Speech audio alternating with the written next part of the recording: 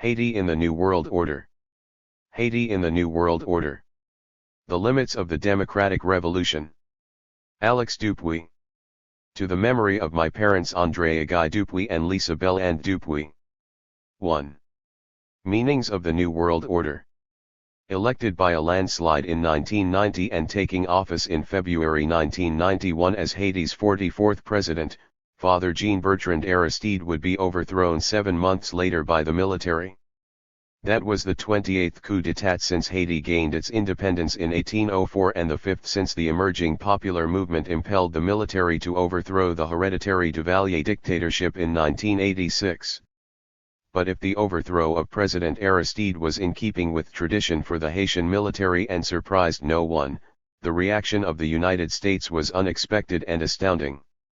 In a clear break with its Cold War behavior, Washington declared its opposition to the coup, demanded the reinstatement of the deposed president, and urged the Organization of American States, OAS, and later the United Nations, UN, to adopt a series of sanctions trade, financial, arms, and travel embargoes against the military junta to compel the coup leaders to comply with the OAS and UN resolutions.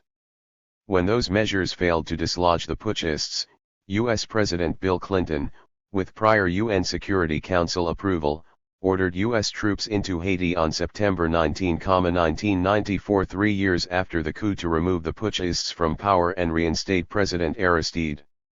In this book, I will argue that the United States could not justify the coup d'état on Cold War geopolitical grounds despite its dislike for Aristide, whom the U.S. Embassy in Port-au-Prince once labeled a radical firebrand. Support for the coup leaders in Haiti could invite coups elsewhere in the hemisphere and undermine Washington's post-Cold War neoliberal agenda for that region. Nonetheless, the Bush administration, more responsive to the right wing in the U.S. Congress and more supportive of the Haitian military and business elite, undermined Aristide's return while maintaining a public stance against the coup. It took the Clinton administration to realize that the severe politico-economic crisis into which the coup leaders had plunged Haiti could only be resolved if Aristide was returned to power.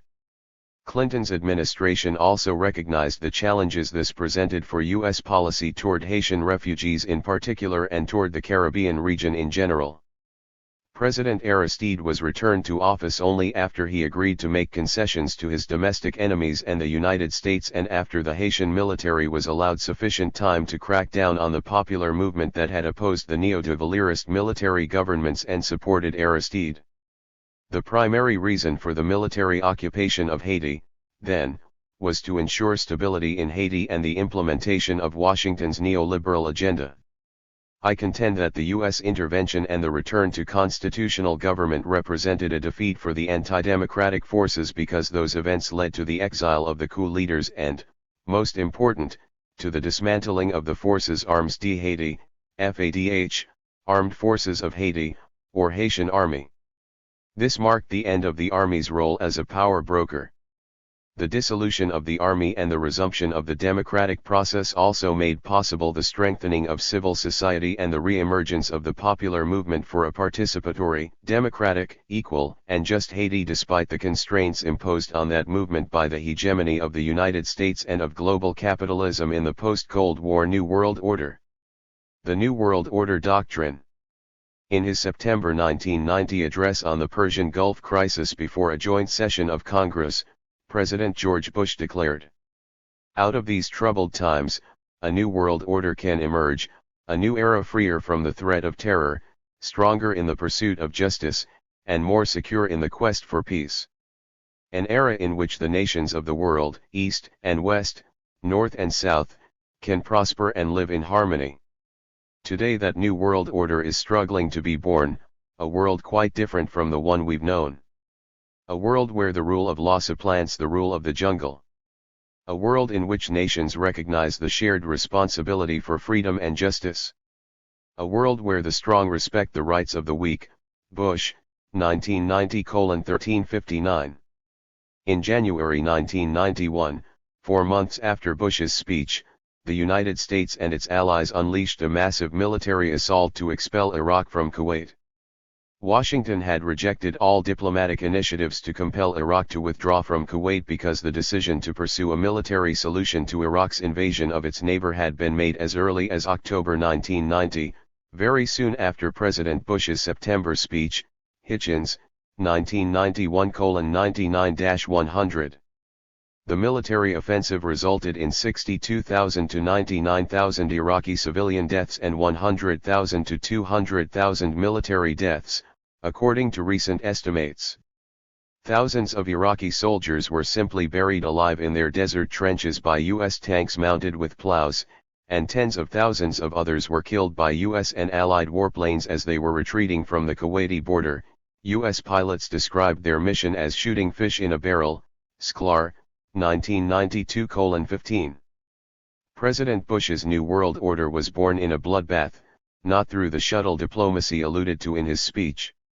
Since Bush's speech, the foreign policy intelligentsia has been debating the policies that the United States should pursue in this New World Order. Point 1. The debate starts from the triumphant premise that the demise of the Soviet bloc and the end of the Cold War represent a clear victory for the West and its liberal capitalist system over socialism in general and the Soviet communist system in particular.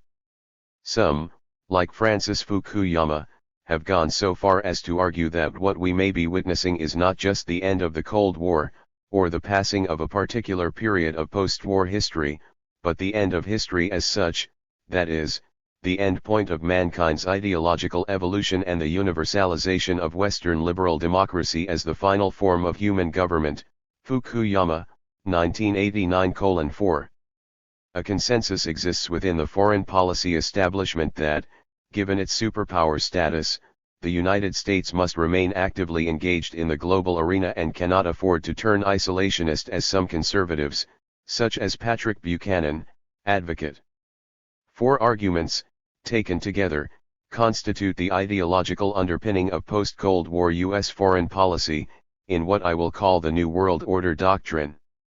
My central argument is that U.S. foreign policy in the New World Order continues to be oriented toward creating what the famous National Security Council strategic document of the Cold War known as NSC 68 referred to as a world environment in which the American system can survive and flourish, cited in Lane and Schwartz, 1993:5. I will interpret the New World Order doctrine in that framework and address the implications of the post-Cold War world order for the prospects for social change in Haiti in the chapters that follow. The first argument of the foreign policy intelligentsia posits that rather than becoming more stable with the demise of the Cold War and the East-West confrontation, the world will likely become more fragmented and unstable and increasingly resemble the pre-1939 world, characterized by regional power politics and national and ethnic conflicts. Schlesinger, 1991-1992:4. Reversing a long-held tenet of the Cold War, some analysts now contend that most conflicts in the Third World and in Eastern Europe were rooted in contradictions and antagonisms within and between these countries. The absence of the superpower checks, therefore, will likely intensify rather than abate them. 1992:95, Mearsheimer, 1992:233-234. A second argument suggests that, as the world fragments and becomes more disordered, new regional powers will emerge to challenge the existing balance of power, which is favorable to the United States, and pull the international system toward decentralization and anarchy. Call, 1992:48. The danger here is that with the rise of these new regional powers comes the spread of weapons of mass destruction, especially nuclear and biological weapons, in the hands of Third World states that could use them to dominate their regions. A corollary to this argument suggests that many of the Third World countries that attempted to make the transition from authoritarian to democratic regimes during the 1980s suffered prolonged and severe economic crises that caused more widespread poverty and aggravated already explosive social cleavages. As these Third World countries faced mounting economic, demographic, and political problems that they could not resolve, the democratic process broke down and they became ungovernable, unstable, and more explosive. Haiti, along with several other Third World countries in Africa and Latin America, is said to fall in this category. Lipset, 1994:17. All these actual or potential situations may pose unwelcome difficulties for the United States in its efforts to create a new and more stable world order. Although not all third world states carry the same significance for U.S. foreign policy, the possible collapse of some of those states could create power vacuums that could be replaced by would-be hegemons inimical to Washington. Likewise, turmoil in the Third World would likely increase migration and refugees to the United States. In short, chaos in the Third World will give rise to atavistic regimes whose international conduct will be far from peaceful. Call 1992, 47-49.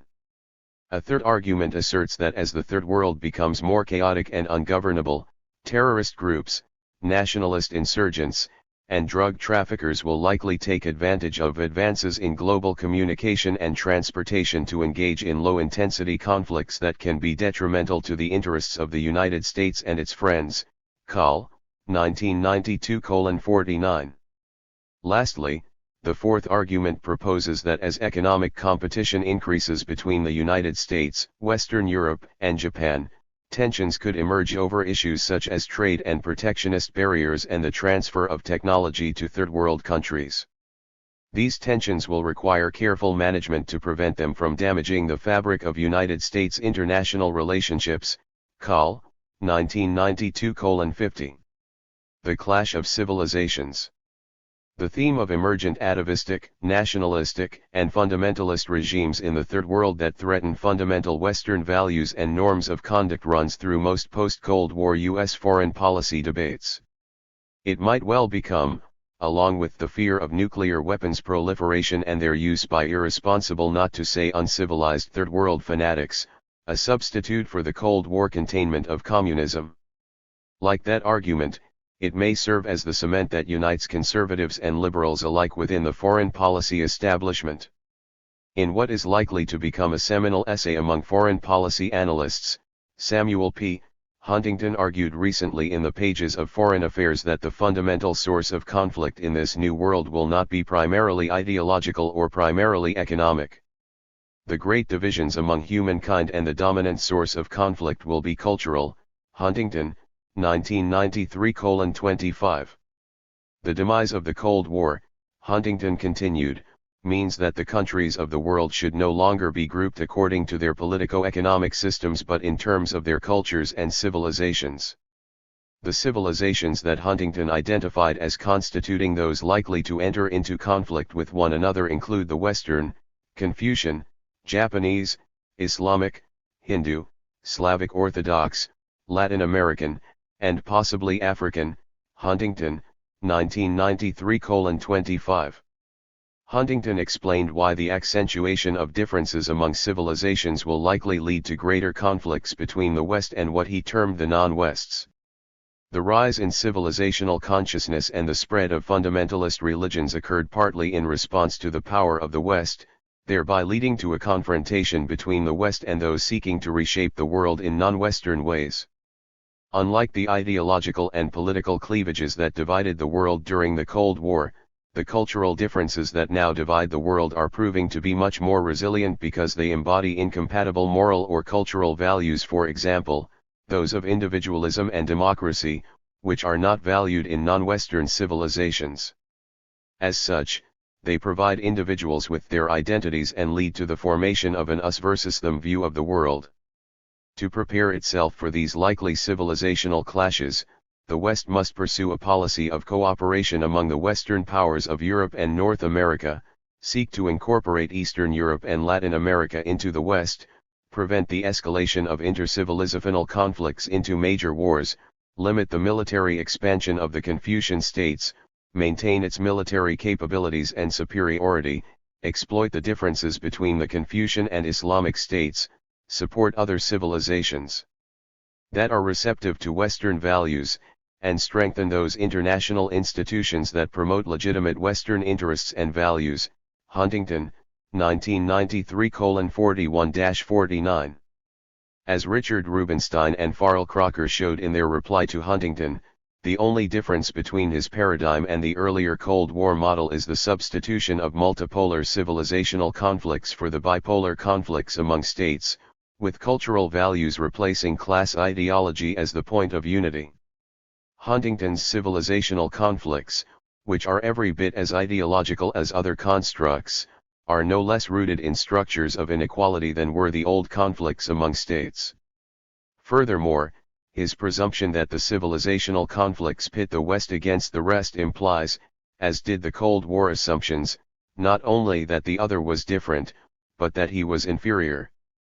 The inevitable conclusion is that the West is left with little choice but to defend our inherited values against theirs.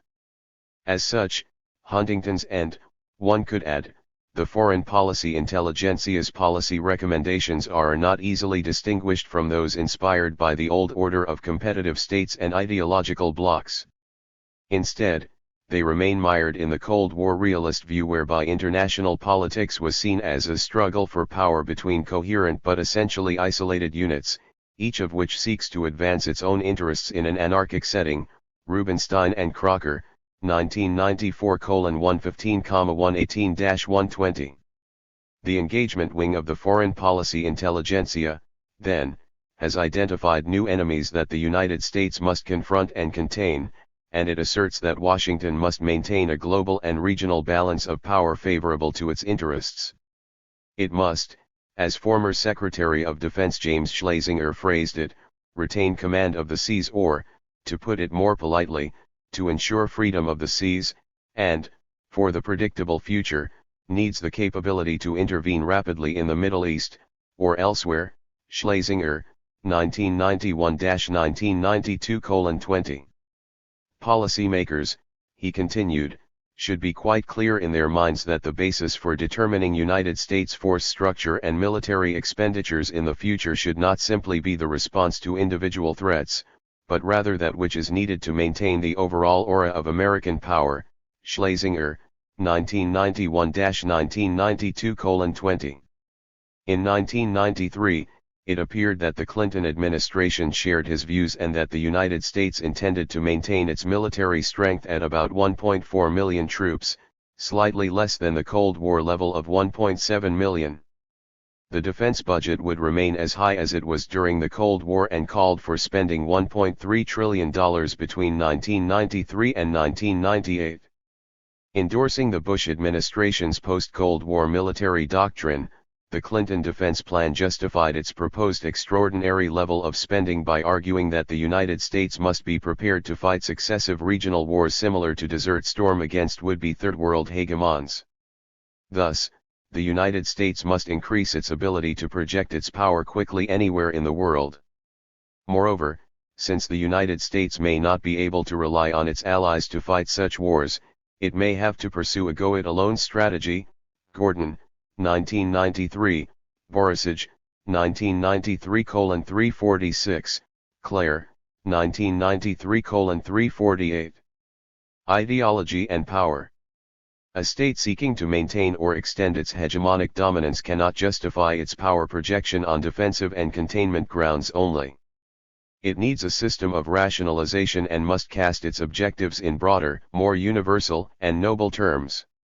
As Noam Chomsky put it, imperialism cannot operate without a system of rationalization and propaganda, which, once construed and internalized, may come to be a factor influencing policy decisions as ideology overwhelms interests.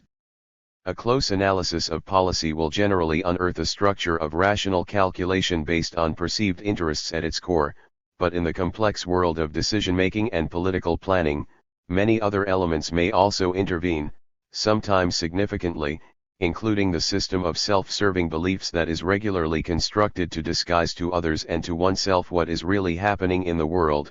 Chomsky, 1985:56. For the foreign policy intelligentsia, the defense and promotion of democracy and the free market serve as the grander vision underlying U.S. policy objectives in the New World Order.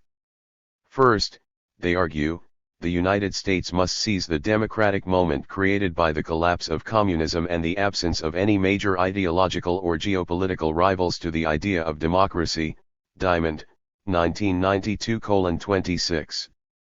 Second, though not all countries in the world may be suited for an American-style democracy, the United States must nonetheless promote the spread of democracy and support those who are struggling to establish it. Diamond, 1992:27. Third, democracy is not likely to take hold unless its corollaries a free market economy and a free trade system are also fostered.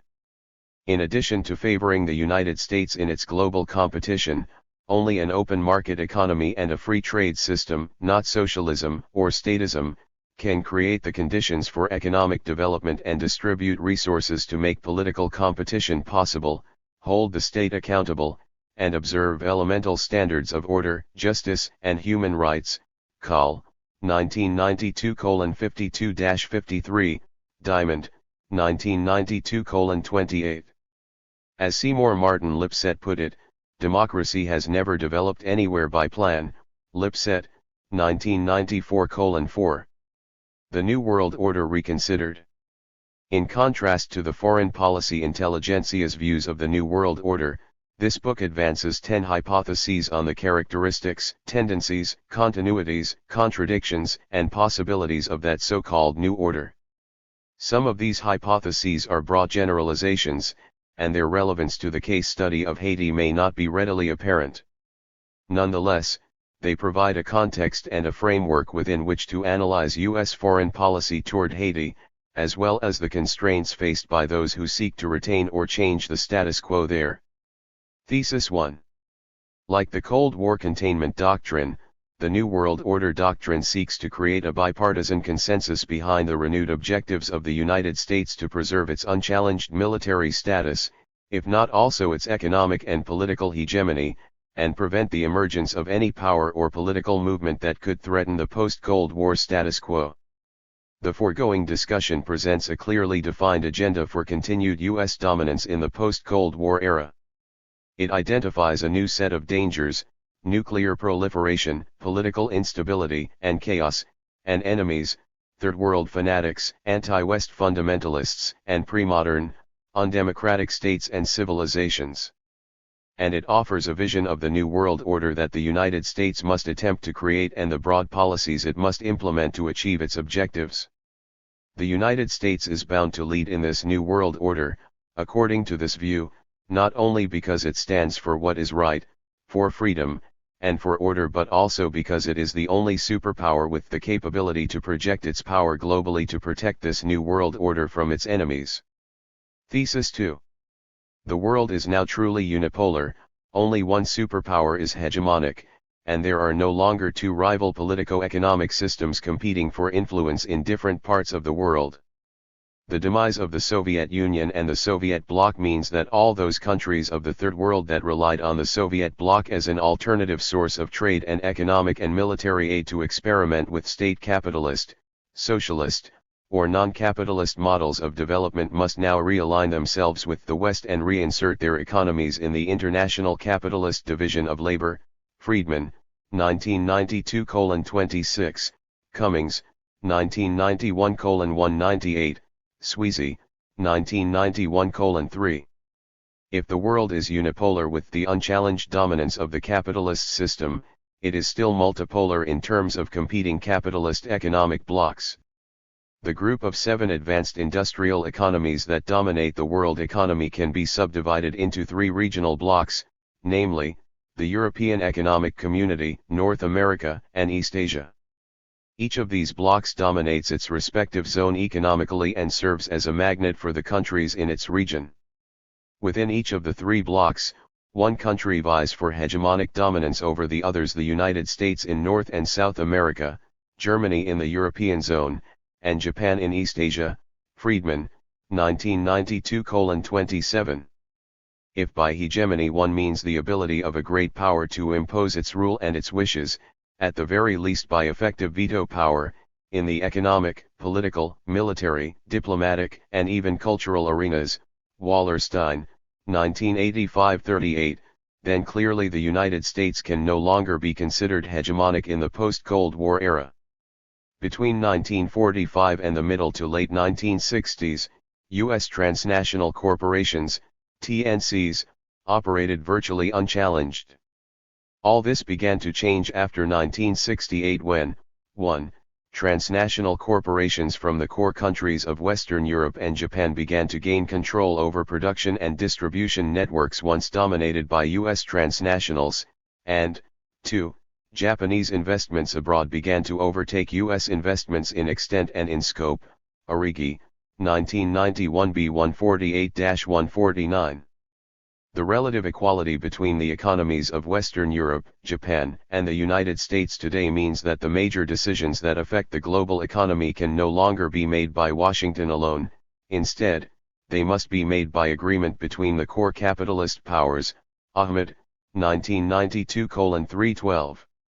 Chief among the structural factors that played a role in the relative decline of U.S. hegemony, by undermining U.S. competitiveness, are the costs of world leadership and world empire and the high price of relative peace and stability in the domestic arena with both organized labor and the professional and managerial classes.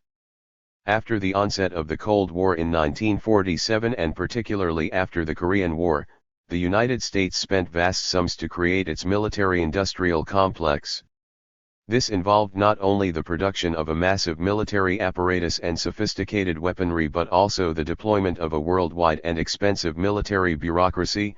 Cummings, 1991:216, Wallerstein, 1993:146.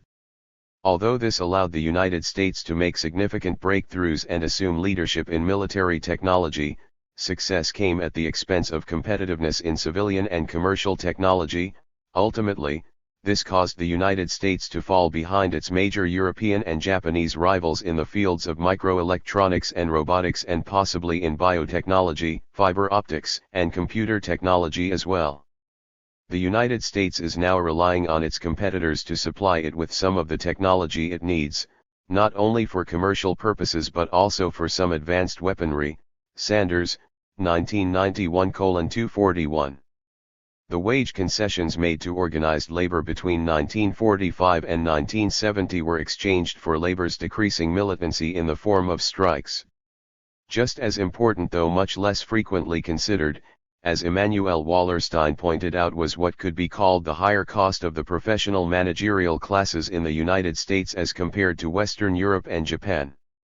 This refers, on the one hand, to the higher wages paid to the expanding professional managerial sector and the professional strata it relied on for its services, such as lawyers, doctors, psychiatrists, restaurateurs, and so on.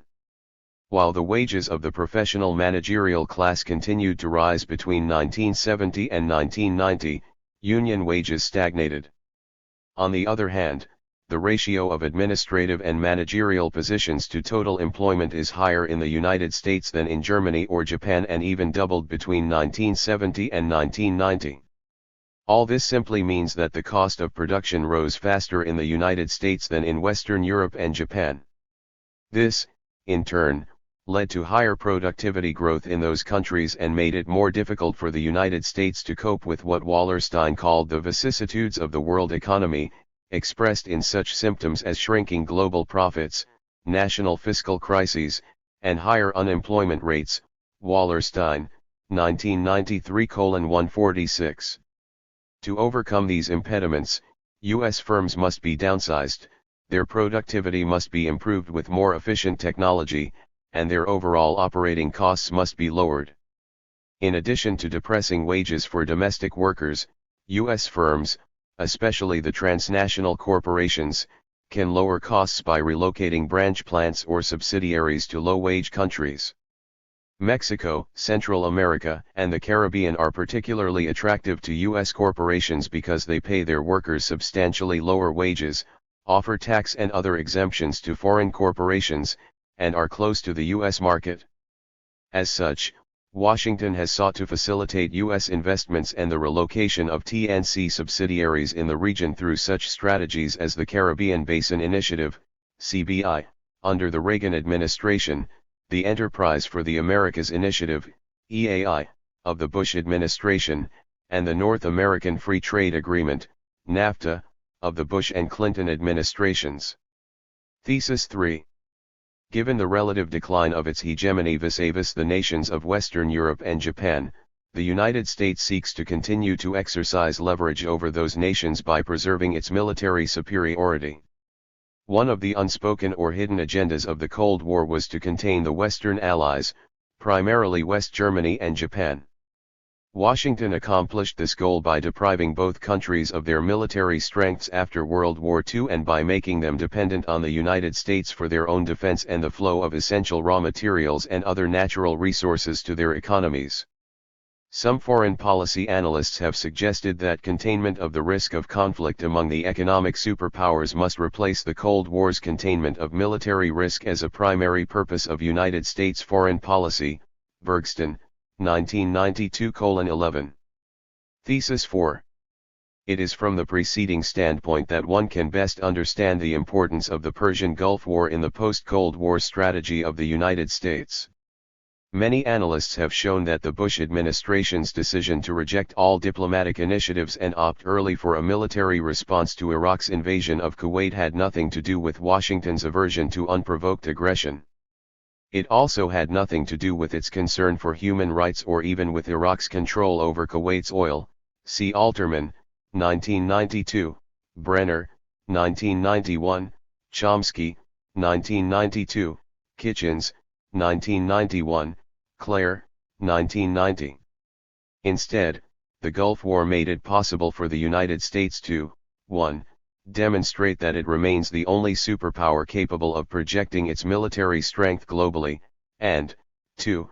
Remind its major European and Japanese competitors that they must still rely on the United States to preserve and ensure stability and the continued flow of vital resources, without which their economies would be imperiled. Cummings, 1991:216, Clare, 1990:418, Meade, 1991:382. In short, military supremacy remains a principal asset for the United States. Furthermore, its ability to retain its relatively dominant economic position rests on its success in convincing its economic rivals that their future prosperity depends on the stability of the world economy and that only the United States can guarantee that security. As James Petras and Arthur Macewan argued, however, this strategy will not likely pay off for the United States. It will not allow Washington to dictate economic policy to Western Europe and Japan. And it will not create stability in world financial markets or interest rates favorable to the United States. It will not reduce the U.S. trade deficit and the increasing reliance of the United States on foreign banks and foreign capital. And it will not increase the competitiveness of U.S. multinationals in relation to those of Germany and Japan that have penetrated U.S. and other markets because of their superior technology and more effective management and marketing strategies. Petras, 1991:515, Macewan, 1992:154-155. Thesis 5. The dissipation of the Cold War containment ideology revealed that, along with the rivalry among the core capitalist powers, the contradictions between those core capitalist countries, the North, and the countries of the Third World, the South, as well as the struggles within the Third World for basic needs and human rights, remain the fundamental sources of conflict and destabilization. This does not mean that other contradictions and conflicts, such as the many ethnic wars in the Balkans, in the former Soviet Union, and in Africa, are not extremely destabilizing. But the North-South divide and the inequalities between and within the countries of these poles remain, in my view, the most salient contradictions. The relations of exploitation that characterize this divide and that produce the immiseration of the vast majority of the world's population are the root cause of the conflicts within the South and between the South and the North. As Rubinstein and Crocker remarked, serious social conflict is not generated by individual aggressiveness or international lawlessness as much as by the failure of existing systems to satisfy people's basic needs. Rubinstein and Crocker, 1994:125. Confining the discussion to the post-World War II period, two opposite trends can be observed in the world economy: a growing equality in incomes and living standards between the advanced or core capitalist countries of Western Europe to North America, and Japan, on the one hand, and a growing inequality in incomes and living standards between these advanced countries and the underdeveloped countries of Africa, Asia, and Latin America, on the other hand. Between 1938 and 1988, the developed countries of Western Europe and North America underwent a process of leveling their living standards as measured by gross national product, GNP, per capita. Income inequalities between them are currently at their lowest level. Japan, whose GNP per capita was 14.5% of the GNP per capita of the core capitalist countries in 1948, surpassed the GNP per capita of those countries by about 20% in 1988, Origi, 1991a 42-46. Meanwhile, the income gap between the core capitalist countries and the underdeveloped parts of the world economy increased, particularly after 1960. Between 1960 and 1989, the share of global GNP for the richest 20% of the world's population increased from 70.2% to 82.7%, and the share of the poorest 20% of the world's population decreased from 2.3% to 1.4%. Stated differently, the top 20% of the world's population received 30 times more than the bottom 20% in 1960, but by 1989, it received 60 times more. If one takes income distribution between rich and poor people rather than the average per capita incomes between rich and poor countries as a measure, then the global ratio between the richest and poorest people is estimated at over 50 to 1, UNDP, 1992-34. The World Bank estimated that in 1991, more than 1 billion people in the poorer underdeveloped countries lived in absolute poverty on an income of less than $1 a day, a standard of living that the core countries of Western Europe and the United States reached 200 years ago, World Bank, 1991 BL. In Latin America, specifically during the 1980s, the total number of people in poverty increased from 120 million, 39% of the total population, in 1980 to approximately 183 million, 44% of the total population, at the end of the decade. Nearly half of those 183 million people lived under conditions of extreme poverty, Vilas, 1992:14, Castaneda, 1993:5-6. In Brazil, the most developed country in Latin America, it is estimated that 1,000 children die each day of starvation and disease, Galeano, 1991:253. In Haiti, the poorest country of the Western Hemisphere in 1989, more than 4/5 of its nearly 7 million people were estimated to be living in absolute poverty. The disparities in living standard between the advanced and the underdeveloped nations also reflect real differences in the consumption levels of the core capitalist countries in contrast to those of the rest of the world. The developed capitalist countries, which include about 1/4 of the world's population, consume 60% of the world's food, 70% of its energy, 75% of its metals, and 85% of its wood, UNDP, 1992-35. No matter how one looks at this picture, it appears that the capitalist system is incapable of resolving its most fundamental structural contradictions. Thesis 6. The struggles to overcome conditions of underdevelopment and poverty will continue and will cause unrest and instability in different parts of the Third World. As this happens, the core capitalist countries and the United States in particular will be compelled to intervene to preserve order. The absence of the East-West rivalry that partly defines the New World Order, however, means that the core capitalist powers are now fully hegemonic within the United Nations Security Council. Rather than acting unilaterally to maintain order in the Third World as they did during the Cold War, the core capitalist powers can now call upon that organization to assume much of the burden of world police force, thereby giving its interventions a mantle of legitimacy that the unilateralist approach of a superpower often lacked in the past. Since 1990, the UN has been involved in mediating conflicts, with or without the use of armed forces, in a dozen or so countries in the Middle East, the Balkans, Africa, Southeast Asia, the Caribbean, and Central America.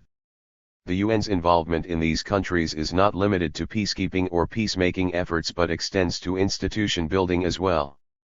The demise of the bipolar East-West antagonism in effect created a new interventionist division of labor within which at least two tendencies can be observed. The first is the relatively high degree of unity among the core capitalist powers that dominate the United Nations Security Council on how to respond to crises in the Third World, in contrast to other parts of the world where particular core powers have interests at stake, such as the civil and ethnic wars in the Balkans.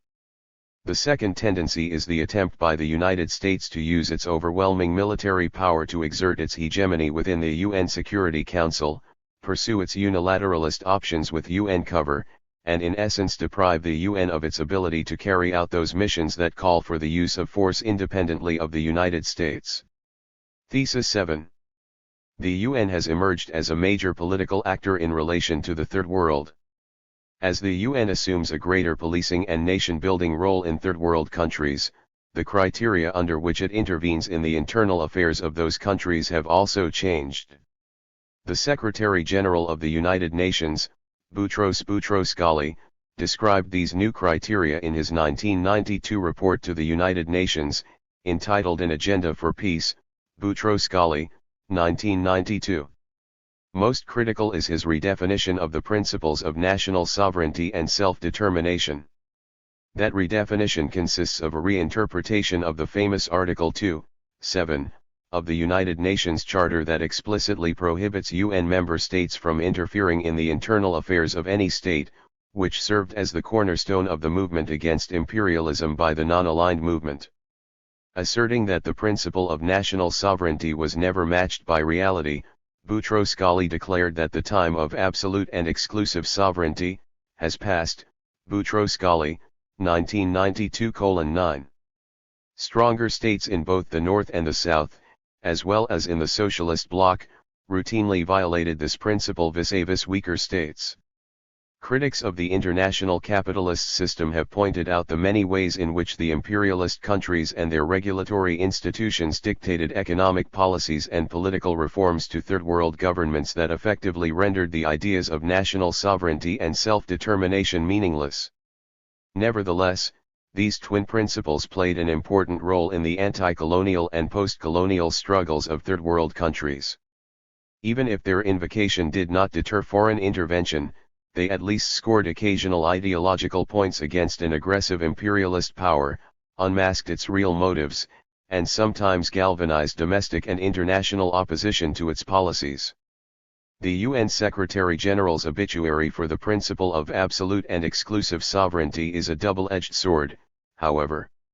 To be sure, it deprives progressive Third World governments of an important ideological weapon against imperialist intervention.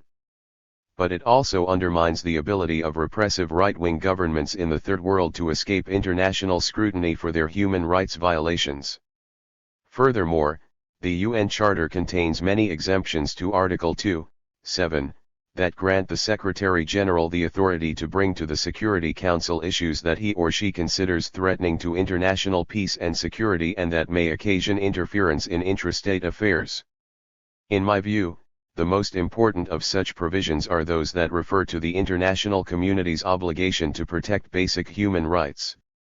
Primary among those rights, as Australian Foreign Minister Gareth Evans pointed out, is the protection of life. But also included are traditional civil and political rights and economic, social, and cultural rights. G. Evans, 1994:9-11. Thus, even though Third World progressives correctly interpreted and used Article 2(7) as a protection against the violation of national sovereignty, Secretary-General Boutros-Ghali also correctly argued that sovereignty was never absolute, it was always contingent on states observing certain fundamental and universal principles, such as basic human rights, in their internal affairs. As Evans pointedly remarked, it is one thing to construct a rationale to justify international interest and ultimately intervention in intrastate as well as interstate disputes or conflicts.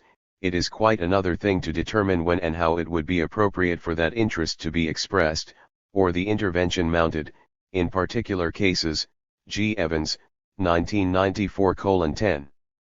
Haiti serves as a test case for Evans's cautionary remarks. The worsening human rights situation in Haiti after the coup d'état of 1991 led the UN Security Council to declare that it constituted a threat to peace and security. The Council then authorized the United States to organize and lead a multinational force to intervene in Haiti in September 1994. Thesis 8.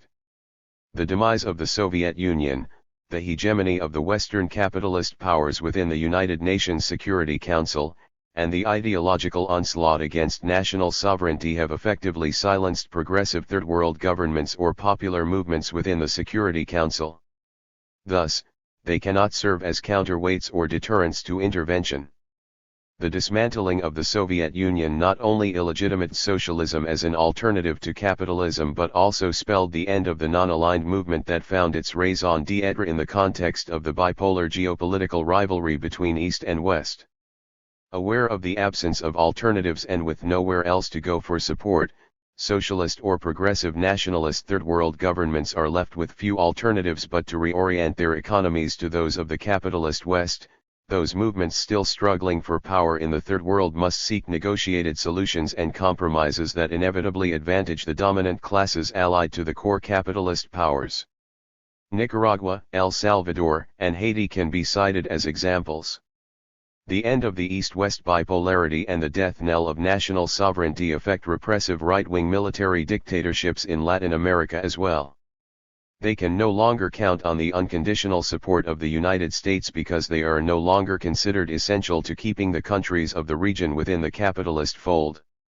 The Cold War ideology of containing communism offered a ready-made justification for maintaining large armies that rarely if ever fought foreign wars. The Latin American military is facing an identity crisis. Throughout the region, it is being forced to accept civilian rule, while having no clear definition of its post-Cold War mission and basis of power. Benitez Monod, 1993:15-16. To be sure, the transition to democracy has been accompanied by a shift to a laissez-faire version of capitalism and, hence, to an intensification of capitalist exploitation. The version of liberal democracy that is fostered by the United States in particular is one in which citizens have formal rights to protect and pursue their individual or organized self-interests by pressing their claims against their elected government. But, as Ellen Meiksins would argued, liberal democracy also creates a separation between the political and economic spheres, whereby significant powers are transferred from the state to the holders of private property and the coercion of the market. The definition of liberal democracy as involving a separation of the economic from the political sphere renders the economic sphere invulnerable to democratic power. Protecting that invulnerability has even become an essential criterion of democracy. This definition allows us to invoke democracy against the empowerment of people in the economic sphere. It even makes it possible to invoke democracy in defense of a curtailment of democratic rights in other parts of civil society or even in the political domain, if that is what is needed to protect property and the market against democratic power. Meiksins Wood, 1995:235, emphasis in original. No doubt, these tendencies will increase social tensions, which governments will attempt to contain. But citizens will also be able to organize to counter these restrictive and repressive practices, expand democratic rights, render their governments accountable, and, in combination with greater international monitoring of human rights violations, undercut the ability of the military to act with impunity as it so often did in the past. A corollary of the shift to civilian rule is the illegitimacy of the coup d'état as a means of settling conflict between classes and between factions of the dominant classes vying for power. The OAS, for example, adopted a resolution in June 1991 that made representative democracy a condition of membership in that regional organization. In December 1992, it went even further by declaring that a member state could be suspended from the organization if its democratically elected government was removed by a coup d'état. Halperin, 1993. The reactions of the United States, the OAS, and later the UN to the military coup in Haiti in 1991 served as a test case for this hypothesis and indicated a hemispheric shift in the balance of power against the military. Point 3. One must not consider the transition to democracy to be a given and irreversible process. Insofar as it is accompanied by an intensification of capitalist exploitation, the transition will likely increase social tensions and demands for reforms that may not be confinable through the politics of class compromises, as occurred in the advanced countries of Western Europe. Chile under Salvador Allende from 1970 to 1973 and Haiti under Aristide from February to September 1991 are cases in point. The outcome in each case was determined by power relations between classes and class factions within each country: the military, the business elites, the middle classes, and the working and peasant classes, as well as power relations within and between factions of the dominant classes of the United States and each respective society in a specific historical and geopolitical conjuncture. In the full swing of the Cold War, the military toppled Allende's government and re-established a military dictatorship with the full support of the Chilean bourgeoisie and the U.S. government. In the post-Cold War period, the military overthrew Aristide's government with the support of the Haitian bourgeoisie but not that of the U.S. government. The Haitian junta, therefore, could not consolidate its power and re-establish a military dictatorship as happened in Chile. Extending the general hypothesis of Dietrich Rushmeyer, Evelyn Huber Stevens, and John D. Stevens to Latin America, it may be argued that the consolidation of democracy in those countries with histories of military dictatorships ultimately depends, 1. on the balance of power between factions of dominant and subordinate classes within each country, 2. on the structure of the state and its relations with civil society, and 3. on the balance of power between factions within the dominant classes of the United States and their impact on relations between the United States and those countries. Rushmeyer, Stevens, and Stevens, 1992:5. Thesis 9. For U.S. Latin American relations, the demise of the Cold War means that the United States no longer must foster or support coups d'état to prevent governments from challenging domestic or U.S. interests. With the enhanced mediatorial role of the United Nations, Washington can support the growing but precarious and reversible trend toward democratization in the region insofar as this trend no longer threatens the class structures and geopolitical alignment of these societies. This may explain why, for example, the United States agreed to UNOS-supervised elections in Nicaragua and in Haiti in 1990 and why it accepted an unnegotiated solution to the civil war in El Salvador. Burbach, 1993:17. To be sure, the interventionist impulse of the United States remains strong. In many ways, it may be easier now for Washington to intervene because it need no longer fear a retaliatory move by the Soviet Union elsewhere in reaction to a U.S. move in the Western Hemisphere. Lowenthal, 1993:66. It is also clear that the right wing of both parties in the U.S. Congress, the State and Defense Departments, and the Central Intelligence Agency, CIA, feel uneasy about abandoning their reliance on the Latin American military and fear the possibilities opened up by the democratization process. Eduardo Galeano may have been right to remind us that the United States intervened in Latin America more than 100 times this century and that the imperial system above all wants humbled countries, not democratic ones. Galeano, 1991:252. Yet, though stability and a climate conducive to the free flow of capital remain priorities for the United States in the Western Hemisphere, the demise of the Cold War will make it increasingly difficult for Washington to justify bolstering a right-wing dictatorship or fomenting a coup d'état in the name of freedom or containing communism. Again, Haiti is a case in point. Unable to invoke the traditional anti-communist argument to justify its support for the Haitian military coup d'état against Aristide, the Bush administration and the right in Congress that opposed his restoration to power were compelled to go after his character and his purportedly grim human rights record. Failing to find a solution that excluded Aristide, the Clinton administration sent U.S. troops into Haiti to depose the military junta and return Aristide to power, but not until the latter had embraced the Haitian bourgeoisie and accepted a U.S. occupation and Washington's neoliberal agenda. Although this supports Galeano's point, it also reflects a shift in the traditional U.S. attitude toward right-wing military dictators. There are still other reasons why the United States may move away from its historical reliance on military dictatorships and armed intervention in Latin America. The left is currently in retreat throughout the hemisphere and has, with few exceptions, rejected armed revolution in favor of gradual reforms arrived at through the rules of liberal democracy. Governments everywhere in the hemisphere are moving away from the statist policies of the past and are embracing the free market, structural adjustment, and privatization policies advocated by the World Bank, the International Monetary Fund, IMF, and the United States Agency for International Development, USAID. It behooves the U.S. government to solidify these trends to the extent that they support the interests of U.S. capital, or at least those sectors based in the transnational corporations and dependent on foreign markets and foreign trade. The shift in U.S. policy toward Latin America, then, has both a geopolitical motive and an underlying economic motive. The formation of the three competing blocs among the core capitalist powers has led the United States to turn increasingly to Latin America as a source of investment, cheaper labor, trade, and markets. This is why the Bush administration launched the Enterprise for the Americas initiative in 1990, and why the Clinton administration, taking over its predecessor's agenda, sought and won congressional backing for NAFTA with Canada and Mexico.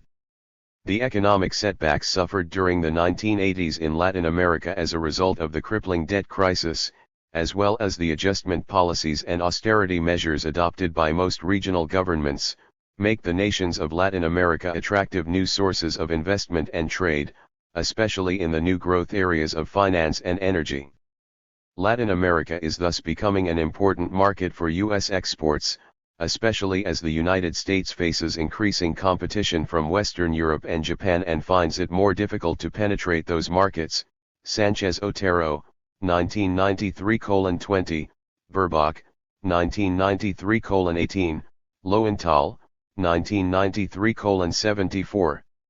At the same time, it should not be surprising that the free market, structural adjustment, and restructuring policies are being pursued without regard for the growing unemployment, underemployment, and disparity between rich and poor in the region. From a class perspective, the policies advocated by the international bourgeoisie and adopted by the regional bourgeoisies are successful only if they secure the maximum conditions for the exploitation of labor as a necessary condition for the accumulation of capital. Contrary to the expectations of neoclassical economic theories, the success of these policies does not depend on reducing unemployment, inflation, or the balance of payments deficit. Ruxio, 1993-39. Thus, the failure of the regional bourgeoisies to address the consequence of these policies is a measure of their success rather than the reverse. As Roger Burbach concluded, the refusal to address the fundamental structural problems that the hemisphere faces, while the United States continues to cultivate free trade and economic policies that primarily benefit the multinationals and the economic elites of the hemisphere, does not mean that these problems will go away. The Central American wars of the 1980s may be winding down, but political and social explosions cannot be ruled out in any one of a number of countries. Burbach, 1993:22. The recent uprising by the Zapatista National Liberation Army in the Chiapas province of Mexico stemmed directly from the immiseration and repression of the peasants of that region, adding weight to Burbach's contention. Thesis 10. Despite its political defeat and its current retreat, the Latin American and Caribbean left could find an unexpected benefit in the end of the Cold War. It has been freed from the Soviet proxy handicap, and with the democratic opening in the hemisphere, it enjoys an unprecedented opportunity to contest elections openly and possibly win control of government. This nearly happened in Brazil in 1989, and it did happen in Haiti in 1990. At the same time, the hands of elected left governments are tied more tightly than ever, and it is increasingly difficult for these governments to implement reforms. This is so for several reasons. First, as mentioned in the second thesis, the demise of the Soviet bloc and the unchallenged supremacy of the capitalist world system severely restrict the options of a nation-state seeking an alternative to capitalism. Moreover, as Michael Manley argued, the globalization of production, consumption, finance, and communication makes the idea of the nation-state increasingly obsolete in the Third World. This is because national boundaries now merely delimit the platforms of production and can no longer be seen as an arena for independent economic development.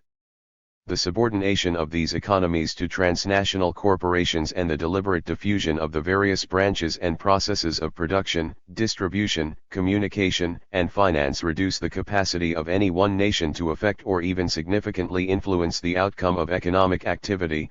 Manley, 1991:110. A few third world countries such as South Korea, Taiwan, Singapore, and Hong Kong in East Asia and Argentina, Brazil, and Mexico in Latin America succeeded in establishing what Alain Lippietz referred to as peripheral Fordism.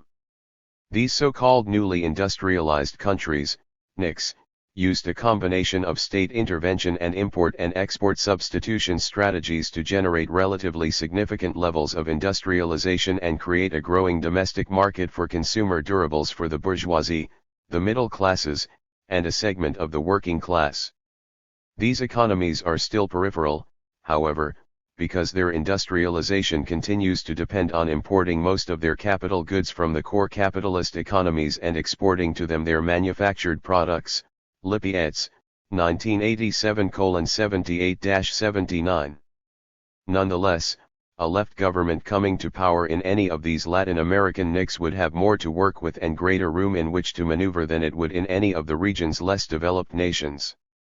Second, the division of labor between the core capitalist countries and those of the Third World, including the NICs, disadvantages the latter. This is because their export-led development strategies are based on the establishment of mainly labor-intensive and lower-cost production processes to supply primary or intermediary goods to other branch plants located in more developed countries where final processing occurs. NACLA, 1993:16. The transnational corporations with their headquarters in the core capitalist countries centralize the management and control of capital, technology, and financing, and they regulate trade, prices, and profits within and between their firms. By the early 1980s, for example, intra-firm trade among the largest 350 transnational corporations accounted for about 40% of world trade. More than 30% of U.S. trade was between U.S.-based transnationals and their foreign subsidiaries, and 1/4 of Japan's trade was between its transnationals and their East Asian affiliates. Henwood, 1993:26. Third, most governments in Latin America and the Caribbean are now pursuing a strategy of economic integration with the core capitalist countries and the United States in particular and are consciously abandoning independent development policies. NAFTA, it must be remembered, was a Mexican and not a U.S. government initiative. A corollary to this strategy and a further indication of the weakening of the nation-state as an arena of independent decision-making over economic policy is the surrender of development policy formulation by governments in Latin America and the Caribbean to international aid and regulatory institutions such as the World Bank, the IMF, and the USAID. Sanchez Otero, 1993:20. The paradox of the current conjuncture, then, is this: even as the democratization process is taking root in the hemisphere, the power to determine the agenda of the region's societies is being transferred away from the citizenry to international institutions that are not subject to democratic control and accountability. The challenge for the left in the region is to figure out how to reverse this process and expand the scope of participation and decision-making in order to exercise greater popular control over the agenda. This chapter is a revised version of a previously published article, The New World Order and Social Change in the Americas, 10 Theses, Radical America 25, No. 4, July 1995. It is reprinted with the permission of Radical America. Notes. 1. Foreign policy intelligentsia refers to all those who are based within universities, policy think tanks, and the national security and foreign policy apparatuses of the U.S. government whose primary concerns are the analysis and formulation of U.S. foreign policy. 2. These include Austria, the Benelux countries, France, Great Britain, Switzerland, the Scandinavian countries, and the former West Germany. 3. One could also cite the reactions of the OAS to President Alberto Fujimori's coup against the Peruvian parliament in 1991, the successive attempts to overthrow President Carlos Andrés Pérez in Venezuela in 1992, and President Jorge Serrano's self-generated coup in Guatemala in 1993. 2. A neoliberal model for post-Duvalier Haiti. Between 1986 and 1988, the USAID, the World Bank, and the IMF renewed their efforts to have the government of Haiti adopt a program of fiscal and economic reforms to encourage private sector development, create a more open market economy, and integrate the Haitian economy more fully with that of the United States. Though this program of reforms had been recommended before 1986, the prebendary and exclusionary interests of the Duvalier dictatorship, in collaboration with a small monopolist faction of the Haitian bourgeoisie, successfully blocked its implementation. Despite the demise of the Duvalier dictatorship in 1986 and the formation of a new partnership among foreign capital, the Haitian entrepreneurial class, and the post-Duvalier military-led governments, the prebendary state system could not accommodate the most important components of the free market reforms advocated by the international aid and regulatory agencies. By prebendary state, I mean a political regime in which those who held office or political power lived off politics.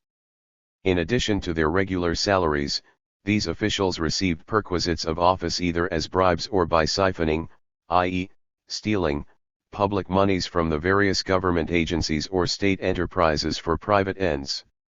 In essence, as Max Weber argued, prebendary officials assume the character of entrepreneurs when they treat their public offices as they would private businesses, that is, as sources of personal enrichment. Weber, 1968:86-95,207-209. Or, as Peter Evans put it, the objective of those who control such predatory states is simply to plunder resources without any more regard for the welfare of the citizenry than a predator has for the welfare of its prey. P. Evans, 1989:562. The prebendary state is a prototype of a political system based on control of the state apparatuses by a power bloc formed around and loyal to a dictator. It often exhibits the characteristics of personal rule and its attendant clientelistic networks. As Robert Jackson and Karl Rosberg showed in their study of systems of rule in post-independence Africa, personal rule is a system insofar as it functions to regulate power in the state and thereby provide political goods or carry out political functions, but it is not a system of public governance or of rationalist decision-making. This is because the system of personal rule does not respond to public demands and support by means of public policies and actions, and the ruler does not aim at policy goals and does not steer the governmental apparatus by information feedback and learning. The system of personal rule is more a matter of seamanship and less one of navigation, that is, staying afloat rather than going somewhere. Jackson and Rosberg, 1982:18, emphases in original. Such a form of political rule, Jackson and Rosberg pointed out, is fundamentally anti-developmental and therefore resistant to rationalization measures and the implementation of public policies aimed at combating the ills of underdevelopment, i.e., poverty, disease, and ignorance. Jackson and Rosberg, 1982:18. The system of personal rule is more of a game in which individuals and factions struggle for power and place rather than an arena in which groups or parties compete for policies and the constitutional right to command the ship of state. Jackson and Rosberg, 1982:18-19. As a prototype of personal rule, therefore, the Duvalier regime could not implement the reforms and the rationalization measures advocated by the international regulatory agencies without undermining the very sources of the wealth and power its officials enjoyed. The free market model. The free marketeers or neoliberals argue that Haiti's salvation lies in orienting production as much as possible toward the export market and in adopting free trade policies for the domestic market. I will argue that the policies of the THIRD and the World Bank contain some positive recommendations that are compatible with progressive reforms. But if implemented, the overall free market strategy they propose will reinforce the extant structures of inequality without overcoming dependency and underdevelopment. In the end, therefore, an alternative development strategy will be needed. The World Bank, the IMF, and the USAID argue that the best hope for the poorest developing countries to escape their plight is to pursue what the World Bank calls a market-friendly approach. This involves the notion that only market incentives combined with appropriate social and political institutions, infrastructure, technology, and social services can unleash the potential productivity of labor. World Bank, 1990 B3-6, 1991 B9. The World Bank downplays the experience of the high-performing Asian economies, HPAEs, also known as the newly industrialized countries, whose economic successes came largely as a result of the strong interventionist and dirigiste role of the state in guiding economic development. Point 1. Instead, the World Bank recommends a weakened role for the state in the economic development of third world countries. World Bank, 1991 B5. Essentially, the World Bank argues, the state must do less in those areas where markets work, or can be made to work, reasonably well, and do more in those areas where markets alone cannot be relied upon. The areas where the state must play a larger role than the market, though often in partnership with the private sector, encompass the standard neoclassical provisions: primary education, basic, preventive, healthcare, nutrition, family planning, poverty alleviation, infrastructural expansion and services, physical, administrative, legal, and regulatory, environmental protection, and building a stable macroeconomic foundation. World Bank, 1991 B9 LL. The overall macroeconomic foundation the World Bank considers essential is one that will stimulate the private sector and production for export by observing the doctrines of free trade and open competition. The basic premise here is that unequal development among countries in the world economy stems from market conditions that are made worse by bad state policies and that can be corrected by pursuing free trade policies. Dietz and Pantojas Garcia, 1994:24. In relatively small economies like those of the Caribbean, production for export and open trade policies are especially important because domestic markets in the Caribbean countries are deemed too small to consume their own products.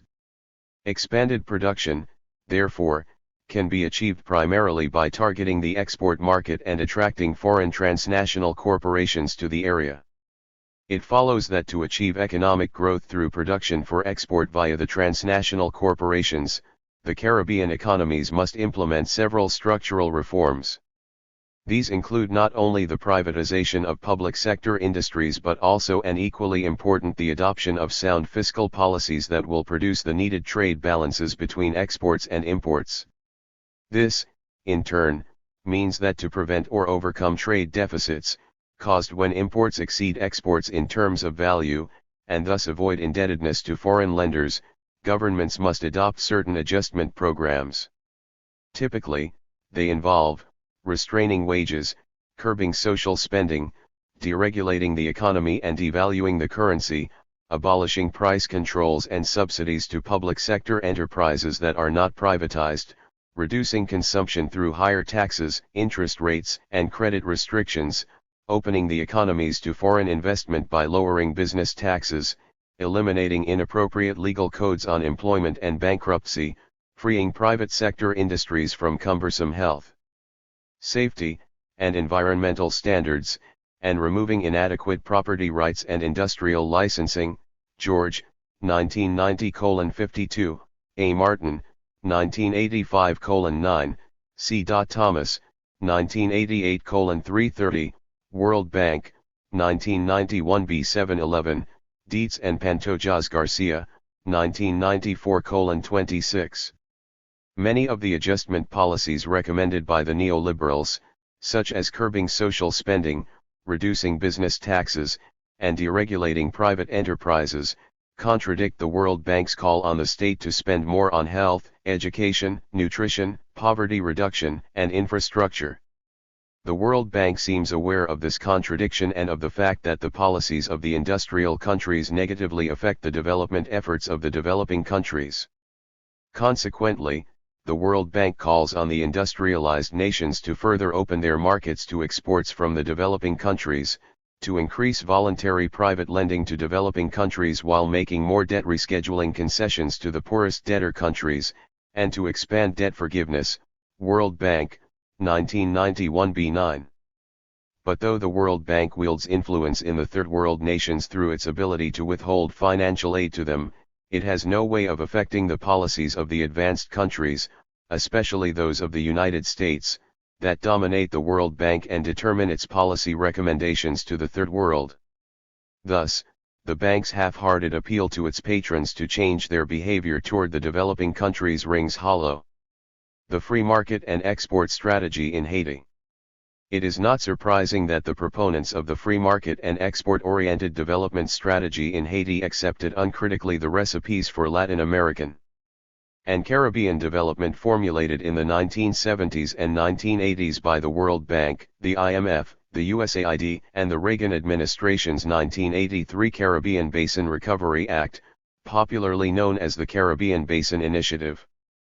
But it is remarkable that this strategy was endorsed by an influential sector of the Haitian business class. This acceptance represented, at least in theory, a dramatic break with the import substitution and the monopolistic and protectionist practices of the past, which were based on a close collaboration between the business class and the regimes in power. It is now a familiar refrain that Haiti is the poorest country of the Western Hemisphere. In 1989, more than 4/5 of its 6.4 million people were estimated to be living in absolute poverty. Life expectancy was 52 years. Per capita food intake was 80% of the daily requirement in calories and 30% in protein. Only 59% of the urban population and 30% of the rural population had access to safe water, and 45% and 35%, respectively, had access to electricity. The adult literacy rate was 62%. The per capita income was $394, but less than 1% of the population appropriated more than 50% of the national income. The balance of payments deficit stood at $164.2 million, and the external debt was $760 million. World Bank, 1991a, Bazin, 1990:19, Bread for the World, 1990:86. The Haitian economy currently faces an acute crisis in all sectors. In 1985, the agricultural sector employed about 70% of the active population and accounted for 35% of the gross domestic product, GDP. The industrial sector employed 8% of the active population and represented 25% of the GDP, and the service sector employed 22% of the active population and represented 40% of the GDP. World Bank, 1998-12-13. The average annual growth rate of agriculture was a mere 0.5% between 1985 and 1989, continuing the regressive trend that began in 1980. The decline in agricultural output and in agriculture's share of the GDP from 47% in 1970 to 35% in 1985 was caused by a combination of deforestation, soil erosion, a degradation of irrigation systems and roads, and a lack of capital and infrastructural investments, even though land and labor resources devoted to agricultural production increased. As domestic agricultural production declined, agricultural imports increased. In 1988, agricultural imports, legal and illegal, exceeded exports by about $65 million. World Bank, 1991 AL, 3, when combined with substantial price increases of 72% between 1988 and 1989 for basic necessities, such as sugar, salt, flour, cooking oil, rice, and soap, the result was an inevitable worsening of the living conditions of the already impoverished majority. D. Block ETAL, 1990:16. As with agricultural production, the export assembly manufacturing sector, which became the most dynamic sector of the Haitian economy in the 1970s, also experienced a steep decline in the 1980s. It is estimated that tens of thousands of jobs have been lost since 1986 due to plant closings. The domestic manufacturing sector also experienced a decline in production mainly because of difficulties in obtaining raw materials. This, too, meant more layoffs of employees, adding still more to the ranks of the unemployed. D. Block ETAL, 1990:16. According to estimates, unemployment and underemployment affected about 80% of the adult population, Bazin, 1990:19. This generalized deterioration of the economy meant a loss of fiscal revenues for the state, which was threatened with bankruptcy and which through its prebendary practices, its corruption, and its misappropriation and misallocation of public funds, as well as its lack of any vision regarding an alternative was itself a major cause of the economy's general paralysis, D. Block et al., 1990:16-17. Although there is no doubt that the overall socio-economic conditions worsened after 1986, one must exercise caution when talking about employment, underemployment, and unemployment in Haiti. In addition to those who work in more or less permanent wage employment, an entirely distinct category comprises workers who are self-employed, and the participation rates of these workers in market activities fluctuate constantly. Most of those workers belong to the so-called informal sector, and though they produce goods, provide services, and earn some income, they easily elude census surveys that rely on more standard methods of measurement, FAS, 1988:65-72. This is not to suggest that the employment, unemployment, and underemployment situation is not grave, rather, it is to suggest that more studies of the kind undertaken by Simon Fass need to be done to provide a fuller understanding of the ways in which ordinary Haitians eke out a living and what policies a progressive government could adopt to improve their living conditions. The international regulatory and aid agencies operate according to the principles of conventional economic theories, and their policy recommendations reflect their dogmatic attachment to those theories. The World Bank and the USAID recommendations that Haiti adopt the export-oriented production and free trade strategy date back to the 1970s and early 1980s when these institutions, along with non-governmental organizations, NGOs, took charge of designing and financing Haiti's development plans. Dupuy, 1989 A168 169, 173-174. As Ernest Prieg, former U.S. Ambassador to Haiti, 1981-1983, under the Reagan administration, put it, by summer 1981, the stage was set for what was to be the most active period of collaboration between the two governments in at least 25 years, Prieg, 1985:22. Under the auspices of the CBI, the USAID reviewed and recommended changes in the laws, regulations, and policies that governed business operations in those Caribbean countries that were eligible to participate in the CBI. These steps were designed to dismantle as far as possible the public sector and import substitution industries in those economies and replace them with private enterprises owned either locally, by foreign investors, or by joint ventures. The underlying premise of the CBI and the USAID was that the Caribbean economies could not continue to rely on the export of a few traditional commodities, sugar, coffee, bananas, and on their subsidized domestic industries to increase production and employment. The latter industries were also thought to cause trade imbalances and to drain foreign exchange because of their relatively high import contents.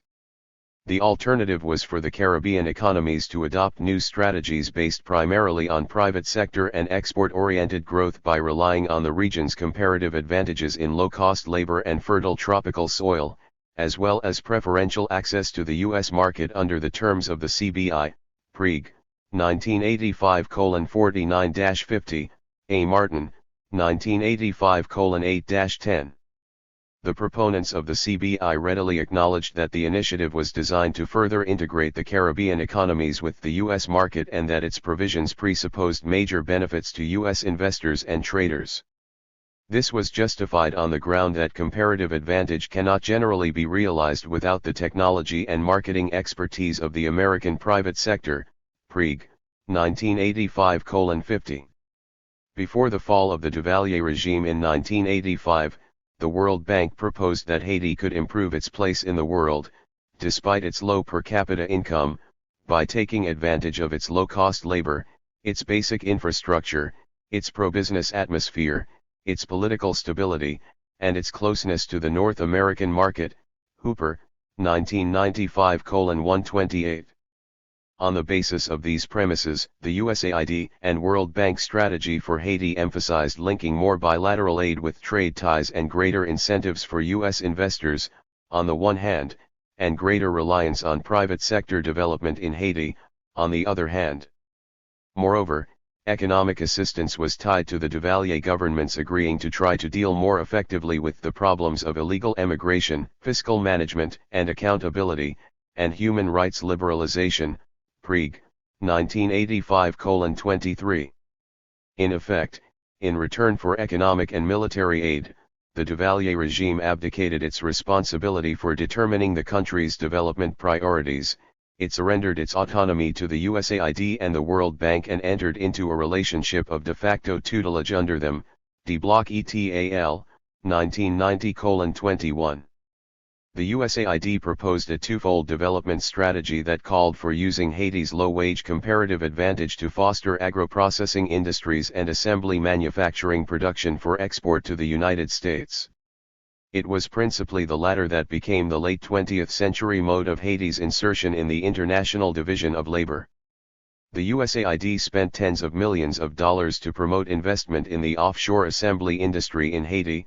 Dupuy, 1989 A174-175, DeWind and Kinley, 1988:48, D. Block ETAL, 1990:20, Caprio, 1993:276, Briggs and Kernaghan, 1995:138. The assembly industries accounted for 14% of total exports in 1971 and 58% in 1985. Looked at differently, the total value of manufactured exports increased from $41 million in 1973 to $349 million in 1985 and $364 million in 1987. After 1987, however, the value of exports declined to $347 million in 1989 and $323 million in 1990, due largely to the increasing political instability of Haiti. The assembly manufacturing sector comprised some 350 firms and employed about half of all workers in the industrial sector. The primary products of these industries consisted of electronic and electric components, textiles and garments, toys and sporting goods, example baseballs, tennis balls, fishing rods, leather goods, furniture and other items made with rubber, plastic, chemicals and non-metallic minerals. Dupuy, 1989 A175-178, DeWind and Kinley, 1988:153,156, Caprio, 1993:277, Walker and Caprio, 1991:4, World Bank, 1990 A5, Delva, 1991:298. The manufacturing industries were attracted to Haiti through the usual concessions of tax and tariff exemptions on imports used in the production process, an abundant supply of cheap but productive labor, and tax exemptions on profits for 5 or more years. Dupuy, 1989 A176-177, Delva, 1991:294-295. There was also a division of labor in the assembly industries between foreign, mainly U.S., and Haitian capital. Foreign capital dominated in the most important sectors, such as electric and electronic products and toys and sporting goods, and Haitian capital predominated in the textile and garment sectors. Foreign capital also dominated in the joint ventures with Haitian partners, Delva, 1991:299. Despite the optimistic predictions of the advocates of export assembly industries as a development strategy, these industries neither resolved the unemployment problem nor continued to expand after 1984. The golden age of the assembly industries was during the 1970s and early 1980s, during which they grew by a spectacular 120% in real terms and induced significant growth and activities in both the formal and informal sectors, such as construction, services, commercial and banking activities, and communal and governmental services. Caprio, 1993:278-281. In addition to being completely dependent on the fluctuations in the U.S. market for production, the assembly industries created no viable backward or forward linkages with other productive sectors of the Haitian economy. This was because they imported most of their inputs and because their products did not serve as inputs to Haitian industries. Dupuy, 1989 A178-179. The assembly industries employed up to 43,000 workers, mostly female, in 1986, but about 39,000 new workers entered the labor market each year. Usdahl, 1990:20, Hooper, 1995:132. The choice of women as the preferred employees for the assembly industries was quite deliberate and based on the presumption that women tended to be more passive and more easily disciplined than male workers. Briggs and Kernaghan, 1995:137. The assembly industries had a limited impact on both the overall employment picture and the Haitian economy generally. The enclave nature of that industry and the absence of meaningful backward and forward linkages with other sectors of the Haitian economy prevented the transfer of technology and the creation of the conditions needed for more self-sustained industrialization. For this reason, the assembly industries failed a crucial test of the World Bank's recommendations to developing countries, namely, that they promote industries whose production would have many spillover effects for the domestic economy. World Bank, 1991 B5. Moreover, the low wages paid to the workers in the assembly industries restricted the demand and consumption capacity of the workers. Consider, for example, the situation in a model apparel factory where the highest paid workers received the equivalent of $1.48 per day in 1991. After paying for their transportation to and from work and an inadequate breakfast and lunch, they were left with $0.71 per day. This led to a total of $4.26, $0.71 times 6 days, per week to cover all the expenses of the worker's family. Briggs and Kernaghan, 1995:138. The assembly industry strategy, assigned to Haiti as the model to follow to generate economic development, was generally considered incapable of performing that role by the World Bank itself as well as by its other defenders in Haiti. DeWind and Kinley, 1988:200, MIDH, 1986:28-29. But if the assembly industries did not prove to be the solution to Haiti's chronic unemployment problems and its underdevelopment and poverty, they certainly made it worthwhile for their investors to locate their businesses in Haiti. Whereas 38% of the U.S. and Haitian-owned electronic assembly plants, for example, reportedly saved between 20% and 40% over U.S.-based production, 20% of those plants saved between 40% and 60% by doing business in Haiti. Briggs and Kernaghan, 1995:137. Two factors mitigated the employment picture in the assembly manufacturing sector. The first was the increasingly significant role played by the remittances sent to Haiti by Haitian immigrants, in the United States and Canada especially. These remittances increased from $15 million in 1970 to $52 million in 1980 and remained at about that level in 1985. The second factor was the growth of the informal sector since the beginning of the 1970s. Giovanni Caprio has argued that the emergence of that sector was the combined expression of the agrarian crisis and the negligence of public government. Absorbing mainly a migrant rural labor force and based on all sorts of survival strategies, the informal sector in Port-au-Prince alone employed some 350,000 people, or 60% of the city's population. Caprio, 1993:283. A more recent report from the United Nations Department of Humanitarian Affairs estimated that, for the country as a whole, the informal sector employed around 2 million people in 1988, UNDHA, 1994:15. The informal sector encompasses diverse income-earning activities in the rural and urban areas, from small production units of an independent operator to 4 or 5 workers. FAST distinguished 3 categories of workers in this sector: those who sold their labor and performed various services, those who traded, that is, bought goods in one location and sold them in another, and those who engaged in manufacturing, that is, transformed the goods they bought before selling them, FAS, 1988:72.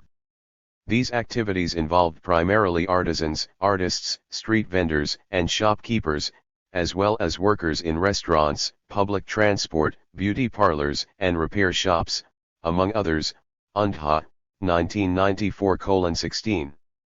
The incomes earned from this sector did not surpass those of the manual laborers employed in the formal sector who received the minimum wage of $3 per day in 1985, FAS, 1988:94. The informal sector nonetheless contributed significant revenues to the economy. It was estimated, for example, that the annual value of the goods produced by the roughly 4,900 artisans working in the informal sector, 1.4% of the total population employed in that sector, was on the order of USS 32 million, Caprio, 1993:283-284. The informal sector faces severe internal limitations and structural constraints that undermine its economic potential. These include, intense competition in localized markets, very simple and poorly adapted equipment and tools, poor qualifications of those employed and poor quality of products and services sold mostly to low-income consumers, no access to credit and very high and usurious interest rates, ranging from 20 to 25% monthly, low purchasing power of the consumers of these products and services, absence of adequate occupational training, no guarantee of property rights, and overall harassment of street vendors and merchants by government and other officials, UNDHA, 1994:16. With a more supportive and well-conceived public policy, the informal sector could contribute significantly to the economy, both as a source of employment and income and as a source of goods and services to the population.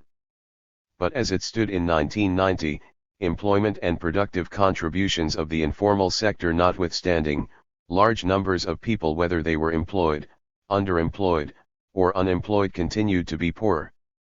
The other recommendations made by the World Bank, the IMF, and the USAID that were not implemented by the Duvalier regime were those that called for fiscal and management reforms, eliminating price fixing and subsidies to public sector enterprises, privatizing public sector monopolies, with the exception of the public utilities, ending the protection of the import substitution industries, and liberalizing trade by removing restrictions and taxes on exports and imports generally.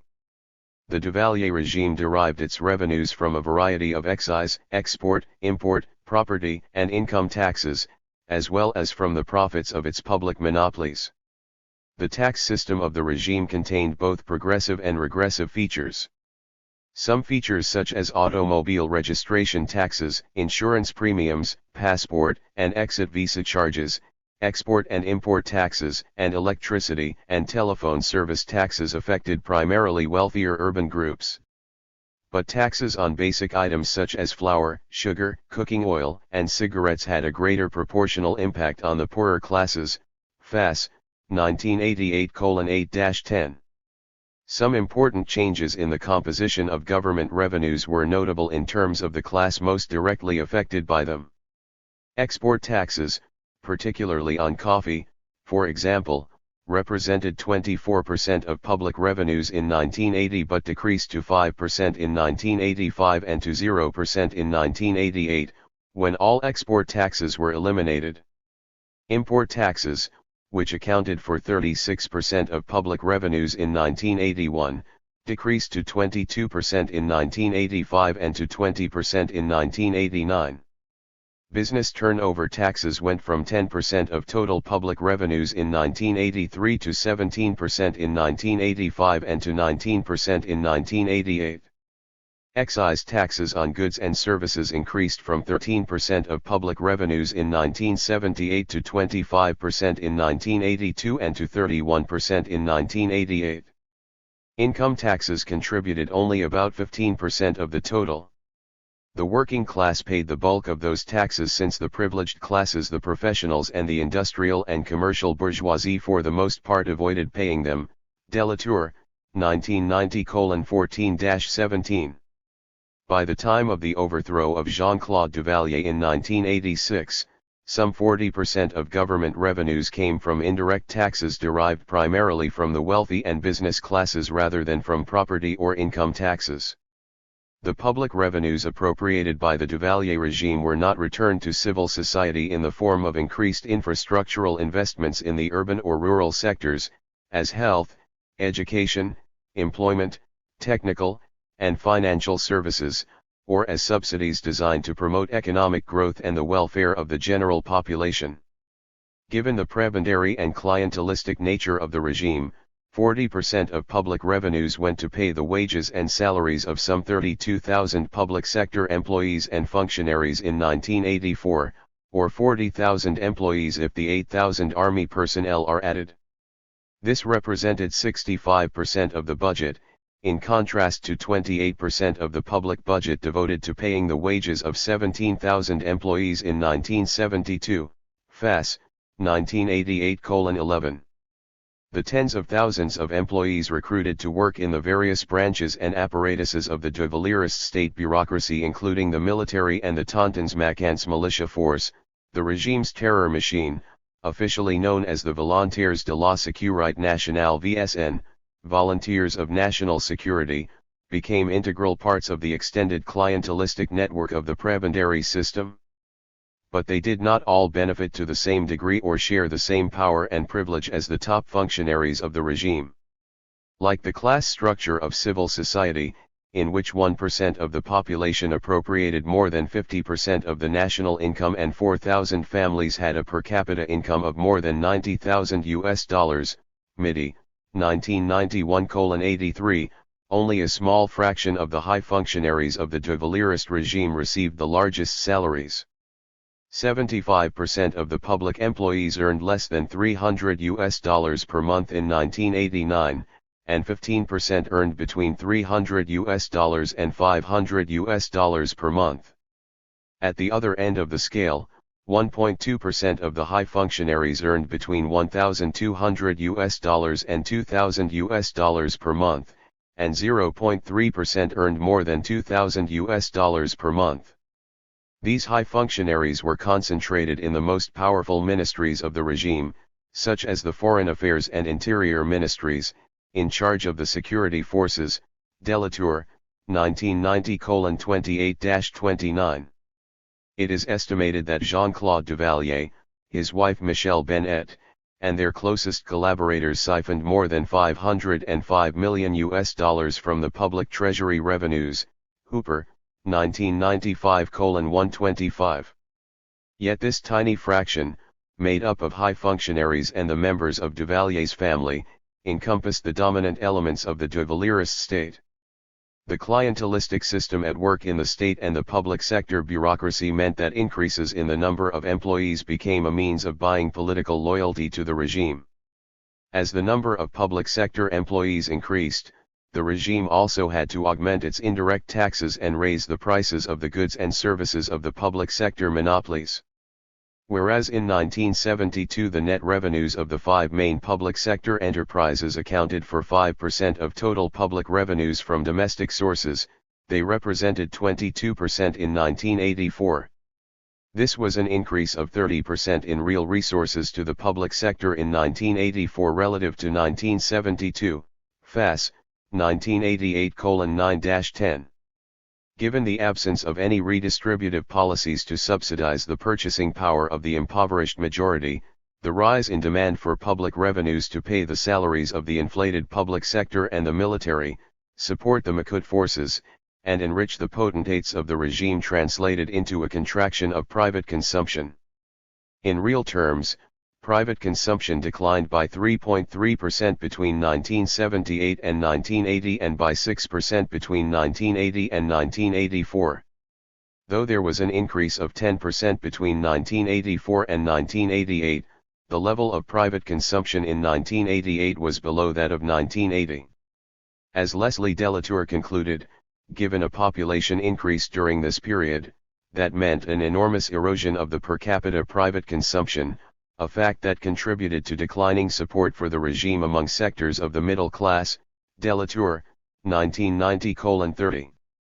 In other poor countries, governments usually subsidize private consumption, and IMF-imposed structural adjustment policies often spark strong popular protests because they result in cutbacks on public spending and subsidies to low-income groups. In Haiti, such adjustment policies would have no direct impact on the poor. This was because the Duvalier regime had no redistributive policies and provided few services to the lower classes. Instead, the impact of adjustment policies would fall on public sector employment and the government payroll. This explains why those who were part of the prebendary state system or hoped to join it would be the ones to oppose such restructuring measures. Delatour, 1990:30.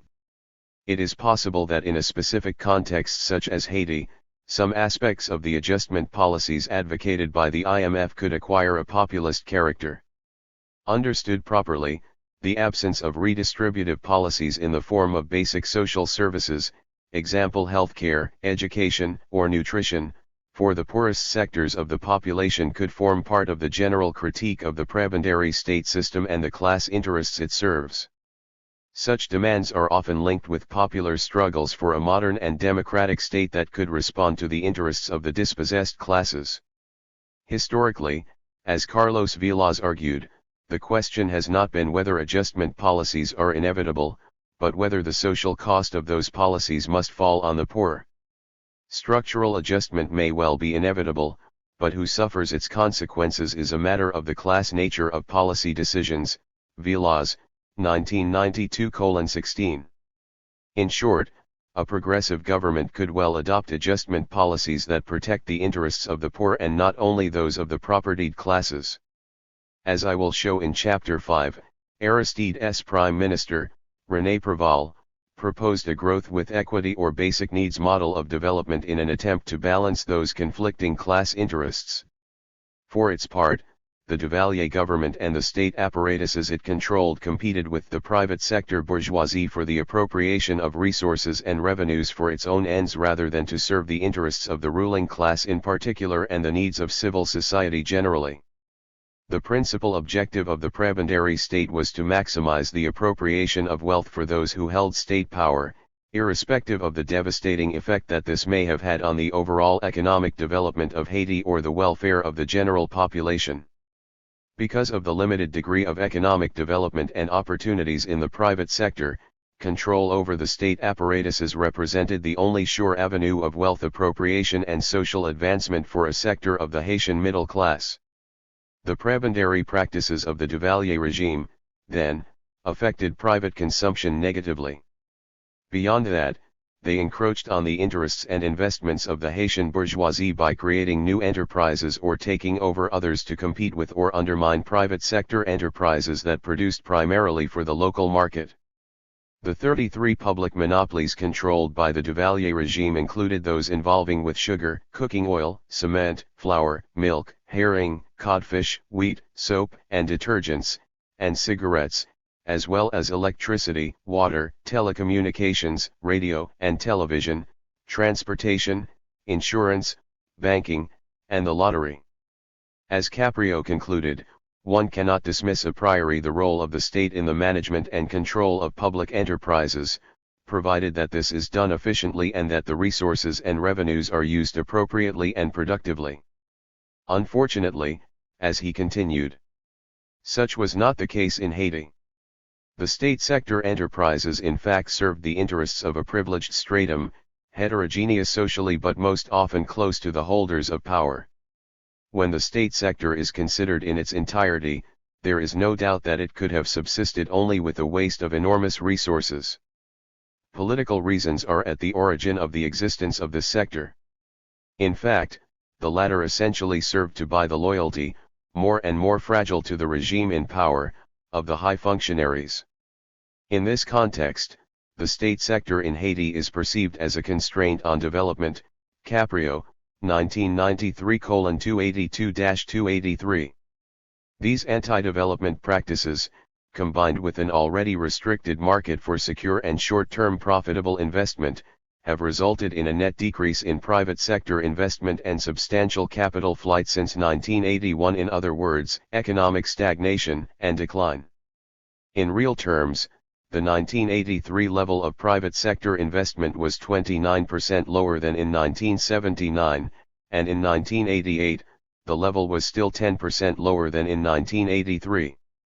Private sector investment went from 10% of the GDP in 1979 to 6% in 1988.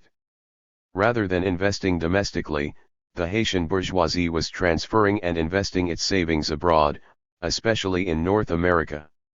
It is estimated that between 1979 and 1989, a sum of $300 million, or 1/4 of the cumulative value of private investments during that period, was transferred abroad.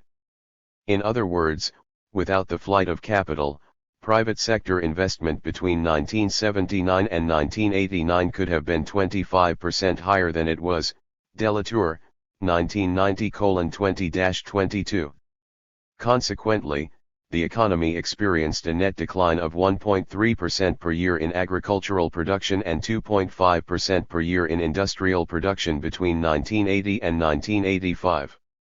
The official unemployment rate also increased from 22% to 30% during that period. World Bank, 1990 AXIL. Even though the prebendary practices of the Duvalier regime had an overall detrimental effect on the economy, a small but extremely wealthy and powerful faction of the bourgeoisie benefited handsomely from the regime's practices. That faction collaborated with the regime, and the dictatorship, in turn, relied heavily on the support of this dominant segment of the haute bourgeoisie. However, the regime did not organize the state or pursue its policies in accordance with the interests of that bourgeoisie. The dictatorship had created its own basis of wealth appropriation, and it monopolized the means of violence, hence, it could exercise its autonomy from the private sector bourgeoisie. Nonetheless, the state and the dictatorship defended the general class interests of the private sector bourgeoisie indirectly by reinforcing the property rights, property relations, and repressive class practices that made possible the exploitation of the subordinate classes. The middle class elements that formed the power bloc controlling the state did not seek to eliminate the overall economic dominance of the private sector bourgeoisie, rather, they wanted to force the mulatto haute bourgeoisie in control of the private sector to accommodate the predominantly black middle class in control of the state. This was the only means by which the latter could share the spoils of the extant economic system. Dupuy, 1989 A164. The dominant faction of the haute bourgeoisie consisted primarily of a small number of families who enjoyed a monopolistic position in some industries that produced for the local market, as well as in the export-import sector and retail businesses. These families dominated the market in various businesses: cooking oil, poultry, textiles, automobile and truck sales, coffee, sugar, shoes, plastics, detergents, iron and steel, and others. Some among them also had interests in banking, export assembly industries, and business ventures abroad, especially in the Dominican Republic. Ridgway, 1994 A2930. The monopolies controlled by these families were formed not only by the ability of a given individual or firm to forestall market competition but also by obtaining licenses from the government to export, import, or sell certain goods on the national market. Some of these monopolies, such as the coffee exporters cartel, were formed before the Duvalier regime, but others originated under the Duvaliers. In either case, private sector monopolists had to pay a substantial fee, in effect, a political rent, to the government for the exclusive right to export, import, or distribute particular goods. Taking the coffee exporters as an example, 3 firms within the 25-member cartel Association des Exportateurs de Café, ASTEC, Association of Coffee Exporters, controlled 44.1% of coffee exports, and another 6 firms controlled 33.5%, for a combined total of 77.6%. Those coffee exporters bought their coffee from a network of speculators who, in turn, bought their coffee from the peasant producers. Because they controlled the prices paid to the speculators, the coffee exporters appropriated the largest profit margins. The coffee producers had the smallest margins because of the quasi-monopolistic practices of the speculators. Dupuy, 1989 A 182 183, 1989 B, 266 to 267, Gerald, 1981:195. Similarly, in 1985, 19 families had a nearly exclusive right to import a variety of consumer goods, ranging from household items to certain foods.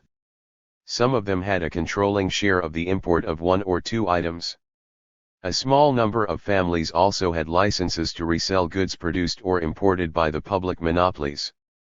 For example, of the 222 individuals who retailed flour produced by the government-owned flour mill, 6 individuals controlled 38% of total sales, 9 resold 12%, and 17 held 16% of the retail sales.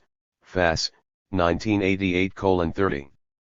As Fass concluded, the additive effect of restrictions on export, import, and certain kinds of domestic trade was to create and sustain substantial wealth and power among very few families, perhaps numbering between 100 and 200, and lower but nonetheless important levels of wealth and local power among a few thousand. Fass, 1988:32. The post-Duvalier regimes and the neoliberal model. The USAID and World Bank identified such practices as obstacles to economic growth in Haiti and sought to change them. And with the demise of the Duvalier regime in 1986 came the opportunity to implement the USAID's and the World Bank IMF's adjustment programs. These reforms were endorsed by the sector of the Haitian business class that formed the Association d'Industries de Haiti, Association of Haitian Industries, and they became the basis for its own socio-economic program. The reforms, intended for implementation between 1986 and 1988, dealt with fiscal management and tax reforms, public spending, public enterprises, price fixing and price controls, curbing corruption and contraband trade, free market competition, and inducements to investments. At the same time that government spending was to be reduced, prices and taxes on basic consumer goods were to be lowered. Income taxes were to be modified, and import taxes were to be replaced with ad valorem taxes. Quantitative restrictions on imports with the exception of 7 items considered basic were to be eliminated, and the subsidization and protection of domestic industries, including price controls on petroleum, were to be removed to encourage free market prices and competition. Taxes on the export of coffee and other agricultural products were to be gradually lowered or completely eliminated. 2 unprofitable industrial public enterprises were to be closed, and many others were to be streamlined. In addition to these fiscal and commercial reforms, the World Bank and the USAID recommended that the government invest more in infrastructural development such as transportation networks, example roads and ports, electricity and water supplies, and health and education services by encouraging the participation of the private sector and NGOs. World Bank, 1990 A, 10-11, 41-42, Walker and Caprio, 1991:13-17. In short, the World Bank and USAID objectives were to create a state that would limit, as far as possible, its intervention in economic activities and, through its fiscal and public policies, induce and sustain private sector development. The international agencies wanted to create a modern state in Haiti that would respond to the interests of capital and, simultaneously, devise and implement policies that would facilitate the accumulation of capital and open Haiti to foreign trade and competition. By endorsing those reforms as its own socio-economic program, the Association d'Industries de Haiti signaled that it was willing to accept the role assigned to it in the international division of labor by the core countries and their regulatory agencies.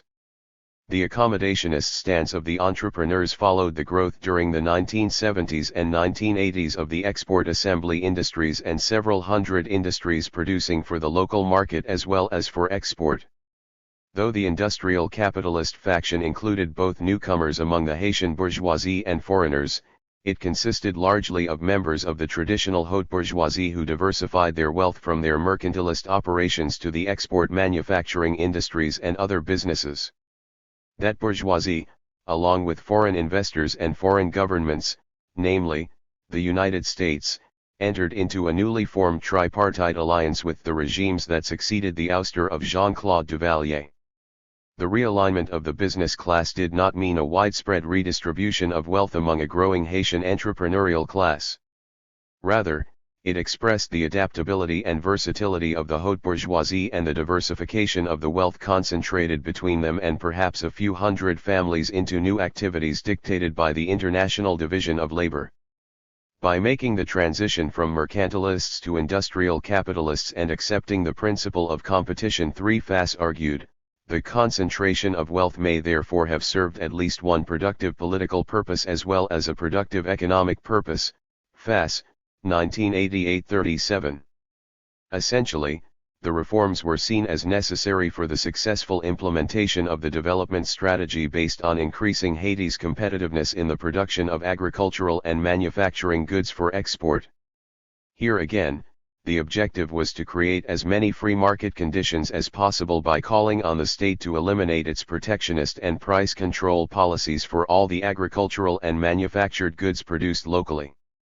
The USAID and World Bank were aware that institutional and structural obstacles, other than those discussed earlier, impeded growth. This was especially the case in agriculture, where the patterns of land ownership, the unequal distribution of land, and the agrarian class relations discouraged technological innovation, soil conservation, and overall increases in agricultural productivity. Based on 1971 figures, the last year a census was taken, the vast majority of land holdings, about 59%, had an average size of less than 1 hectare, or 2.47 acres, 32% had between 1 and 3 hectares, 5% had from 3 to 5 hectares, and 4% had more than 5 hectares. The farms with less than 1 hectare covered 21% of the farmland, whereas those with more than 5 hectares covered 22% of the farmland. The practice of subdividing these small farms resulted in the creation of approximately 1.18 million parcels with an average size of 0.8 hectare. In addition, about 19% of the rural population was landless. Dupuy, 1989 B267-268, Anglade, 1982:106-107, World Bank, 1991 A2. Besides the small size of the average farm or parcel, the problem of land titles and the insecurity of land holdings represented other structural impediments to productivity. Most small peasants who possess farms do not have legal titles for them, and the majority of peasants lease their lands from other small holders, from medium or large landowners, or from the state. The state owned between 5 and 10% of all cultivated farms, and at least large numbers of its properties to officials for a minimal fee, well below the market price.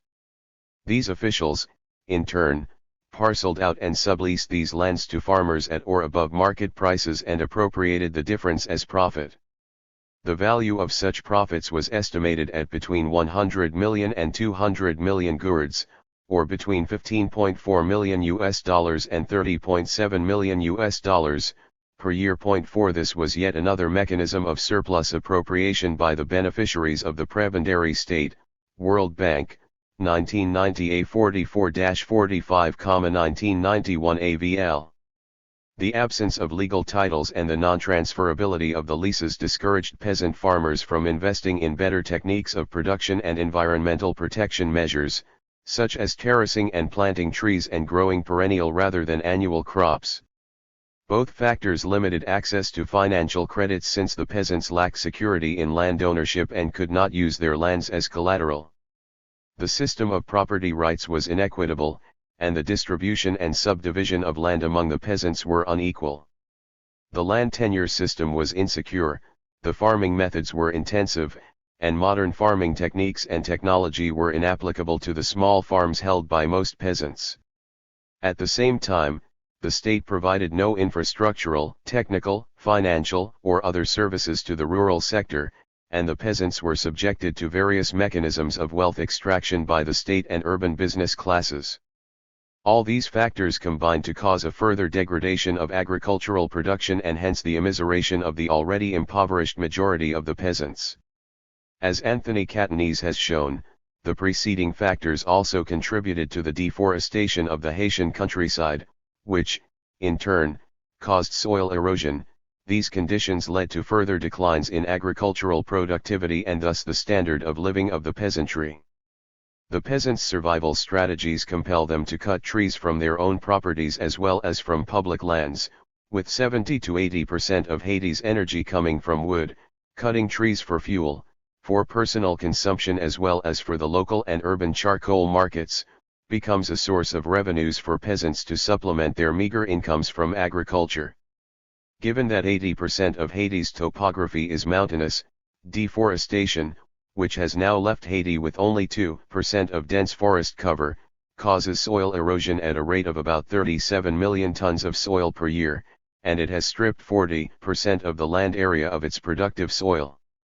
But with respect to this deforestation of the Haitian countryside, it is important not to confuse cause and effect. In considering the mutual relationship of deforestation and poverty, the factor of poverty itself must be appraised as causative. Because of their abject poverty, a substantial majority of Haitians are unwilling or unable to combat deforestation. Rural people correctly concentrate on immediate cash crops versus long-term prospects of agricultural productivity. They find it difficult, if not impossible, to consider tree farming as a cash crop. Because their needs are immediate, their time horizon is brief. If their needs are not met now, the outcome will be slow starvation or death for themselves and their families.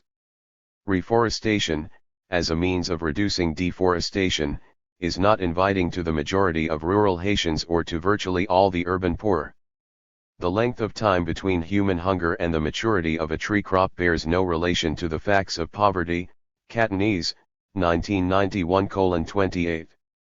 As the productivity per farm decreases, peasants try to farm more land by clearing more ground and cutting more trees for fuel, which then causes still more soil erosion and decreasing productivity. Unable to survive from their farms alone and given the absence of other employment opportunities in the rural areas, many rural inhabitants migrate to the already overcrowded metropolitan center of Port-au-Prince to join the ranks of the unemployed or underemployed there. The more resourceful among them also emigrate legally or illegally to seek better opportunities abroad. The net result of all these practices is the continued decline of agriculture and the further impoverishment of the peasantry. Catanese, 1991:12-28. Under these conditions, Haiti cannot hope to compete on the global market with its agricultural goods. Haitian farmers, for example, could not reorient production toward the non-traditional agro-exports, NTAEs, that the international development agencies promoted in Latin America and the Caribbean during the 1980s to lessen dependency on the traditional agro-exports, example sugar, coffee, and bananas. These NTAEs consist of a variety of fruits, vegetables, and flowers produced for the North American market. The experience of those countries that have embarked on NTAE production suggests that the primary beneficiaries of these ventures are transnational corporations and large domestic and foreign investors. That is because the production of these crops is a capital-intensive and technology-intensive undertaking that requires heavy initial capital investments and expensive and sophisticated marketing and transportation systems. With a few exceptions in some countries, small and resource-poor farmers, who lacked access to credit, capital, and information, found it difficult to enter and compete in the NTAE markets. And those who succeeded in entering them were eventually forced out of the competition. Thrupp, 1994. To solve the structural problems and to modernize the agricultural sector, the World Bank recommended, 1. That a mechanism to issue formal titles to the landholders be created, and, 2. That the state abolish the rent transfer system by selling its lands at real market value to prevent wealthy and politically connected individuals from grabbing land at below market value. World Bank, 1991 AVL. If these reforms were to be implemented, the World Bank argued, that could create real market relations in land and encourage the peasants and others to invest in agricultural development. It was estimated that these measures, combined with more public investments in irrigation and other technical services, could increase the yields of crops such as rice by as much as 60% and sorghum, maize, and beans by 15%, World Bank, 1991a8. Thus, the World Bank was calling for major reforms in the agriculture sector, reforms that would strike at the class interests of the potentates of the prebendary state. In the industrial sector, by contrast, only minimal bureaucratic reforms, along with the provision of better financial and infrastructural services, and the elimination of import substitution measures were considered necessary to boost industrial production. One of the bank's primary concerns was that Haiti maintain its competitiveness with its Caribbean and Central American neighbors in the export manufacturing sector by relying on its comparative advantage and abundant supply of low-cost labor.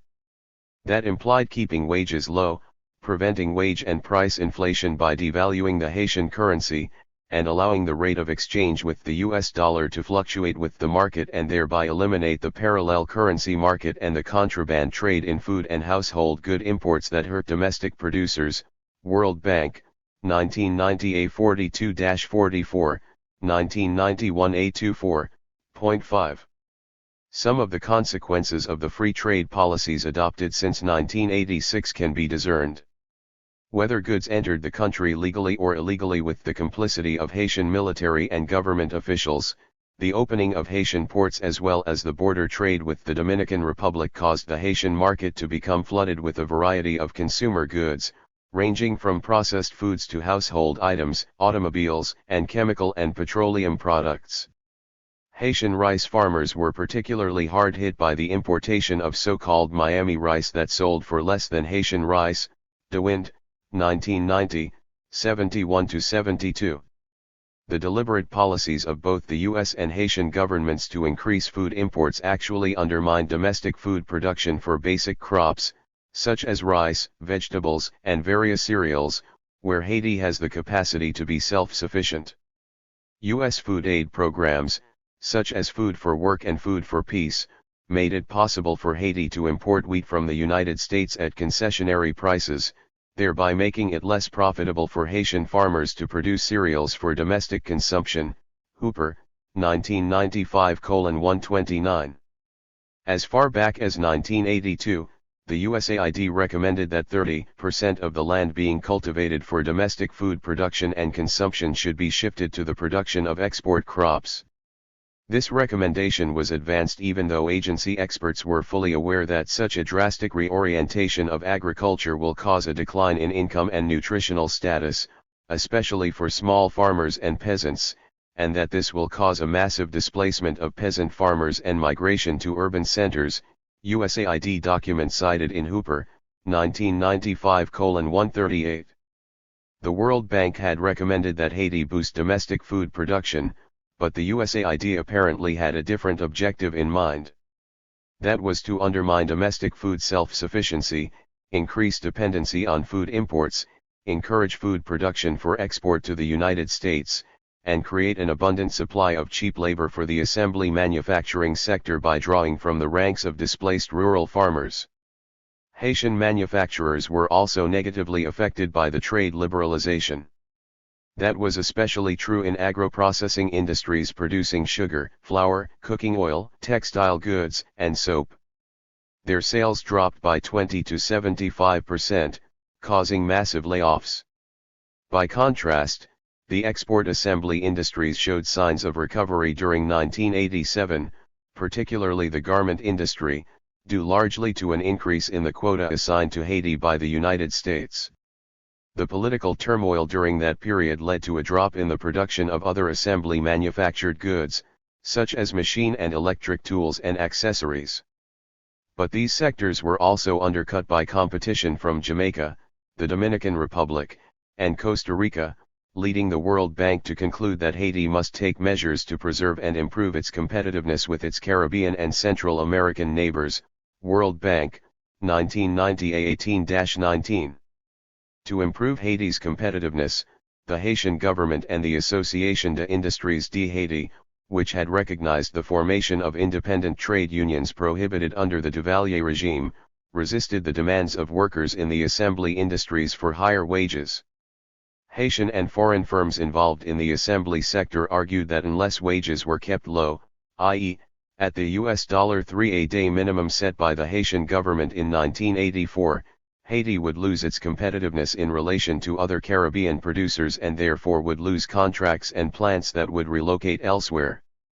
To curb union activities, the assembly industry sector laid off thousands of workers, some 12,000 in 1986 alone, and fired between 1,000 and 2,500 union leaders and activists.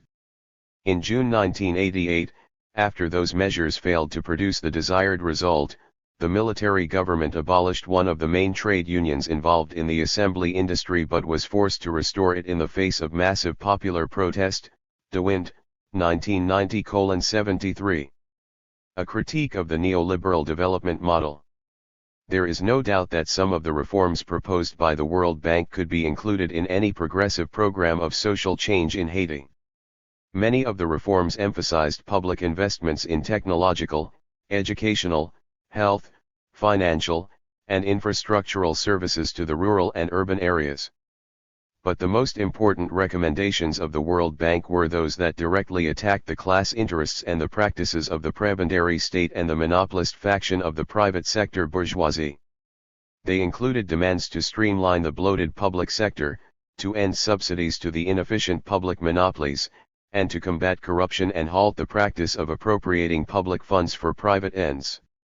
There is also little doubt that the overall free market strategy advocated by the World Bank could benefit consumers generally.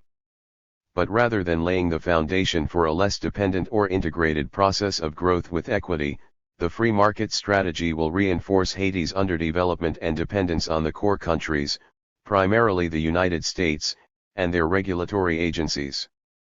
That is because it will undermine the efforts at agricultural rejuvenation and greater domestic food self-sufficiency without leading to a sustainable process of industrialization. Without the latter, it will be difficult to reduce import dependency, the balance of payment deficit, and the public debt.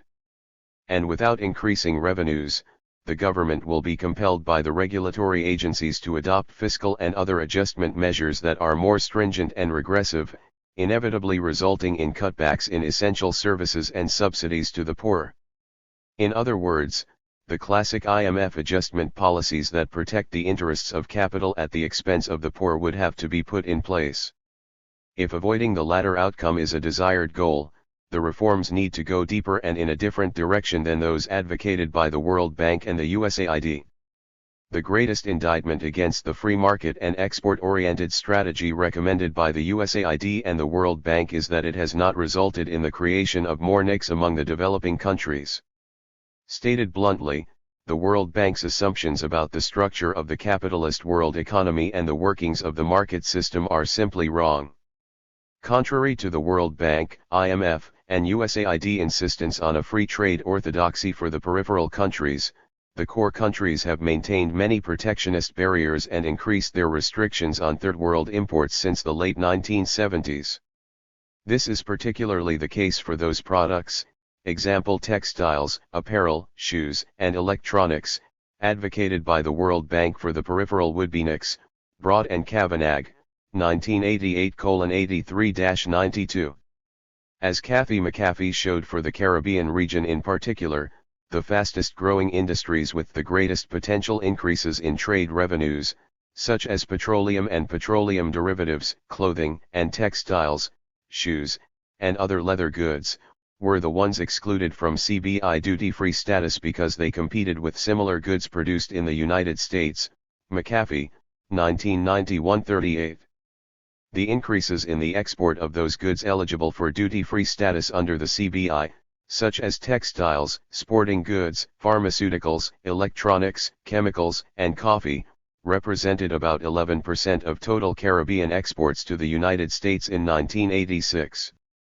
But the gains from these exports were offset by the loss of earnings from the goods that were excluded from duty-free exemptions. McAfee, 1991:40. Thus, as McAfee concluded, the governments of the core countries adopted protectionist policies, such as import quotas, tariff barriers, reciprocal trade agreements, agricultural subsidies, price supports, and investment insurance, to strengthen their own economies and foreign trade while insisting that the Caribbean and other southern countries eliminate all such protectionist measures for the economies of the South. McAfee, 1991:168. For Haiti and the Caribbean region as a whole, the adoption of free trade policies had several negative consequences. First, the primary beneficiaries of the CBI have been U.S. firms, whose total sales to the Caribbean increased from $4.9 billion in 1986 to $8.3 billion in 1989. At the same time, imports to the United States from CBI countries fell from $8.5 billion in 1983 to $6.6 billion in 1989.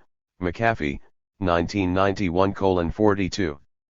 By 1991, exports from the CBI countries to the United States amounted to just $8.4 billion, which did not surpass the 1983 to 1984 level. Dietz and Pantojas Garcia, 1994:28. Second, the export-led strategy for the Caribbean emphasizes bilateral trade relations with the United States. This has the effect of duplicating production and encouraging intra-island competition to attract the offshore industries by offering the best package, that is, the greatest concessions in terms of tariff exemptions, profit repatriation, and labor costs. Consequently, the efforts at greater regional economic and political integration and cooperation are undercut, as are the regional institutions designed to promote them, such as the Caribbean Common Market, CARICOM, the Caribbean Development Bank, CDB, and the Organization of Eastern Caribbean States, OECS. Third, the consequences of overemphasizing assembly production for export are already known. They do not create the conditions for integrated development because of the absence of backward and forward linkages between the export sector and other domestic sectors. The growth of an indigenous infrastructure and an agro-industrial base is not promoted, and no honeycomb of business relationships which could allow firms to produce a higher proportion of the value added locally is created. Mandel, 1989:251-252. Fourth, the export strategy is vulnerable to the fluctuations of the U.S. market, since it is the demand generated in the United States that primarily determines the level of production and trade between the region and the United States. Fifth, free trade and privatization mean opening the Caribbean economies to more imports from the United States, thereby further undermining local Caribbean manufacturers that cannot compete with either the lower-priced U.S. goods or the higher-cost luxury goods for the privileged classes. Sixth, encouraging foreign investment and export processing or free trade zones threatens the democratic process, since labor demands for improved working conditions and higher wages would have to be curbed to maintain country-by-country competitiveness. That means that popular participation in decision-making and the development of mass and professional organizations to promote the interests of peasants, women, and workers would be further weakened or discouraged. Simultaneously, the dominance of the local state and private bourgeoisies allied with the foreign interests would be strengthened. A. Martin, 1985:18-29, C. Thomas, 1988:336-338, Mandel, 1989:251-252, McAfee, 1991:38-40, Dietz and Pantojas Garcia, 1994:2732. For all these reasons, it is clear that the free trade and export-led development strategy advocated by the World Bank and the USAID will not promote sustainable or integrated growth with equity in Haiti or the Caribbean region. Rather, it will reinforce underdevelopment, poverty, and dependency by making the member states mere appendages of the U.S. economy. The recommendations of the international development agencies notwithstanding, the state must play a more active and interventionist role in the development process if Haiti is to overcome its grinding poverty and travel down the long road to economic recovery. This requires devising a development strategy that targets those sectors of the population and of the economy that are most vulnerable, yet crucial, for integrated development. Political stability, legal and judicial reforms, and a democratic government that can reverse the historical pattern of serving the interests of those who hold state power and the wealthy few at the expense of the majority are necessary preconditions for this process of reconstruction and development. There is also an urgent need for a general economic policy that prioritizes the rural sector and aims at increasing the overall productivity of the poor peasants and reducing income inequality. This can be accomplished by redistributing resources and incomes to the rural areas, promoting land reform and development programs that encourage investments in agriculture, soil conservation, and reforestation, and arresting migration from the rural areas to the urban centers, and abroad. For this to occur, priority must be given to increasing the production of crops for the domestic market and thereby reducing Haiti's growing dependency on food imports. Catanese, 1991 34-35.6. Carrie Polanyi-Levitt reached the conclusion that Haiti could increase its food production and significantly reduce its dependency on food imports in a report written for the World Bank on Haiti's national income estimates. The World Bank suppressed that report because it found that the international aid agencies had underestimated both the value of agricultural production and the total GNP of Haiti by about 50 and 20%, respectively. The report is worth quoting at length. In the course of our research in Haiti, it became evident that the aid agencies and most specifically USAID, which has the only comprehensive collection of economic and statistical documentation in the country, are able to prove that every type of cereal, including rice and maize, can be imported more cheaply than it can be produced domestically.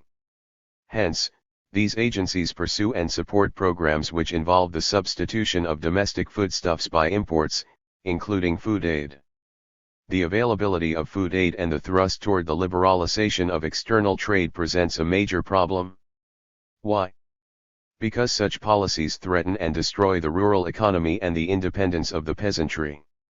They may serve to reduce the cost of living in Port-au-Prince, and keep down money wages in the assembly industry, but they will inevitably result in the impoverishment of the rural population, and in increasing the gap in income and power between the elites and the rest of the population.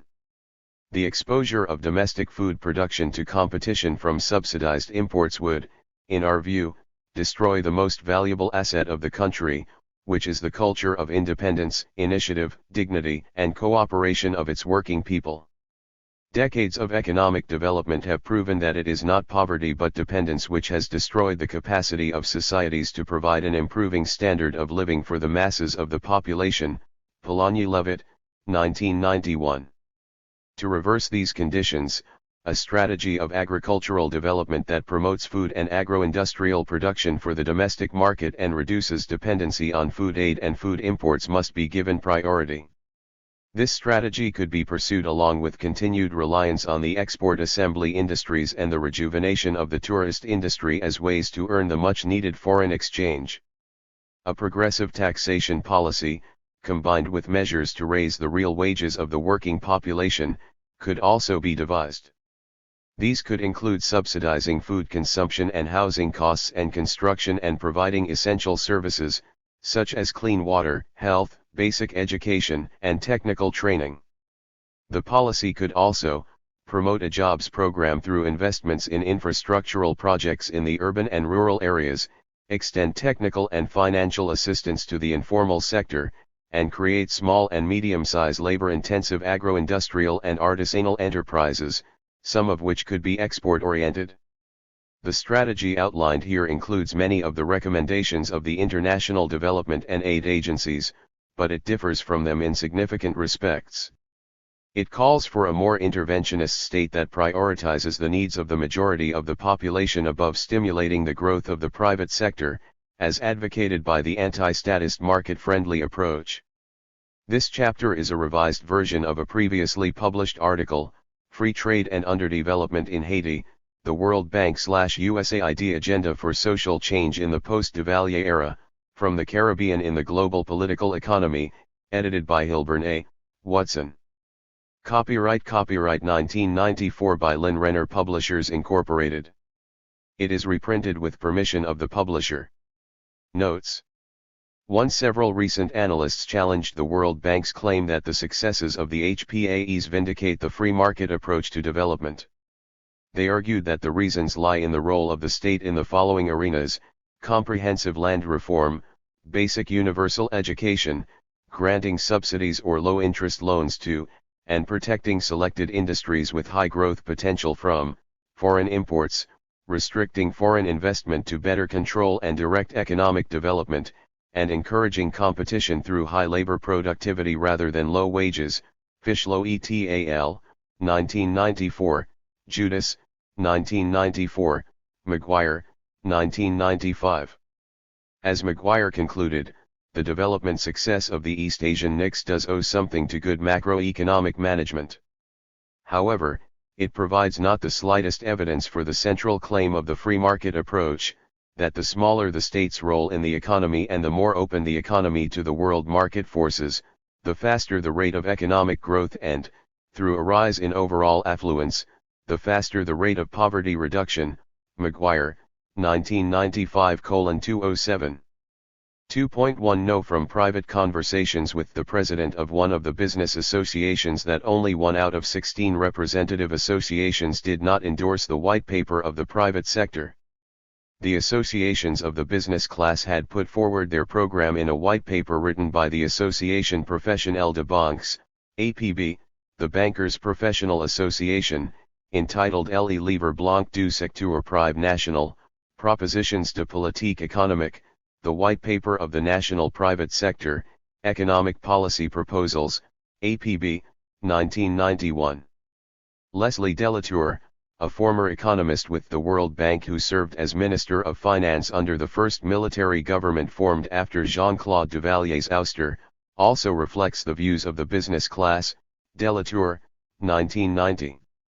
3. Given the extreme levels of wealth concentration in Haiti, it is unlikely that the passage to a free trade regime would weaken significantly the controlling position of the haute bourgeoisie discussed earlier. 4. These values were based on a rate of exchange of 7 gourds to $1, July 1991. From 1919 to 1991, the rate of exchange was officially fixed at 5 gourds to $1. When the Aristide government took office in February 1991, it allowed the exchange rate to fluctuate with the market rate for dollars in Haiti.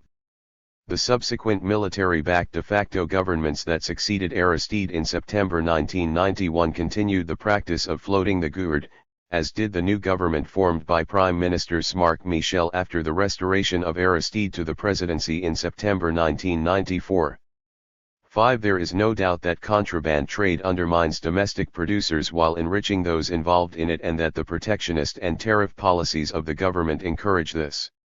Walker and Caprio contended that the growing contraband trade, whose value was estimated at $300 million per year, about 50% of total imports, generated boom-like conditions in the provinces, where it has been the primary source of their recent growth. They concluded that without the reduction in tariffs and value-added taxes and other fees, it will be difficult to discourage contraband trade, even with a stable and credible government. This is because such activities currently provide lucrative opportunities for importers and local military and customs officials to transfer potential state revenue into illicit profits. Walker and Caprio, 1991:15. 6. It is conceivable that with the proper structural reforms and government support to provide peasants access to credits, adequate technology, market information, and the formation of cooperatives among small and medium-sized farms, Haitian farmers could enter and compete in the NTAE markets, particularly for those fruits and vegetables for which Haiti's climate and soil are particularly well suited. 3. The struggle for a democratic alternative, 1986 to 1990. The fall of Jean-Claude Duvalier and the rise of neo-Duvalierism. From the fall of the hereditary Duvalier regime in February 1986 until March 1990, Haiti experienced an unparalleled political crisis marked by the rise and fall of 4 military-dominated governments and an unrelenting popular struggle for a democratic alternative. Complex struggles during that period lay at the root of the general crisis and paralysis of the country. On the one hand, the Duvalierist forces attempted to retain and consolidate their control over the state apparatuses and the government. On the other hand, the broad-based popular movement fought to create a strong civil society and a democratic government that would give priority to the multiple needs and aspirations of the impoverished majority for a just, egalitarian, and participatory social order. The hegemony of the United States overdetermined the struggles of the opposite camps and must be considered among the forces operating within Haiti. Two tendencies were evident within the forces favoring democratic change. On one side were certain sectors of the Haitian bourgeoisie and the professional and managerial middle classes who had broken with the Duvalier dictatorship but feared the masses. Sensing the winds of change and believing that they stood to benefit from the creation of a democratic order, the enlightened sectors of the dominant class sought to establish a representative democracy to legitimate the rule of the bourgeoisie and preserve its privileges. On the other side were the many social groups and forces representing a broad cross-section of a reemergent civil society, including professional and political organizations, workers' associations and trade unions, women's groups, religious and lay community organizations, neighborhood committees, and peasant associations. This broad array of social forces represented various interests that ranged from peasant demands for land redistribution to workers' demands for union rights and higher wages. Theirs was a call for social justice, jobs, human rights, and equality.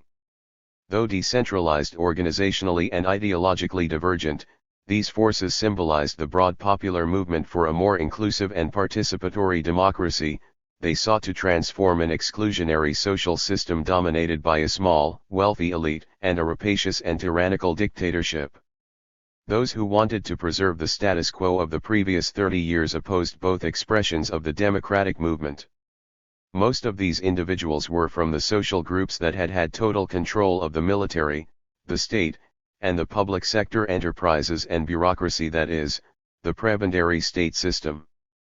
And for them, total control was essential to safeguarding the power and privileges they had acquired during the 30-year Duvalier dictatorship. They constituted the neo-Duvalieristes who fought to perpetuate Duvalierism without the Duvaliers, and they included both hardcore and more moderate factions of the Ancien regime. Allied to the neo-Duvalierist forces was the tiny but wealthy and powerful sector of the haute bourgeoisie that benefited from the dictatorial regime and opposed any change that would threaten its class privileges. By 1980, it had become clear that the so-called economic revolution of President for Life Jean-Claude Duvalier, which had followed the so-called political revolution of his father and which was redefined as Duvalierism reconsidered, corrected, and broadened to form an alliance with the traditional, predominantly mulatto, bourgeoisie and foreign capital, had failed to deliver on its promises. Chamberlain, 1987:17. Despite large amounts of foreign aid and the creation of an export manufacturing enclave, the economy was in shambles. The primary beneficiaries of the regime's policies were the Duvalier family, the top government and military officials, foreign investors, the Haitian industrial and commercial bourgeoisie, the clientelistic professional, technocratic, and administrative bureaucratic cadres, and the larger base of the tontins macoutes. For the vast majority of the population, the 3 decades of Duvalierism had meant political repression and abject poverty. Within this context, an opposition mass movement emerged during the 1970s, especially after the aborted political opening of 1978 to 1979 and the renewed waves of repression in 1980. This movement signaled that the Duvalier regime no longer monopolized the political discourse and that the opposition was beginning to reflect aloud about the country's problems and their solutions. Maïs, 1980, 1990:2, 423, Maïs and Olivier, 1992:70-72.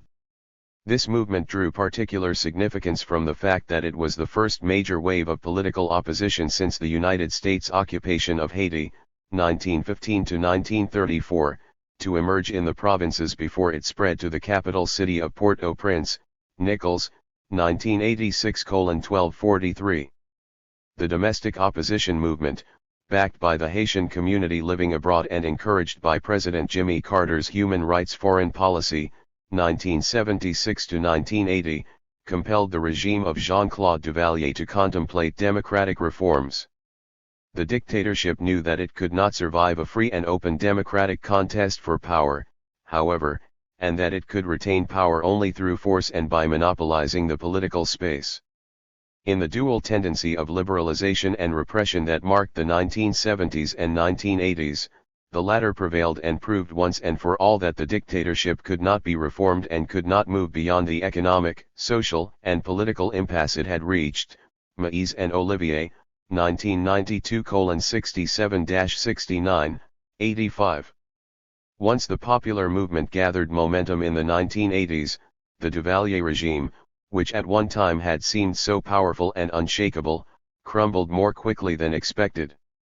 The regime certainly had at its disposal the military means to suppress the protest movement, but the historical conjuncture of 1986 was such that the regime could no longer revert to that means. For its part, the domestic and external opposition movement, though primarily nonviolent, had gained much momentum and legitimacy.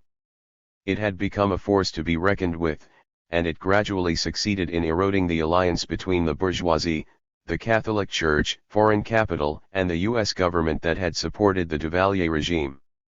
The alliance between the regime of Jean-Claude Duvalier and the traditional bourgeoisie meant that the regime had to abandon the strident black nationalist discourse that had solidified the dictatorship of François Papadoc Duvalier in the black nationalist faction of the middle class. Thus, Jean-Claude Duvalier's regime undermined its own base of support within the black middle class, giving rise to divisions between the old and the new guards. This loss of support from the black middle class also meant that the old methods of repression used by Jean-Claude's father and justified by the black nationalist crusade against the mulatto threat could no longer be applied effectively. Equally as important, Jean-Claude began to lose support within the ranks of the Duvalierist military officer corps, and reported threats of a coup d'état further weakened the regime. Dupuy, 1989 AL 55-168, Ferguson, 1987:143. Though the regime of Jean-Claude Duvalier had served the interests of the bourgeoisie primarily by suppressing the labor and peasant movements, the growing illegitimacy of the dictatorship compelled the bourgeoisie to distance itself from the regime. The bourgeoisie and the private sector professional and managerial classes received encouragement from the mounting criticisms directed at the regime by the Catholic Church's hierarchy. Indeed, the openly political role of the Church after the crackdown of 1980 weakened the regime because the Church had considerable influence among all sectors of the population. Pope John Paul II himself sanctioned the Church's opposition to the Duvalier regime during his visit to Haiti in 1983 by denouncing the regime's violence and declaring that things must change in Haiti, cited in Willens, 1989:118. The Catholic Church openly contested the Duvalier regime and held it accountable for its corruption and repression of dissidents.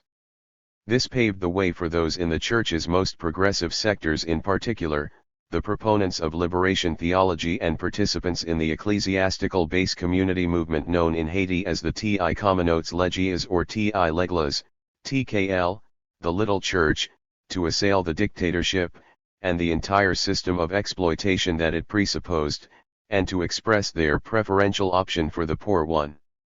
By siding openly with the oppressed and impoverished population, the Church and the Ti l'Église movement played a significant role in furthering the political consciousness and mobilization of the masses. Delins, 1993, 134-136, Mitty, 1991:85. As Franklin Mitty showed, the messages that emerged from the national congresses organized by the adherents, especially the youths, of the Ti l'Église movement in 1982 and 1986 were national, collective, and democratic. Delegates from all the dioceses of Haiti attended those congresses. Transmitted by radio broadcasts throughout Haiti, the messages constituted a direct intervention in the national political discourse. They took a decisive stance against the existing social order in favor of a new democratic society and called on all those who wanted this change to participate in the democratic movement. As Mitty put it, these messages served as cahiers de doléances, list of grievances that said what was denied, as manifestos that announced what was desired, and as invitations to engagement in favor of radical social change. Mitty, 1991:77. For its part, the U.S. government faced two alternatives. It could continue to back the discredited Duvalier dictatorship and risk a further radicalization of the opposition and the spread of anti-US sentiment, or it could abandon the regime and hope to prevent another Cuba, Nicaragua, or El Salvador in the region. The United States chose the second alternative, compelled Duvalier to step down, and turned to the military to contain the opposition with the promise of democratic elections. Ferguson, 1987:121, 152, Hooper, 1987 30-31. Michel Rolfe Troerlet best summarized the role of international interests in Duvalier's ouster. Duvalier's departure and the constitution of the first CNG Conseil National de Gouvernement, or National Council of Government, was a multinational exercise in crisis management, a calculated break in the democratic path that the Haitian people had embarked upon. We may never learn the details of the negotiations that led to Duvalier's departure, but negotiations there were. And we need not know these details, or fully investigate ex-US Marine Colonel Oliver North's claim to have brought an end to Haiti's nightmare, to be certain of one crucial fact: Jean-Claude Duvalier was brought down by a high-level coup d'état executed with international connivance. Troerlet, 1990:226. The international interests played the role they did primarily because the Duvalier regime was beleaguered by an opposition movement, completely isolated, and unable to surmount the impasse it had reached. The Conseil National de Gouvernement. Formed after Jean-Claude Duvalier's departure, the Conseil National de Gouvernement was the result of a connivance involving the U.S. government, the Haitian military leaders, and the hierarchy of the Catholic Church. The hope was that the new government would appease both the Duvalierist forces who wanted to retain power and the broad opposition movement demanding an uprooting of Duvalierism. Headed by Lt. Gen. Henry Namphy, the CNG included three other Duvalierist military officers, Colonels Prosper Avril, Williams Regala, and Max Valles, and Alex Sinise, a civilian and former Minister of Public Works under Duvalier. Two other civilians were included because they had been known for their opposition to Duvalier and because they added credibility to the CNG. They were Gérard Gourguieu, a lawyer and president of the Haitian League for Human Rights, and Rosny Desroches, a well-known and respected educator. These last two members had short-lived tenures in office, however. Gourguieu resigned after 2 months to protest the continued killings of demonstrators by the army, and Desroches was removed a year later, along with 3 other liberal ministers, when the CNG abandoned its reformist facade and moved sharply to the right. In the interim, the CNG took some measures to appear to be distancing itself from the deposed Duvalier regime. It rescinded the 1983 constitution that provided for Duvalier's life presidency. It officially disbanded the organization of the Tontons Macoutes, and it replaced the black and red flag, adopted by François Duvalier to symbolize his black nationalism, with the blue and red flag created when Haiti became an independent nation in 1804. The CNG dissolved the National Assembly of the Duvalier regime and formed a new 13-member ministerial cabinet. The properties belonging to the Duvalier family were nationalized. And the CNG freed political prisoners and allowed political organizations to form and political exiles to return to Haiti. It further pledged to respect human rights and freedom of the press. Dupuy, 1989A188. The CNG introduced symbolic and nominal changes, but it did not pursue the uprooting of Duvalierist forces from the military, government agencies, and public enterprises as demanded by the popular opposition movement. This was never its objective. The formal dissolution of the Macoute organization meant that the army had reasserted its historically dominant political position, but Duvalierists still dominated the armed forces. The resurgence of the regular army, the FADH, is significant in light of François Duvalier's subordination of the army to his VSN, that is, the Tontons Macoutes. Duvalier claimed that he amputated the army's role as a power broker because it vacillated between one side or the other according to its own interests. He created the VSN as a force of dissuasion, ready to defend to the end the stability of the government and the integrity of the nation.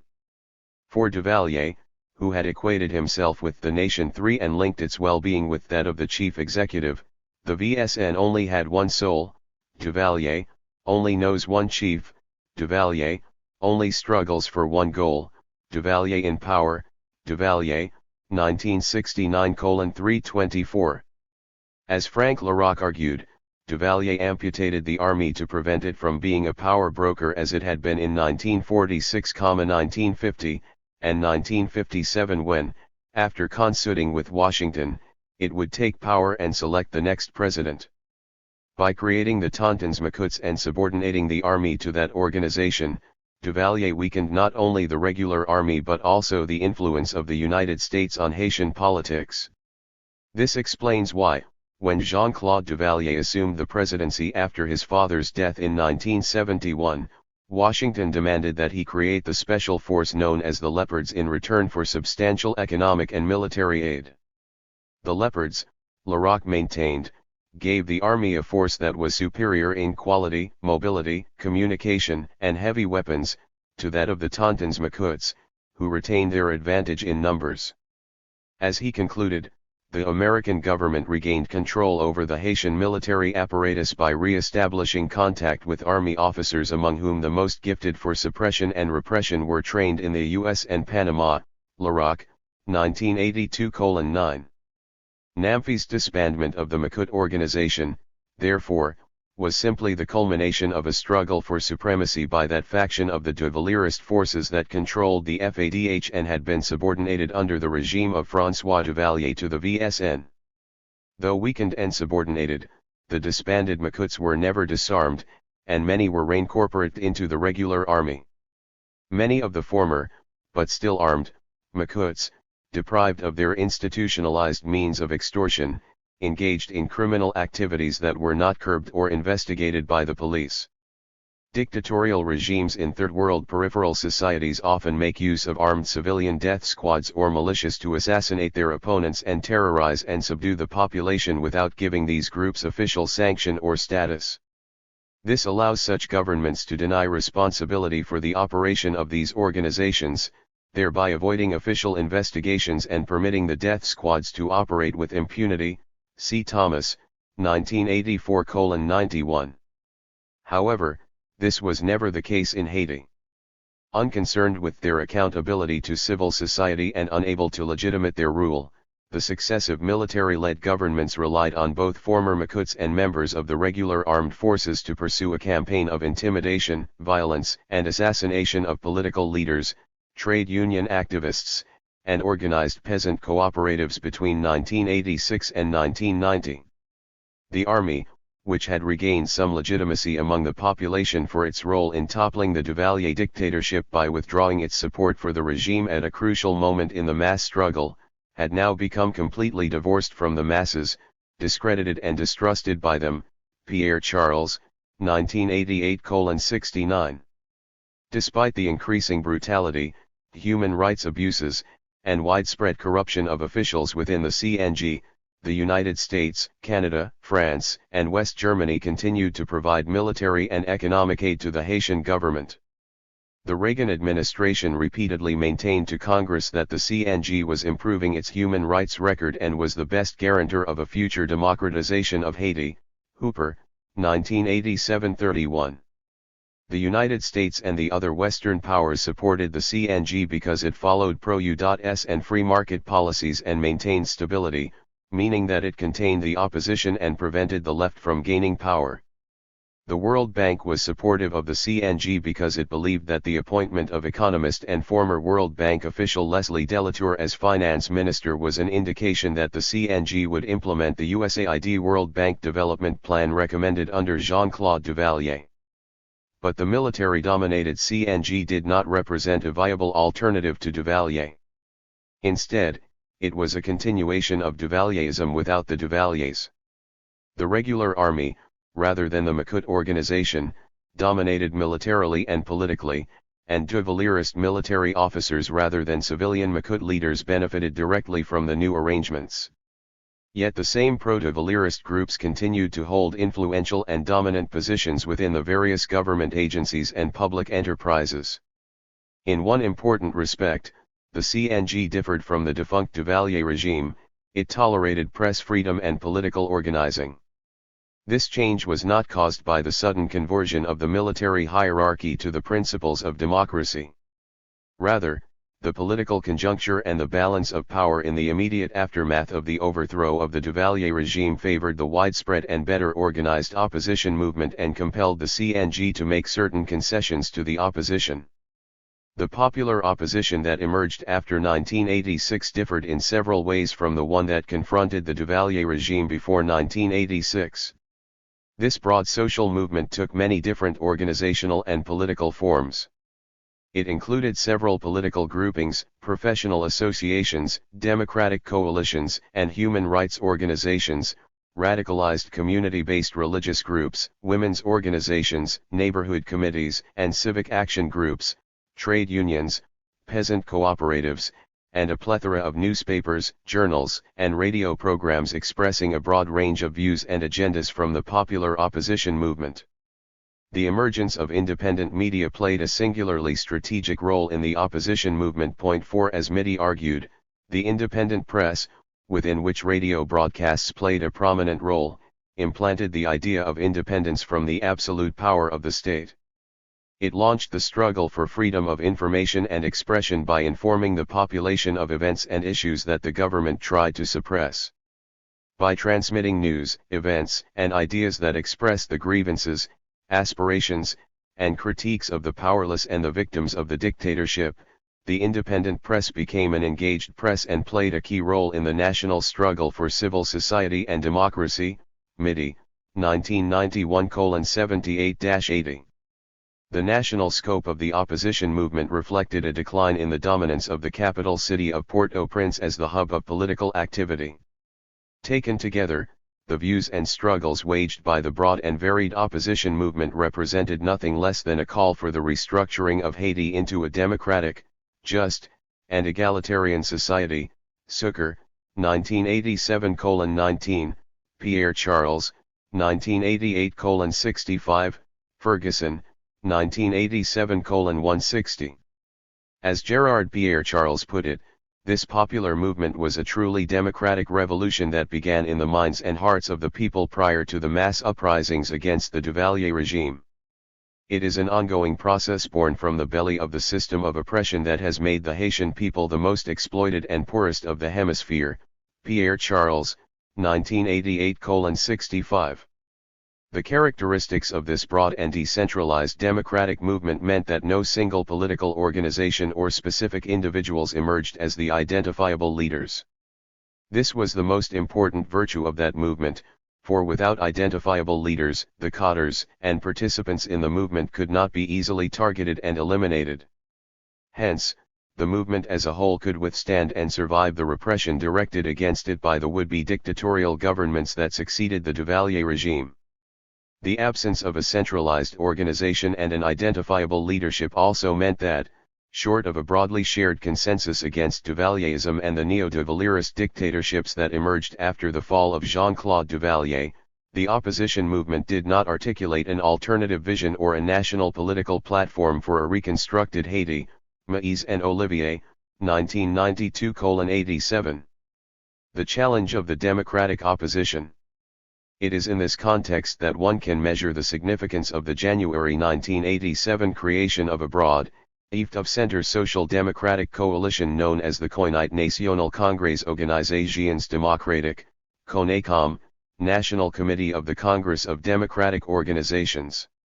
CONACOM's objective was to create a popular, progressive, and democratic government as an alternative to the discredited dictatorial system that benefited the privileged few. Sucre, 1987:13, 53, Chamberlain, 1987:20.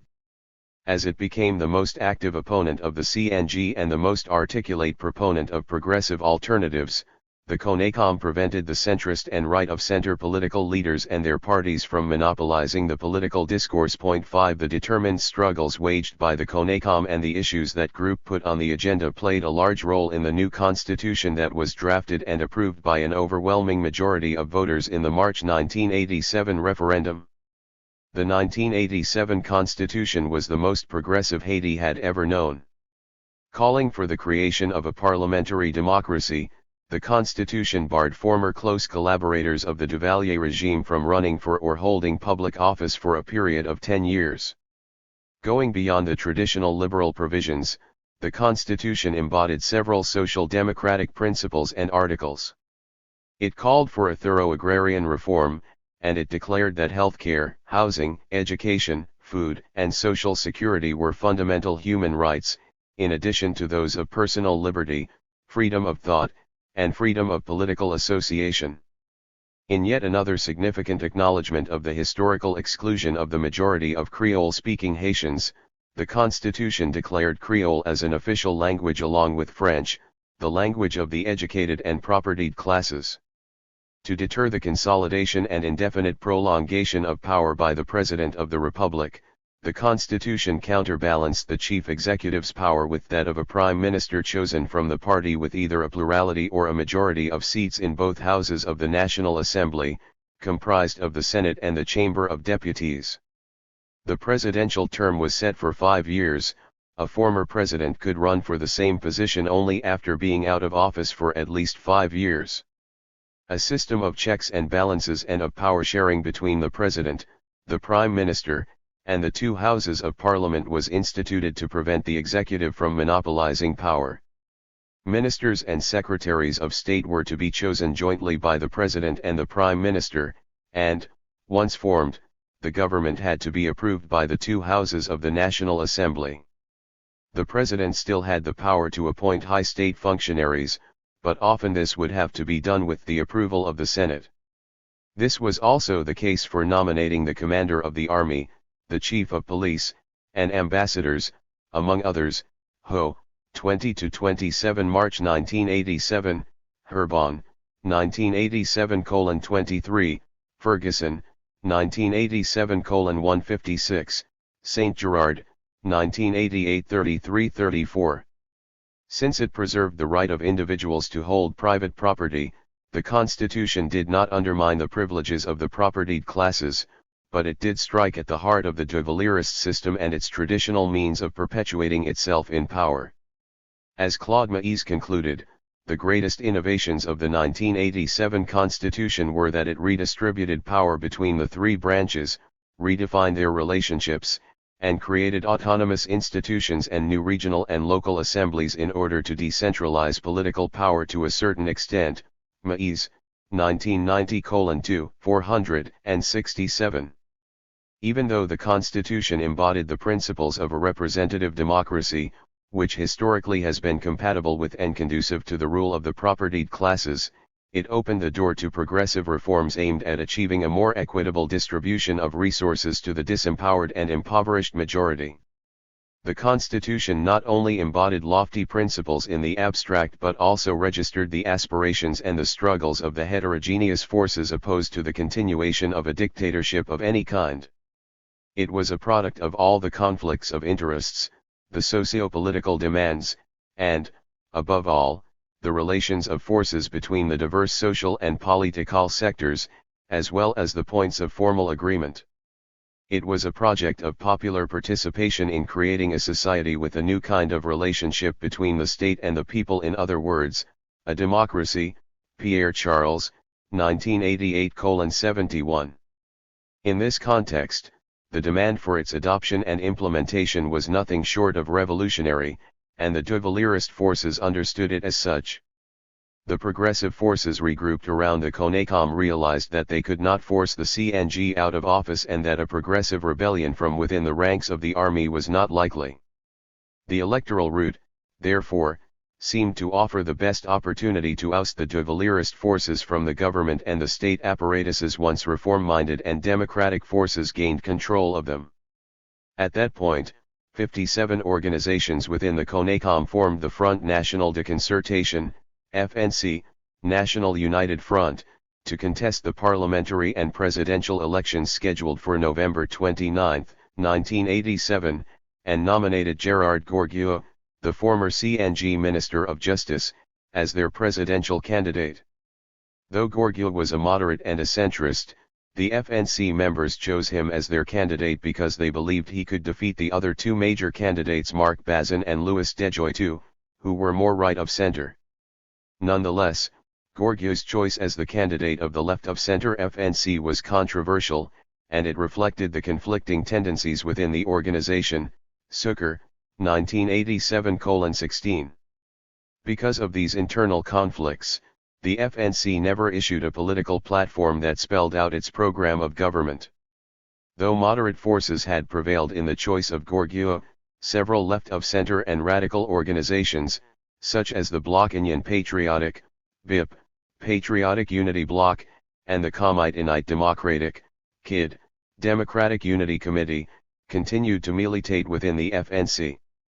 Even though the FNC had not declared itself socialist, the fact that it encompassed the BIP and KID sufficed for the Conseil National de Gouvernement and the U.S. State Department to tag it as a leftist communist front. Consequently, the FNC's candidates for the legislature and the presidency were seen as dangerous and thus had to be prevented from winning. Well before November 1987, it had become clear to many activists and observers of Haitian politics that the CNG would not allow the elections to take place. A public opinion poll conducted in Port-au-Prince in August 1986 indicated that Gorgio was neither the most popular and well-known candidate nor the candidate most likely to win. To the contrary, Marc Bazin, the right-of-center leader of the Mouvement pour l'instauration de la démocratie en Haiti, MIDH, Movement for the Establishment of Democracy in Haiti, was seen as the most well-known presidential candidate in the country and the one most likely to prevail in the elections. He was also thought to be the favorite candidate of the United States and the CNG. Bazin was followed in the opinion poll by presidential candidate Silvio Claude, a centrist and leader of the Parti démocrate chrétien de Haiti, PDCH, Christian Democratic Party of Haiti, and Hubert Duranceray, a former de Valériste and leader of the Parti de la Mobilisation pour le Développement National, PMDN, Mobilisation for National Development Party, Laguerre, 1987:15-18. These survey findings notwithstanding, the CNG, the military, and the de Valériste forces in general considered the Constitution and the elections scheduled for November 29, 1987, to pose a real threat to their continued political dominance and privileges. The Duvalierists, both within and outside the government and the military, had become socially isolated.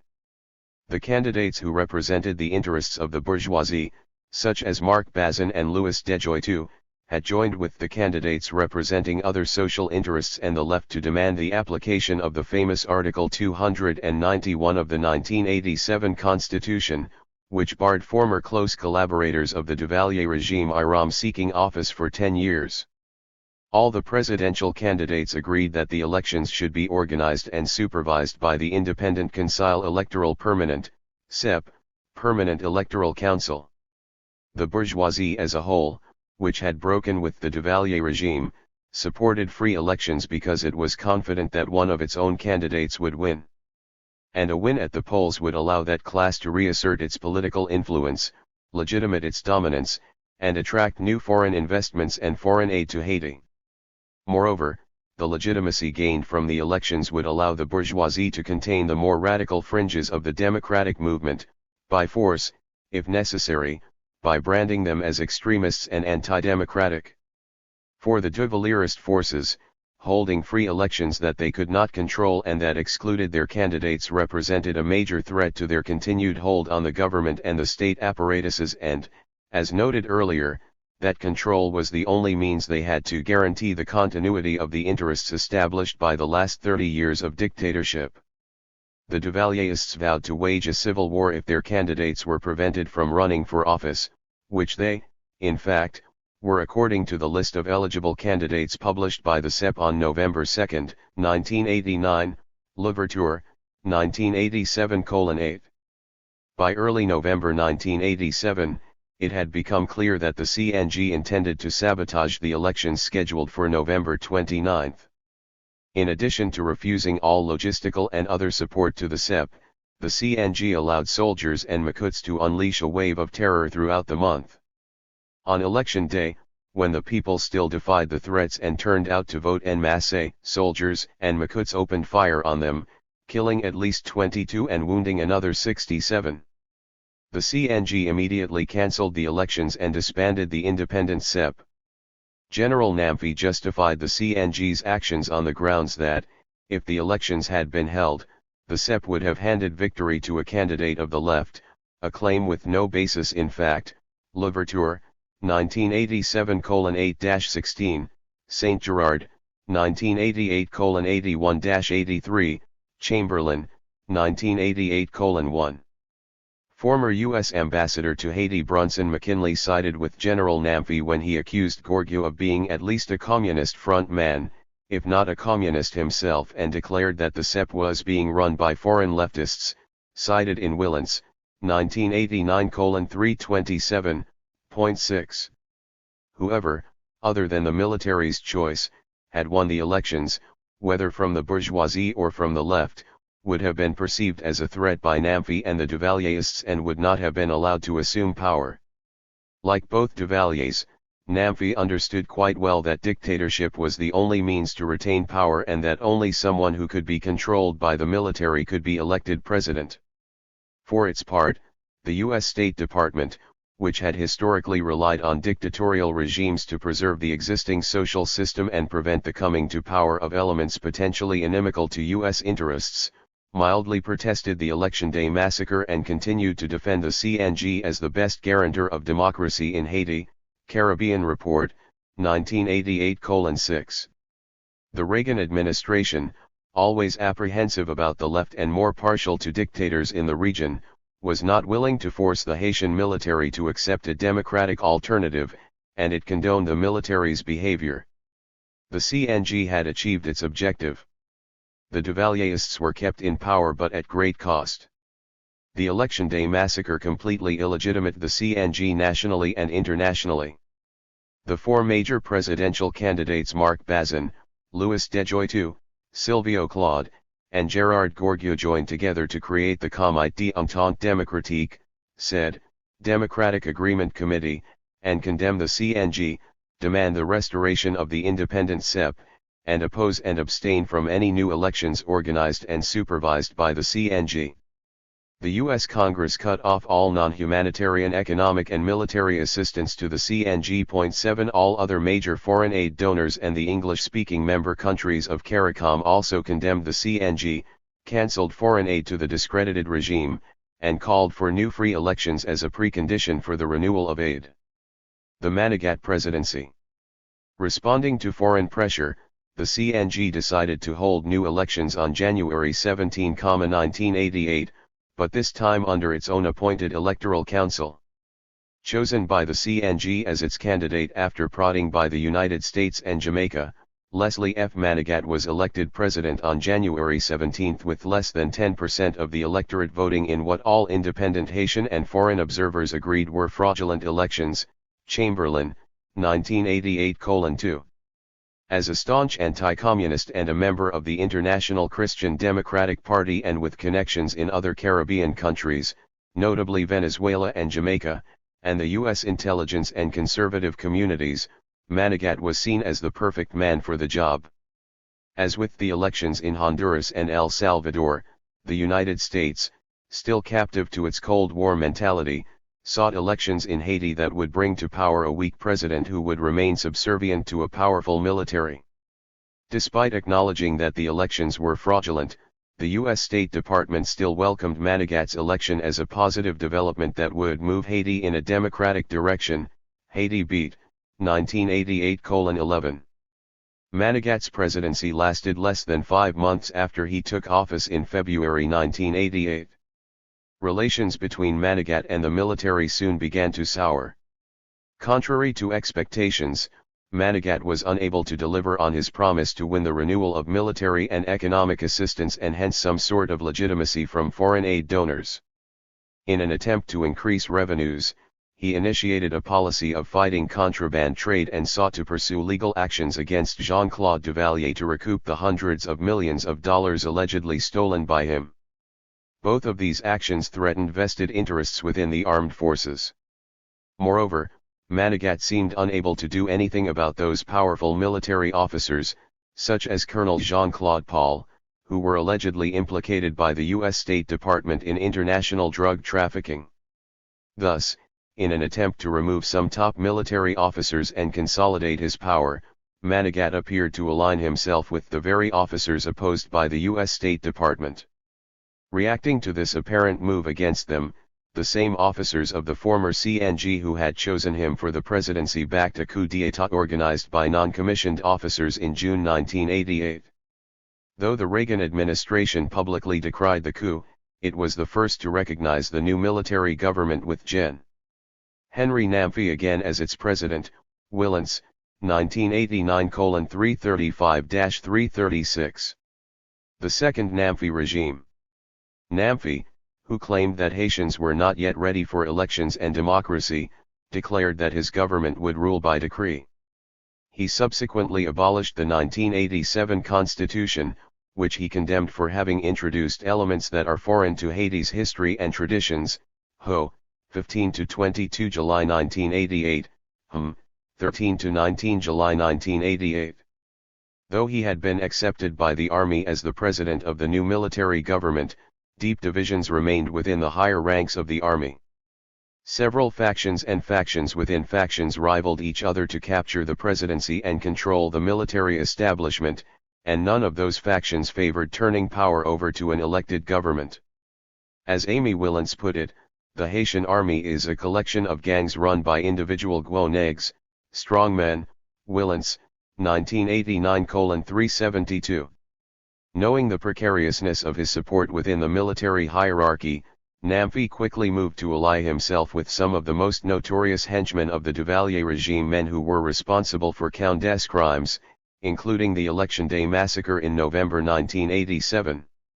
He also reintegrated many former Makuts into the army to increase his base of support among the rank and file. 24–30 August 1988, Willans, 1989:337-338. To intimidate the democratic opposition movement, Namfi unleashed a campaign of terror against various sectors, especially the progressive peasant organizations struggling for land reform and the radical liberation theology movement led by the influential priest Father Jean-Bertrand Aristide that had strong roots in the urban working class and in poor communities. Namfi's actions made it clear that he aimed to consolidate not only his own power but also that of the worst elements of the Duvalier regime. Had he been allowed to succeed, the Makuts would have regained their prominent positions in the army and in the other state agencies as well. This possibility, coupled with the increasing brutality of the second Namfi government, sparked a coup d'état on September 17, 1988. Namfi was forced to leave Haiti, and the non-commissioned officers who led the coup installed Gen. Prosper Avril as Haiti's new president. The Avril regime. The coup d'état of September 17 differed from the preceding coups in one major respect, namely, the series of demands issued by a faction of the non-commissioned officers who organized and led it. The demands included increases for the lower ranks, low-cost housing for soldiers and their families, cafeterias and medical clinics for army recruits, and medical insurance and retirement pensions for lower echelon military personnel. These demands revealed the class cleavages existing within the military. Those in the higher ranks of the officer corps were a privileged group, and they exploited members of the lower ranks, who came from the poor and unprivileged working classes.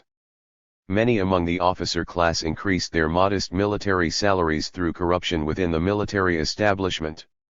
They appropriated part of the military aid funds received from the United States and part of the food rations and furniture allocated to military cafeterias and dormitories for the rank and file, then resold these goods to private merchants. They also forced the rank and file to buy uniforms more often than was necessary. T. Thomas, 1988:17. The non-commissioned officers did not restrict their demands to redressing grievances within the army.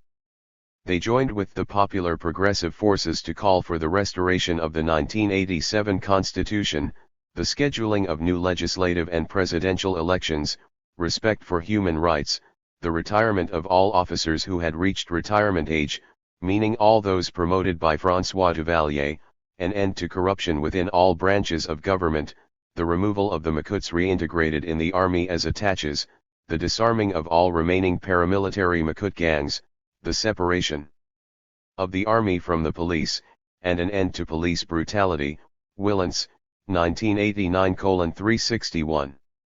As André Charlier pointed out, it appeared that some sectors of the rank-and-file soldiers finally understood Father Jean-Bertrand Aristide's message that their interests lay with the poor and the working classes, not with the wealthy, high-ranking officers and the bourgeoisie who despised and scorned them, Charlier, 1988:11-12. In addition to issuing formal demands, the progressive non-commissioned officers and rank-and-file soldiers arrested officers in the capital city and in the provinces. President Avril took advantage of the turmoil within the army to retire 57 top-ranking officers and potential rivals to his power.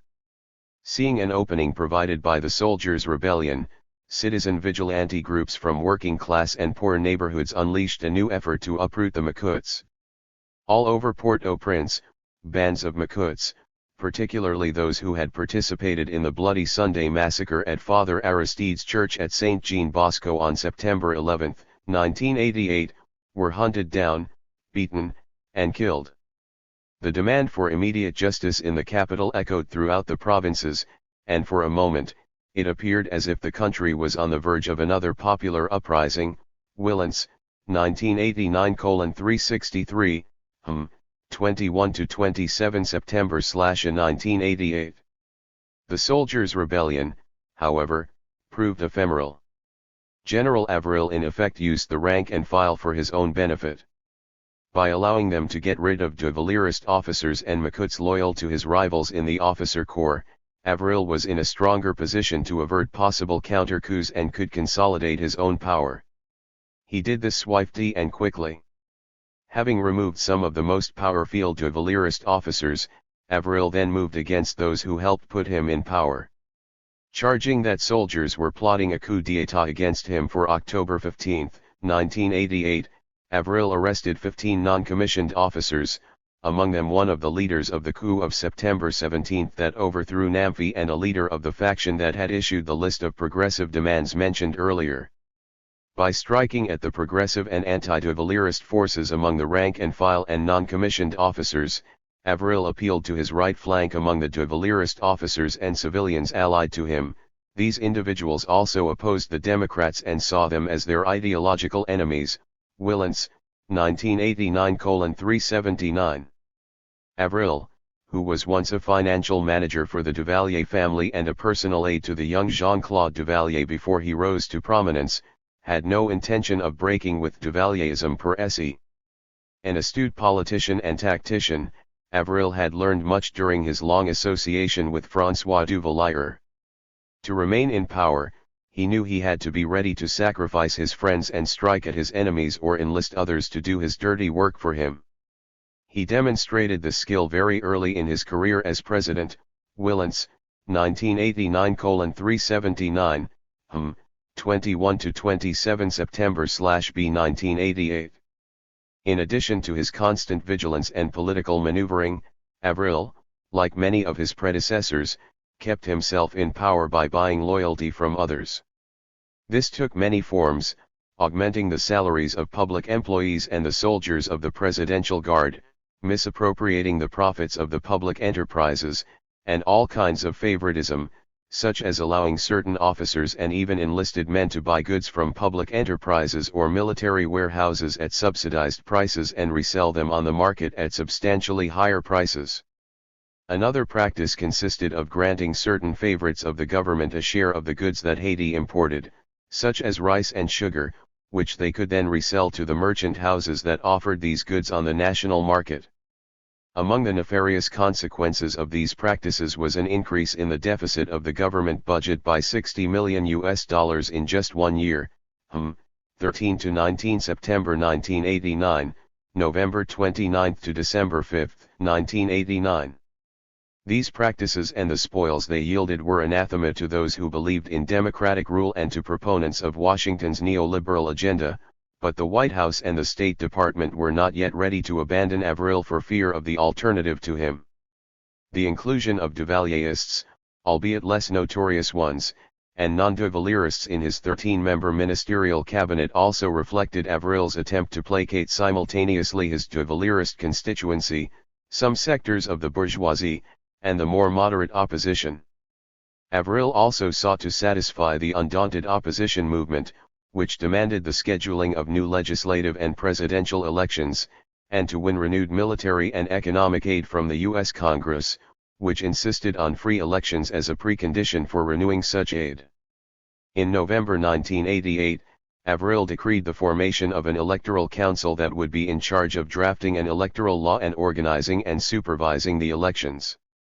Contrary to the 1987 Constitution, which required that the members of an independent electoral council be nominated by independent and representative institutions, such as the Catholic and Protestant churches, the Association of Journalists, and the human rights organizations, the members of the new electoral council were to be nominated by Avril's government and chosen from the 9 provinces of Haiti. Such a decision guaranteed that only individuals loyal to Avril would be appointed, destroying the credibility of the council from the start. 9–15 November 1988. When the new Concile Electoral, CE, Electoral Council, issued its electoral calendar in September 1989, it was not at all surprising to see that it reflected Avril's expressed desire to spread out the elections into 3 stages, starting with the municipal, followed by the legislative, and ending with the presidential. The process was to begin in April 1990 and end with the presidential elections in November 1990. Having the voting spread out in 3 stages and at different times would undoubtedly make it easier for Avril to manipulate their outcomes while keeping his promise to hold free elections, September 27 to October 3, 1989. The fall of Avril and the victory of the opposition. The U.S. Congress refused to renew economic and military aid to the Avril regime because it remained unsatisfied with the general's performance. In addition to demanding the scheduling of new free and fair elections, Congress included many other preconditions, which Avril could not meet, for the renewal of aid. Among the more important were the reinstatement of the 1987 Constitution, respect for human rights, disarming the Makuts, an end to corruption in the public administration, greater cooperation with the United States in the war on drugs, and acceptance by the military of the preeminence of civilian rule. Congress, at that time, was far ahead of the Reagan White House in its willingness to push for a democratic alternative and raise the cost to the Haitian military for not conforming to its dictates. The puzzling question is, why were Congress and the members of the Congressional Black Caucus who played a key role on the question of aid to Haiti so determined to press their demands with Avril when they had supported the Duvalier regimes and the CNG despite their refusal to hold elections, their deplorable human rights records, and their widespread corruption? The answer could be that having been deceived and embarrassed by NAMFI, the U.S. leaders were not willing to fall for Avril's promises and wanted to see concrete and sustained action on his part before resuming U.S. aid. 2 other hypotheses are more plausible.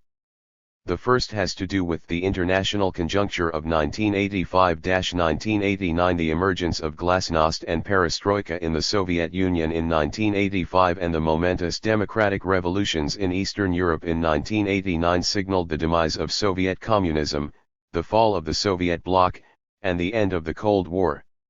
Closer to home, the Sandinista government in Nicaragua was facing a major economic crisis caused largely by the U.S.-financed Contra War. It was compelled to move considerably to the right economically in 1988 and adopt a stringent structural adjustment program to curb inflation and the rising debt burden by cutting social spending, reducing social services, lowering wages, and increasing unemployment. The Sandinistas were also on the defensive politically and agreed to hold internationally supervised elections in February 1990. Similarly, in a dramatic rethinking of their strategy after their early 1989 strategic counteroffensive, leaders of the Farabundo Martí para la Liberación Nacional, FMLN, Farabundo Martí National Liberation Front, in El Salvador decided to seek a negotiated end to the civil war and form a broad, multi-class coalition with the aim of participating in national and presidential elections. This left Cuba as the only socialist government in the region, and U.S. policymakers wanted to isolate the Castro regime as the only non-democratic government in the hemisphere. The U.S. Congress, therefore, did not want to allow a dictatorship to re-establish itself permanently in Haiti. And it saw free and fair elections as the only way to legitimate governments in the region. The Congress, if not yet the White House and the State Department, began to understand that military dictatorships were no longer needed to assure U.S. hegemony in the hemisphere, and that the Cold War containment ideology could no longer serve as an ideological cover for supporting such dictatorships. The premises of Washington's post-Cold War, New World Order foreign policy guidelines were beginning to be formulated by the U.S. Congress in shaping policy toward Haiti. The second hypothesis is that in Haiti, the Democratic left had not yet reorganized itself to face new elections by coming forth with a presidential candidate capable of offering a challenge to the other center-right candidates. If elections were held soon, one of those candidates was likely to win, and there was a good chance that the winner would be Marc Bazin, Washington's favored candidate. Bazin, who had shown his willingness to compromise with the military, would not likely pursue widespread criminal indictments against military officers and might not even challenge the preeminence of the military as an institution in Haitian politics. Even if the left won the elections, it would be powerless to implement the social and economic reforms that, when adopted by other progressive governments in the past, had irritated the United States and provoked its covert or overt interventions to undermine or overthrow these regimes. The beginning of the end of the Soviet bloc, the discrediting of socialism as an alternative to capitalism, and the global shift to anti-statist and pro-free market policies advocated by the United States and the international regulatory agencies all meant that a left-of-center government in Haiti would have little choice but to come to terms with the rules of the game of international capitalism. It would have nowhere else to turn for support. Even if the left in Haiti had not yet understood that the principles of self-determination died along with the Cold War, for the U.S. Congress, the United States had nothing to lose and everything to gain by pressing for elections in Haiti. So it decided to distance itself from the Avril regime. Avril could not meet the demands of the U.S. Congress. Controlling the government, the state apparatuses, the military, and the public bureaucracy was the principal base of power, privilege, and social promotion for the Duvalierists and their middle-class supporters. To allow free elections that would inevitably end in victory for some sector of the democratic opposition, which could then introduce reforms in public administration and the military to curb corruption and disarm the paramilitary Makut bands, was tantamount to class suicide for the neo-Duvalierist forces. And without the neo-Duvalierists, Avril was nothing. Avril sensed that Congress might be serious about its conditions for the renewal of financial aid and that his government was becoming increasingly isolated from the bourgeoisie, the Catholic Church, which had renewed its criticism of the government's human rights abuses, and the moderate opposition once willing to enter into a dialogue with him. Consequently, he reinforced his ties with the Duvalierist old guard. At the same time, in a move reminiscent of Namfi's tactics to strengthen his own power, Avril talked of defending the nation's sovereignty against foreign interference in the internal affairs of Haiti, an obvious reference to his displeasure with the U.S. Congress's recalcitrance on the aid question. He also hinted that the soldiers of the army might hold a plebiscite to have him remain as president for 5 years or more. No one, however, took Avril's nationalist pronouncements seriously. His regime, like those of his predecessors, had no legitimacy. As with the previous dictatorships, only force, not rule by popular mandate, could maintain Avril in power. The end of his administration was marked by a renewed wave of random murders, armed robberies, and repression of targeted sectors of the democratic opposition by the military and paramilitary gangs of attaches. These crimes included the arrest, torture, and assassination of leaders of independent trade unions, political organizations, and peasant cooperatives. 20–26 September 1989, Ho, 15–22 November 1989, November 29 to December 6, 1989. The insecurity created by these practices was designed to spread panic among the population and disarm the opposition. These tactics were similar to the ones adopted by the CNG when it faced an opposition movement determined to struggle for the election of a civilian government as a precondition to a transition to democracy, precisely the situation confronting Avril. The opposition had launched a call for unity against dictatorship, and different organizations formed alliances to consolidate their forces. 25 political organizations, including many of the left of center and radical groups, joined together to form the Common Front Against Repression. Marc Bazin's center-right party, the MIDH, formed an alliance with the center-left party Nationalist Progressist Revolutionnaire Haitien, PENPRA, Progressive Revolutionary Nationalist Haitian Party, led by the socialist Sergis Gil, and the Movement National Patriotique 28 November, MNP 28, National Patriotic Movement 28 November, to form the Alliance Nationale pour la Démocratie et le Progrès, ANDP, National Alliance for Democracy and Progress. 6 other parties also called for the unconditional departure of the Avril government and the temporary transfer of power to the Cours de Cassation, Haiti's highest court of appeal, in accordance with the Constitution, 6–12 December 1989, Ho. 1–8 November 1989, 29 November 6 December 1989. Avril responded by stepping up his attacks against the opposition between November 1989 and January 1990 in a manner that revealed the true de Valériste colors of his regime. He also sought unsuccessfully to obtain financial support from Taiwan. Rebuked by all sectors, Avril eased up on his repressive measures and called for a dialogue with the moderate opposition, but to no avail. Washington and Paris remained silent and indifferent to these moves, with the former insisting on its demand to restore constitutional rights and the electoral process, and the latter cancelling a planned visit to Haiti by the French Minister of Cooperation and Development. Most sectors of the opposition renewed their call for unity and for Avril's departure, and the ANDP, which was most moderate in its demands and once willing to dialogue with the regime, was steadfast in maintaining its conditions for participation in the elections. These included respecting the Constitution, allowing the return of exiled political leaders, modifying the electoral calendar to hold presidential and parliamentary elections simultaneously, and having those elections supervised by the United Nations. More damaging still for Avril was the resignation of his ambassador to Washington, who declared that the regime's recent violations of human rights made free elections and a transition to democracy impossible in Haiti.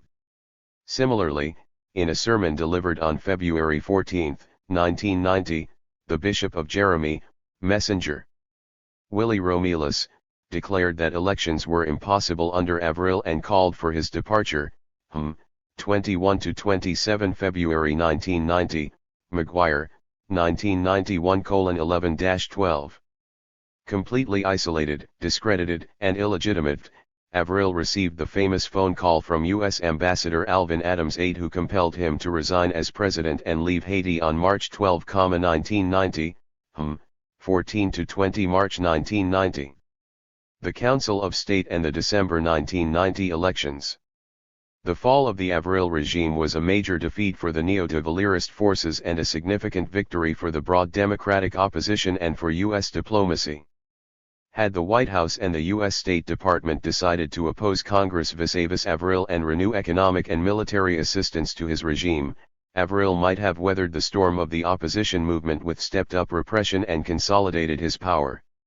Likewise, had the popular opposition movement not been united against Avril and the preceding regimes, and had it not shown its determination to press for a democratic alternative despite the brutality and large-scale repression it suffered at the hands of the successive military governments, the concentration and prolongation of power by the de Valériste forces after 1986 would have been a fait accompli. It was not a given that the fall of Avril would lead to the formation of an interim civilian government and the organization of democratic elections under international supervision. Here again, the unity of the opposition movement, at least in terms of its desire for a democratic alternative, allowed it to seize the moment and take advantage of the opening created by Avril's defeat. Moreover, the internecine conflicts within the higher ranks of the army split it in such a way that no military officer dared seize power. The combination of the absence of another military strongman capable of taking power and the momentum of the democratic opposition led to the creation of an innovative transitional power-sharing formula that neutralized the neo-de Valerists, for a time, and paved the way for the December 1990 elections. The democratic opposition, temporarily unified under the umbrella of the Assembly de Concertation, the Unity Assembly, formed a transitional government. The government comprised a provisional president chosen among the Supreme Court justices, a 9-member ministerial cabinet, and a council of state that included representatives of the 11 political parties that formed the Unity Assembly, plus the Comité Anzan pour une Constitution, Unity Committee to honor and respect the Constitution, headed by Father Antoine Adrien.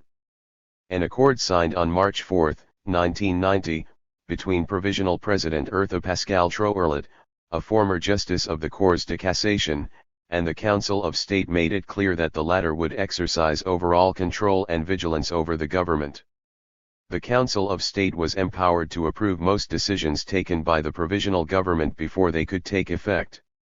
They included, the nomination of the ministerial cabinet, all decrees issued by the President, all treaties, agreements, and international conventions that were negotiated by the provisional government and that were not binding for the democratically elected government to be, and the overall economic and political orientation of the provisional government. Equally as important, the Council of State retained the right to veto presidential decisions and the right to a vote of no confidence against the government, by a 2/3 majority of the members of the Council of State. By contrast, the provisional president did not have the power to dissolve the Council of State, 7-13 March 1990. In actual practice, relations between the president and the Council of State soured as President Pascal Troerlet tried to usurp the prerogatives of the Council and exercise power independently. Contrary to the stipulations of the March 4 Accord, Pascal Troerlet nominated members of her cabinet and heads of state agencies and even issued presidential decrees without consulting the Council.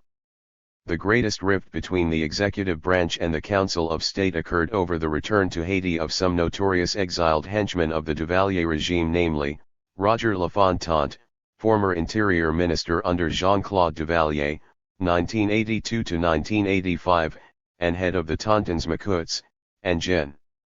Williams Regala. Haitian and international human rights organizations accused Lafontant of supervising the torture of prisoners and persecuting members of the clergy and the press. Regala was accused of complicity in the massacre of voters in the November 1987 elections, French, 1990, Chamberlain, 1990 A7, 15–22 August 1990. Standing behind the principle that the separation of powers prevented the interference of the executive branch with the judicial system, Provisional President Pascal Troerlet deferred the enforcement of the warrants to the courts. The courts, in turn, passed the responsibility on to the police, who refused to act. Infuriated by this game of passing the buck, the Council of State responded by issuing a deadline for the provisional president to resign if she did not take action against Lafontant and Regala. The intervention of the U.S. ambassador and a split within the Council of State, however, allowed Pascal Troerlet to survive. Those members of the Council who were also presidential hopefuls believed, along with the CEP and the U.S. ambassador, that to force the resignation of Pascal Troerlet and dissolve her government was a dangerous adventurism that would set back the electoral process. They therefore dissociated themselves from the call for her resignation, Chamberlain, 1990 B7. For their part, the Duvalierists understood quite well the significance of the Council of State at that point in Haiti's history. It was a product of the popular struggles and an expression of the aspirations of the democratic forces. As such, the Council's primary objective was to create the conditions needed for organized elections and the transition to democratic government. To this end, the Council intended to be guided by the articles of the 1987 Constitution, including Article 191, which called on the Independent Conseil Electoral Permanent to develop electoral laws and organize and supervise elections. This the Council did. It reinstated the CEP that NAMFI had dissolved in 1987.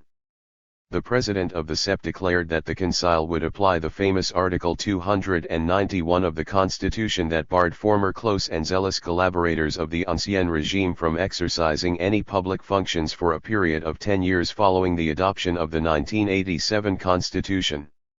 When this article had been strictly applied in 1987, the Duvalierists responded by massacring voters in the November 1987 elections, and it was anticipated that they would do so again this time around. Taking the offensive, the neo-Duvalierists attempted to deepen the rift between President Pascal Trouerlet and the Council of State.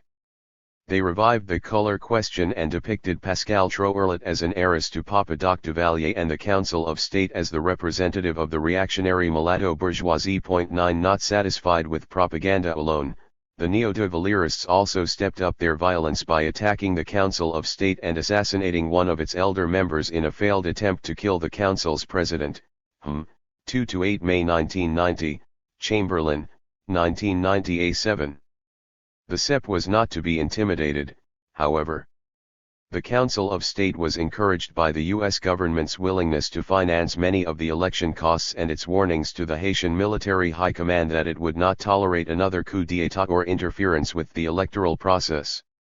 In early October 1990, the UN and OAS decided to send unarmed observers to supervise and provide security during the voting process, and the CARICOM countries offered support and practical help as well. With such international backing, the CEP finally set the presidential and parliamentary elections for December 16, 1990, Danrock, 1990:109-111, 306, Chamberlain, 1990 B7. 4. The Prophet Armed, Jean-Bertrand Aristide's Liberation Theology and Politics. Enter Jean-Bertrand Aristide. The scheduling of elections for December 1990 demonstrated the resolve of the opposition movement and the pro-democratic forces to put an end to dictatorship and build a modern and democratic Haiti. Not everyone in the PROC camp, however, saw the upcoming elections in the same light. For the sectors of the privileged classes who understood the necessity of a democratic government, the elections represented an opportunity for a pro-bourgeois candidate to gain political power and form a legitimate government that could also contain the more sweeping demands for change emanating from the grassroots movement. For the more progressive and left-of-center organizations, the elections represented a major dilemma.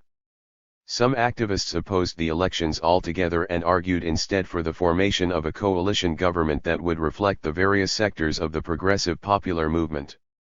Other organizations and activists engaged in a divisive debate about the desirability and possibility of democratic elections, given the continuing violence against the Council of State and the popular democratic forces by uncontrolled sectors of the military and Macoute thugs who acted with impunity. While that debate went on, the Neo-Duvalierist Party, l'Union pour la Réconciliation Nationale, URN, Union for National Reconciliation, put forward its standard-bearer, Roger Lafontant, as its candidate for president. At that point, Aristide responded to the challenge by declaring himself a candidate for the presidency. He did not withdraw when, as anticipated, the CEP later disqualified Lafontant and several other candidates, including former President Leslie Manigat. Over the years since the overthrow of the Duvalier regime, Aristide had emerged as the single most important symbol of resistance to the ignominious, larcenous, and barbaric neo-Duvalierist dictatorships. His humble origins also set him apart from most other candidates, who were from well-to-do backgrounds, and played a major role in his identification with the impoverished majority and their allegiance to him. Born in 1953 to a property-owning peasant family of modest means in Port Salut in southern Haiti, Aristide soon moved to Port-au-Prince, where he began his education with the Salesian brothers at the age of 5. Having decided to become a priest very early in his life, he entered the Salesian seminary in Cap Haitien in 1966. After completing his seminary studies at the age of 21, he spent his novitiate in the Dominican Republic and went on to study philosophy, psychology, and theology in Haiti, Canada, Greece, Israel, and Italy.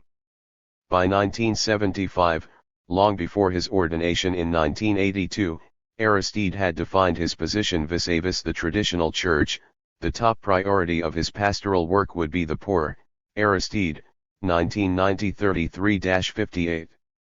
This preferential option for the poor is a basic tenet of liberation theology. It implies not only identifying with the poor and their suffering but also, and more important, the commitment to work alongside them and join them in their struggle for liberation.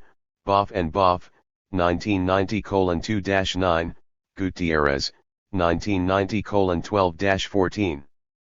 This commitment is grounded in the social analysis we use, or in human compassion, and in the final analysis, in the God of our faith.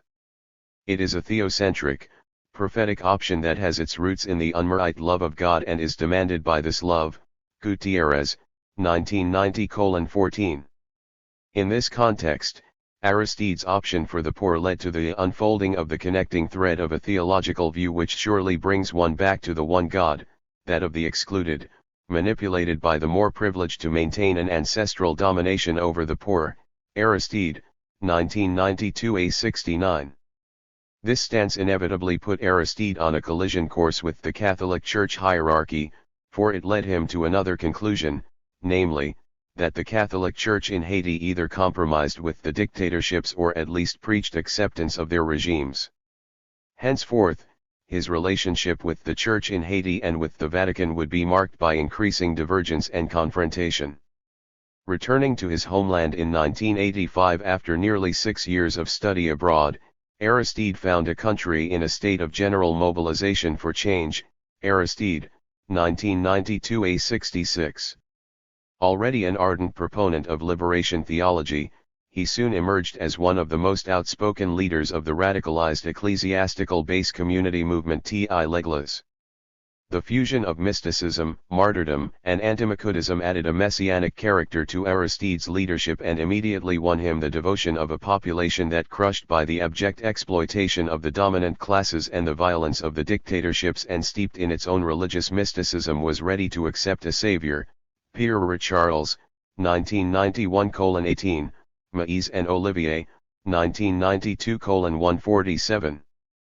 Through his words and actions, Aristide revealed a charismatic authority. He had developed what A.W. Singham argued was needed by a charismatic leader, a keen understanding of the cultural and social relations that govern the lives of the ordinary people, coupled with the ability to express their grievances in national terms and to exploit his personal relationship with them to build a mass movement. Singham, 1968:148. As sociologist Max Weber argued, the charismatic hero does not obtain his authority from established orders or official enactments. Rather, it is through actions by performing miracles or heroic deeds that the charismatic leader proves his powers. The recognition of a charismatic leader by the followers derives from the surrender of the faithful to the extraordinary and unheard of, to what is alien to all regulation and tradition and therefore viewed as divine. When thus established, this charismatic authority is not subject to formal laws and regulations but derives its objective laws from the highly personal experience of divine grace and godlike heroic strength and rejects all external order solely for the sake of glorifying genuine prophetic and heroic ethos. Weber, 1978, Volume 2:1114-1115.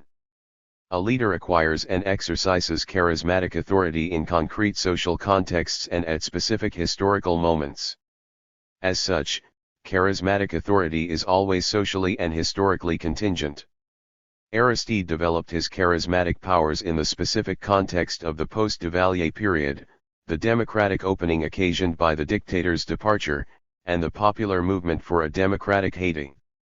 That opening made it possible for Aristide to deliver his sermons at St. Jean Bosco Church and in his radio broadcasts, through which he inspired his followers, gave them hope, explained to them the nature of the system that imprisoned and impoverished them, and galvanized them into action against the Duvalier regime and its military successors. His attacks were not limited to the Duvalierists and the Macoute system, they were also directed at the United States, which he referred to as the cold country to the north, the Catholic Church hierarchy, and members of the bourgeoisie for their collaboration with the dictatorships and their roles in the exploitation and oppression of the people. Sontag, 1990, Willens, 1990 XXX. Aristide likened Haiti to a prison, where the rule of the game was that the prisoners, i.e., the poor and oppressed, were presumed guilty by virtue of being poor. They had to accept their plight, i.e., their prison sentence, without protest, without discussing their social conditions with their fellow prisoners, and without organizing to defend their rights and their interests for fear of worse cruelty or death. Aristide, 1990-34. In Aristide's view, the Duvalierists intended to maintain power at any cost, and to that end, they deployed systematic violence and repression against the population. The Duvalierists sought to preserve power not simply for its own sake but also because it enabled them to plunder the public treasury for their own benefit. The state and the government were run like an organized gang, with the Duvalier family originally at its head. Yet even with the Duvaliers gone, Aristide had likened them to the king and queen in a chess game. The bishops, knights, and rooks, meaning the lower officials of the regime, remained to perpetuate the system. The military commanders linked to the cistern had become a mercenary force. And the lower echelons of the military, particularly the rural police and section chiefs, benefited from the system principally by extortion and by terrorizing the population. Aristide, 1990:26, 1992 A70-71. The Duvalierists, whom Aristide often simply referred to as the Macoutes, formed an alliance with the moneyed and propertied oligarchy and protected its interests. In return, part of the profits of the oligarchy went to finance the Macoutes. The Haitian bourgeoisie, which includes the landed and commercial industrial oligarchy and represents a tiny fraction of the population, is in reality nothing more than a comprador bourgeoisie that mediates between foreign capital and the national economy. Its primary concern is to enrich itself by exploiting the people as much as possible and without regard for their welfare. Aristide, 1990:6-9, 1992 A71, 74-76. The whole system was shored up by the imperialists from the cold country to the north through their military and financial aid. In short, the government and the oligarchy were devoid of any meaningful development or social project save that of enriching themselves and maintaining the population in a state of ignorance and misery. Aristide, 1990:7-8, 1992 A71, 76. Aristide reserved his most detailed and biting criticism for the hierarchy of the Catholic Church. As a liberation theologian and a leader of the TKL movement, he opposed and struggled against the church hierarchy because it colluded with the bourgeoisie and the dictatorships to exploit and oppress the poor and working people. The church leaders also sought to suppress the growth of the TKL movement among the rebelling rank-and-file priests, as well as the work they were doing among the poor. Aristide, 1992 A58-60. The structure of the church, Aristide maintained, is similar to that of a multinational corporation, such as United Fruit, Gulf and Western, or National City Bank. The Pope, as the chief executive officer, presides from the headquarters in Rome over the branch plants the churches all over the world. The principal task of the Pope qua chief executive officer is to protect the international interests of the corporation and to ensure its efficient operation, uninterrupted growth, and profitability. He also must maintain cohesion and prevent dissension among the shareholders and the managers, the archbishops and the bishops, and the rank-and-file employees, the priests and nuns who execute the orders from above. What sets this multinational corporation apart from all the others, and, in a sense, makes it more powerful, is its possession of a secret weapon that allows it to secure the allegiance and passivity of the final consumers, who are the people. That weapon is belief, the long-established belief of the people, in the word of the Church. Aristide, 1990:20-21. Aristide continued. The man in Rome and his colleagues are able to wrap company policy up in the proud yellow and white flag of the Church. They can pronounce and prettify efficiency actions using the beautiful words of the Bible. They can dress up their officers and parade them around the church as men of God. They can take the policies of United Fruit, Gulf and Western and the National City Bank, all multinational corporations like the church with the same interests and package them along with their own policies, and call that package truth. Aristide, 1990:21. The reactions of the church hierarchy and the dominant classes to Aristide's views further reinforced the bond between him and his followers. As the popular struggles against the post-1986 military rulers intensified and Aristide gained a prominent leadership role in them, the church hierarchy, the conservative sectors of the bourgeoisie, the United States, and the military governments saw him as a dangerous, radical firebrand. The church authorities tried to silence him by transferring him to a parish outside Port-au-Prince. But each time an attempt was made to silence Aristide, his supporters responded by occupying his church at St. Jean Bosco and the Port-au-Prince Cathedral, forcing the authorities to back down. Failing to achieve their objective with these measures, the Salesians, with the approval of the Vatican, finally expelled Aristide from the order in 1988 for preaching violence and class struggle. Sontag, 1990, Willens, 1990:15. In response to his expulsion, Aristide drew an analogy between himself and Jesus Christ and said that it doesn't really matter whether I have a church or an order, after all. Jesus Christ, you'll remember, was not a priest, cited in Sontag, 1990. Aristide's defense against the government and the church accusations that he was preaching class struggle and revolution was that, under certain circumstances, it was legitimate for the people to defend themselves against the brutality and systematic attacks of the powers that be. As Aristide saw it, the conditions that existed under the post-Duvalier military governments, which had reacted viciously to the popular movement for social change and democracy, demanded that the people defend themselves. Aristide maintained that it was the privileged classes, including the military rulers and the church hierarchy, who, through their greed, selfishness, indifference, and unwillingness to share wealth and power with the poorer classes, bore responsibility for the class warfare they accused him of advocating. Aristide, 1990:15-17. Turning the argument against his accusers, Aristide offered a simple choice to the privileged classes, i.e., those he referred to as eating at the great table. Either they could avoid class warfare by agreeing to share their wealth and power with the poor, or they could accept the alternative.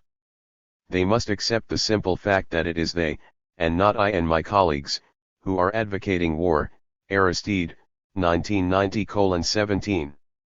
One image that Aristide often evoked in his discourse was that of the bourgeoisie sitting at a vast table covered in white damask, and eating steaks and pâté and veal flown in from across the water, while the rest of my countrymen and countrywomen are crowded under that table, hunched over in the dirt and starving. Aristide, 1990:9. This situation, he argued, was violent and one day would lead the people under the table to rise up in righteousness, and knock the table of privilege over, and take what rightfully belongs to them. Brothers and sisters, it is our mission to help them stand up and live as human beings. Aristide, 1990:9. Pushing his analysis further and in keeping with the materialist or historico-structural perspective that liberation theology borrowed from Marxism, Boff and Boff, 1990:27-28, Aristide sought to explain the laws that governed human communities in the extant relation of forces. Life unveils a politics that does not look for the common good but which is based on the relations between exploited and exploiters. The exploiters justify and legalize the exploitation of a majority by a minority. From this human reality whence emerges a negative force, because it does not correspond to the common good and is opposed to justice, there also emerges an opposite force. We thus have the force of politics in which the weak suffers the exploitation of the strong, and the divine force from which the weak rises to re-establish an equilibrium of justice. In other words, theology and politics bring us at the heart of history. Aristide, 1992b17. Aristide's view here corresponds to the classic tenets of liberation theology, which locate the primary cause of poverty and oppression in the socio-economic organization of capitalist society. Within that society, some, the workers, are exploited, and others, the underemployed, unemployed, and other marginalized groups, are excluded from the production process. Due to this exploitation and exclusion, the poor are denied access to adequate food, housing, healthcare, and education, as well as respect for their personal dignity, self-expression, and freedom. Boff and Boff, 1990:26, Gutierrez, 1990:8. At this point, it may be useful to make a distinction between liberation theology and Marxism. For Marx and Engels, the working class was the only class that could emancipate all of human society because its structural location in the relations of production enabled it to abolish its own and all other modes of wealth appropriation.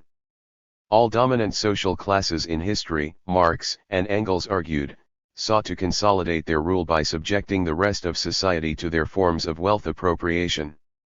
They succeeded in becoming ruling classes and subordinating other classes because theirs were either movements of emergent minorities or movements led in the interests of minorities. By contrast, the proletariat, because it was the lowest stratum in capitalist society with no other classes below it to exploit, could not stir, could not raise itself up, without the whole superincumbent strata of official society being sprung into the air. Marx and Engels, 1978:482. As Mike Wood also argued, the working class and its struggles remain at the center of the Marxist theory of social change because that theory locates the exploitation and political oppression of the working class in the relations of production characteristic of capitalist society. The Marxist proposition that the working class is potentially the revolutionary class is not a metaphysical abstraction, rather, it stems from the materialist premises of the theory. Mike Wood, 1986:14. From this, it also follows that 1. The working class is the social group with the most direct objective interest in bringing about the transition to socialism. 2. The working class, as the direct object of the most fundamental and determinative though certainly not the only form of oppression, and the one class whose interests do not rest on the oppression of other classes, can create the conditions for liberating all human beings in the struggle to liberate itself. 3. Given the fundamental and ultimately unresolvable opposition between exploiting and exploited classes, class struggle must be the principal motor of this emancipatory transformation. And 4. The working class is the one social force that has a strategic social power sufficient to permit its development into a revolutionary force. Mike Wood, 1986:14-15, emphasis in original. Marxism is concerned first and foremost with the creation of a socialist society. The liberation of the working class, by the working class itself, is the necessary, if not sufficient, precondition for the emancipation of other oppressed groups. Only by becoming masters of the productive forces, Marx and Engels, 1978:482, can the working class carry out fundamental, structural changes in the social relations of production as well as in the political relations of domination.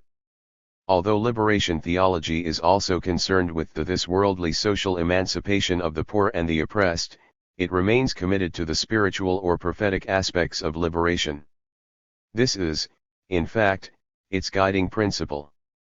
In its more classicist interpretation, liberation theology borrows heavily from the Marxist tenets and emphasizes the exploitation, oppression, and struggles of the socio-economically oppressed over other forms of oppression and discrimination, such as racist, ethnic, or sexual oppression.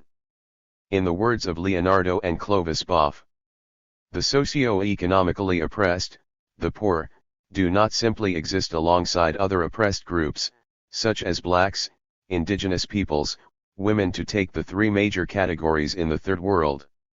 No, the class oppressed, the socio-economically poor, are the infrastructural expression of the process of oppression. The other groups represent superstructural expressions of oppression and because of this are deeply conditioned by the infrastructural. This shows why, in a class-divided society, class struggles which are a fact and an ethical demonstration of the presence of the injustice condemned by God and the Church are the main sort of struggle. Boff and Boff, 1990:29. Today, being poor has increasingly come to mean standing up and struggling for justice, peace, freedom, and more democratic participation in society, as well as organizing to live their faith in an integral way and being committed to the liberation of every human being. Gutierrez, 1990:8. Liberation theology is about liberation of the oppressed in their totality as persons, body, and soul, and in their totality as a class, the poor, the subjected, the discriminated against. Boff and Boff, 1990:28-29. The selective affinity between liberation theology and Marxism reflected in these ideas means that, like the Marxist premise that the workers themselves must be the agents of their own liberation, liberation theology defines the poor not simply as objects of charity or as passive victims of their oppression but also as the active agents of their own liberation. Lowy, 1993-36, Boff and Boff, 1990:25-28.1. The selective affinity or compatibility between liberation theology and Marxism does not mean that liberation theologians cease being concerned with their prophetic mission or that they abandon their faith in Jesus Christ or in the Catholic Church's magisterium. C. Dussel, 1992, Lowy, 1993. As Boff and Boff put it, because of its materialism and atheism, Marxism can be a companion on the way, but never the guide, because there is only one teacher, the Christ. Boff and Boff, 1990:28, emphasis in original. So, although liberation theology and Marxism may be compatible at some level, they remain at odds in other essential respects. There are, then, at least two currents within die liberation theology movement. In the first or more classist current, liberation theologians like Boff and Boff see the working class as the primary agent in the emancipatory project. In the second or more populist current, proponents like Aristide view the poor, the exploited, the excluded, and the marginalized, not the working class, as the agents of social change. Whereas the classist interpretation implies that nothing short of a socialist society organized primarily in the interest of and led by the working class will result in human liberation, the populist interpretation permits compromise. It adopts what could be called an agnostic position on the type of alternative social order that could render justice and equality to the poor and the oppressed. Aristide not only adopted the populist and agnostic version of liberation theology but also tended to emphasize its prophetic side in his writings and sermons. He used it to justify the this-worldliness of the liberation of the oppressed Haitian masses. As he put it, the liberating faith allows the believer to be in deep communion with the God who is present, in good as in bad times. God of life, he lives for all. Such is the God of Jesus Christ in whom we believe. This theological dimension certainly sustains a people struggling against corruption with neither economic nor armed power. It is thus fair to believe that the relation of forces manifests itself clearly at the heart of this drama. It is the theological force resisting the political forces which use money and weapons to fight the poor. The God of the Haitian people is called the force of resistance, resistance against the Makuts and against all wrongs. Aristide, 1992b67. The fact that he advocated social justice and equality for the poor and the oppressed earned him the bitter enmity of the military rulers, the bourgeoisie, and the church hierarchy. These groups were not in the least interested in the subtle theoretical differences between the classist and the populist tendencies within a doctrine that they considered dangerous and threatening to their interests. To them, Aristide was simply a communist and nothing more. On 3 occasions, the government of General Namfi tried to assassinate Aristide, but he always escaped unharmed. 2 For Aristide, these failed assassination attempts were a powerful demonstration of the ability of a weak force to vanquish a strong force, and they represented a victory not only for Aristide himself but also for the Haitian people in general. Aristide, 1990:62. Put another way, they represented God's energy manifesting itself in the people. In reference to the assassination incidents, Aristide wrote, "Thus would God have us walk through the valley of death and find ourselves, our voyage at the end, at the sunlit crossroads of life, so would God have us travel nightmarish highways of rain and gloom and murder only to pull into a carefree village at sunrise in our exhausted car with 4 tires flat, so would God have us fight for life in the battlefields of blood and entrails, and harvest life from fields of bones and ashes. There in the wasteland when you had not thought to find life, you will suddenly find the signs of God's renewal, blooming and flowering and bursting forth from the dry earth with great energy, God's energy. Aristide, 1990:64. The Triumph of the Prophet. Aristide emerged stronger than ever from his confrontations with the church and the military, and he earned a reputation as the nemesis of the Macoutes and Duvalierism. He came to be seen, in fact, as the icon of anti-Macoutism. Equally important, by appearing to be undaunted by the assassination attempts, Aristide proved his prophetic quality to his followers. He confronted the forces of evil and emerged victorious. It was understandable, then, that he galvanized the population behind him when he decided to run for president. For them, Aristide, already known through his radical sermons and his pastoral work, was the only one who could stand up to and not compromise with the Macoutes and who, guided by the light of God, could rid the country of the Duvalierist scourge that had terrorized and devastated the entire society. Maïs and Olivier, 1992:147. The decision to run for president represented a major about-face for Aristide. As recently as April 1990, Aristide asserted that he was free of the disease known as presidentialism, that is, the incurable sickness manifested in the desire to become president of Haiti that afflicted many Haitian politicians. Up until 2 weeks before he declared his candidacy, he was stating that the elections, desired by the United States, would solve nothing for the Haitian people. He had remained one of the strongest proponents of linkage among the left opposition leaders, meaning that genuinely democratic elections could not be held until the criminals of the Duvalierist regime had been brought to justice. Aristide, 1992:136, Herod, 1990:3.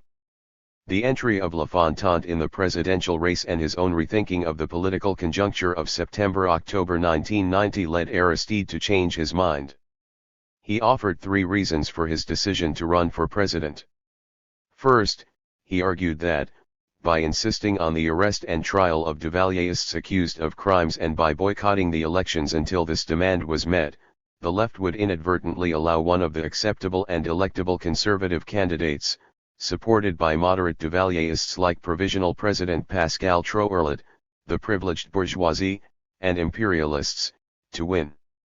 The United States wanted the elections, and a sector of the bourgeoisie wanted to revive the dictatorship for its own benefit. Aristide believed that, despite her failure to take action, Pascal Trouerlet was more moderate than the hardcore Duvalierists such as Namphy or Avril. And even if Pascal Trouerlet's intentions regarding the elections were unclear, the Council of State and the United States were determined to hold them. As Aristide saw it, the elections would be held, and unless a candidate from the people entered the race, the field would be open only to those opposed to changing the status quo. He also realized that because these elections would be supervised by international observers, their outcome and the winner would have unprecedented legitimacy. In his words, woe betide the non-participants. Aristide, 1992:138.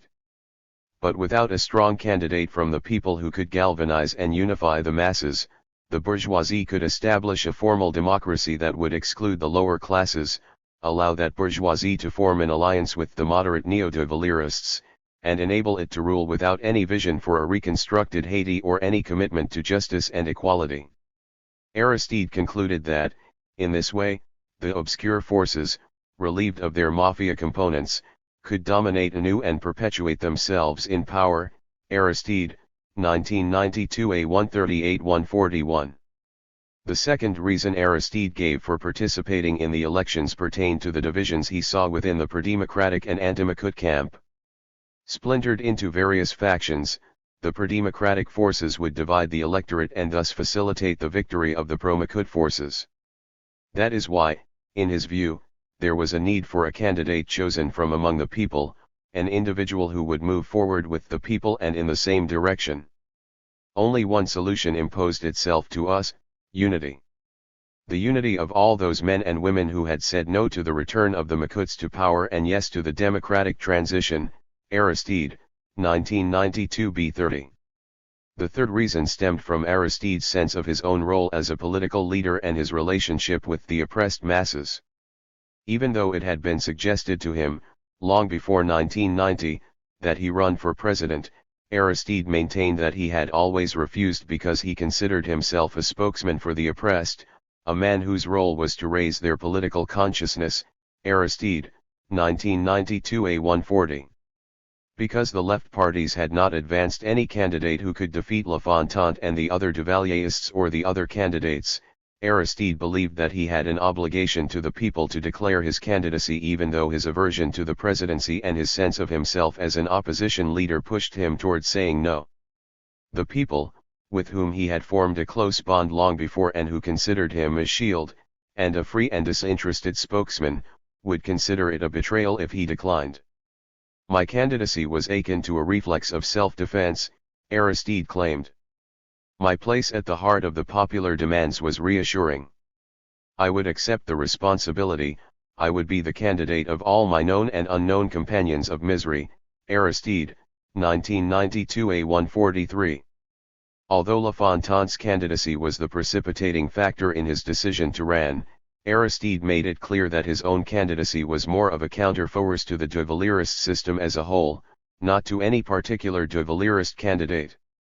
This is why he decided to stay the course even after L'Enfant and Claude Raymond, two of the most hardcore barons of Duvalierism, were disqualified by the CEP from running for president. 3 Aristide had a problem with the system that produces these individuals. Even if L'Enfant leaves, we cannot say that we are saved. It is like with Jean-Claude Duvalier. Article 291 is not for L'Enfant only, it is to ban all Duvalierists. 31 October 6 November /B 1990. As a charismatic liberation theologian, Aristide ultimately came to see his candidacy as a messianic mission. It has often been written that I considered myself more and more as a prophet, Aristide wrote, but I only had the impression of obeying the word of God and of being the representative of communities which, themselves, were certainly prophetic. Aristide, 1992 a143. Denying that he was the Messiah and asserting that he owed whatever political vision he possessed to those who have walked beside me, Aristide nonetheless went on to draw an analogy between Jesus Christ and himself, as he had done on earlier occasions. Unlike others who saw Jesus as a divine being, Aristide viewed him as a fully human being from whom the divine emerged. He was so human that he was God. That is why I accepted finally to discover, to experiment with the complementarity between the priest and the president. If the people put forth so much energy for their priest candidate, it is because they distinguish the human capable of bringing about a new political partition and to advance toward another land of justice, love, and respect. Aristide, 1992 a143-144. Aristide made the same point in still another way. The historical eruption of the poor onto the political scene, he argued, was actually God rising up in the lives of those individuals.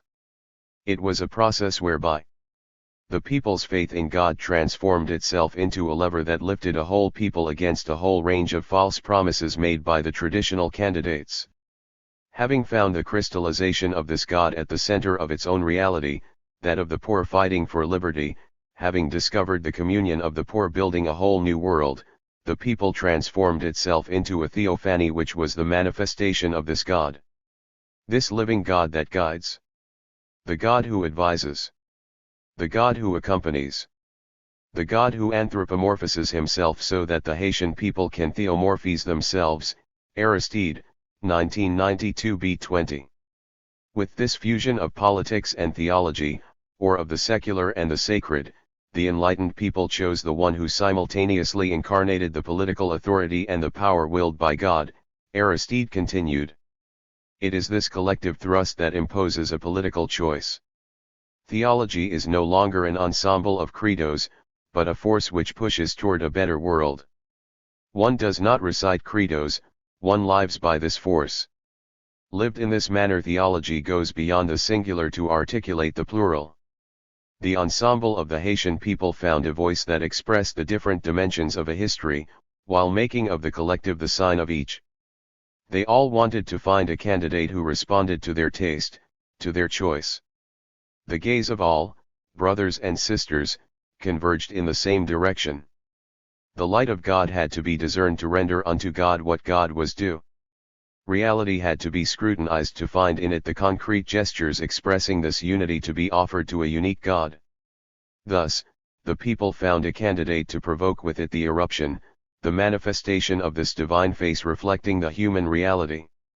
On the 18th of October, the chosen candidate understood that he also had to live this theological density by accepting to espouse the collective causes and demands, thereby rejecting his first choice, i.e., turning down the candidacy.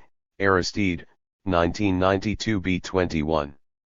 These lengthy citations from Aristide are necessary to make the point that his decision to become a presidential candidate was not based solely on secular reasons. Primarily, it was based on his conviction that it was his theological duty to accept that role. Aristide, in other words, could have chosen to remain true to his earlier stated position and not run for office, instead throwing his support behind another candidate. Or had he decided to enter the race to counter the threat posed by La Fontaine, he could have withdrawn after the latter was disqualified. However, Aristide justified his decision to stay in the race even after La Fontaine's disqualification on the grounds that his opposition was to the de Valera's system as such, not only to some of its ardent adherents. It does not follow, however, that only by running for president could he successfully challenge that system and cause its demise. It could be argued, in fact, that given his stature as a clergyman and a popular and charismatic leader revered by the masses, Aristide could have played a far more constructive role in the struggle for change by exposing the crimes and the brutality of the regime, or by mobilizing the masses to press the regime to make more concessions to the pro-democracy forces. An opposition leader can adopt uncompromising stances precisely because he or she does not have the responsibility to govern and, especially in a democratic order, be held accountable, ultimately to and by the voters, for his or her decisions and actions. By contrast, an elected president must make compromises with opponents to neutralize their opposition, win their support, and govern effectively. Occupying public office would necessarily place constraints on Aristide's actions. He would have to accommodate the very social forces that controlled the social system he and his movement sought to change, in order to prevent them from undermining or even toppling his government. Aristide said many times that he rejected the idea of running for president because he considered his role to be a formative one, raising the people's political consciousness and struggling beside them to achieve their liberation. Did he also reflect on the implications of his candidacy along the lines suggested here? Or did he believe that as president he could govern without compromising his beliefs and goals and coming to terms with very obstinate and predictably hostile opponents? The only viable explanation for Aristide's decision to run for president is that he really believed he had a theological responsibility to do so, and that this belief led him to put aside potentially restraining arguments. To understand this point, it may be necessary to return to the meaning of the phrase "option for the poor," which lies at the root of liberation theology. As Gustavo Gutierrez explained it, the commitment to the liberation of the poor is not an option in the sense that an adherent of liberation theology is free to make or not make this commitment. Rather, it is the sine qua non of liberation theology, for its ultimate objective is to achieve salvation in Christ in terms of liberation. The praxis of liberation theology is one of solidarity in the interest of liberation and is inspired by the gospel. This is what allows liberation theology to remain faithful to the message of the God who acts in history to save a people by liberating it from every kind of servitude. Liberation theology implies three kinds or levels of liberation: liberation from conditions of oppression and marginalization that force many to live contrary to God's will for their life; personal transformation that allows one to live with profound inner freedom in the face of every kind of servitude; and liberation from sin, which attacks the deepest root of all servitude, for sin is the breaking of friendship with God and with other human beings. Gutierrez, 1990:12-13,16,24-25. It is precisely his adherence to these principles that led Aristide to claim that we had said many times for many years, notably since 1985, that we were not a candidate for political office, but that we were ready to respond to the people's will and thus to the will of God. Walking with the people and in communion with it, our faith, on the 18th of October, transformed itself into a political choice fed at the source of a theological life. Son of the people, united with the people during the past 5 years, we refused to take part in the activities of the political parties as far as being a member of political parties or a supporter of a political leader. But, having gotten to the 18th of October, a choice had to be made to remain faithful to the people's theological and political choices. Aristide, 1992b-22. By invoking the will of the people as an expression of the will of God, the poor as the elect of God who will save those who listen, and citing that as the underlying justification for his candidacy, Aristide gave his decision to run the air of inevitability and, indeed, of obligation. This justification becomes all the more significant in light of the fact that before he declared his candidacy on October 18, there had been no known organized voices among the people that called for Aristide to run for president. In fact, 2 of the base organizations from Aristide's parish of Saint Jean Bosco, Solidarité and Gen, SAJ, Solidarity Among Youths, and the Conbit Veillot, Vigilance Committee, joined with others like Tête Col Poyan Mouvement Ti Paysan, Solidarity with the Small Peasant Movement, to criticize publicly Aristide's decision to participate in the elections. 31 October 6 November/B 1990.4 Aristide seemed to have been aware of this problem. He stated that, though the voices calling for his candidacy over the radio airwaves were few, those that reached his heart and ears directly but silently were much more numerous. He continued, "The more we tried to touch the roots of this depth, the more we found ourselves at the heart of a collective soul, that of a people which expresses itself in gestures, in words, but equally in eloquent silences. One must know this people to understand it. One must know its psychology to touch the conscious and unconscious mechanisms which underlay its silently eloquent discourse." Aristide, 1992b-25. Aristide, in fact, did not need to point to a groundswell of support for his candidacy to justify his decision to enter the presidential race. Since he claimed that he was doing so because he believed that was what the people wanted, he only had to explain why such a demand was not expressed publicly and massively before October 18, 1990. And the only explanation he had was rooted in the mystical and theological argument. Recourse to this type of argument, however, is dangerous and open to demagogy. Any leader can claim to be in touch with and understand the soul of a people and to hear its silent discourse and thereby justify any number of acts without having to account to anyone or follow democratic principles and practices. Indeed, succumbing to the temptation to go it alone with the people behind him would later prove disastrous for Aristide the politician and president. Aristide substantiated his claim to be the people's choice by offering this proof. Soon after he agreed to become a candidate, voter registration increased from 35% to 90% in the space of a few hours. Actually, the surge in voter registration did not happen as quickly as Aristide claims, but an estimated 92% of the 3.2 million eligible voters ultimately did register, and there is no doubt that this was caused by Aristide entering the race for the presidency. Chamberlain, 1990a5. Another expression of his popularity could be seen in the throngs that attended his campaign rallies throughout the country. Aristide, in short, gambled on his popularity, and he won incontestably.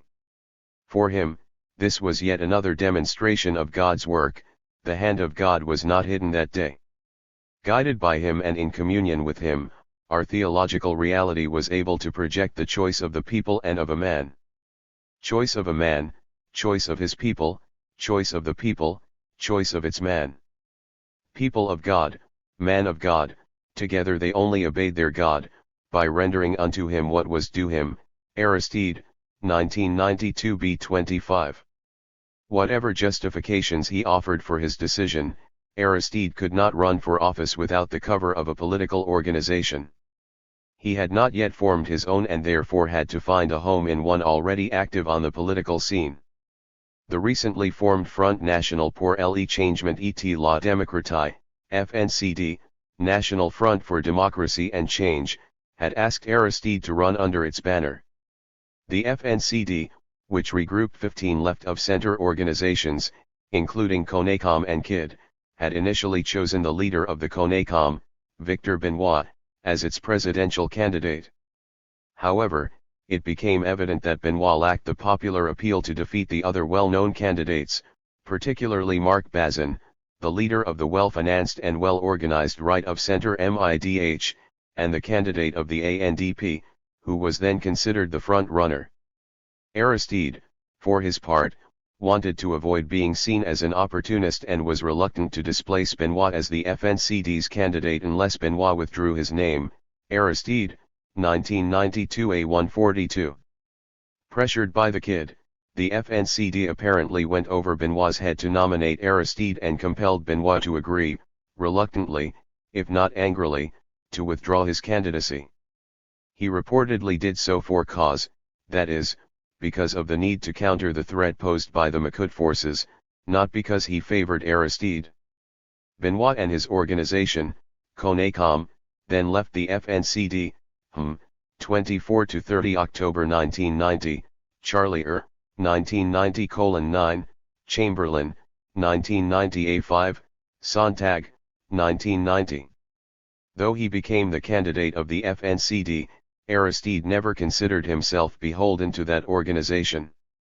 In fact, he had a jaundiced view of the existing political parties, even those on the left like the FNCD that shared many of his political views.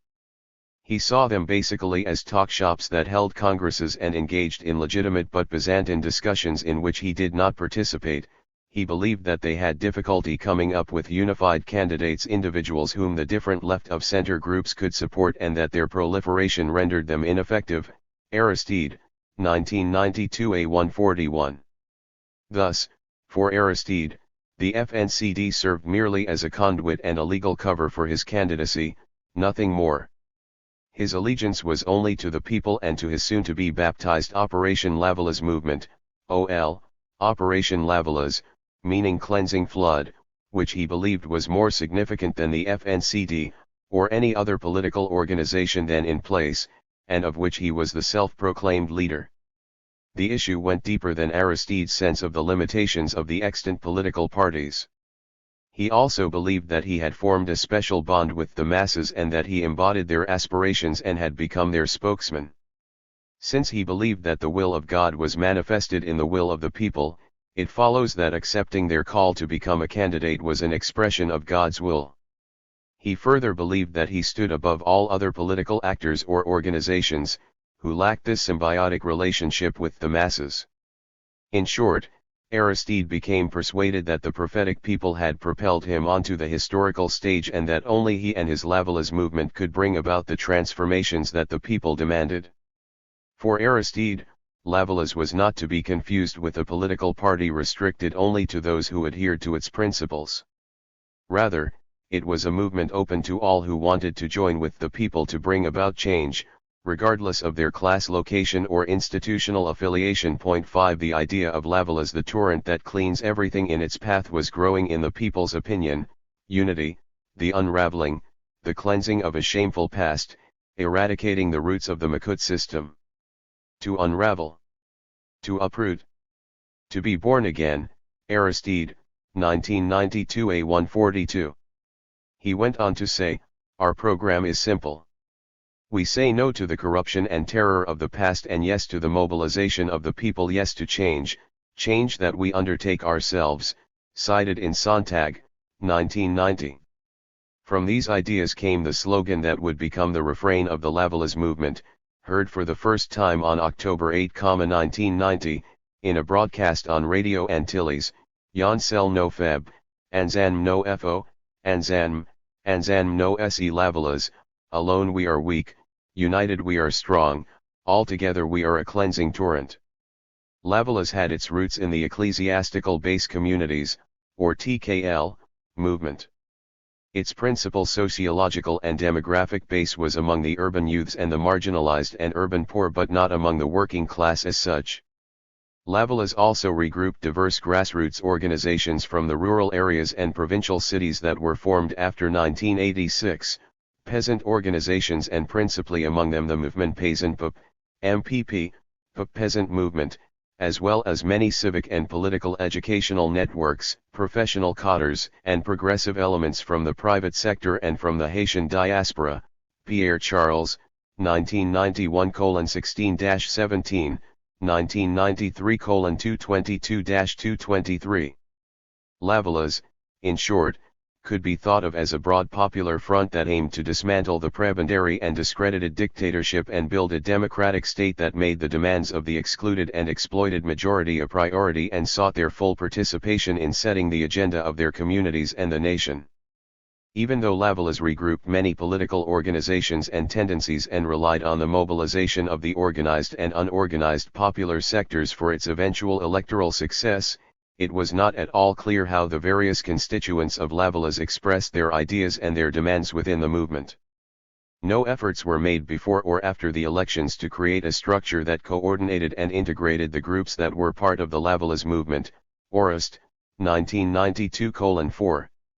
To be sure, the movement published its vision of a new and democratic Haiti and the economic development model it would adopt in two documents, La Chance qui passe, The Passing Chance, OL, 1998, and La Chance à prendre, The Chance to Take, OL, 1990b. Point 6. But these documents were known by only a small circle of intellectuals, the literate members of political organizations, and other literate political observers. The leaders of Lavalas held no congresses to discuss, amend, and ratify the program of government proposed in these two documents. Moreover, Lavalas never revealed its internal organizational structure to the public. In fact, it had no structure. It was neither a political organization nor a political party with clearly defined principles of membership, rules of decision-making, methods of choosing the party leadership, and a set of responsibilities assigned to the leadership and to the constituent members. As such, it is difficult to know the mechanisms by which it developed its ideas and its overall orientation, or to identify which individuals spoke for the movement and with what authority. To be sure, one may attribute this failure to the fact that it was impossible to develop an organization that followed democratic principles and procedures given the legacy of more than 30 years of dictatorship, the climate of violence in which the electoral campaign occurred, and the campaign's short duration, only 2 months. It could be argued also, as Kern de Lins did, that political parties have never existed in Haiti because the extant dictatorial system would not tolerate autonomous political organizations that could challenge its political monopoly. Even if they were not always banned legally, political organizations in Haiti have historically existed in an environment averse to their evolution.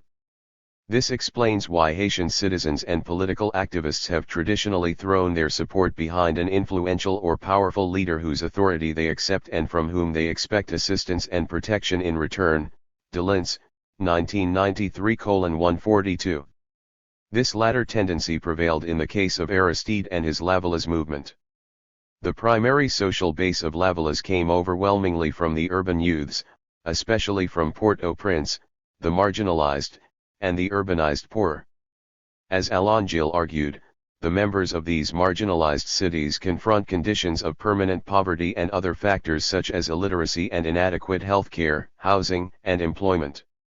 Moreover, these cities are characterized by a perpetual movement of groups of rural migrants from different regions and social backgrounds. Under such conditions, the sense of social rootedness or neighborliness is either absent or weakly developed, as are the bonds of solidarity that workers often form in the process and unit of production.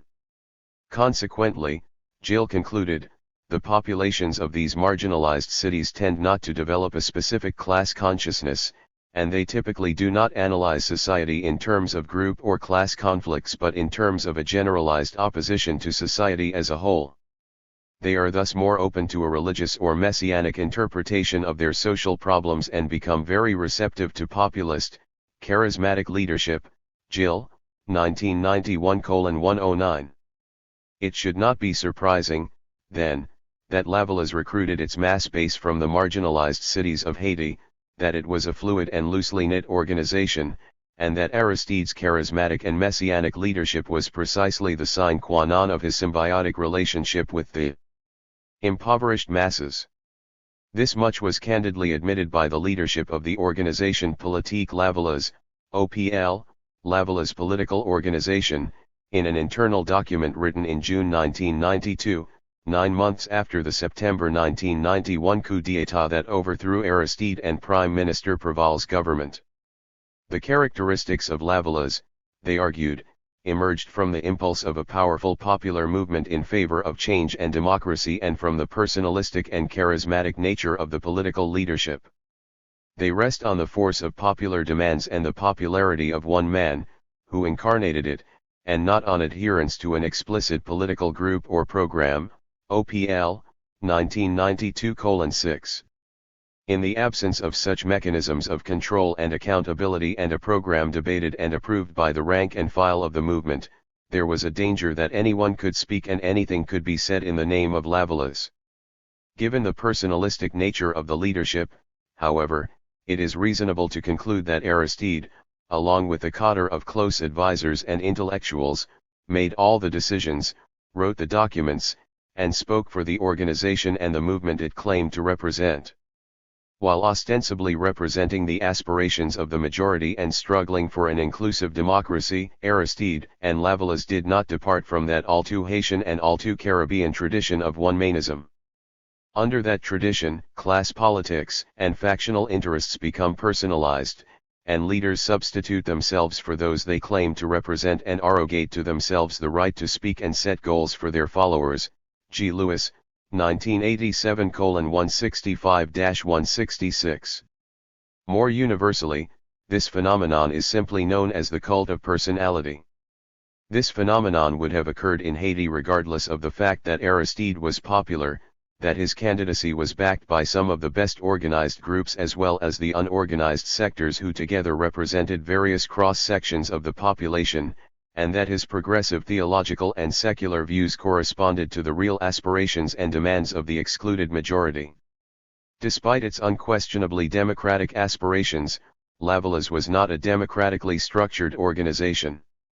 Within Lavallaz, Aristide and a close network of advisors led without direct accountability to a defined constituency vested with definite powers and responsibilities. Even more dangerous, Aristide justified his leadership in theological terms before his ratification by the people in the December elections. And furthermore, Aristide and the Lavallaz leaders decided on programs and goals without subjecting them to popular debate and ratification by the constituent organizations or groups ostensibly represented within the movement. Before the elections, then, the most that can be said is that Aristide benefited from the support of many sectors of the popular opposition movement, centered around the desire to rid the country of the Macoute system and its legacies. The demand for an inclusive democracy, social justice, land reform, equality, dignity, jobs, healthcare, education, and welfare services, in short, for a strong interventionist and social democratic state were very much part of the political discourse. These demands were shared by many organizations that considered themselves leftist, not only by those who adhered to the Lavallaz movement. Nevertheless, Aristide's landslide victory in the December 16, 1990 elections, capturing 67.48% of the popular vote, confirmed his unquestioned popularity. It was a popular mandate for him and the government of his prime minister to implement the hoped-for transformations of the old regime and create a just, equal, and democratic Haiti. The analysis thus far of Aristide as a liberation theologian and charismatic leader points to the following conclusions. Aristide and his Lavallaz movement symbolized and expressed the hope of the Haitian masses for a just and democratic Haiti, freed of the yoke of the tyrannical and rapacious Duvalier dictatorship and its successors. Aristide had become the prophet who looked at reality with the eyes of God, the one who, after having discovered the truth in reality, was not afraid to unveil that truth, to proclaim that truth at the risk of his own life. Midi, 1988, also cited in Maïs and Olivier, 1992:151. As Claude Maïs and Émile Olivier argued, Aristide's liberation theology linked an interpretation of the gospel with a radical stance in favor of the poor and their struggle. This discourse identified not only the actor, Aristide, and the subjects for whom he spoke, the impoverished masses, but also the enemies who had to be extirpated in order for justice to be done. Maïs and Olivier, 1992, 151-153. Aristide had clearly identified the enemies of the people as the Duvalierists and the Macoute system they created, the bourgeoisie, the hierarchy of the Catholic Church, and the imperialists from the cold country to the north. In short, Aristide had become the savior, the redeemer. Henceforth the protagonists expressed themselves in terms of justice, of morality, of dignity, of change that transcends social classes. To echo these demands, to give voice to the voiceless, rekindle hope, take into account the will of the masses to accede to the status of citizen, these are the manifest aspects of the Aristidean discourse. Maïs and Olivier, 1992:153-154. As Maïs and Olivier acutely observed, the danger of a mass movement that relies on the mediation of a charismatic leader is that, though that individual may serve a useful purpose in defining a political project and in galvanizing popular support for its realization, this can quickly lead to disaster if the charismatic leader turns into an idol. To prevent this from happening, they argued that two conditions must be met. The first is that a structured organization, controlled by enlightened and responsible individuals, must exist between the leader and the masses. The second is that the charismatic leader must be an enlightened visionary who understands the complexity of the present conjuncture and, conscious of his or her limits and essentially formative role, exercises his or her responsibilities without losing sight of the democratic objective to allow the citizens to take charge of their problems and propose their own solutions. Maïs and Olivier, 1992:154. A third argument can be added. To ensure that the citizens take charge of their problems and determine their own political agenda, a political party must be democratically structured. This means that accountability of the leadership to the rank and file, the demos, must be built in, as must the mechanisms by which the leaders are chosen and changed by the party rank and file. 8 This is the only way to prevent leaders, no matter how enlightened or noble their intentions, from substituting themselves for the masses and becoming a vanguard that speaks and acts in the name of the masses but is not controlled by or accountable to them. This point is amply demonstrated by the experiences of the vanguard parties that transformed themselves into ruling parties and ultimately imposed the dictatorship of the party, i.e., in the former Soviet bloc countries, as well as in China, North Korea, and Cuba. It is clear that the conditions for democracy did not exist within the political organizations in Haiti in 1990. No leader, including Aristide, had succeeded in federating and democratizing the various political tendencies and organizations that claimed to be part of the democratic movement. Aristide drew his inspiration from and behaved according to the tenets of liberation theology. He was a charismatic leader who had a direct relationship with the masses whom he had galvanized, and they, in turn, idolized him and became his faithful followers. Maïs and Olivier, 1992:154-160. Both he and his Lavallées movement claimed to be above ordinary politics and political parties because they responded to the will of the deified people and hence the will of God. As Midi put it, the real question was whether Aristide, the priest turned prophet, would also be able to make the transition to become the prince. Yesterday, the inspired prophet appeared to be in conflict with the appointed priest. Tomorrow, will the prophet be able to coexist with the prince, the man of the word with the man of action? Midi, 1990-1991:3.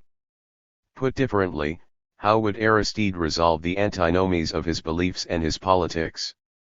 There is no doubt that his candidacy and subsequent election raised serious fears among various groups, the hardcore Duvalierists, the black middle classes that held positions in the public sector bureaucracy and enterprises. Thanks to the Duvalier regime, the traditional Haitian haute bourgeoisie that loathed the masses and resisted any tampering with its privileges, and the United States, which instinctively opposed any expression of anti-capitalism and anti-imperialist, i.e., anti-U.S. nationalism in the hemisphere. To assuage these fears, Aristide made it clear during the campaign that all social sectors, excluding the barons of Duvalierism, from the repentant small macoutes to the bourgeoisie to foreign capital, would have their place in his new government. The private sector's capital, know-how, management skills, dynamism, and creativity would be essential for the country's rejuvenation, he maintained. "We are under no illusion," Aristide said in a speech in Miami in early November 1990. "We are not making a revolution, although what is going on could reveal itself to be a revolutionary stage. Our role is to unleash the possibilities that will allow each sector to play its part, dialogue together, make its contribution." He went on to say that within this context of participation, one partner remained the common denominator, the people. That is why, Aristide insisted, the popular mobilization could never lower its guard so that the primacy of the popular demands could be safeguarded against any deviation. 7-13 November/1990. How would Aristide resolve these seemingly antagonistic objectives? Would he follow the path of conciliation and bring in the other sectors that were more moderate and ideologically opposed to him to form a broad coalition government and hence remain faithful to the principle of unity against the Macoute forces that was the principal justification of his candidacy? 31 October 6 November/1990. As Mitty also asked, would Aristide continue to behave as the prophet and leader of an opposition movement when he became president? Would he be able to balance his political convictions with his responsibilities as chief of state? Mitty, 1990-1991:4. Or would he, instead, adopt a go-it-alone strategy premised on the belief that, with the people behind him, he and his Lavalliste movement were invincible? 5. An alternative development model for Haiti. The Lavalliste socio-politico-economic model. Before assuming power on February 7, 1991, the Lavalliste leaders wrote an analysis of Haitian society and advanced concrete proposals for change in two documents, La Chance qui passe, OL, 1990A, and La Chance à prendre, OL, 1990B. These two documents served as the principal guide for the policy objectives that President Aristide's Prime Minister, René Préval, presented to the bicameral parliament, the National Assembly, in February 1991, Ho, 20-27 February 1991.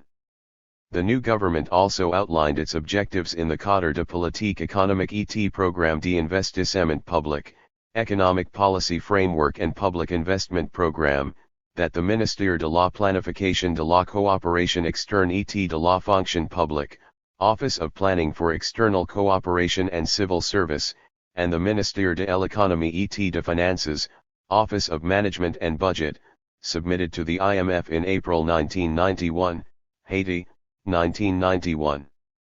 Henceforth, the ensemble of propositions contained in these documents will be referred to as the Lavalliste Project. It is wrong to say, as Maïs and Olivier and others have, that Aristide had no program and that the Lavalliste team was not prepared to govern. Maïs and Olivier, 1992:160-161. In fact, there is consistency between the general political principles and objectives enunciated by Aristide, the two documents written by the intellectual cadres of Lavalliste, La Chance qui passe and La Chance à prendre, the general policy guidelines presented by Prime Minister Préval to the National Assembly, and the Cadre de Politique Économique et Programme d'Investissement Public of the two government ministries. But to have an agenda is one thing.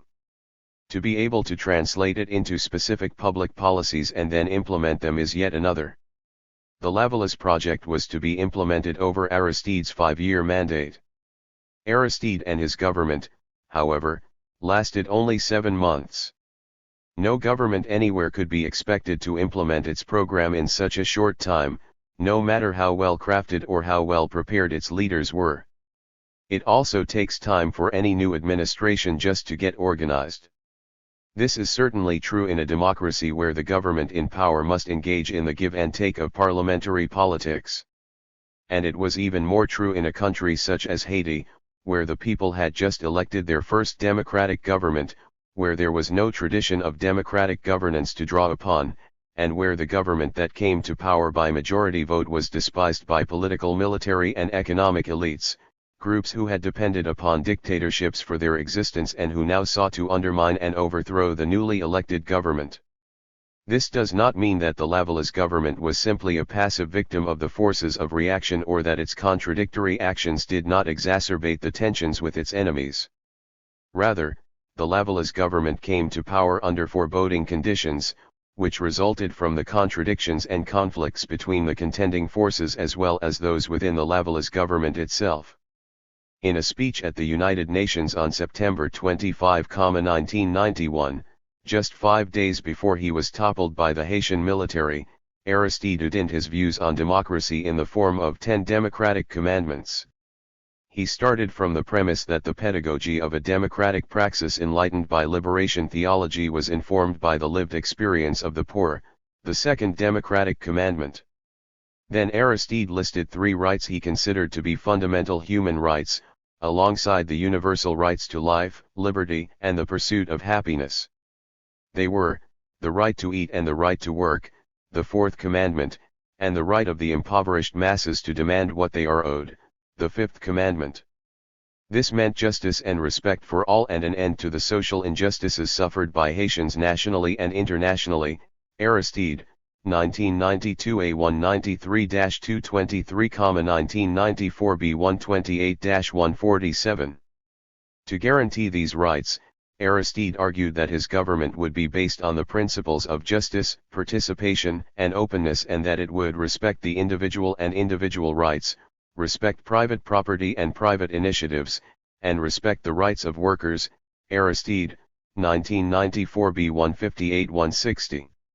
In addition, 3 conditions had to be met to implement the government's economic objectives over the following 5 years.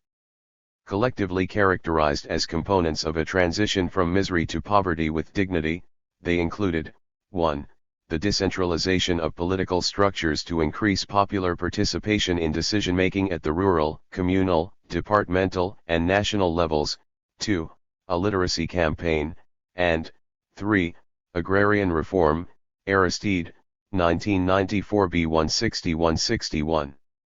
The Lavallese development model is a variant of the basic needs or growth with equity model that emerged in the Caribbean during the 1970s and 1980s. It also conforms to the classic vision of West European social democracy, adapted to the poverty and underdevelopment of Haiti. The growth with equity model emerged in the Caribbean as an alternative to the free market capitalism found in most societies of the region and the state socialism established in Cuba since 1961. There are basically 2 variants of this model in terms of the extent of state intervention in and control of resources and enterprises and state regulation of the economy. In the first variant, state intervention in and regulation of the economy are extensive, and the state is moving in the direction of a mixed economy. Here, the state is seen as controlling the commanding heights of the economy and as being responsible for macro efficiency. The private sector plays a less central role in directing economic development and is left to handle micro efficiency. With some variation, the state controls sectors such as banking, marketing, especially external commerce, and mineral resources. It also has a strong presence in services and industrial and agricultural production, as well as in those sectors considered strategic because they involve the production of goods and services deemed essential for national development. All told, the public sector controls as much as 1/3 of the GDP in this scenario. Garaschagha, 1985:30, Mandel, 1989:256. In the second variant, the state limits its ownership of assets to a minimum of key or strategic enterprises and ascribes a much greater role to the private sector and the market. Nonetheless, the state plays a significant regulatory and redistributive role by determining which sectors of the population and economy are in greatest need of support and by redirecting resources to them. Whether a country opts for the first or second variant is determined by the historical conjuncture and the combined effects of struggles between internal and external forces. The most important factor is not the extent of state intervention as much as it is the class and social interests the state serves or seeks to serve. The interpretation of development advanced here is intended to subject the functioning of the state, as well as the development of society as a whole, to what has been aptly termed the logic of the majority. See Thomas, 1988:361. The basic needs approach begins by redefining development in class terms, since it assumes that the development process is not neutral vis-a-vis the class interests it primarily serves. In contrast to the World Bank's free market model, which clearly promotes the interests of foreign capital and the domestic dominant classes, the growth with equity model gives preeminence to satisfying the basic needs of the majority: the peasants, workers, women, unemployed, poor, and small traders and entrepreneurs. It is they who bear the heaviest burdens of underdevelopment and poverty in the Caribbean region. Chaga, 1985, 27-28, see Thomas, 1988:356. The logic of the majority also implies that social, economic, and political changes cannot occur without the active involvement of the majority, who must become the subject, and not the object, of their own history. Chaga, 1985:28. The logic of the majority principles of the basic needs model are synonymous with liberation theology's option for the poor. This means that democratic participation and control must be extended to various hitherto excluded social groups, such as tradespeople, peasants, members of professional organizations, residents of villages and towns, and workers. Extending participatory democracy, however, must not be substituted for the representative form of democracy characteristic of liberal democracies. The two forms must be seen as complementary rather than as opposites. See Thomas, 1988, 358-359. As James Dietz and Emilio Pantojas Garcia have argued, the proponents of the basic needs model emphasized politics and political change in favor of the poor majority, but they paid little attention to the effects of these policies on external imbalances, such as exchange rates and balance of payment deficits. Absent from these alternative development theories was a grasp of how necessary, if at times distasteful, is compromise, both economic and political, if meaningful change ultimately is to be achieved. Dietz and Pantojas Garcia, 1994:23. The development model presented by Operation Lavalas fell within the contours of the basic needs model, albeit a moderate version of the second variant. It is not clear if its architects in Haiti were conscious of the earlier formulations and failures at implementing this development strategy elsewhere in the Caribbean region. In any case, they tried to balance their commitment to the logic of the majority or the option for the poor with the neoliberal policies of the IMF, World Bank, and, in so doing, avoid the negative effects that the internal policies might have on external imbalances. As such, the Haitian variant of the basic needs model remained within the logic of capital. Despite the balanced and moderate approach, however, the model clashed with the class interests of the Haitian bourgeoisie and foreign capital, which exacerbated tensions between them and the Lavalas government, on the one hand, and between the Lavalas government and its mass base, which expected more sweeping reforms, on the other hand. Claiming that the Lavalas movement was based on the principles of popular participation, openness in government, and social justice, the creators of the Lavalas development model gave priority to the needs of the most destitute and neglected sectors of the population and the economy to make possible a transition from misery to poverty with dignity and to equate development with democracy. OL 1990A, 15-30.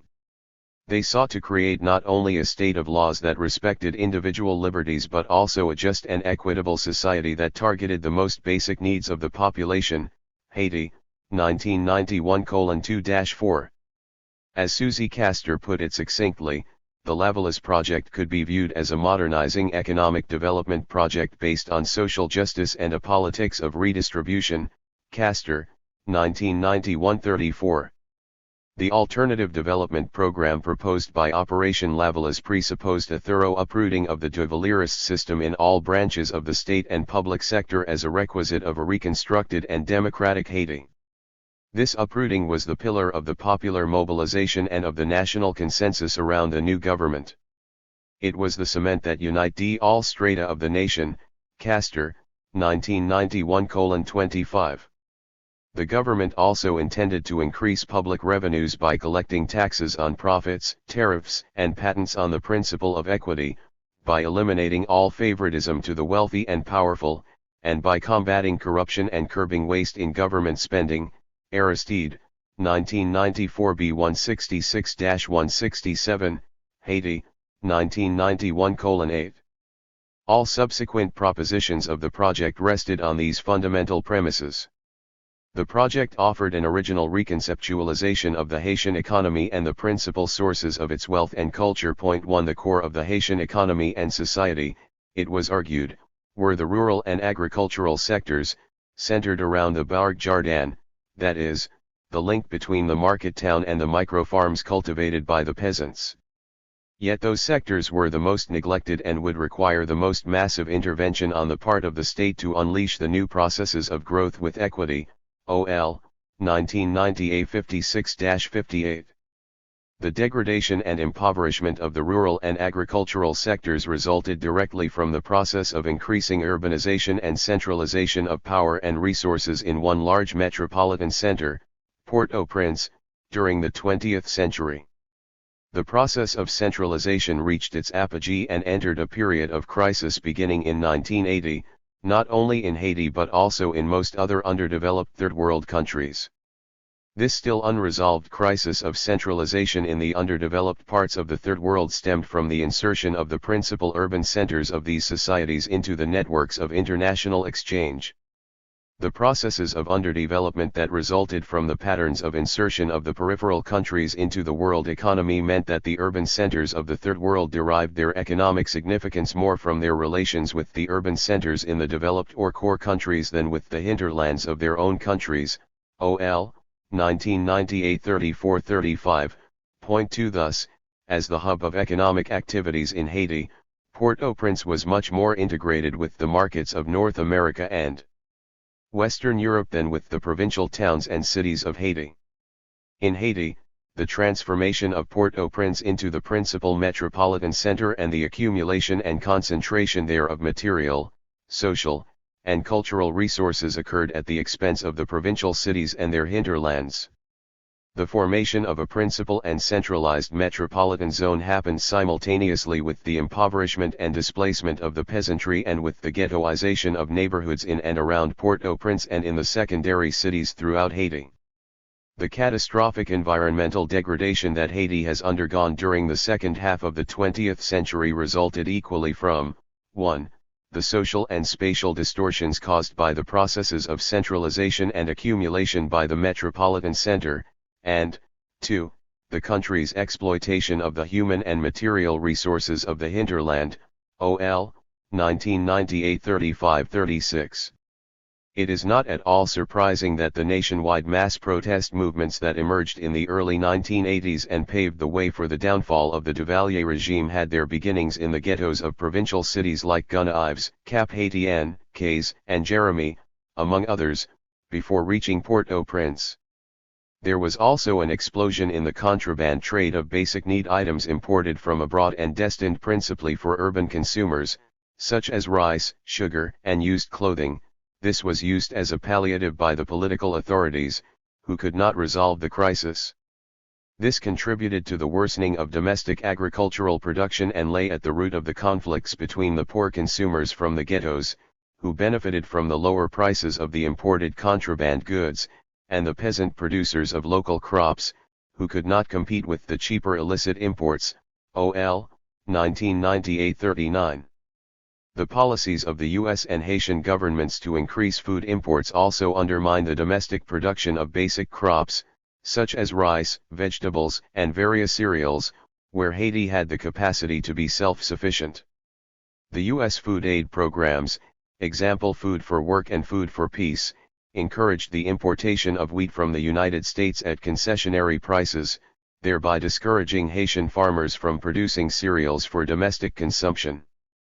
Any program of economic and political modernization in Haiti must begin by identifying the root causes of the crisis that resulted in the immiseration and marginalization of the vast majority of the population, both urban and rural. Only then can appropriate solutions be devised. From this perspective, priority must be given to reversing the flow of migration from the rural hinterland to the urban ghettos by revitalizing the provinces economically and modernizing and energizing the agricultural sector. According to the Lavallée development model, the point of departure for a reconstructed and democratic Haiti lay in addressing the peasant question and considering the peasants' interests and points of view as primary. To that end, the project advocated new structures to allow the peasants to participate directly in the decision-making process, such as having representation in the proposed Institut National de la Réforme Agraire, INRA, National Institute of Agrarian Reform, as well as in the new Conseils d'Administration de la Section Communale, CASEC, administrative councils of communal sections. Basic services such as healthcare, a literacy campaign, education, and drinking water were to be extended to the rural areas, and the road and transportation networks were to be built up and improved. To release the peasants from the claws of the money lenders and the powerful landlords, credit and savings institutions needed to be created, and the laws and other legal mechanisms that discriminated against peasants had to be revised or abolished.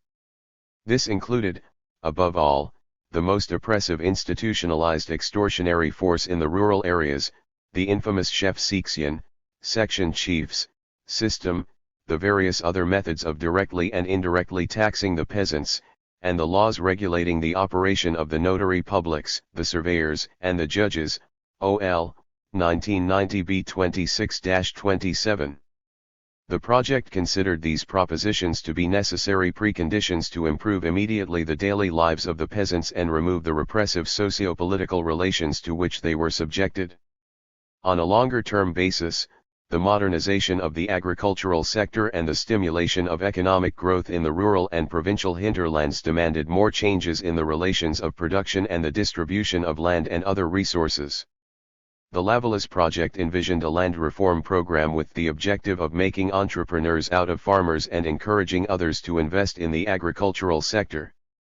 In addition to redistributing state-owned lands to the farmers, granting land titles to the tenant farmers, and preserving for the state the right to purchase and redistribute farms larger than a predetermined size, the project contemplated new forms of property ownership and agro-industries, such as communal enterprises and cooperatives. This reorganization was designed not only to produce more and better crops but also to promote agribusinesses that could produce for the local market and for export. The agribusinesses could also be integrated with other sectors of the economy, for example, those that could produce appropriate technologies for the farms and industries that could use agricultural outputs as their inputs. Such a reorganization of agriculture also could generate research and lead to the development of new and better methods of soil preservation, seed production, and other crop cultivation techniques. Agriculture, in short, would play the leading role in the general transformation of the economy, OL, 1990 B 44-45, 62, Haiti, 1991:26-29, Ho, 20-27 February 1991, HP, 15-21 May 1991. In addition to laying the foundation for an integrated infrastructure, with agriculture playing the leading role, the project proposed forming other industries that produced primarily for the national market. Attacking the excessive protection granted to the import substitution industries by past regimes, which prevented those industries from modernizing their equipment and methods of production, the new industrial policy was intended to provide incentives to industries to modernize and become more open to international competition. The industrial policy would promote the formation of small and medium-sized enterprises by offering them technical assistance, information about market outlets for their products, greater access to credit, and inducements to create backward linkages with enterprises that could supply local raw materials. In sum, the overall policy sought to make Haitian industries more competitive by improving their productivity and quality and the prices of their products. Haiti, 1991 30-31. The new industrial policy also proposed to support the informal sector, which performed an important role in the economy in terms of employment, training, and income generation. The effort here would be to increase the informal sector's productivity by providing greater access to credit and technical assistance, upgrading the skills of its labor force, and better utilizing the savings and investments it generated. OL, 1990 B68, Aristide, 1994 B164. Although the Lavalas project gave priority to creating industries that produced primarily for the national market, it did not abandon or neglect production for export. It considered the export subcontracting sector important because that sector could play a greater role in the transfer of technology and in industrial development generally. The project leaders understood that this sector must be kept competitive with those in other Caribbean and Central American countries. Rather than coming at the expense of workers' salaries, however, competitiveness had to be achieved by means of technological innovation, better methods of production, decreased losses associated with poor transportation and infrastructural services, and improved the qualifications and productivity of workers. In addition, the right to work had to become a priority, as did the right to collective bargaining, worker representation within the bargaining units, and the democratization of the workplace itself. OL, 1990 B2638, 63. As for the public sector enterprises, the new policy was designed not to privatize government-owned industries but to streamline them to eliminate corruption and waste. In addition to rationalizing their operations, the policy was aimed at creating new relations between these enterprises and the state by granting the businesses more financial autonomy and even privatizing their management to make them more market responsive. According to the policy, the public enterprises were expected to be financially solvent, and they would be taxed like all other industries. The state and other stockholders would be paid dividends after deducting the funds needed for reinvestment. Haiti, 1991:15-16. Although the Lavalas program was nationalist in its conception and priorities, it recognized that Haiti existed in the context of U.S. hegemony and that its economic survival depended on the preservation of commercial relations between the two countries. Nonetheless, the project redefined the way in which Haiti would relate to the advanced countries by emphasizing that foreign assistance and foreign investments would have to conform to its broad objectives of greater self-reliance and independence in domestic and foreign policy. The project also called for establishing better relations with other countries in the region to diversify trade partners and form new alliances that together could reduce Haitian dependency on the United States and the other developed countries. OL, 1990 B81-84. The overall objective of the model was to lay the foundation for a more independent, integrated, and equitable development. This strategy neither opposed private property ownership nor sought to assign to the state the leading role in economic development through extensive nationalization of key sectors and control of the commanding heights of the economy. Nor did the project imply that class and social inequalities would cease to exist. Rather, it sought to minimize the most negative consequences of the free market and capitalist system by 1. Calling on the state to play a greater protective and redistributive role in favor of the agricultural sector, the peasantry, the working class, the informal sector, the small entrepreneurial petty bourgeoisie, women, the young, and the poor, and 2. Mediating the conflicts between the various classes in general. OL, 1990 B21-25. In the context of the experiences of Cuba after 1961, Jamaica under the prime ministership of Michael Manley, 1972-1980, Grenada under the new Jewel government of Maurice Bishop, 1979-1983, and Nicaragua under the Sandinista government, 1979-1990, the Lavalas development model appeared quite moderate. However, in the context of Haiti, which has known nothing but dictatorships and the most abject forms of exploitation since its independence in 1804, the levelist development model seemed quite radical. It must be reiterated that, though it stressed the need for a redistributive policy to improve the living standard of the impoverished peasantry and urban majority, the levelist project did not challenge the institution of private property and the leading role of the private sector in economic development. Rather than substituting state or collective property for private property, it promoted the expansion of the latter among the small farmers through the creation of small and medium-size agro-industrial and craft enterprises. It also gave priority to those industries that produced primarily for the national market but without downplaying the significance of production for export and of the assembly manufacturing enclave. The project leaders recognized the existence of divergent and contradictory class interests. However, they believed that, by assuming the burden of the project's redistributive policies, the state could mediate between those competing interests and satisfy both the particular concerns of the bourgeoisie and the general interests of the majority through a program of national development. The levelist development model was essentially a moderate version of social democracy. It emphasized the redistribution of income and resources rather than the nationalization and/or socialization of the means of production that is characteristic of socialist or Marxist thought. The project leaders believed in the continued existence of private ownership of the means of production and in cooperating and compromising with the owners and managers of the means of production.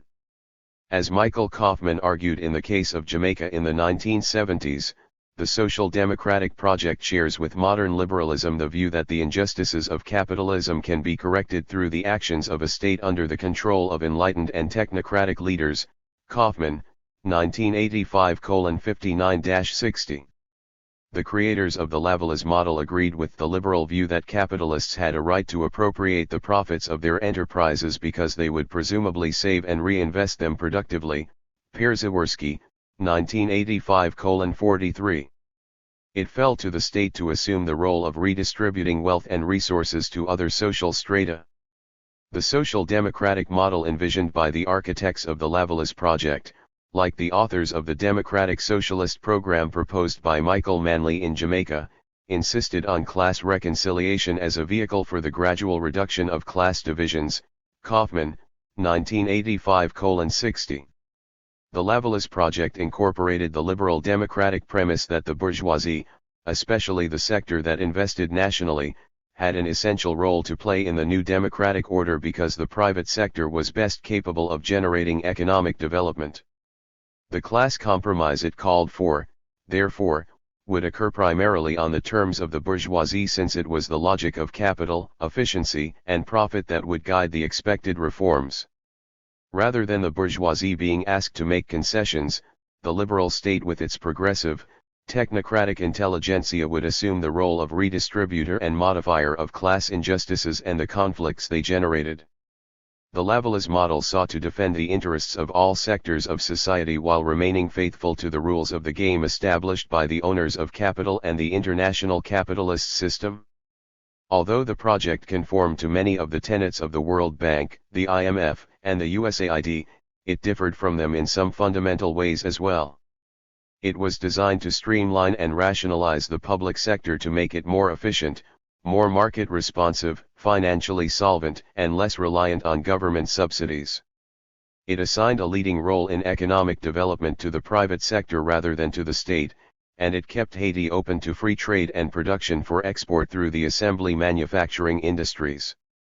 Its authors wanted to grant land titles to the peasants who held state-owned lands, thereby divesting the state of its holdings and creating market relations in land. Moreover, the levelist government was determined to curb corruption and waste in the public sector, implement a better and fairer system of taxation, reduce the rate of inflation, rationalize the public administration and service agencies, eliminate tax exemptions on imports, and impose a minimum tax of 3% on all previously exempted imported goods. In short, the government hoped to reduce the public deficit by controlling and restricting spending as much as possible and increasing revenues through various reform measures. But the project also differed significantly from the overall orientation and recommendations of the international regulatory agencies. In contrast to the latter, the Lavalas project did not call for selling state enterprises to private buyers, rather, it would primarily privatize the management of those enterprises to make their operations more fiscally independent and more market responsive. The project leaders emphasized the needs of the most neglected sectors and impoverished strata of the population and intended to reallocate resources and services to them. They focused on the necessity of reforming and supporting the agrarian sector as the basis for Haiti's version of growth with equity, and they stressed production for the domestic market over production for export. They sought to improve the competitiveness of Haitian agriculture and export industries by increasing the efficiency of the enterprises.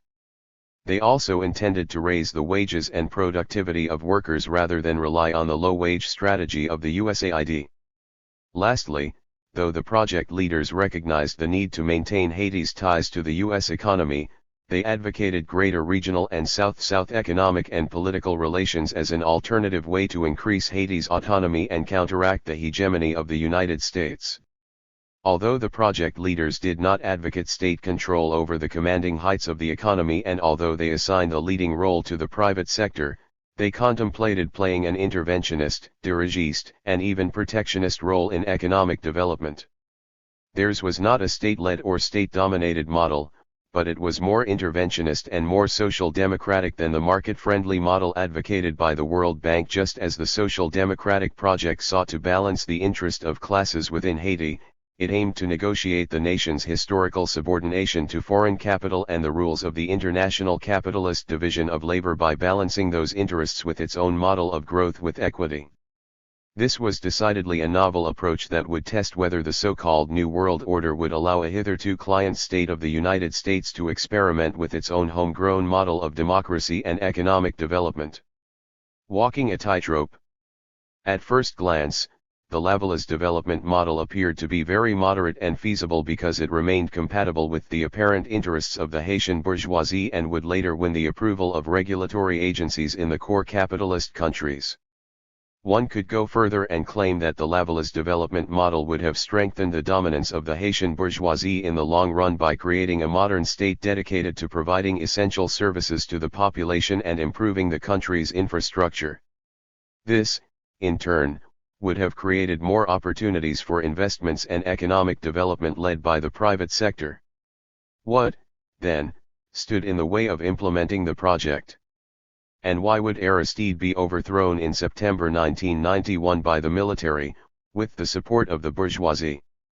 For a democratic system to survive, all the important contending political forces within the system must be convinced that it is in their interest to play by democratic rules.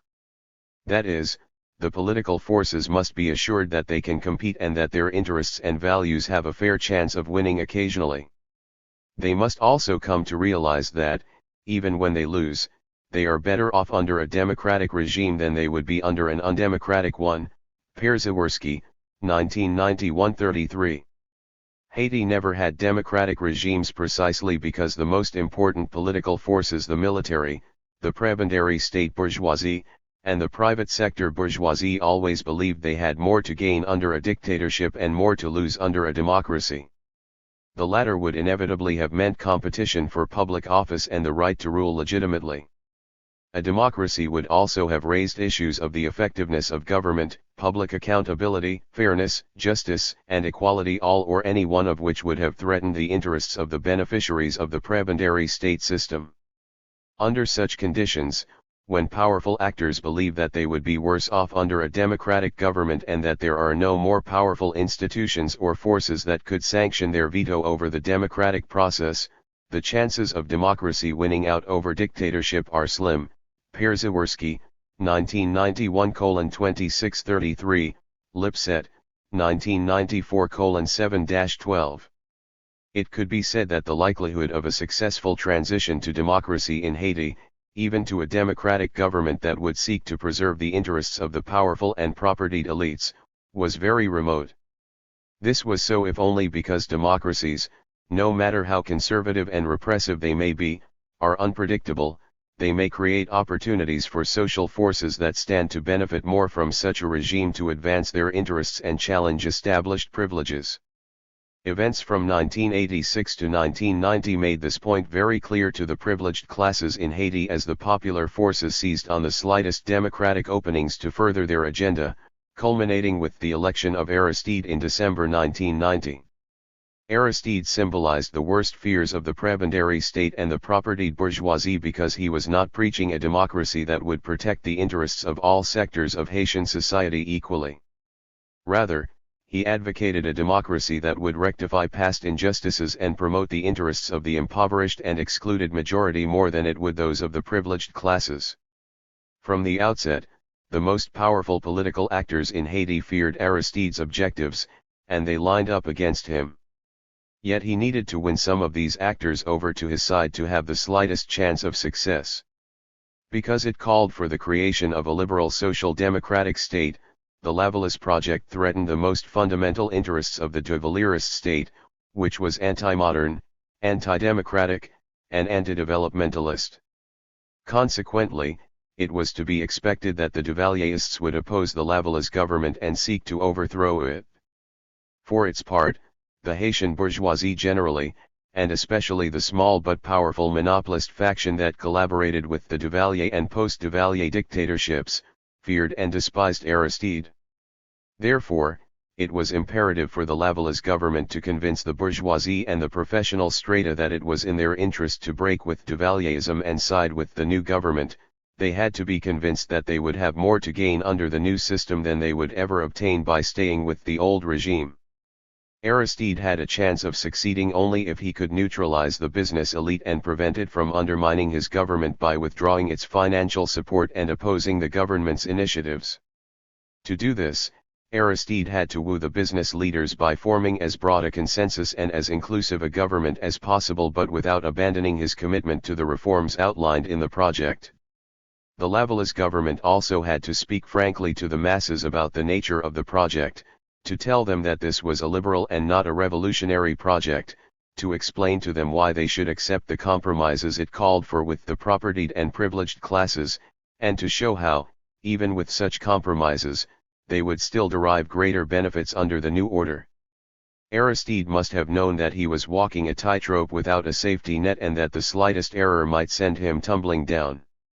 Nonetheless, his behavior during the next 7 months raises doubts about how clearly he understood this. President Aristide, Prime Minister Preval, and other ministers spoke often to various constituencies to explain the government's actions and policies. The president granted many interviews, gave press conferences, spoke at organized rallies and official ceremonies, and made radio and television addresses. The government, in short, tried to honor its commitment to openness. But when they spoke, Aristide and his ministers did not always do so with one voice, and they did not explain clearly their objectives or their actions. The government ministers typically explained their programs in technical terms and spoke mainly to the press, the intelligentsia, and the bourgeoisie. President Aristide took most of the responsibility for speaking to the masses. Yet he himself often gave contradictory messages, sometimes to the same audiences. On some occasions, he sought to reassure the bourgeoisie and the middle classes, but at other times, he chastised and threatened them. He sometimes appeared to mollify the masses, and at other times, he energized them by adopting a defiant and even revolutionary posture against his opponents.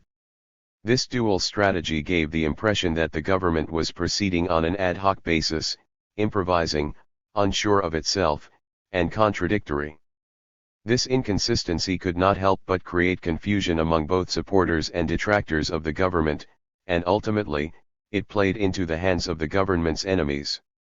Confusion can be tolerated from a government in power when the stakes are not high and when the government has enough confidence in its policies and enough resources at its disposal to preserve its base of support and fend off the opposition. But in a highly charged atmosphere, such as the one confronted by the Aristide government, where the stakes were high and where enemies were waiting for the slightest mistake to attack, Aristide simply could not afford to confuse the various sectors of the population about his intentions. In many ways, it was inevitable that Aristide and his government would give the impression of being uncertain and unprepared. The government leaders promised much, and they were beleaguered from the outset by a dilapidated public treasury, an economy in ruins, three unforeseen crises that demanded immediate attention, threats and hostility from the Duvalierists, reticence and opposition from the bourgeoisie and parliament, and increasingly militant demands from below to deliver more quickly on their promises and move faster and go deeper with the reforms. As if these problems and pressures were not enough, the Balaguer government added still more to Aristide's woes by forcefully repatriating tens of thousands of Haitians working in the Dominican Republic, thereby straining already meager resources and aggravating an abominable unemployment situation. Everything was a priority in Haiti. The Lavallée government needed time to sort out what deserved the most urgent attention and devise strategies to deal with the chaotic and seemingly intractable conditions it inherited. Maïs and Olivier, 1992:161. Neither the impatient popular supporters of the government who wanted immediate results nor Aristide's undaunted enemies would give him that time. But if the Lavallée government did not deliver on all its promises, it was not for lack of effort or vision for the project of government. The contradictions within the Lavallée development model itself and the difficulties that the president and his subordinates had in getting out their messages coherently ultimately exacerbated the tensions between the bourgeoisie, the military, the masses, parliament, and the government. All these factors combined created the opening for the Duvalierists to strike.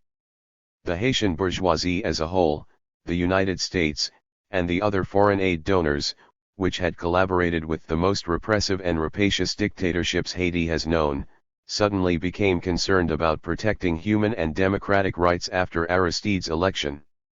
Despite assurances by his transition team that their interests would be protected under his government, the private sector remained apprehensive about the direction that Aristide would take. The wealthy elite, the foreign press, and the anti-Aristide faction in the Haitian media worried that Aristide was relying too much on a close inner circle and, within it, on leftist intellectuals who were presumed to be jockeying for influence with more moderate elements. Given Aristide's previous anti-capitalist ideology and his option for the poor liberation theology, the foreign governments and the Haitian bourgeoisie feared that he would raise the minimum wage, nationalize more industries, and introduce central planning. They also wondered if Aristide would tolerate opposition to and public criticisms of his policies and turn to mob violence to intimidate his opponents. Hochstadter, 1991b, Boning, 1991, French, 1991c, Ho, 16–23 January 1991.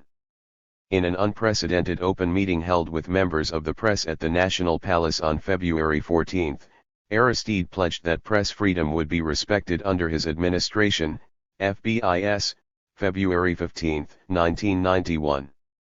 With few exceptions, this largely proved to be the case. For yet the press, both foreign and Haitian, engaged in a campaign of hyperbole against Aristide, which had the effect of deepening distrust of Aristide in Washington and among Haiti's elites.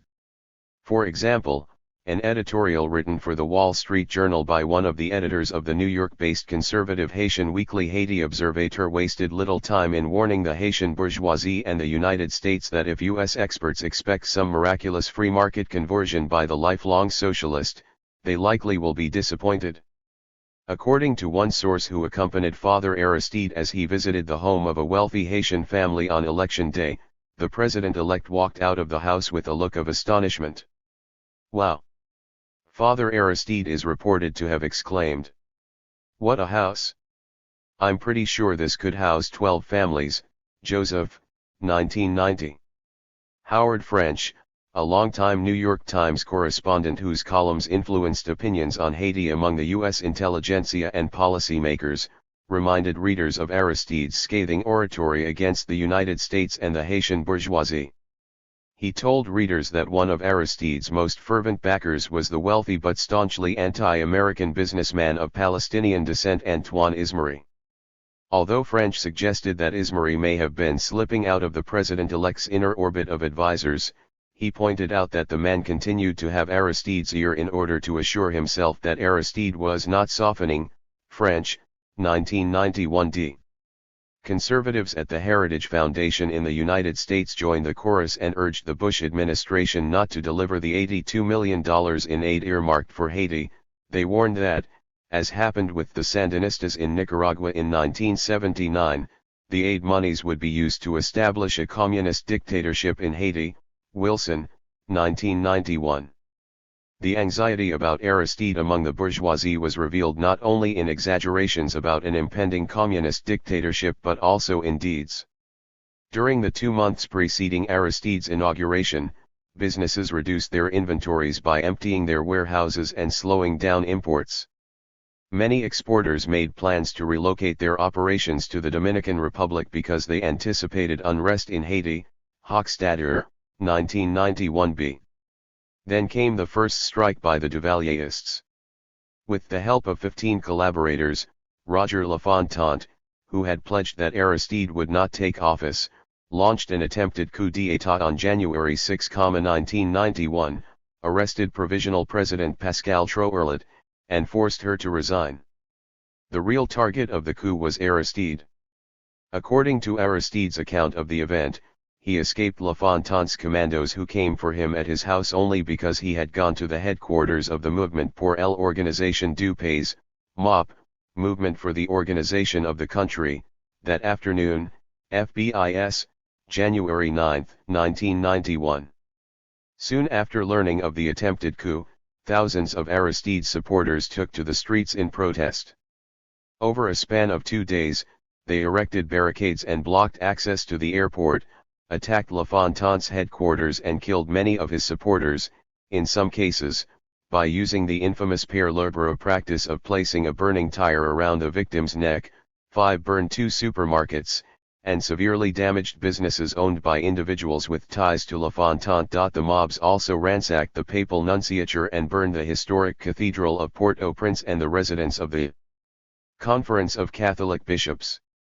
The attacks on church properties were a response to a January 1 homily by the proto-Valerist Archbishop of Port-au-Prince, Messenger François Wolf Ligand, who many people thought encouraged the Duvalierists to act.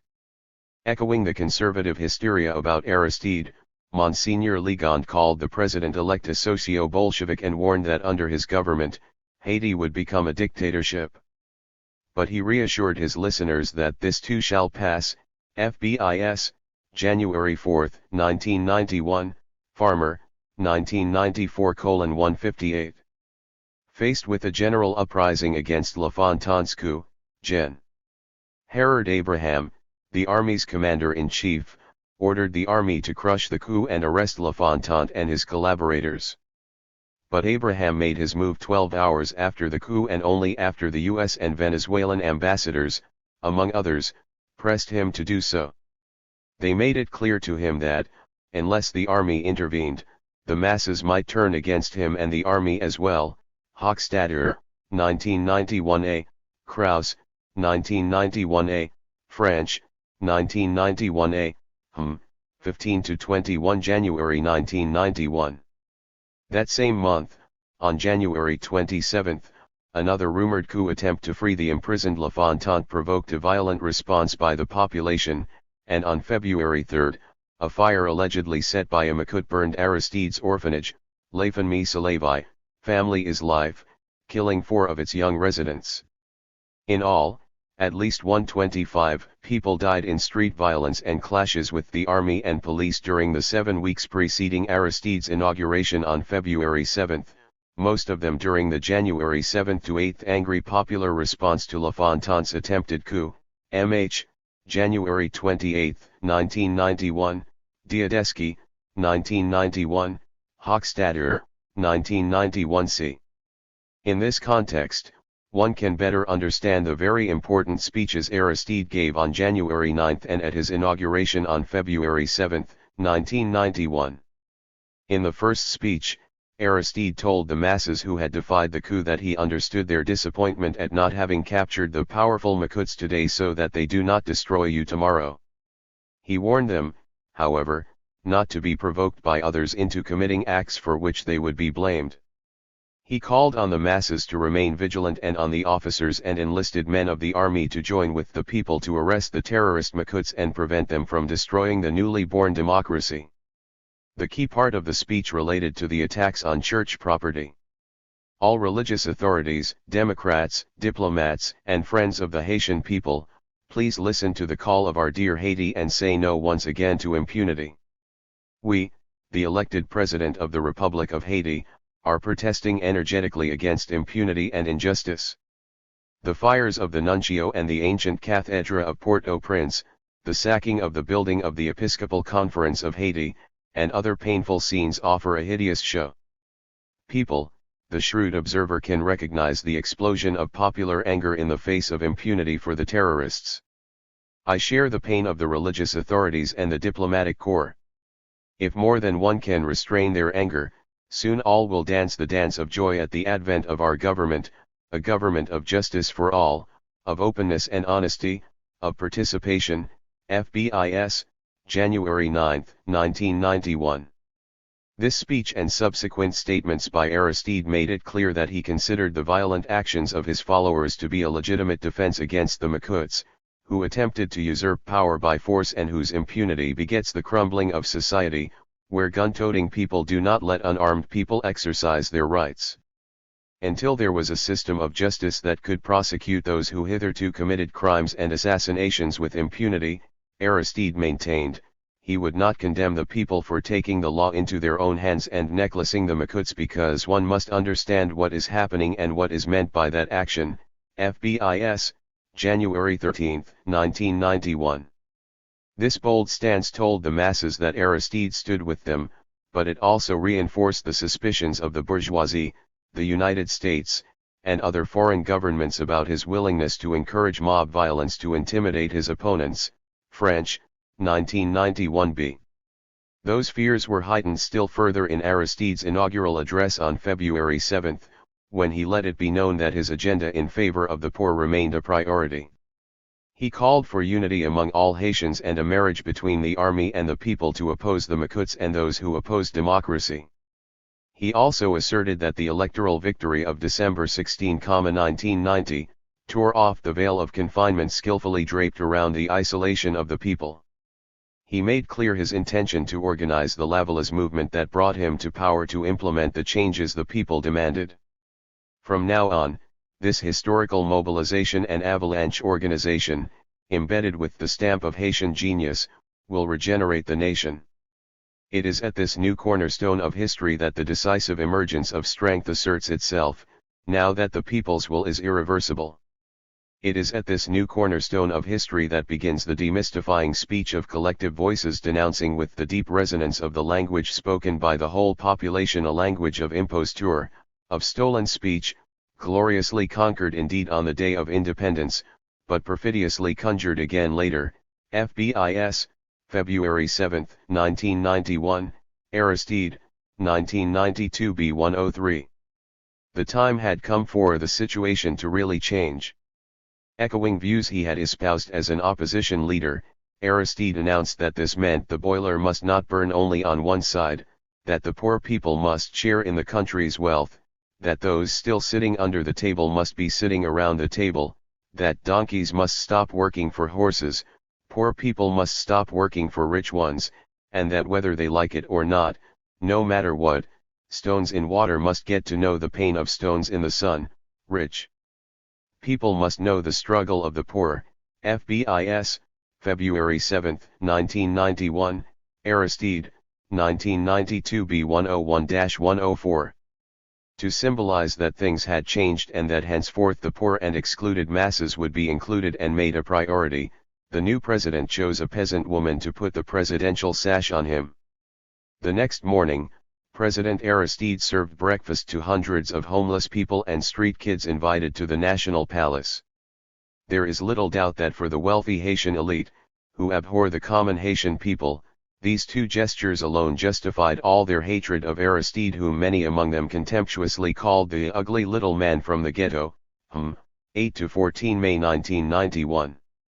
In an important sense, Aristide's hardened position resulted from the events preceding his inauguration, when it became clear to him that his government would operate under a constant threat from the Makuts and without the bourgeoisie's support. La Fontaine's attempted coup and the people's immediate and violent reaction placed Aristide in a quandary and brought to the surface the contradictions inherent in his views. The bourgeoisie, the United States, and the other foreign aid donors expected Aristide to reassure them that, the Makut threat notwithstanding, he would now behave as the president of all Haitians, as the prince and not the prophet, and renounce class struggle and mob violence. Even though Aristide did not encourage the reprisals of his supporters, the bourgeoisie, the United States, and the donors blamed him for not stopping or condemning such actions. They blamed him, rather than the Makuts whose attempted coup d'état provoked the mass reaction. U.S. officials, in their typical condescending attitude, became increasingly disenchanted with Aristide during that period of turmoil. Marquis, 1993 G. There can be no excuse for using the failed coup attempt as an excuse for exacting vengeance, a U.S. State Department spokesman stated bluntly after the events of January 7–8, cited in French, 1991 b. Jean-Jacques Honorat, a staunch foe of Aristide, went further and claimed that the new president was inciting people to riot. "We have all the ingredients here for a new fascism. Human rights violations have been as severe in the last month as they were under Duvalier," cited in Farmer, 1994:166. Honorat, the director of the human rights organization Centre Haitien de Défense de Libertés Publiques CHADEL, Haitian Center for the Defense of Public Liberties, funded by the National Endowment for Democracy among other foreign organizations, would serve as de facto prime minister from October 1991 to June 1992 after the coup d'état of September 1991. Aristide knew that the bourgeoisie and the United States were not with him and that they would use the slightest mistake or provocation on his part to side with the Duvalierists against him. He understood that he could only count on the masses and that it would be suicidal for him to condemn them for defending him against the Makut threat. To keep the masses mobilized and in his camp, he continually projected a defiant attitude toward his opponents. By adopting this posture and condoning the masses' acts of violence, however, he further alienated the bourgeoisie and the United States, who both feared Aristide and the masses more than they did the Makuts. Aristide's option for the masses, coupled with his distrust of the bourgeoisie and of the United States, and theirs of him, made it impossible for him to substitute the prince's clothing for the prophet's. It reinforced his inclination to go it alone and shun any attempt to form a broad consensus government. Aristide was now president, but the events preceding his inauguration forced him to behave as if he was still the leader of an opposition movement. He never abandoned that modus operandi during his brief 7 months in power. Feeling threatened and on the defensive, Aristide and his followers closed ranks. No single political party had won a majority in the National Assembly in the 2 rounds of elections held in December 1990 and January 1991-6 that left Aristide free to choose his own prime minister in consultation with the presidents of the Senate and the Chamber of Deputies, rather than from the majority party as mandated by Article 137 of the 1987 Constitution. Aristide chose his close and trusted friend, the engineer agronomist turned baker and militant anti-Duvalierist René Préval, as his prime minister. After winning confirmation from the Senate, Prime Minister Préval, who also held the posts of Interior Minister and National Defense Minister, then formed a cabinet comprised of Aristide's friends and allies from the progressive wing of the University-Educated and Professional Intelligentsia, FBIS, February 14, 1991. Point 7 The formation of a cabinet that excluded representatives from other political parties and the FNCD coalition that had backed Aristide's candidacy occasioned immediate criticisms from the FNCD and other political leaders. They charged that Aristide would govern alone rather than seek broad consensus for his policies. FBIS, 20 February/B 1991, Hochstadter, 1991 c. That decision to exclude others from upper echelons of government would prove to be one of the several damaging yet easily avoidable errors of Aristide's presidency. Emboldened by the spontaneous reaction of the masses to Lafontante's attempted coup and feeling confident that Lafontante's defeat had dealt a mortal blow to the Maquisards, Aristide pushed ahead with his agenda. He and his prime minister understood clearly that creating a government of laws and implementing the reforms envisioned by the Lavalliste project represented a formidable challenge. They knew that they had inherited a country ruined by corruption and ravaged by the storm of dictatorship, and that the economy was in rags and tatters. Aristide, cited in Kerwood, 1991. In essence, everything had to be done, and everything required time and careful planning. In addition, Aristide and his prime minister expected that, at every turn, the forces opposed to change would seek to block their initiatives and destabilize and overthrow the government. Their fears in that regard would soon be realized. 6. The Lavalliste government and its overthrow, February to September 1991. Prelude to a coup d'état. 2 weeks after Aristide's inauguration, Prime Minister Preval outlined the immediate priorities of his government to the National Assembly, on February 17, 1991. They were numerous and included, feeding the population and providing a minimum of health and preventive medical services, attenuating the high cost of living for the impoverished masses, restricting public spending, curbing corruption, controlling the collection of taxes to prevent tax evasion, launching infrastructure projects to increase employment and facilitate private sector investments, decentralizing Port-au-Prince to encourage investments in the provinces, providing subsidies and technical assistance to the peasants to increase self-sufficiency in food production, and regulating and streamlining the public enterprises. The government also contemplated bringing to justice those accused of crimes against the people, example assassinations, massacres, and theft, since 1986, and conducting a 3-year literacy campaign to reach approximately 3 million people between 15 and 40 years of age, ho, 20 to 27 February 1991. The Preval government planned to form an interdepartmental council that would work with the various ministries to study and recommend policies to achieve the government's administrative, political, economic, and cultural objectives. The Institut National de la Réforme Agraire, INRA, National Institute of Agrarian Reform, would also be created to implement the intended agrarian reform and establish a system of credits to the peasant farmers and new peasant organizations that would represent their interests within the INRA, ho, 20 to 27 February 1991. The general policies announced by the Prime Minister were in keeping with the objectives of the Lavalliste project. Preval made it clear that the newly installed government would not seek a radical transformation of the existing economic system but would modernize it by reforming the corrupt state institutions.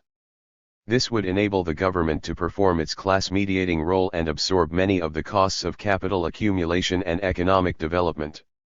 In late February 1991, the National Assembly approved a bill based on several articles of the 1987 Constitution, especially Article 295, that gave the first elected president the power to implement, within 6 months, all necessary reforms in the public administration and the magistracy, FBIS, February 28, 1991.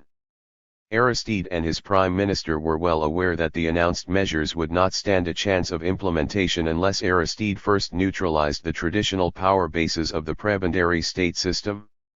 This meant reforming the military institution and dismantling its paramilitary organization. 1 Without this, Aristide argued, there would be no justice and no security, and without security, there would be no investment of capital or economic development. Kerwood, 1991. This explains why Aristide decided, starting with his inaugural address, to strike at the head of the army by 1. Requesting the retirement, or reassignment to obscure posts, of several top-ranking officers who had controlled the armed forces under past regimes, and 2. Promoting or commissioning new officers thought to be more supportive of democratization. Aristide, 1992 A160, FBIS, February 7, 1991, A/NCHR/CR, 1991:4, Slavin, 1991. Among the presumed reform-minded officers was Col. Raoul Cedras, the leader of the coup d'état that eventually ousted Aristide in September 1991. Cedras was promoted in July 1991 to the rank of brigadier general and named interim commander-in-chief of the army to replace General Abraham, who was pressured to resign, 10–16 July 1991.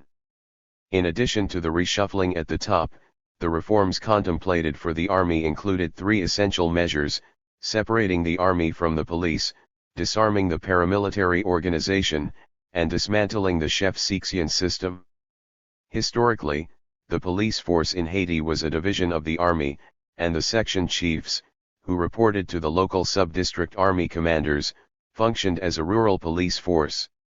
They recruited their own deputies, collected taxes, and charged peasants to settle land and personal disputes. They also had the power to arrest and sentence people in their localities and to suppress civic or peasant organizations they considered subversive. In short, they exercised authoritarian control over their respective local populations and often ruled through extortion and terror. There is no doubt that abolishing the section chief system was one of the most important steps that the Aristide government could have taken to establish the rule of law in Haiti, /NCHR/CR, 1991:9, O'Neill, 1993:106. Separating the police and the section chiefs from the army and placing them under the jurisdiction of the Ministry of Justice, as mandated by the 1987 Constitution, would reduce the army's role to one of protecting the nation against foreign threats. Yet the modern Haitian army, which was created during the U.S. occupation of 1915 to 1934, had never fought a foreign war, and Haiti did not face any external threats. Historically, the army's primary function was to preserve the status quo and suppress domestic opposition.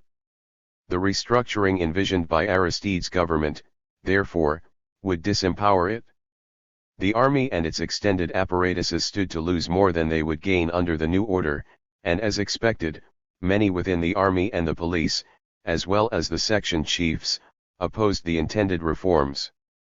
There was a debate within the National Assembly over the structure of the new police force and the extension of civilian control beyond the Ministry of Justice to elected officials. This debate prevented the military reform bill introduced in the National Assembly by the Minister of Justice in August 1991 from being enacted before the September coup. The 555-strong section chiefs force was placed under the control of the Ministry of Justice in April 1991, and members of that force were ordered to turn in their weapons. Those found guilty of corruption or other violations were to be discharged, others would be retired. These measures were not all successfully implemented. The section chiefs were renamed communal police agents and henceforth were supposed to report to local prosecutors. Although some section chiefs were forced out, others managed to remain in the new positions and continued to operate as before.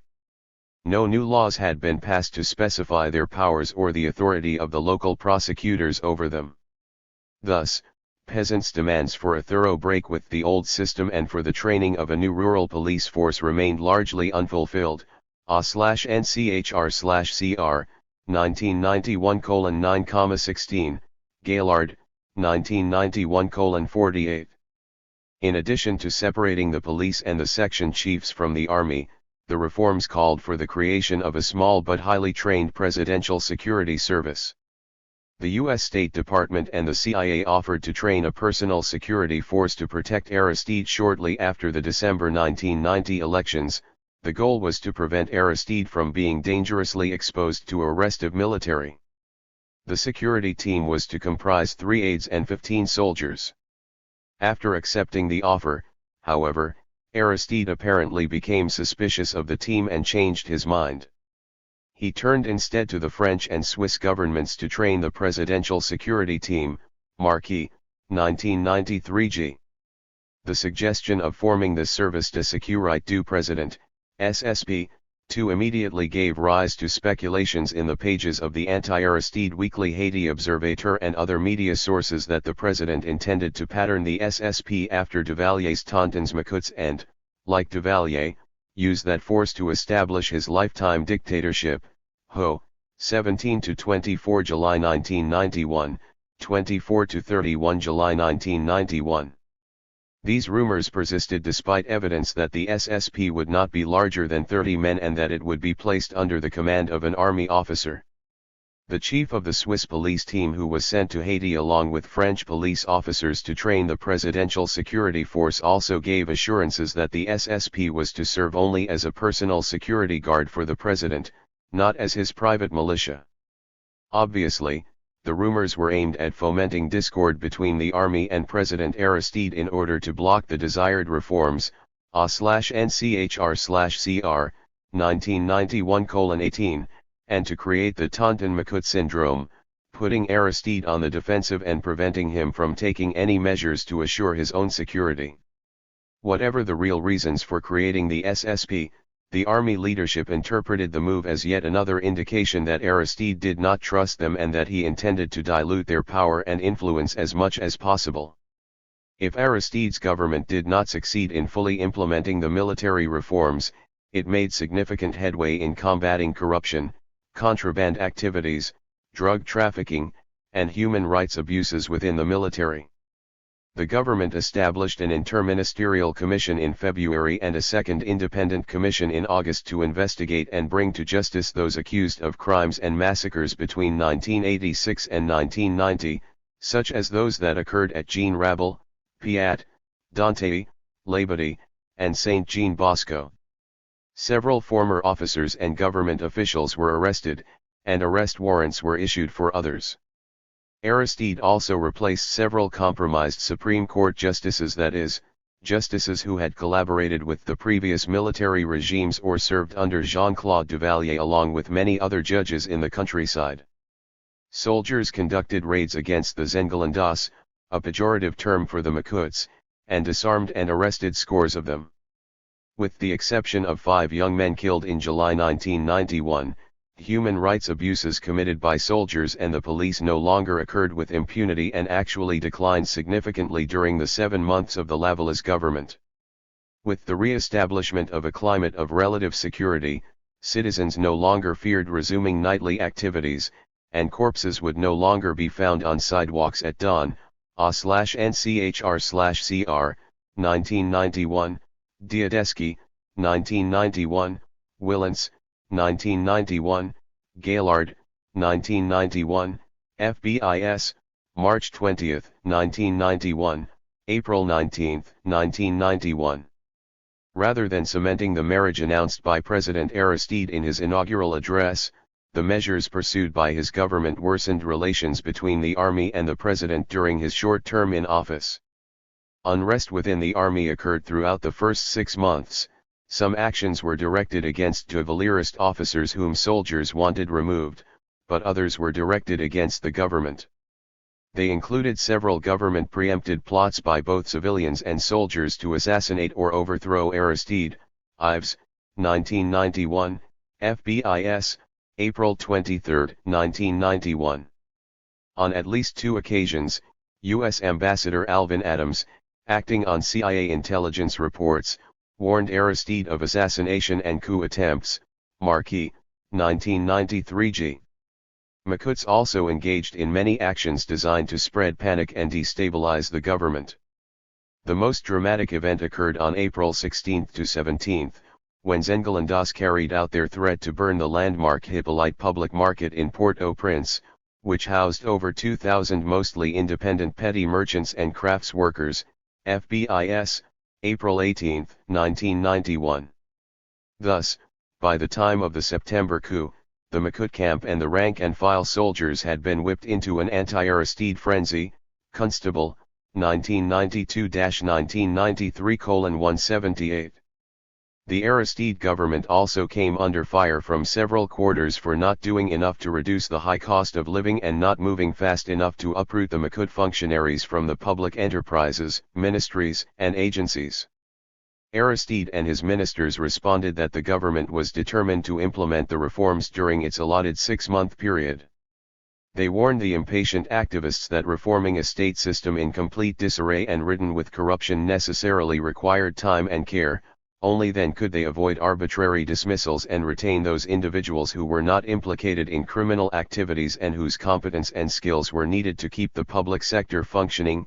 Kerwood, 1991, HP, 15-21 May 1991, 19-25 June 1991. Nonetheless, the manner in which the government carried out its dismissals gave the impression that it was engaged in a witch hunt, leading some of its ever-watchful critics to charge that the government confuses dismissals with reform. FBIS, August 6, 1991. In addition to removing the old guard who ran the public sector as their private prebend, the government sought to curb waste and corruption by closing some offices and agencies completely and by reducing the budgets of the targeted public agencies or enterprises, the salaries of functionaries, and the size of the public sector. To set an example, in his inaugural address Aristide asked the National Assembly to cut his $10,000 monthly salary, and he often donated his paycheck to non-governmental organizations, such as the United Nations International Children's Emergency Fund, UNICEF, or citizens groups, to help them prepare for the literacy campaign. FBIS, May 15, 1991, June 10, 1991. The government also took steps to reduce the size of the public sector. A report from the Ministère de l'Économie et des Finances issued in May 1991 estimated that at least 5,000 employees had lost their jobs in public administration and public enterprises between February and May 1991. By early September 1991, the number rose to over 8,000, thereby reducing the total number of public sector employees to 37,000. 7-13 August 1991, Ho. 11-18 September 1991, Ives, 1991. These measures began to pay off. The government took steps to collect the arrears owed to it and to prevent tax evasion by the wealthy and fraud in the ministries and public enterprises. As a result, the Direction Générale des Impôts, Internal Revenue Administration, registered a historic increase in total revenues, thereby reversing the tendency of previous governments. Furthermore, two public monopolies that had once served primarily as sources of graft and corruption for government officiers showed dramatic improvements in their performance under Aristide. The Minoterie de Haiti, the government's flour mill, hitherto always in the red, showed a profit in April, and the Ciment de Haiti, another bankrupt public enterprise, reduced its deficit by 60% between February and April 1991. Meanwhile, total monthly government expenditures were reduced from $32.9 million in November 1990 to $17 million in June 1991, and for the first time in many years, a budgetary surplus of $8.2 million was recorded. HP, 12-18 June 1991, Ives, 1991. The government also prevented importers from hoarding foodstuffs and inflating food prices by fixing the price of certain basic food items. It proposed to raise the daily minimum wage from 15 to 25 gourds, from $3 to $5, primarily for urban workers who made up a relatively small proportion of the labor force.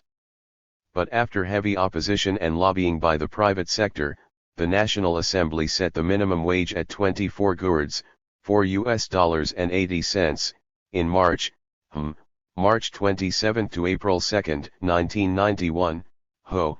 11-18 September 1991, .3 in its 7 months in office. Then, the government increased internal revenues and customs receipts, transformed hitherto inefficient and unprofitable state enterprises into efficient and profitable operations, brought government spending under control and reduced the internal financing of public sector deficit, increased the foreign exchange reserve by $20 million, and reduced the public debt by $127 million, from $874 to $747 million. Haiti, 1994a. The Lavallée government went on the offensive on many fronts.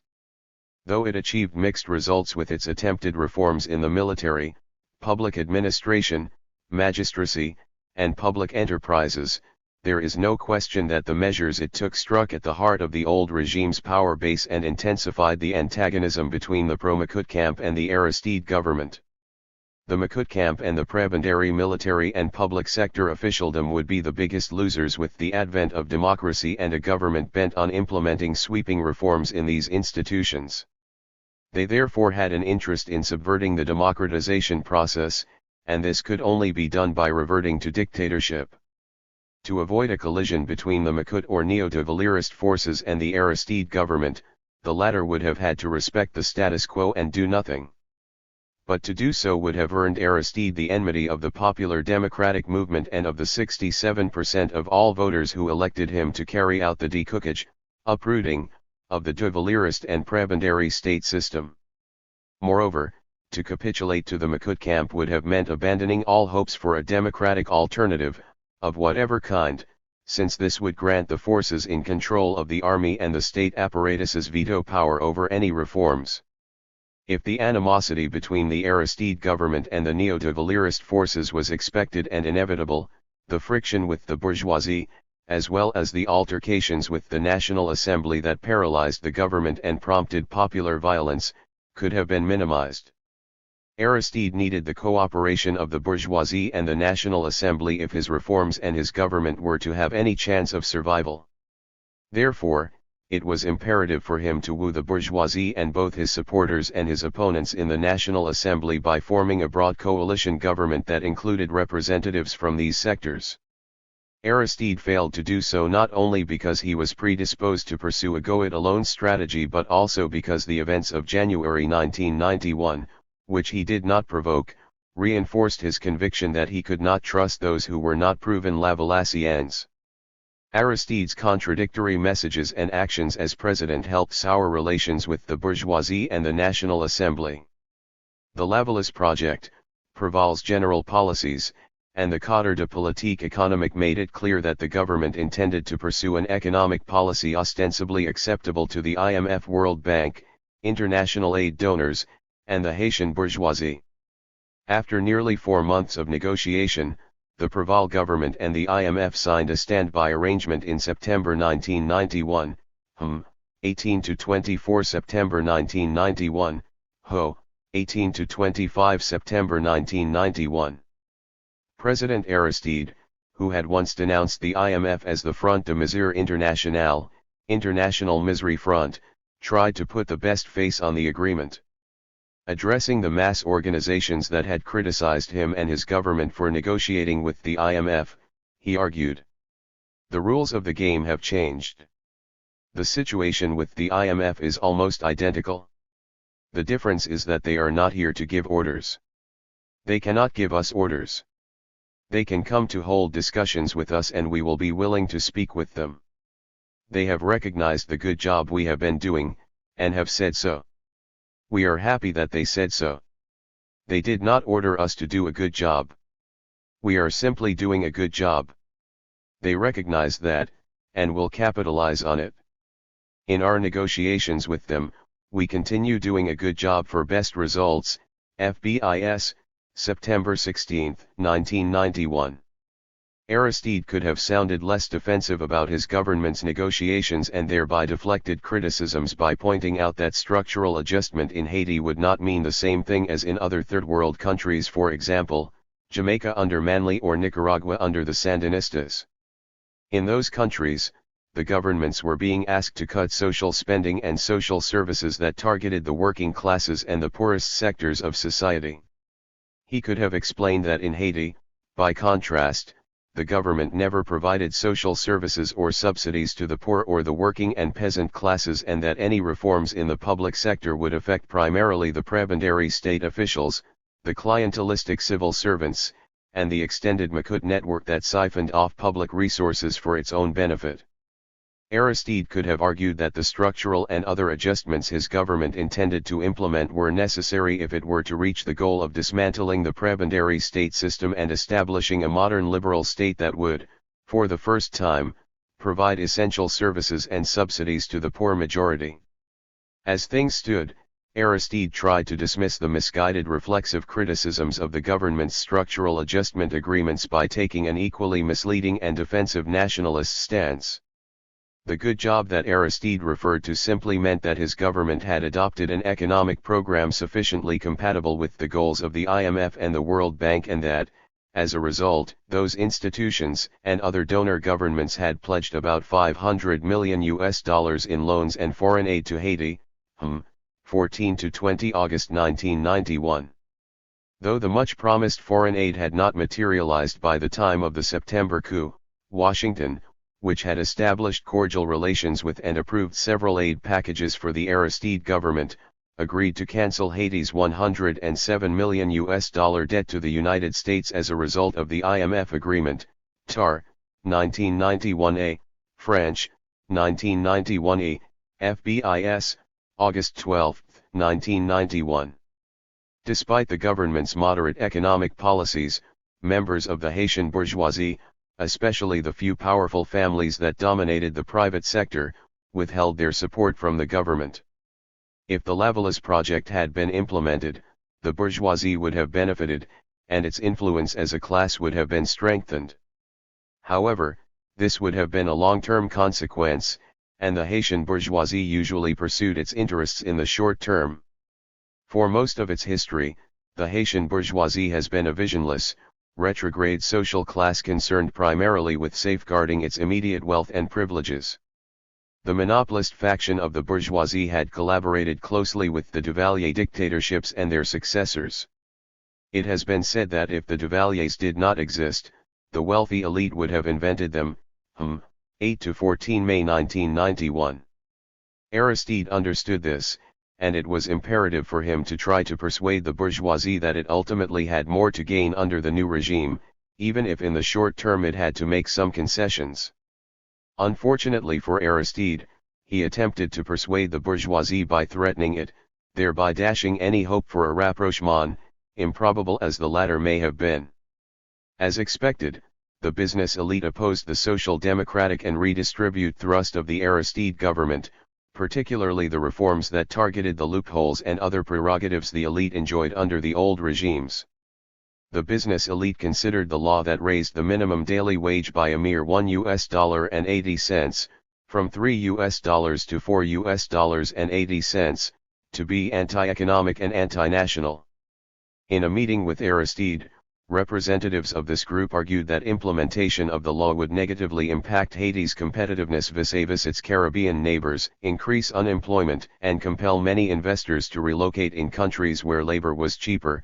Daniel, 1991, FBIS, 2 April 1991, 29 August 1991.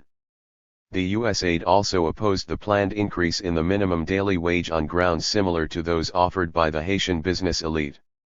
The agency knew, however, that an increase as high as $0.75 an hour, or $6 a day, well above the wage level proposed by the Aristide government, would still make Haitian labor cheaper than that of its Caribbean and Central American competitors, except for the Dominican Republic.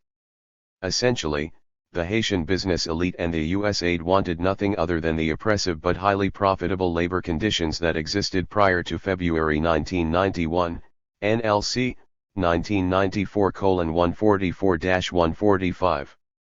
Above all, members of the bourgeoisie felt threatened by the fortification of civil society and especially by what they saw as Aristide's encouragement of the increasing militancy of the grassroots organizations, student organizations, TKL community-based organizations, trade unions, peasant organizations, and vigilante groups. The bourgeoisie, in other words, feared the empowerment of the social classes whose abject exploitation and suppression the dictatorships had guaranteed. The momentum created by the election or Aristide and the reformist thrust of his government opened a Pandora's box of pent-up grievances and demands. Hardly a month went by without demonstrations or other actions, some violent by one or another group or mass organization in Port-au-Prince and other cities, towns, and villages throughout Haiti. Both organized and unorganized groups made various demands on the government. Workers sought higher wages, better working conditions, and management changes in enterprises. public sector employees wanted to uproot the administrative personnel from the old regime in the provinces as well as in Port-au-Prince, students asked for university reforms, peasants sought land reform, citizens wanted to lower the high cost of living and end the food stockpiling by merchants that inflated retail prices. As well as more jobs, healthcare, education, and a literacy campaign, others hoped to reverse deforestation and the degradation of the environment. Popular organizations sought the removal of several Provincial government ministers accused of protecting the bourgeoisie's interests in their ministries, an end to negotiations with the IMF, and a halt to U.S. interference in Haiti's internal affairs. FBIS, March 25, 1991, March 27, 1991, April 24, 1991, 29 April/B 1991A, May 6, 1991, 23 May/B 1991, 20 June 1991, July 11, 1991. 23 August 1991, 13 September 1991. Besieged by these multiple and conflicting demands, the government devoted considerable time and energy responding to them. Aristide, Proval, and other ministers met with various groups to discuss their grievances, and where they could, they took prompt action to satisfy the complaints. Aristide held unprecedented and open meetings at the National Palace with the press, trade union representatives, peasant delegations, thousands of unemployed people, youths, and leaders of popular organizations. When he spoke to them, Aristide tried to reassure and encourage them in their struggle. For example, he told the trade union representatives to organize themselves more effectively and thereby become a stronger force. He told the peasant delegations that his government intended to take state-owned lands from landowners and redistribute them to peasants in accordance with the constitution. To the unemployed, he said that militants who worked in the field, who worked hard so the avalanche could overflow, should not have to go and ask for favors to get work, as if they do not have the right to work. FBIS, 27 March 1991, 29 April/1991, 19 June 1991, 16 September 1991.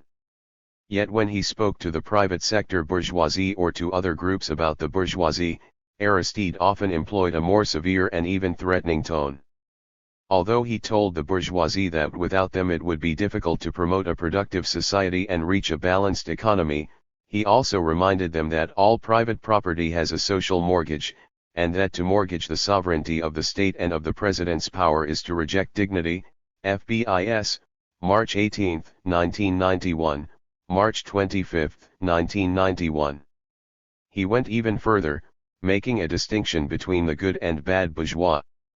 The patriotic bourgeois was willing to make concessions, and the selfish bourgeois, the bourgeoisie patrie poche, did not identify with the national interest, having collaborated with the dictatorship to safeguard its privileges. Basically, Aristide advanced a voluntaristic argument with a compulsory dimension. According to him, the bourgeoisie had to learn new human values, respect the society as a whole, and behave differently.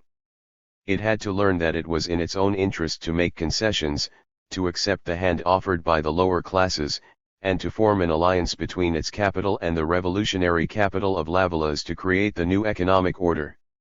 Should the bourgeoisie remain passive and selfish and refuse to cooperate with the new movement, the starving masses could be pushed to demand more radical measures. In his words, the people who are sleeping like a log today could be roaring tomorrow.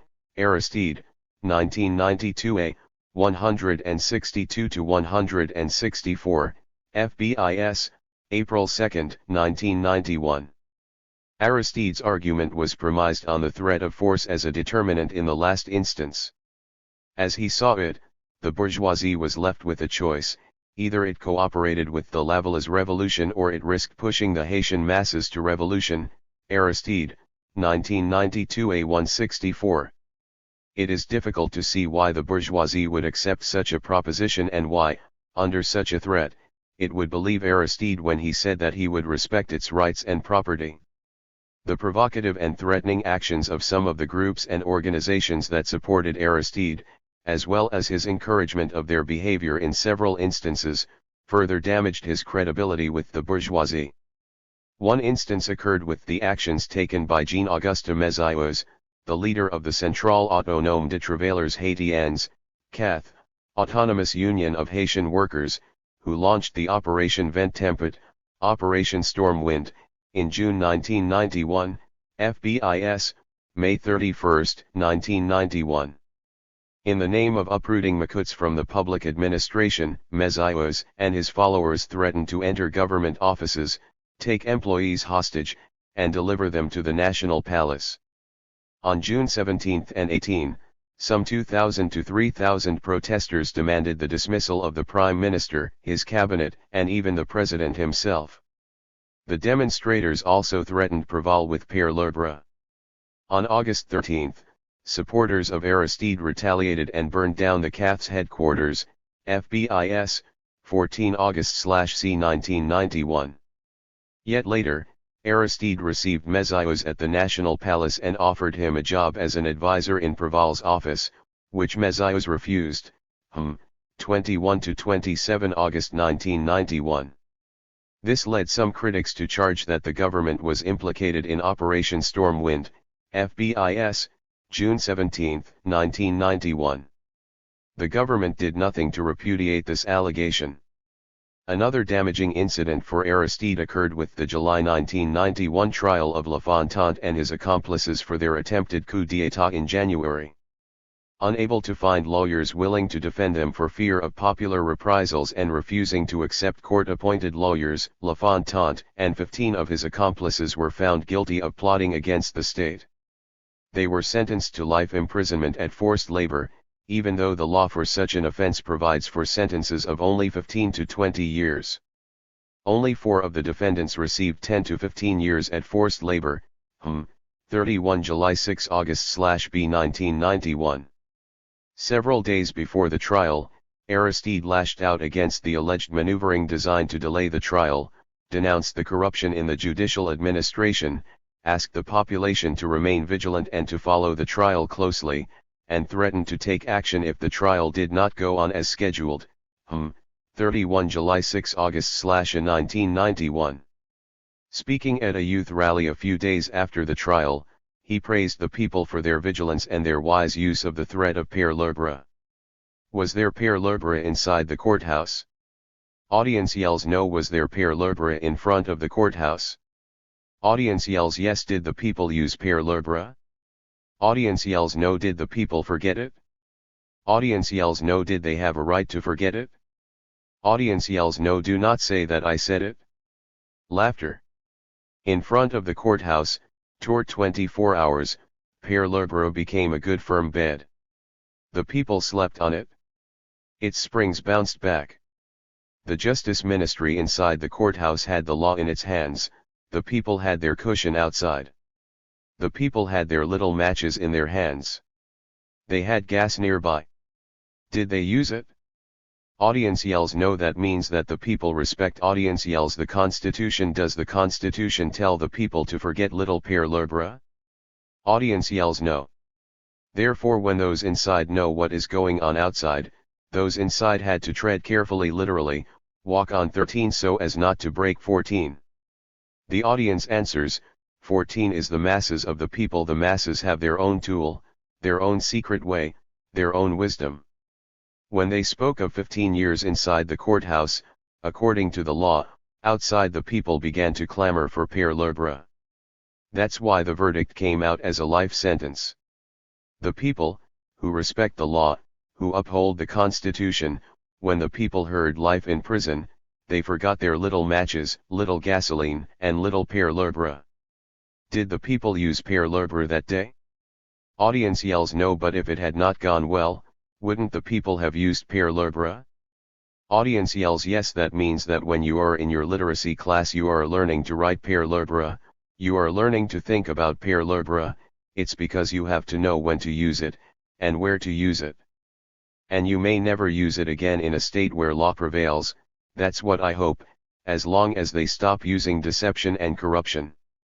So, that's what they call real literacy, cited in A/NCHR/CR, 1991:26-27, FBIS, August 5, 1991, bracketed comments appear as such in source. Axistide's motives may well have been to rally, educate, and shape the people into a credible force capable of exerting legitimate pressure on the judicial system, but without threatening it, so that when the judge knows that the people are there, the judge can feel strengthened to render justice and not succumb to the weight of money or the pressures that will come upon him, cited in Danner, 1993:51.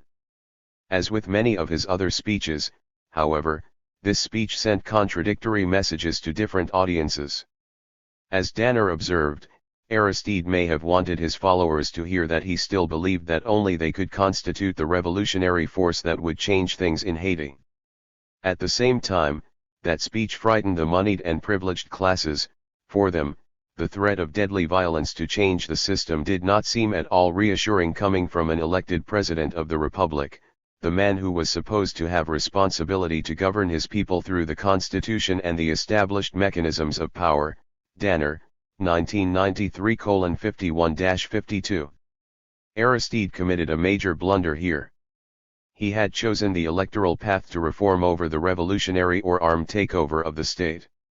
Therefore, alluding to the use of deadly violence to change the status quo was an irresponsible act. The trial posed no danger to his government.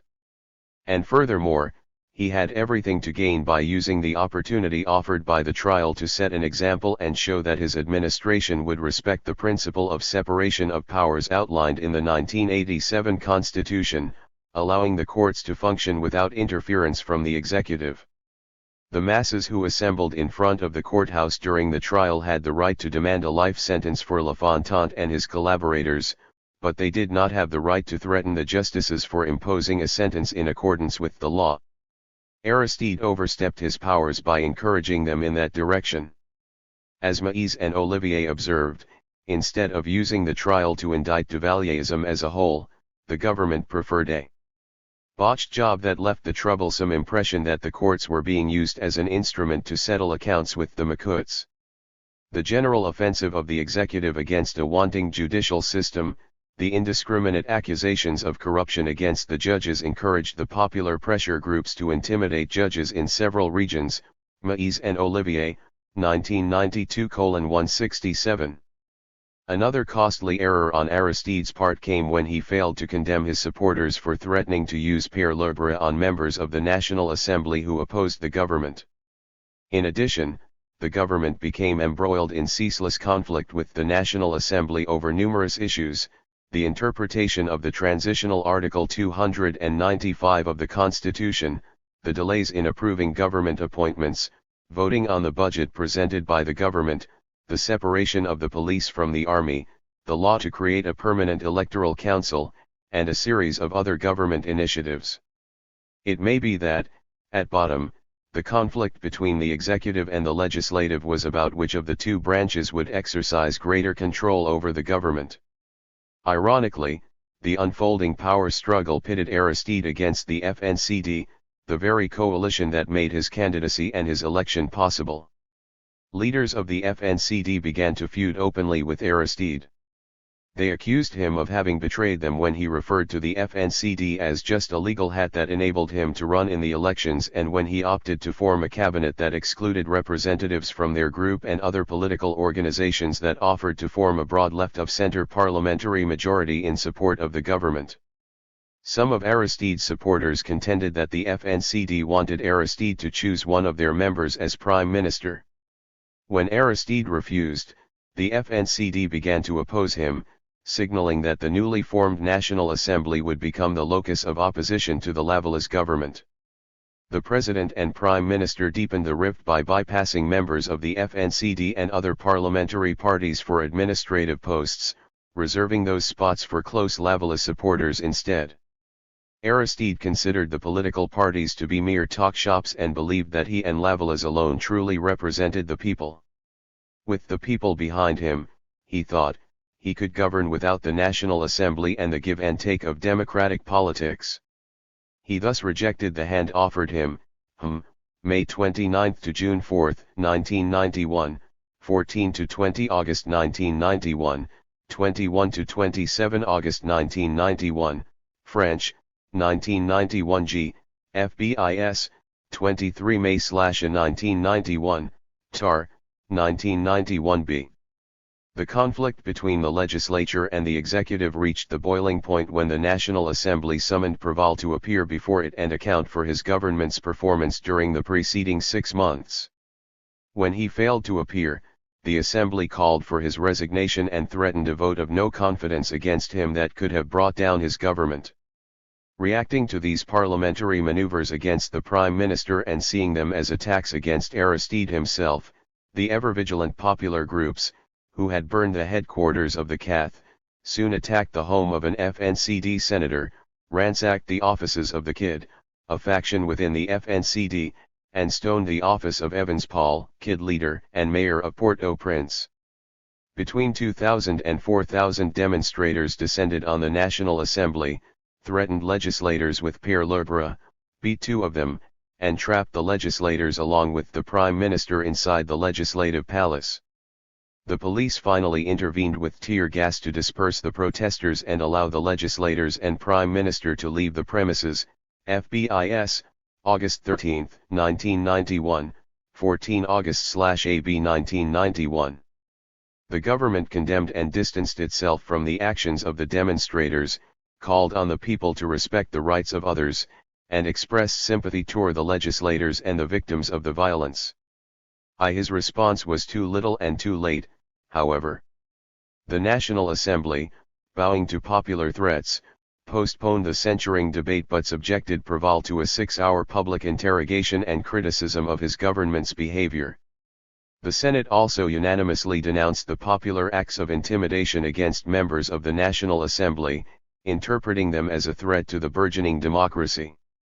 There is little doubt that the 4 major political blocs in the Chamber of Deputies, including the FNCD, would have voted in favor of the censure motion if it had been taken.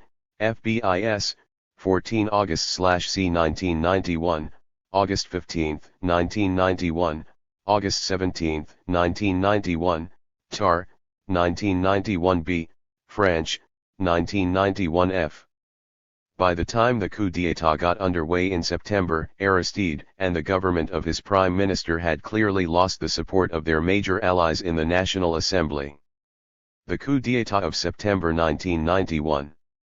It is in the context of the preceding events that one must consider Aristide's, famous September 27, 1991, speech, the last impassioned address he made before his overthrow 3 days later by the military.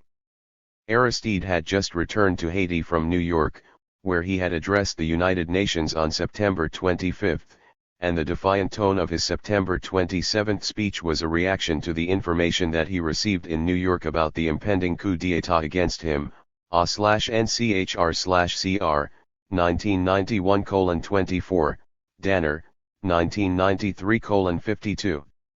Aristide launched a direct attack against the Macoutes and especially the bourgeoisie patrie poche.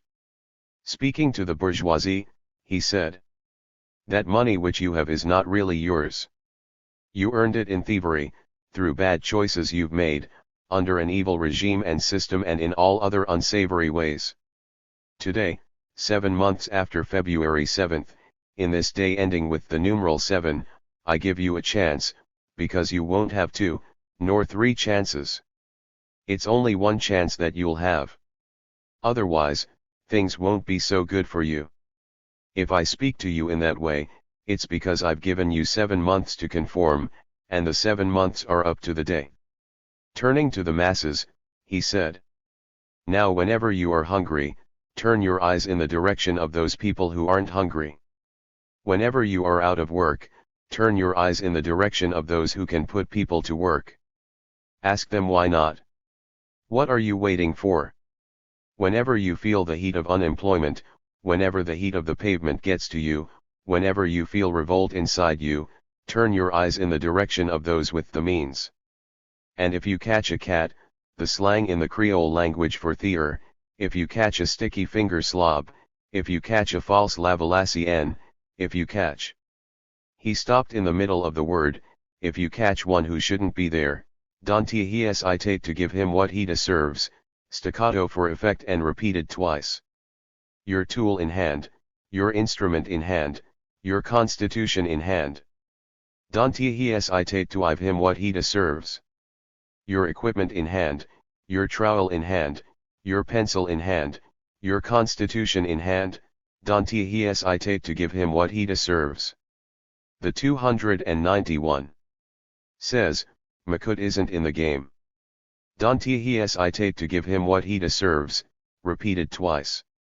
Everywhere, in the four corners, we are watching, we are praying, when you catch one, don't hesitate to give him what he deserves. What a beautiful tool. What a beautiful instrument. What a beautiful device. It's beautiful, yes it's beautiful, it's cute, it's pretty, it has a good smell, wherever you go you want to inhale it. Since the law of the country says Makut isn't in the game, whatever happens to him he deserves, he came looking for trouble. Again, under this flag of pride, under this flag of solidarity, hand in hand, one encouraging the other, one holding the other's hand, so that from this day forward, each one will pick up this message of respect that I share with you, this message of justice that I share with you, so that the word ceases to be the word and becomes action. With other actions in the economic field, I throw the ball to you, you dribble it, you shoot, on the goal adroitly, because if the people don't find this ball to hold it in the net, well, as I told you, it's not my fault, it's you who will find what you deserve, according to what the mother law of the country declares. Alone, we are weak. Together we are strong. Altogether we are lavadas. Ho, 9–16 October 1991. The September 27 speech was inflammatory insofar as it condoned popular violence against the recalcitrant bourgeoisie and the Makuts. But this speech was defensive and preemptive rather than provocative. Aristide knew of the impending coup, and he probably believed that, with the events of January 7 and 8 fresh on everyone's mind, he could preempt the coup plotters by brandishing what had always been his greatest strength and his most feared weapon, the flood, the avalanche represented by the poor multitudes who were now cheering before him. Danner, 1993:52. Aristide acknowledged this himself later in an interview when he said, in response to a question about his speech, that his words should be put in context. As he put it, the coup had started. I was using words to answer the bullets, in a vain effort to forestall the coup, adding and Kramer, 1993:28, also cited in Danner, 1993:52n. This time, however, the Army High Command and the Makut camp, with the support of the bourgeoisie and especially its wealthiest faction, were prepared to unleash the most brutal wave of repression, terror and assassination against Aristide's supporters and the entire spectrum of the pro-democratic forces. 3 days after this speech, a unit of the army under the command of Chief of Police Michel François, then a major, launched the coup that toppled Aristide and his government. Danner, 1993:52, Maïs and Olivier, 1992:177. Thanks only to the intervention of the French, U.S., and Venezuelan ambassadors, the putschists spared Aristide's life and allowed him to flee into exile. Goshko, 1991. There are times in history when a leader is justified in calling on the people to rise up against their enemies and to use whatever means are necessary to repel them. Such a situation existed in Saint-Domingue in 1802 during the Revolution when Napoleon Bonaparte sent an expedition to recapture the colony from Toussaint Louverture and restore the slave regime. As Cl.R. James argued, Louverture should have acted decisively once he learned of the expedition. He should have called the population to arms and given the French colonialists a clear choice, either leave the colony or accept the new order and defend it. The properties of all those who refused to side with the new regime, James maintained, should have been seized, and those French who showed any sign of treason should have been summarily executed. Moreover, rather than reassuring the whites that they and their properties were safe, Louverture should have spoken to the masses to explain to them what was happening and what had to be done. For it was what they thought that mattered then, not what the imperialists thought. James added, if to make matters clear to them the masses Toussaint had to condone a massacre of the whites, so much the worse for the whites. He had done everything possible for them, James, 1963:286-287. Haiti under Aristide, however, was not in a revolutionary situation. And his government was not seeking to expropriate the dominant classes and establish a new social order. Quite the contrary, his government preached class conciliation and proposed an economic program that depended on the collaboration of the bourgeoisie.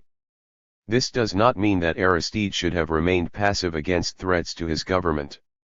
He may have been justified, for example, in not condemning the violent reaction of his supporters to the stillborn coup d'état of Lafontaine in January 1991 and in placing the blame for the violence squarely on the shoulders of the would-be coup makers.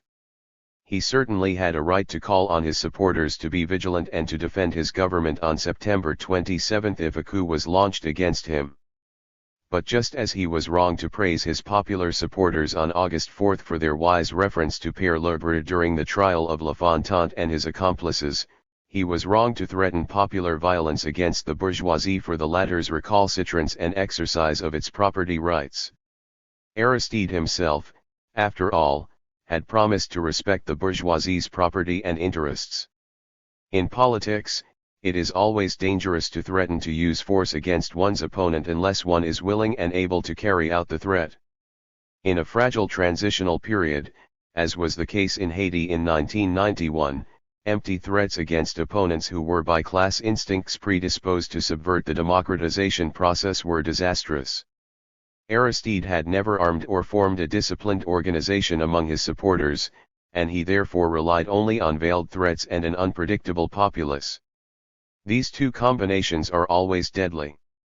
The army, by contrast, had all the weapons, was organized, at least against Aristide's defenseless supporters, and was anxious to strike against the defiant priest.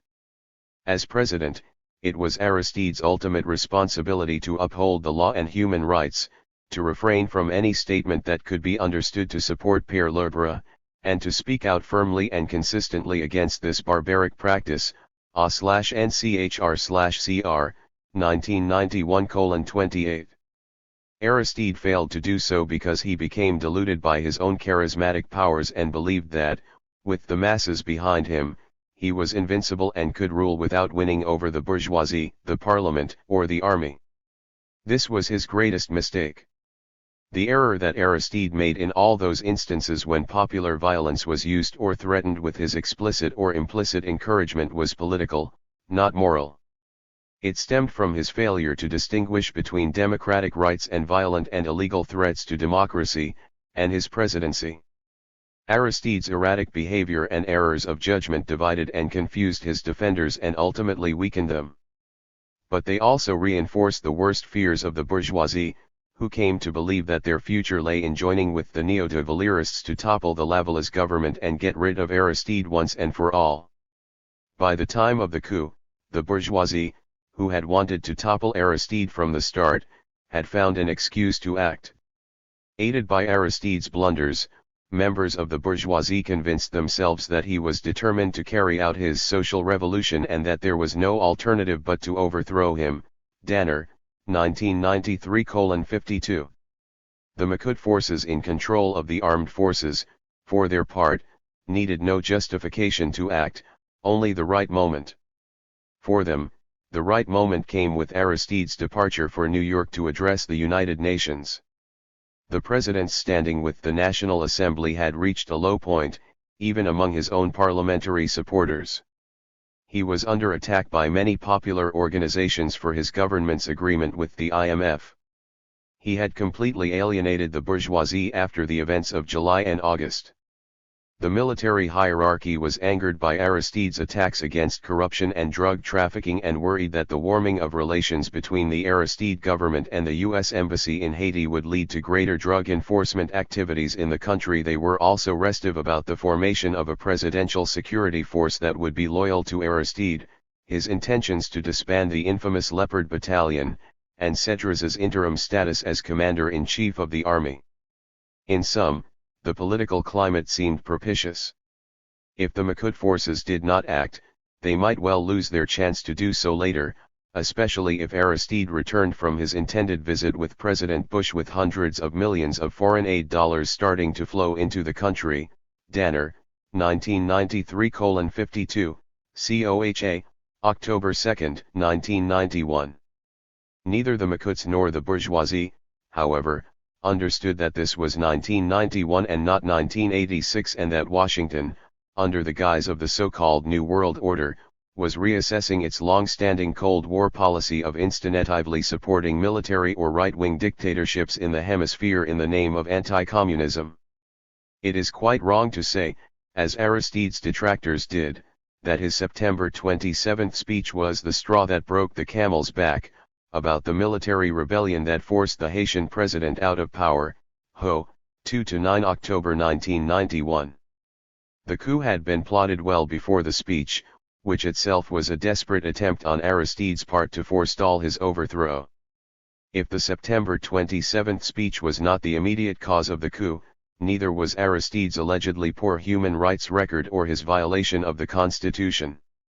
Such arguments were used as post facto justifications by the putschists and their supporters in the U.S. government and media in an attempt to discredit Aristide and convince the Bush and Clinton administrations to find a solution to the Haitian crisis that did not involve returning Aristide to power. For all his political errors and even his abuse of powers as president, Aristide's human rights record showed dramatic improvements, compared favorably with the record of any of his predecessors, and certainly paled in comparison with the reign of terror that followed his overthrow. For whatever the human rights failings of the Aristide government, as an America's Watch report concluded, they could not be used to justify committing yet a further, serious human rights violation by depriving the Haitian people of the right to elect their government, /NCHR/CR, 1991. As Mark Danner aptly put it, in the end human rights did not bring Aristide down, politics did. Danner, 1993:52. The September 30 coup d'état resulted from a classic power struggle between a reformist and populist, but unpredictable, president who lacked a well-organized and disciplined political base, a parliamentary majority, and control over the military, on the one hand, and economic and prebendary political military elites who feared democracy and the masses, as well as the loss of their power and their privileges, on the other hand.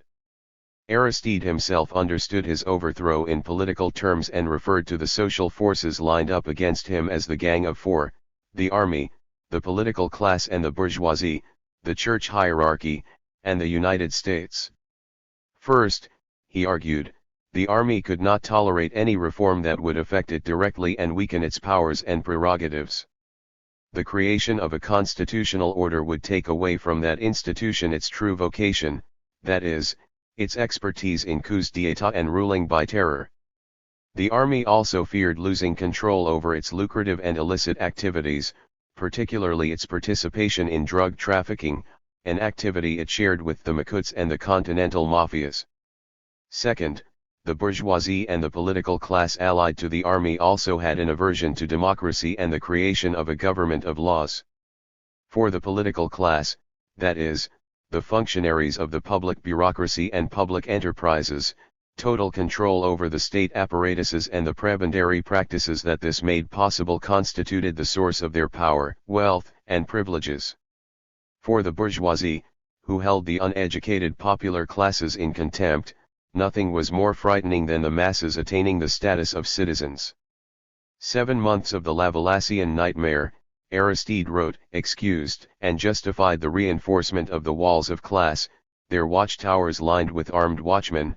Aristide, 1994 B 31-33. Third, the church hierarchy, which vehemently opposed the emergence and influence of the Legless liberation theology movement, sided openly with the putschists and legitimate the coup d'état by appointing a new papal nuncio to Port-au-Prince. In fact, the Vatican was the only foreign state to have recognized the new regime diplomatically. Aristide, 1994 B 34-35. Fourth, there was the United States, which, after the fall of communism, sought to change its ugly image as the defender of dictatorship by promoting an ersatz of democracy in the poor countries. In Haiti, the problem for Washington was how to compel its traditional allies the bourgeoisie and the military establishment to accept a minimal democracy, sever their ties with the system of corruption, and abandon their age-old practice of treating the masses like slaves, while at the same time preserving Haiti as a source of cheap labor for the assembly industries and the multinational agribusinesses. The solution lay in electing a candidate who accepted the new game plan and who was supported by the local oligarchies and the United States. Unfortunately, the Haitian masses, who had been excluded from this new schema, spoiled it, in the opinion of the U.S. strategists, by voting for their own unexpected and unpredictable candidate, Aristide, 1994 B 35-37. Aristide succinctly summarized the underlying fears of his protagonists and the reasons why they ousted him or supported his ouster from power. His musings, however, do not go far enough in weighing the role that his own behavior as president played in these actions. The creation of a liberal social democratic state threatened the most fundamental interests of the prebendary de Valériste state and military, and short of capitulating to those sectors, there is little that Aristide could have done to win their support for democracy. They had vowed to oppose and topple him, and for them, it was a matter of when, not whether, they would act.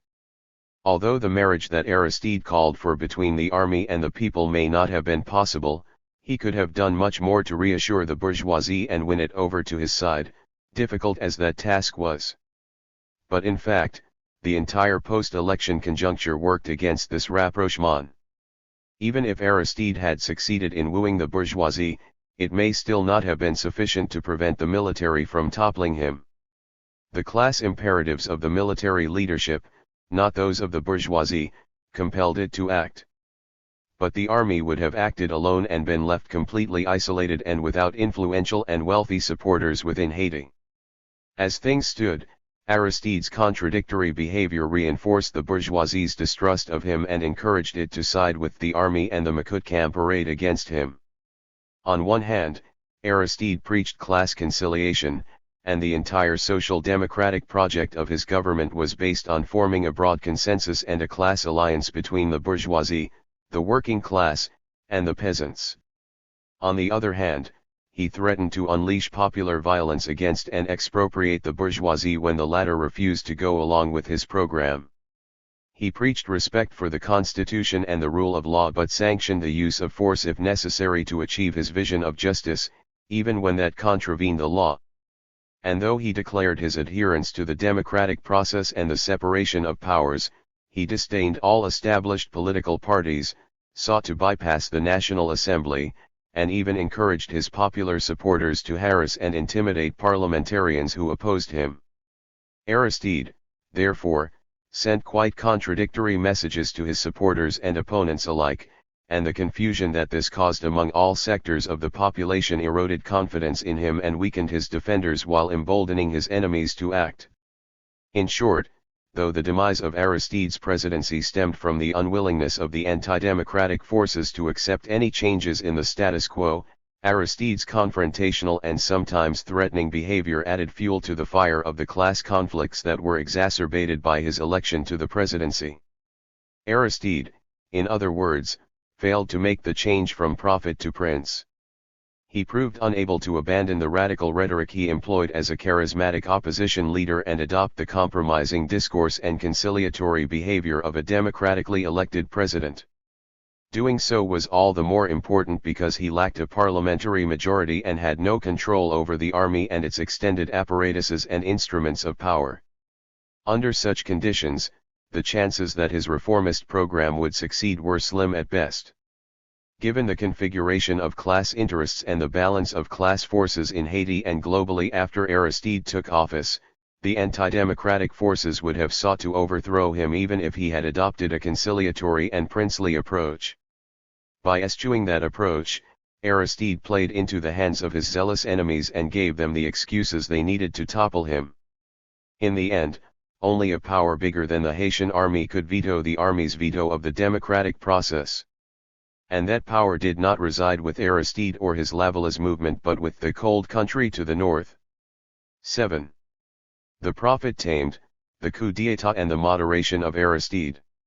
The Bush administration and the September coup d'état. If Aristide's inconsistent behavior did not cause the September coup, it played into the hands of his enemies by providing them with a ready-made justification for his overthrow. Aristide was overthrown, his detractors assert, because he disregarded the constitution, preached class warfare, and encouraged violence and mob rule.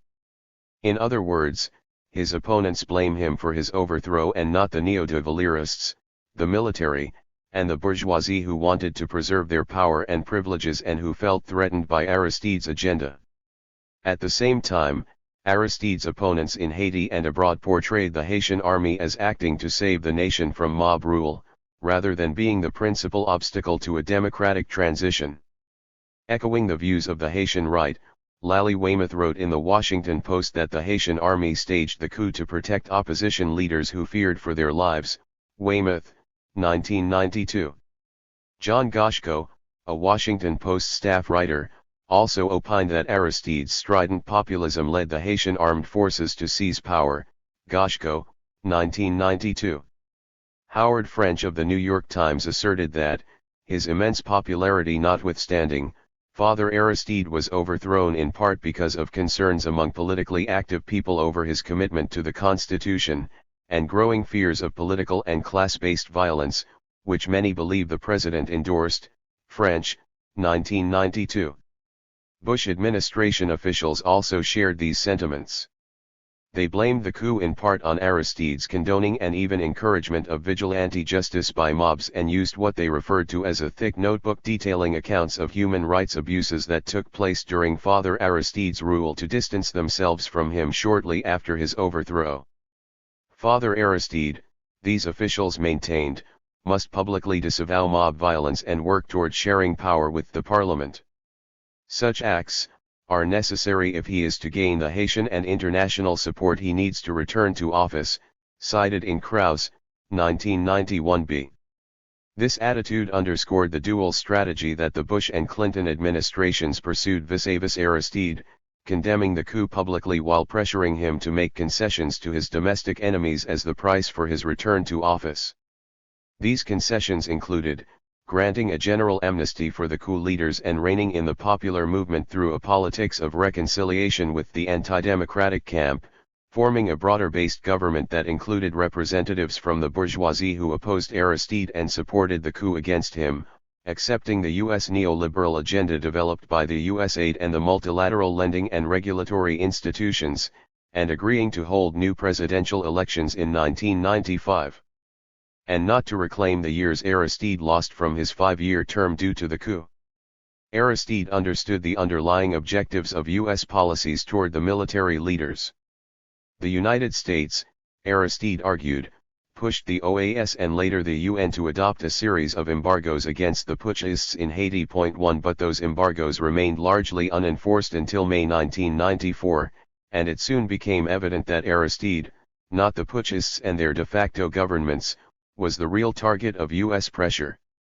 Washington's objective in not enforcing the embargoes, Aristide maintained, was to wrench more and more concessions from him, to compel him to enter into a power-sharing agreement with the enemies of change, and to apply in Haiti its hemispheric definition of democracy, the return of a maimed and encircled Aristide, 1994b 38-39.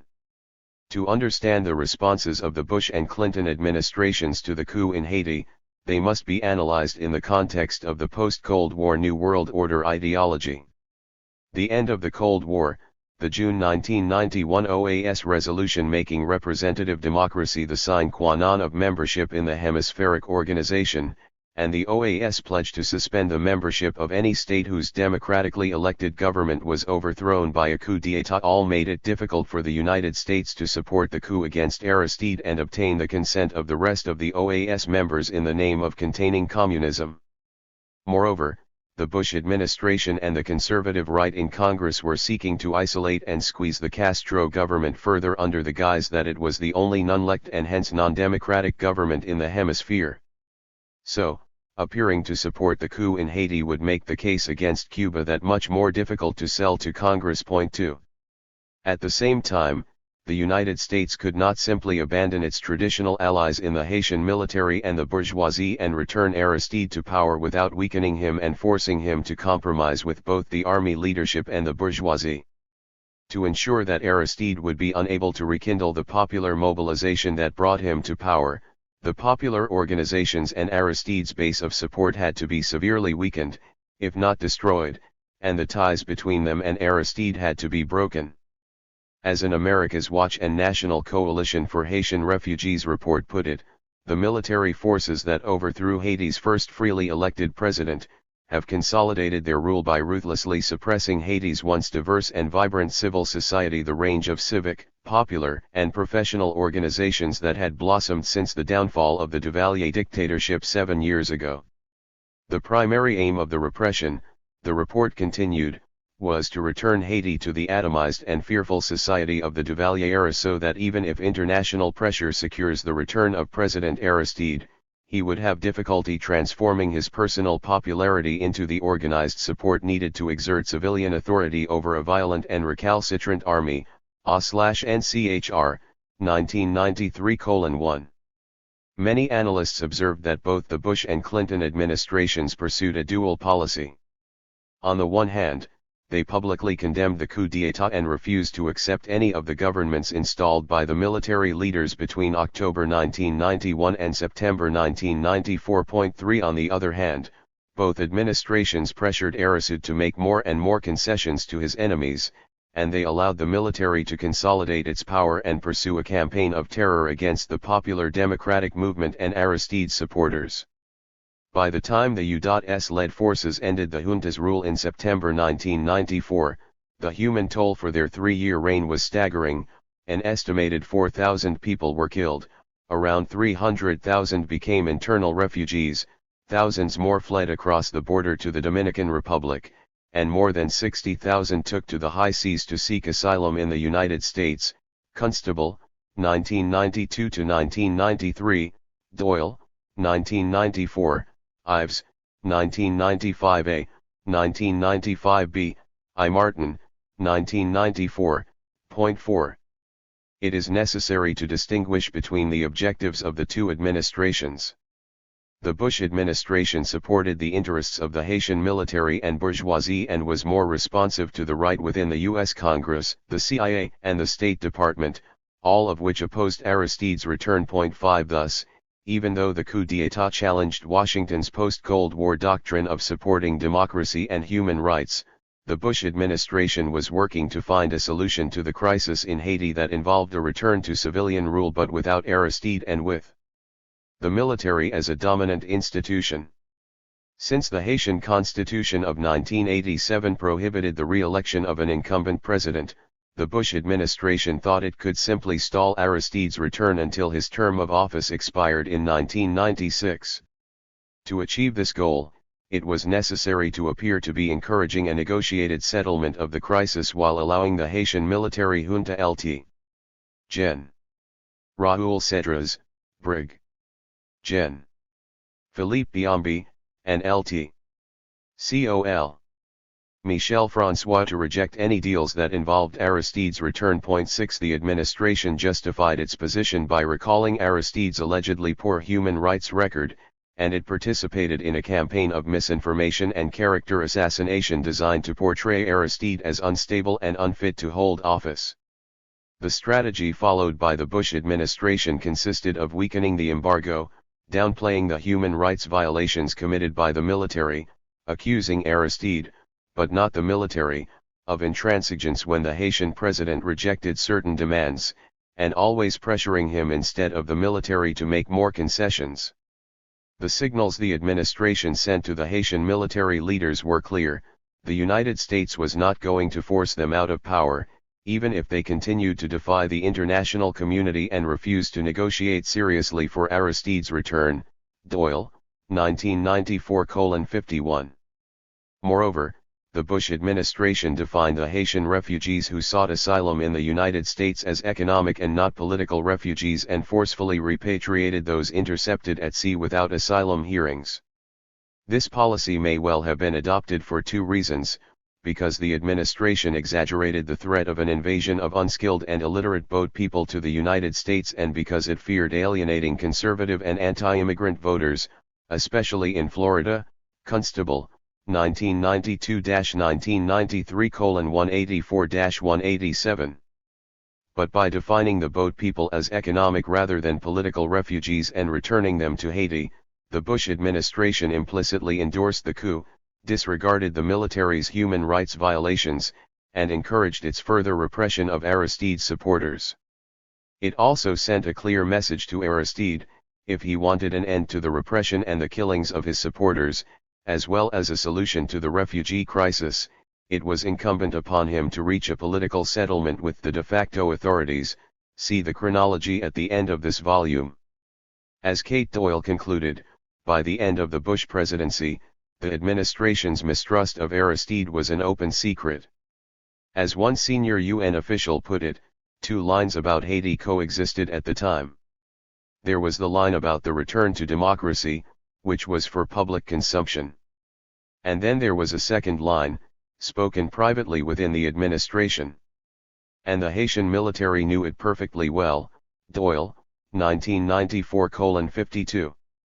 The Clinton administration takes over. Not until the advent of the Clinton administration would the United States reassess and shift its policy toward the Haitian junta and its de facto governments.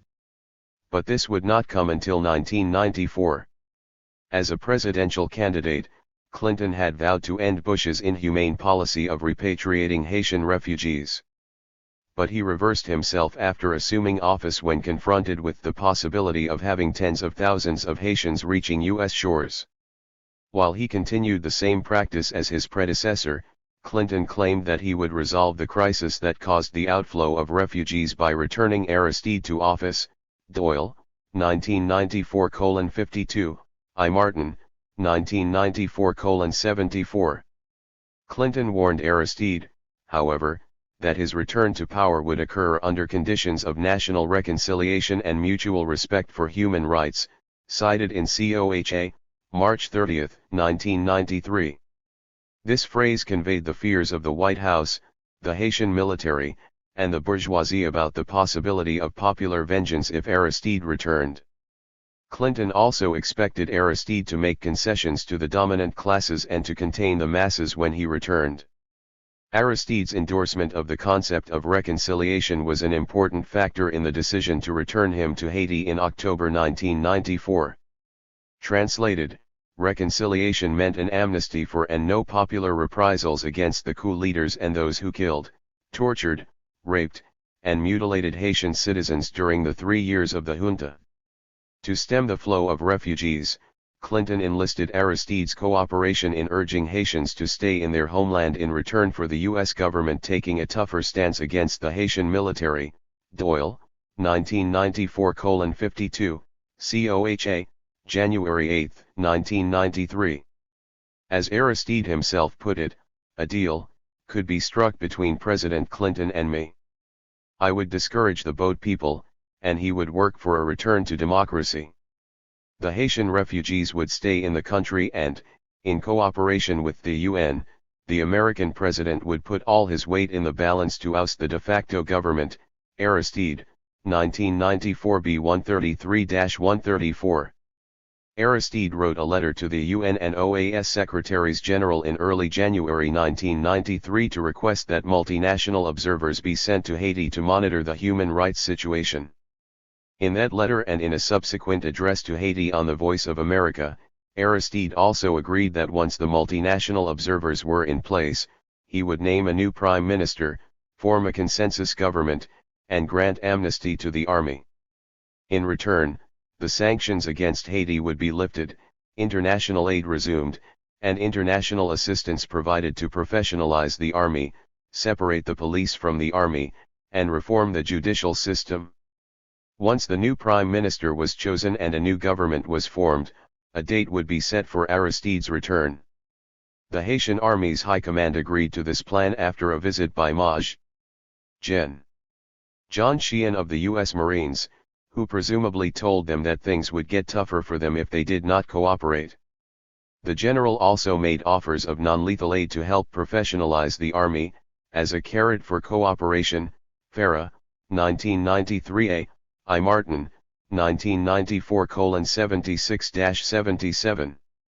Between January and June 1993, a struggle ensued between the de facto military government, Aristide, the UNOAS, and the United States over several issues: the deployment of human rights observers, armed international police monitors, the future size and role of the army, the separation of the police from the army, and the fate of the army high command and those responsible for the coup and ensuing repression. In April 1993, Clinton first raised the issue of installing a multinational peacekeeping force to maintain order and prevent widespread violence if Aristide returned to Haiti. Marquis, 1993a. The Haitian junta agreed to the presence of civilian human rights monitors, whom they knew would be ineffective in curbing the repression. But playing the nationalist card, they remained steadfast in their opposition to the deployment of armed police monitors. The junta, trusting Washington more than the UN, which they believed was more supportive of Aristide, played on the fears and the divisions within the Clinton administration, the State Department, and the Pentagon over Aristide's return. They looked to the United States to ensure a future for the Haitian army and prevent it from being pared down to a minimum size from 7,000 to about 1,000 as Aristide proposed. I. Martin, 1994:74-75, Aristide, 1994b-192. Though generally opposed to Aristide's return, the putschists rejected the proposition that they quit the army in exchange for amnesty, a condition upon which Aristide insisted. Although he was reluctant to endorse an armed international force in Haiti, Aristide clearly understood that without such a force, it would be difficult to ensure a peaceful transition to constitutional rule, carry out the intended reforms in the armed forces and other institutions, and prevent another coup d'état. Aristide also mistrusted Washington's ties to the Haitian military and would have preferred it if the UN had taken a much stronger lead in handling the crisis, in the deployment of the international police and peacekeeping forces, and in overseeing the post-restoration transition. Aristide understood, of course, that the United States would not allow the UN to usurp its leadership role and send into Haiti a multinational force that did not have a predominant U.S. component and was not under U.S. command. Aristide pursued a strategy that would maximize his maneuverability within the limits imposed by his dependence on the United States to return him to power. Knowing that the Haitian military leaders had no intention of abiding by any agreement that would lead to his return, Aristide moved on two fronts simultaneously. On the one hand, he set out to negotiate in good faith, make concessions to the Haitian bourgeoisie to win their support and break their ties with the military, and induce the military leaders to expose their own perfidy. On the other hand, he hoped to convince Washington that, without his return, the crisis in Haiti and its consequences for the United States, especially the refugee dilemma, would not be resolved. Aristide's implicit message was this: without him, it would be impossible to create a climate of stability that would help end the refugee crisis and further Washington's neoliberal economic agenda for Haiti. Aristide, in short, understood that the price of defeating the Haitian military would be high in terms of the concessions that he would have to make. He also realized that this was perhaps the only chance that Haiti had to revive the democratic process, albeit within the limits imposed by the hegemony of the United States. As Aristide put it, "We have already paid a high price for democracy, today it is costing us an exorbitant price. And for this prohibitive price, they would want to give us less democracy. The more we wait, the more we pay, and the less we have of this commodity. Unless one thinks that after 2 centuries of deprivation and more than 2 years of equivocation, we should settle for a few rotten fish or for some spoiled vegetables." I recalled it for the 3rd anniversary of the victory of Lavallaz. The people don't buy democracy in a market. Aristide, 1994b-180. For Aristide, the priority was not the return of citizen President Aristide, but that of the constitutional order, and of the right to have rights. The vast majority of Haitians wish that and say so, when the risk to speak is not too high. Aristide, 1994b, 182. He knew, of course, that the resumption of constitutional rule depended on his return, but that it was not reducible to him. In the process, deals and concessions would be required, and he was prepared to make them. The coup and its aftermath, it seemed, had produced a change in Aristide. He was being transformed into a politician who reconciled himself to the give and take of politics. At last, he was ready to substitute the prince's clothing for the prophet's. The major difference between 1991 and 1993 was that Aristide was now dealing from a position of weakness. Exiled and severed from his mass base, he could no longer call on his supporters to pressure and intimidate his opponents.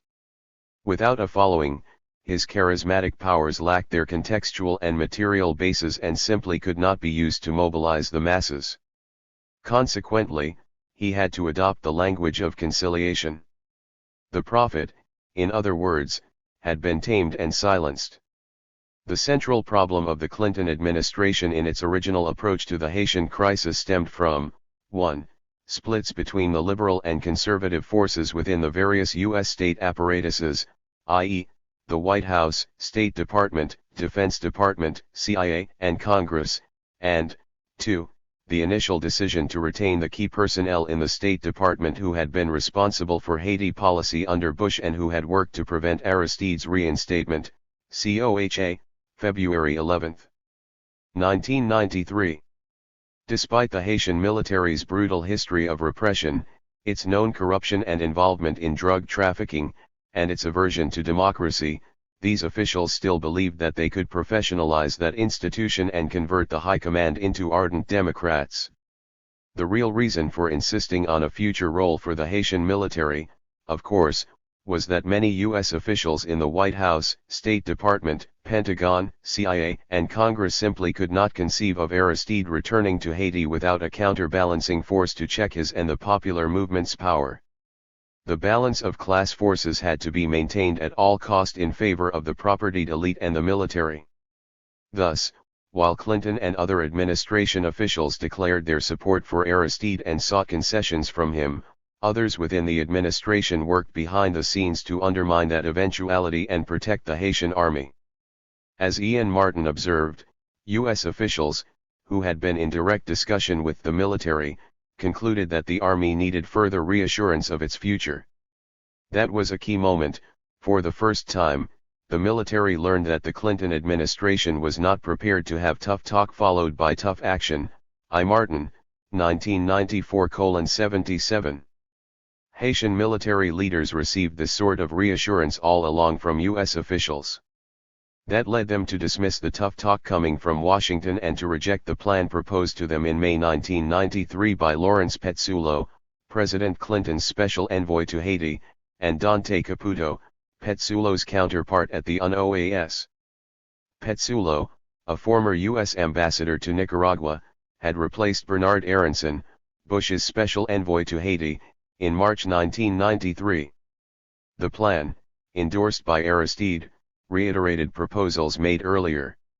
It called for deploying a multinational police force of 500 to 1,000 members in Haiti, obtaining the resignation of the Army High Command and issuing a broad amnesty for the military, retraining the army and police, creating a consensus government acceptable to both Aristide and his opponents, and returning Aristide to power.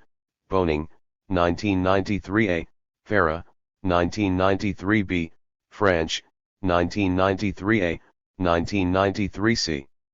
Aristide tried to reassure the putschists that he would not put them in jail or pursue them and that they might even be free to remain in Haiti after his return, cited in French, 1993a.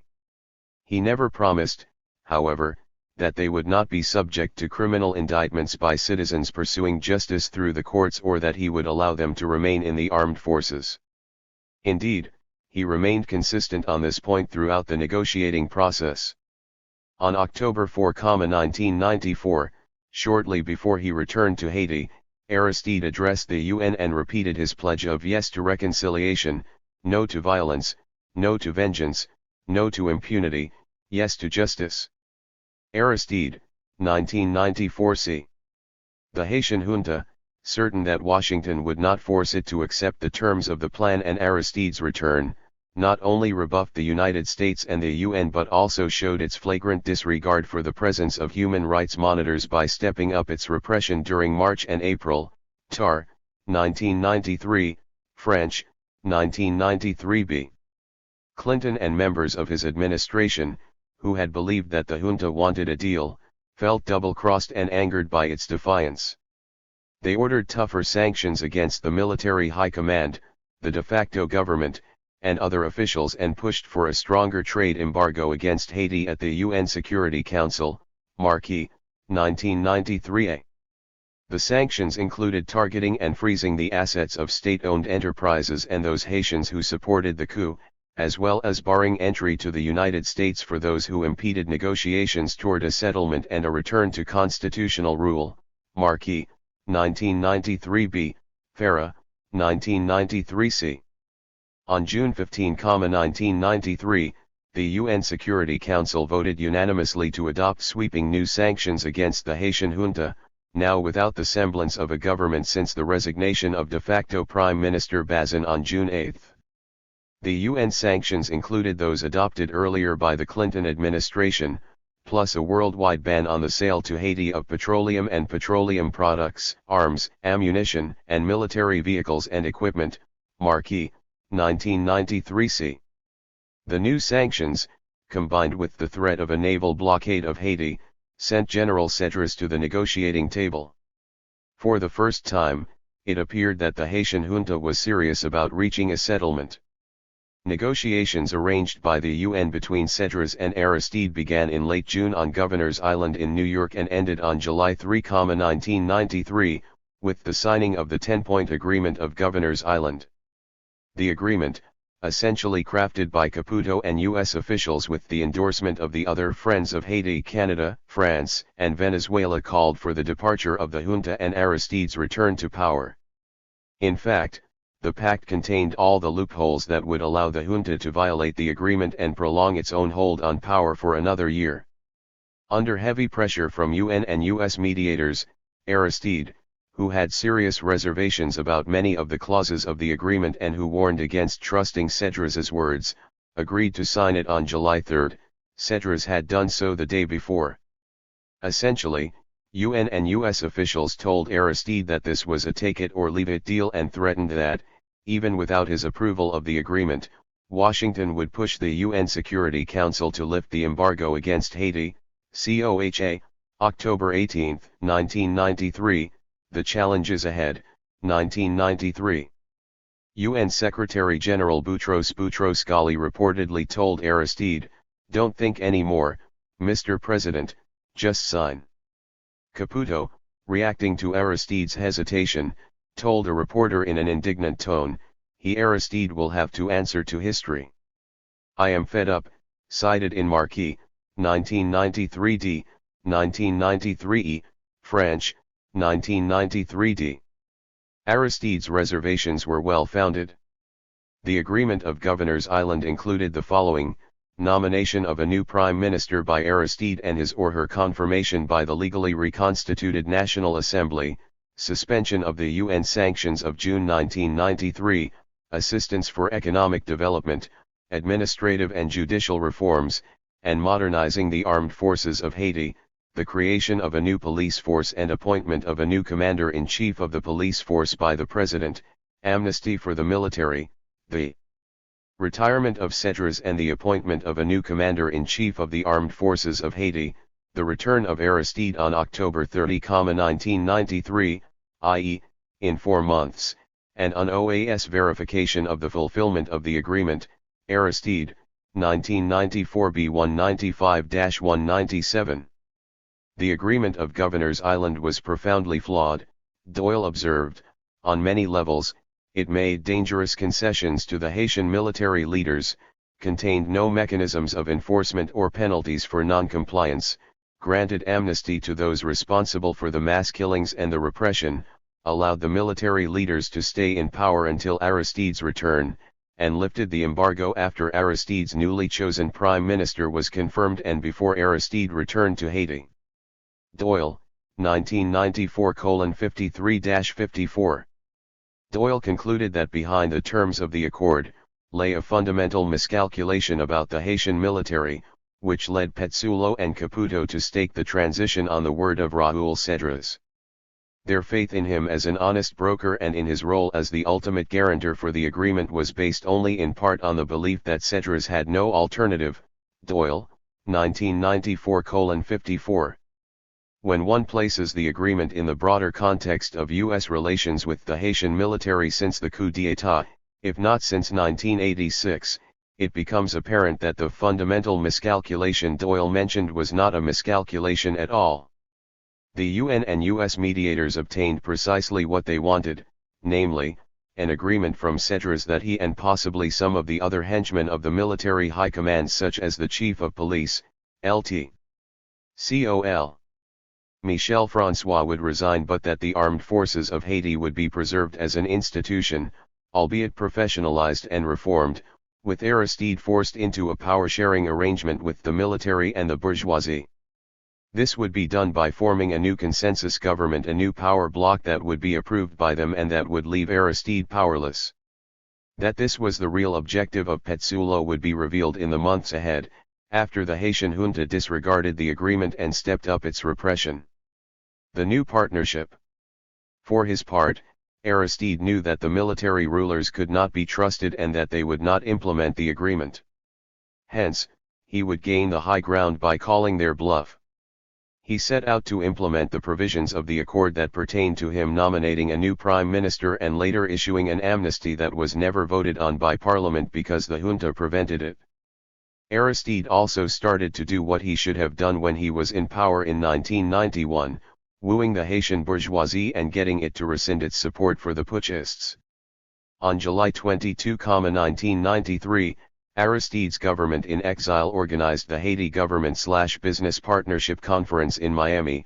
Most of the participants were members of the Haitian haute bourgeoisie, some 200 attended, foreign business people involved in Haiti, U.S. officials and members of the U.S. Congress, representatives from the international aid and regulatory organizations, and members of Aristide's cabinet.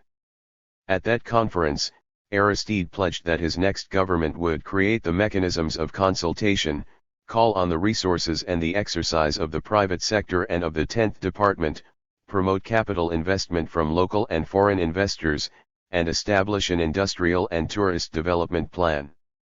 Raymond Roy, the elder spokesman for the Haitian bourgeoisie, replied that, for its part, the business sector wants to be a party to the solution and believes that it is in everyone's interest that a real climate of trust and harmony be established in this country where economic growth and human development become the central focus.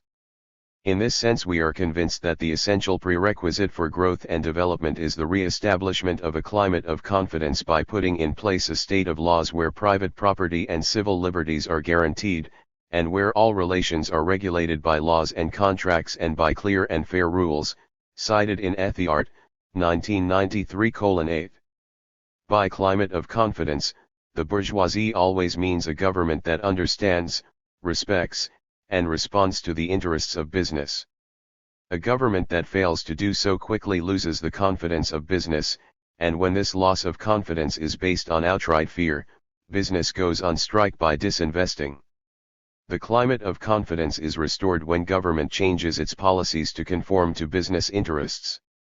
Aristide learned the meaning of the term climate of confidence the hard way between February and September 1991, and he was now ready to apply what he had learned. To reassure the property owners, Aristide chose Robert Malval as his prime minister designate. Aristide, 1994b-162. Malval was a prominent businessman and member of the haute bourgeoisie who was said to be preoccupied by social issues and a liberal Democrat without partisan affiliation, cited in him, July 28 to August 3, 1993. This was not the first time that Aristide, as president, had met with members of the haute bourgeoisie and pledged allegiance to private property and private sector-led economic development. But the situation had changed significantly since Aristide's first 7 months in power. Now he was completely dependent on the goodwill of the United States to return him to Haiti, and he was dealing with the Haitian bourgeoisie and the foreign investors from a weakened position. He, not they, had to make all the concessions. Aristide's promises to the bourgeoisie in Miami, therefore, were not rhetoric. They signaled a decisive shift in the balance of class forces. The Haitian bourgeoisie, under Washington's hegemony and with the full weight of the U.S. government and the international financial institutions behind it, had regained the upper hand. Aristide understood that he would have to conform to the dictates of the bourgeoisie and foreign capital in their current neoliberal manifestation, and he modified his discourse and behavior accordingly. As Prime Minister Malval put it shortly before Aristide was scheduled to return to Haiti on October 30, 1993, the president has learned that this is not a Manichin world, the good on one side, the ugly on the other, the bourgeoisie on one side, the masses on the other. He has grown up a lot, cited in Rice, 1993. By growing up a lot, of course, Malval meant that Aristide had finally learned who was in charge and that he would have to include representatives of the Haitian haute bourgeoisie in the new government he would form upon his return to Haiti. The turnaround of Aristide and his government in exile was evident not just in the promises made at the Miami conference and in the choice of his new prime minister, but also in the strategy of social and economic reconstruction, issued by the Aristide government in exile in August 1994 Haiti, 1994b, and in a letter written in November 1994 by Marie-Michel Rey, Economic and Finance Minister, to the President of the International Development Association, IDA, Rey, 1994. These two documents were based largely on the Emergency Economic Recovery Program developed by a multi-agency task force, the Joint Mission, of the IDA, the Inter-American Development Bank, IDB, and other bilateral and multilateral organizations, i.e., the IMF, World Bank, and USAID. They made it clear that the Aristide government had abandoned its moderate social democratic objectives and its dirigiste conception of the role of the state in economic development in favor of the market-friendly or neoliberal model. Rey, 1994:1.7. The objective of the latter was to create a state of laws, with the checks and balances of independent branches of government and the subordination of the military to civilian rule. In contrast to the goals of the Lavallès project, the new economic objectives were to limit the scope of state activity, and concentrate it on the mission of defining the enabling milieu for private initiative and productive investments, reduce the involvement of the central government in the commercial production of goods and services, and improve the quality of public administration. Haiti, 1994b1. This new economic orientation shared much with the Lavallès project, including such goals as downsizing and modernizing the public sector and the civil service administration, curbing corruption, reforming the tax system to make it more progressive and enforcing tax collection to reduce tax evasion by the wealthy, allowing the exchange system to operate freely according to the market rate, reducing public spending while targeting and improving the delivery of services to the social sectors in greatest need, including the delivery of health, nutrition, and educational services, and giving priority to infrastructural investments. Insofar as the new strategy corresponded to the recommendations of the Joint Mission, it did not differ much from the project. It advanced a similar view of the urban and industrial sectors, and it stressed the need to assist the handicraft and small-scale industries and promote industrial decentralization and investments in the provinces, IDB, 1994:2-27. But the new strategy broke decisively with the social democratic, basic needs-oriented Lavallès project in several respects. The major difference lay in its overall emphasis on wealth and resource redistribution and the dirigiste role of the state. The new strategy did not begin by conceptualizing the centrality of the peasantry within the Haitian economy, and it rejected the logic of the majority perspective developed by the project. Hence, the strategy did not start from the premise that a reconstructed, equal, just, and democratic Haiti must give priority to the interests, needs, and participation of the peasantry and the rural and urban informal, handicraft, and small industrial sectors. As such, The strategy avoided the issues of land reform and the promotion of peasant organizations, peasant cooperatives, and small and medium-sized agro-industrial enterprises. It emphasized trade liberalization, except for a few products such as rice, corn, beans, and sorghum whose subsidies would be phased out over several years.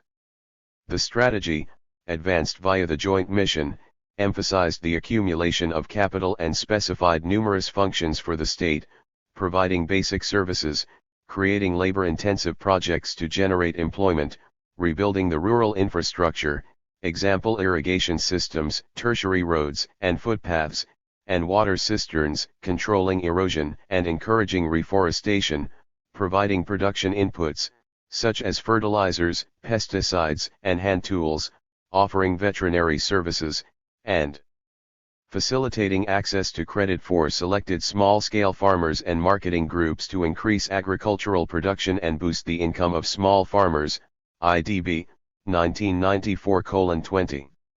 To be sure, these measures were necessary and important. But they were not sufficient. The state also had to take a strong role in organizing and regulating markets, directing investments to the strategic sectors of the economy, example agriculture, encouraging technological innovation, and giving priority to meeting the basic needs of the population in healthcare, food, housing, education, and public transportation.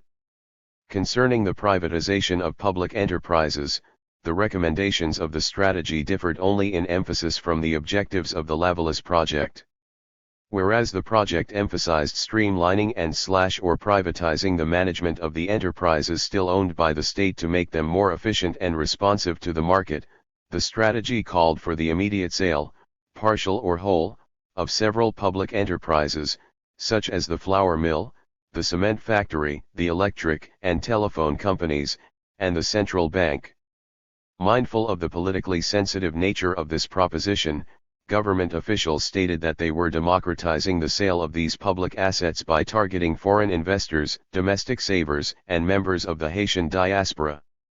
The government leaders also considered including the traditionally excluded segments of the society, especially the victims of the repression, in the transfer of public assets to private individuals. Though they admitted that the practical modalities of such transfers were not yet specified, they said they were exploring several alternatives. Haiti, 1994b6. If implemented, however, the free and open market policies advocated by the joint mission and the new strategy would actually have effects opposite to those that were originally anticipated. Without sustained state intervention to guarantee the basic needs of the population, the laissez-faire strategy would affect the most vulnerable sectors of the Haitian economy, the agricultural, informal, and handicraft sectors most directly because they could not compete with cheaper foreign imports. Though unstated, the objective of the neoliberal economic model adopted by the strategy was to maintain Haiti's main comparative advantage, namely, its cheap labor. The dislocations caused by the cheap labor strategy were already well known, and they would inevitably lead to still greater unemployment and rural to urban migration. The main beneficiaries undoubtedly would be the private local and foreign investors, foreign exporters, and the small wealthy faction of the bourgeoisie that controls the import sector. Be that as it may, the aspects of the strategy and the joint mission that called for providing basic health, education, nutrition, and other services to the population, as well as investments to rebuild Haiti's rural and urban infrastructure, were positive steps. These measures, if adopted and implemented as public policies rather than being delegated to the private sector, would benefit the impoverished majority and improve their standards of living. Haiti, it must be remembered, has never had a state that provided such services to its citizens. Thus, the creation of a liberal state, even one that pursued neoliberal economic policies and implemented the stipulated reforms, would constitute a major improvement in the lives of average Haitians, especially those of the poor majority who have only known abject poverty and the most brutal and avaricious of dictatorships. But would the government be able to generate sufficient revenues to pay for these services, especially if, as might be expected, the free market policies should fail to stimulate sustained growth and reverse Haiti's trade imbalances? What was clear in late 1994 was that the restored Aristide government would depend on the international institutions, under USAID leadership, to clear the arrears Haiti owed to foreign governments and financial institutions and to fund and oversee the implementation of the strategy of social and economic reconstruction. These bilateral and multilateral agencies intended to be involved in all aspects of the nation-building activities, not just those that pertain to reforming the state apparatuses, and in implementing the neoliberal, market-friendly economic development strategy. Haiti, in effect, would be placed under the trusteeship of the international regulatory and aid organizations and would depend on them to provide the hundreds of millions of dollars needed to rejuvenate its bankrupt and stagnant economy, Goshko, 1994b. The international aid agencies pledged their full support for Aristide's government because they were confident that he would now implement the government reforms and economic policies they devised. Henceforth, Aristide would no longer speak of the Lavallaz revolution to which the bourgeoisie had to accommodate itself. Rather, one would hear Aristide and members of his government in exile talk about the need to return to a government of laws and the necessity for reconciliation, stability, sound macroeconomic policies, and a vibrant, private sector with an open foreign investment policy, Haiti, 1994b1. The Haitian bourgeoisie, particularly the sector that had financed the coup, also began to realize that the junta's desperation and defiance of the international community no longer served its class interests. The bourgeoisie began to reconsider its reliance on an alliance with the neo-de Valériste junta and now viewed Aristide's return as the best hope for the future, Farah, 1993e. Being assured that the Lavallaz revolution was over, actually, it had never really begun, and that Aristide would respect their interests while pacifying the masses, influential members of the bourgeoisie, whose only principle was to safeguard their property rights and their privileges, abandoned the putschists and denounced them as bloody and greedy rogues bent on holding on to power at all cost. I frankly was quite happy with the coup, a businessman who supplied food to the military said to a Washington Post reporter. I do not like Aristide, and thought maybe Cedras would be another Pinochet. But he is not. He is a failure, and now we have to accept the fact that Aristide is president. All we can do is hope the international community keeps him from his own worst instincts. Another wealthy businessman said he was now absolutely sure that François controls everything. He is the center of the mafia. We did not understand this at first. And Cedras is a willing partner. It is not the traditional bourgeoisie that are actively opposing Aristide now, said yet another. It is the young guys who made a lot of money fast after the coup, who have a certain lifestyle and are not about to give it up.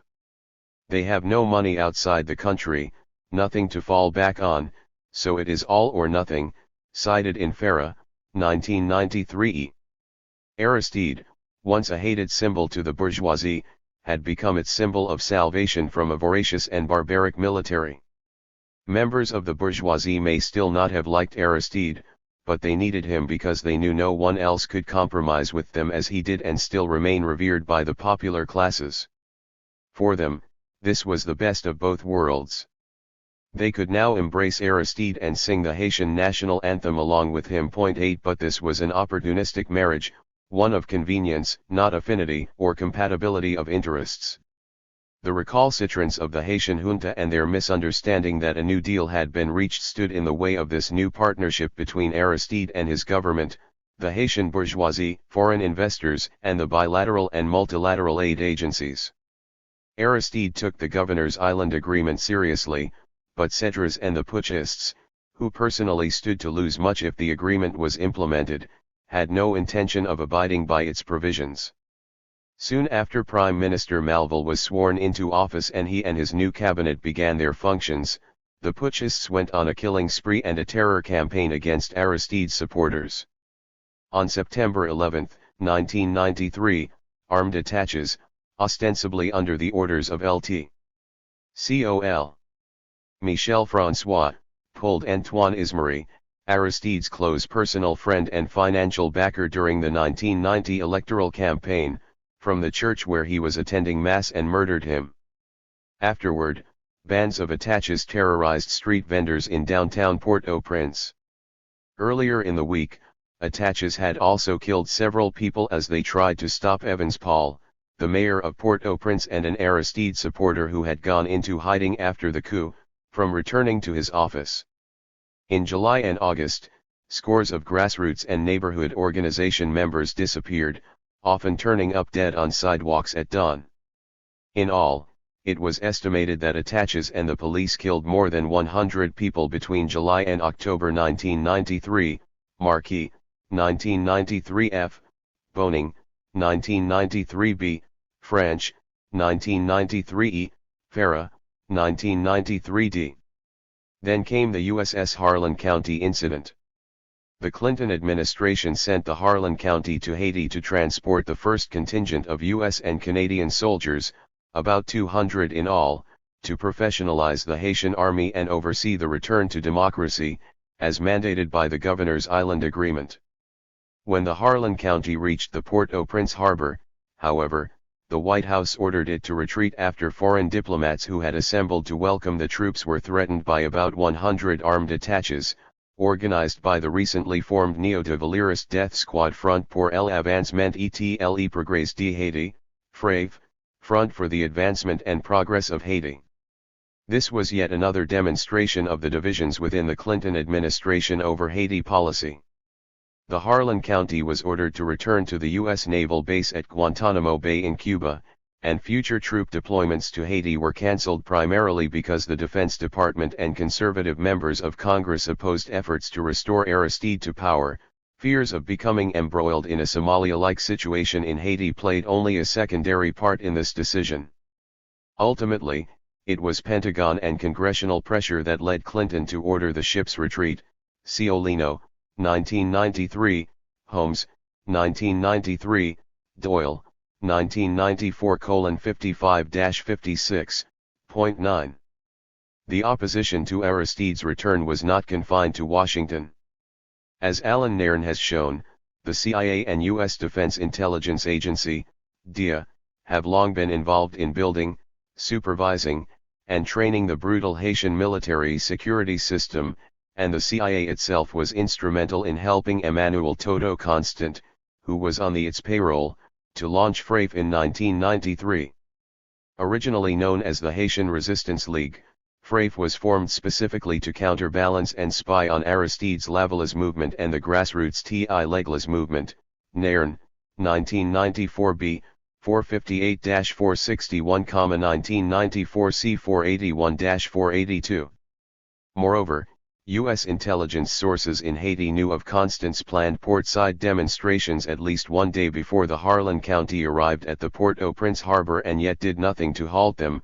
Nairn, 1994b, 461, Ives, 1995a, 85. Haiti's military leaders had no intention of honoring the Governor's Island Agreement and stepping down on October 15. Their defiance was encouraged by the factions within the Clinton administration and the various agencies of the U.S. government that opposed Aristide's return, despite his compromises and willingness to enter into a power-sharing arrangement in which the bourgeoisie would be clearly dominant. To drive their point home, attaches allegedly under Lieutenant Colonel François' orders assassinated the newly appointed Minister of Justice, Guy Mallory, whose duties were to reform the police and the judiciary. The endgame. As the violence escalated in Haiti and tensions mounted between the Clinton administration and the Haitian military leaders, the UN pulled out its human rights monitors. President Clinton urged the UN to renew the sanctions against the junta, and, along with Canada, France, and Argentina, he dispatched warships to blockade Haiti. The administration also talked openly about the possible use of force to oust the military junta. Apple, 1993, Friedman, 1993b. It was then that conservatives in Congress and the U.S. Special Envoy to Haiti, Lawrence Petzullo, tried to mount their own coup against Aristide and Clinton's efforts to reinstate him. Republican Senator Robert Dole, then Senate Minority Leader, launched the attack against Clinton's talk of using military force to reinstate Aristide by stating that he wouldn't risk any American lives to put Aristide back in power because Aristide's human rights shortcomings would not win him any blue ribbons in most places, cited in Friedman, 1993a. The CIA's 30-year veteran and National Intelligence Officer for Latin America, Brian Ladle, followed suit by holding a secret briefing for members of Congress at the request of Republican Senator Jesse Helms. The content of the meeting was leaked to the press, Danner, 1993:44. In this briefing, Ladle presented a psychological profile of Aristide that portrayed him as mentally unstable, allegedly suffering from manic depression. He also was said to have organized ruthless gangs who routinely used violence. Even though that report was based on unsubstantiated allegations made by Aristide's enemies in Haiti, see Danner, 1993:44-45n, Marquis, 1993h, Senator Helms maintained that the CIA had confirmed every jot and tittle of what he had said about Aristide and that Aristide is a killer. He is a demonstrable killer, cited in Danner, 1993:44, echoing Senator Dole. The North Carolina senator went on to say that he did not want the life of one soldier or sailor from the United States of America to die in the interest of that man, cited in Danner, 1993:44. By contrast, Ladle praised the Haitian military leaders and their de facto government in a 1992 memo he wrote for the CIA. He considered de facto Prime Minister Marc Bazin and his supporters one of the most promising groups of Haitian leaders to emerge since the Duvalier family dictatorship was deposed in 1986. He further claimed that the Haitian military did not engage in systematic or frequent lethal violence aimed at civilians and that General Cedras was a conscientious military leader who genuinely wishes to minimize his role in politics, professionalize the armed services, and develop a separate and competent civilian police force, cited in Marquis, 1993h, point 10. While the conservative members of Congress and the CIA were propagating misinformation about Aristide, Petsulo, the State Department, and the U.S. Embassy in Haiti were pushing Aristide for still more dialogue with and concessions to the military. Aristide and 9 of Malvol's 10 ministers rejected Malvol's call for a national reconciliation conference between the pro-democratic sector, the de facto military government, and the pro-coup camp until Aristide was back in power. Shortly after, on December 15, Malvol resigned and openly accused Aristide of stabbing him in the back and blocking efforts to resolve the crisis. Epica, 1994:44, Williams, 1993, Marquis, 1993j. Officials of the Clinton administration, still trying to force Aristide to accommodate the junta and concerned about a renewed flow of refugees, also accused Aristide of being intransigent and wondered if their get-tough strategy toward the Haitian military was backfiring, punishing the wrong people while failing to induce a negotiated solution. They and even Clinton, with his characteristic flip-flopping, suggested that the administration might reassess its support for Aristide. Greenhouse, 1994a, Marquis, 1993i, 1993j. Feeling betrayed by the Clinton administration, Aristide played one of the few cards he had at his disposal to pressure the United States in return.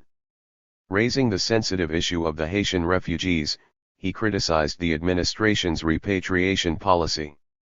He stated that it was the coup leaders and not the innocent victims of the coup who should be forced to leave Haiti and that constitutional order and democracy, not Haitians desperately fleeing state-sponsored violence, should be returned to Haiti. Moreover, Aristide asserted, having given the international community close to 1 year to resolve the crisis, and having faced the weapons in their country for over 2 years, the voice of the refugees must now be heard, cited in Marquis, 1993j. At a subsequent conference that Aristide organized in Miami, Haitian activists and members of the Congressional Black Caucus, as well as Jesse Jackson, criticized the Clinton administration's refugee policy as racist and chastised the administration for pushing Aristide to negotiate with a fascist military. They also called for U.S. military action to oust the putschists. Marquis, 1994. Adding weight to these criticisms, Ian Martin, a co-leader of a joint UNOAS human rights monitoring force in Haiti in 1993, and other human rights observers denounced the State Department for understating the death toll in Haiti and for doubting that many of the killings were politically motivated in order to justify the Clinton policy of repatriating Haitian refugees. Nasser and Moss, 1994. Petsulo then played his last card. The United States refused to impose stronger measures on the Haitian military leaders as the latest deadline imposed on them to step down from power January 15, 1994 passed. Instead, the Clinton administration and the UN prodded Aristide to accept a new plan to resolve the crisis, and they again accused him of intransigence when he refused to do so. French, 1994. Others in the US media also blamed Aristide for the impasse. Aristide's refusal to accept the new plan, John Goshko and Julia Preston wrote in the Washington Post, posed another obstacle in the long struggle to find a way to end the military dictatorship in Haiti and allow his return to the presidency. Goshko and Preston, 1994. The Clinton administration presented the so-called mini-plan as having been proposed by a Haitian parliamentary delegation invited to Washington by the Center for Democracy, a right-wing think tank funded by the USAID, at the request of Petsulo and the U.S. Embassy in Haiti. Secretary of State Warren Christopher said that the delegation consisted of a centrist group who are committed to constitutional government and who believe in the ultimate return of President Aristide and contained a number of people who are basically pro-Aristide, cited in Goshko and Preston, 1994. The mini-plan called on Aristide to name a new prime minister and form a national unity government that would ask Parliament to pass an amnesty law to induce the military leaders to step down. Once this was done, Aristide's return would be negotiated, but no date for this was specified. Goshko and Preston, 1994, French, 1994. Aristide saw the plan for what it was and flatly rejected it. Contradicting Secretary of State Christopher, Fritz Longchamp, Aristide's UN ambassador in exile, wrote in February 1994 to the UN Secretary-General, "The one thing the legislators have in common despite differences in political affiliation is that they are all opponents of Aristide," cited in Goshko and Preston, 1994. The only pro-Aristide member of that delegation, in fact, resigned from it when he realized that he had been lured to Washington not to discuss the embargo, the ostensible purpose of the trip, but to be used to denigrate Aristide. COHA, March 4, 1994. Aristide was right. The whole affair was a hoax designed by Petsulo and the State Department to dupe Aristide into accepting a deal that neutralized him but protected the coup leaders. COHA, March 4, 1994, March 7, 1994. In testimony given to a Senate Foreign Relations Subcommittee in March 1994, Petsulo admitted that the State Department had actually drafted the mini-plan, as a memo, in December 1993 and that he and U.S. Ambassador William Swing handpicked the parliamentary delegation that went to Washington. COHA, March 7, 1994, Epica, 1994:44, Haitian Information Bureau, 1994:236. Alan Nairn further revealed that during the meetings in Washington, Petsulo and the State Department used the buildup of the FRAFE and its terrorist activities against Aristide supporters to pressure him into making the concessions the United States demanded of him. Nairn, 1996:15. Aristide responded to the mini-plan with his own counter-plan. In contrast to the mini-plan, Aristide called for Cedras, François and other leaders of the coup to step down first and, simultaneously, for the UN Security Council to order a global trade embargo against Haiti. The Haitian National Assembly would then pass a general amnesty law and other acts to separate the police from the army. The UN would resume its technical assistance program. Once these steps were taken, Aristide would name a new prime minister and return to Haiti within 10 days after that nomination, and only then would the UN lift its sanctions against Haiti. Goshko and Preston, 1994. Aristide knew that his plan would be rejected, but it served an important political purpose. It showed that he was willing to negotiate seriously for an end to the crisis and that he had drawn important lessons from the Governor's Island debacle. By contrast, the United States continued to side with the Haitian military leaders despite the evidence of their untrustworthiness. To strong-arm Aristide into accepting a mini-plan that was worse than the Governor's Island Agreement and that sought to fleece him of his legitimate powers, COHA, March 7, 1994, the United States proposed a UN draft resolution in February that called for new sanctions against the Haitian junta only if Aristide pursued a political compromise with the military rulers. The draft also asked him to name a new prime minister without any guarantee for his own return, and it gave the UN Secretary-General the authority to lift the sanctions altogether if he deemed that the military rulers showed signs of cooperation and Aristide did not. Spiegelman, 1994, COHA, March 7, 1994.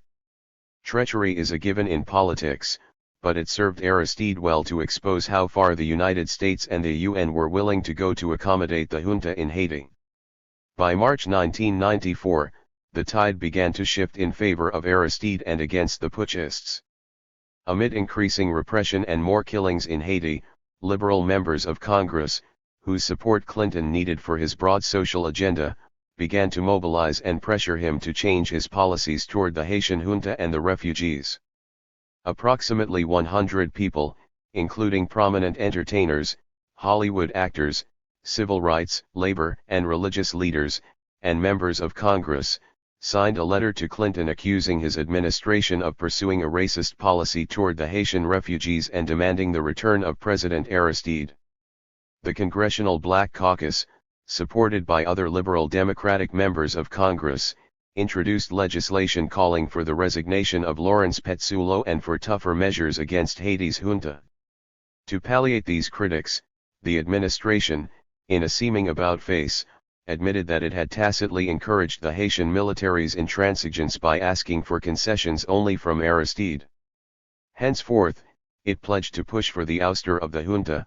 Merida, 1994a, 1994b, Greenhouse, 1994b, 1994c. Still, nothing changed. In fact, the administration not only was reluctant to take action against Haiti's junta but also appeared to be defending them while engaging in its usual double talk. Even as the administration in Washington was adopting a tougher language against the Haitian junta, the U.S. Embassy in Port-au-Prince was downplaying the junta's human rights violations and terror campaign.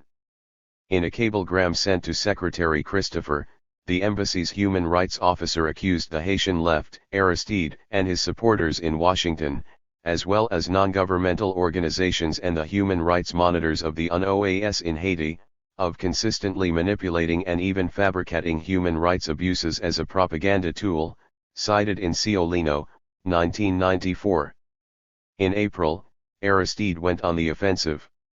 Characterizing the Clinton policy toward Haitian refugees as a cruel joke and racist, he informed the administration that, in 6 months, he would rescind the 1981 agreement between the Duvalier government and the United States that allowed Washington to intercept Haitians at sea and repatriate them.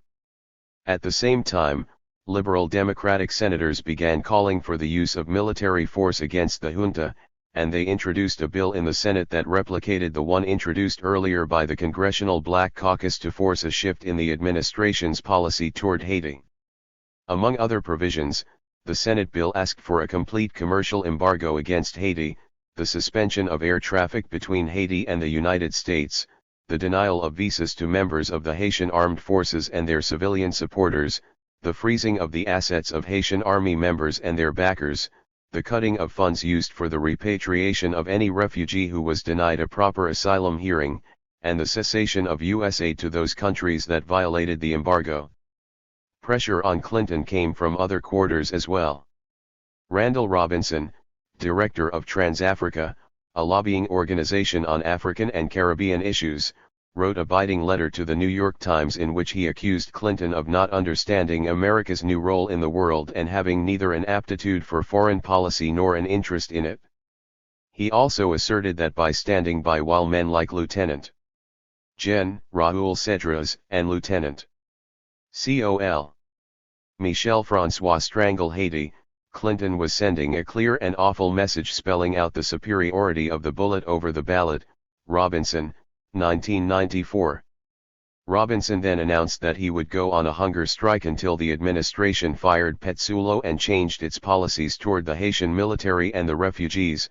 Greenhouse, 1994d, 1994e, Goshko, 1994a, Merida, 1994c.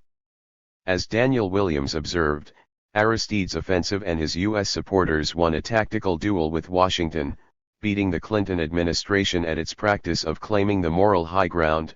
Williams, 1994. Clinton could not cover up the duplicitous maneuverings of the State Department and his special envoy. He was also aware that the refugee interception and repatriation policy was not working and that the refugee crisis was about to get worse.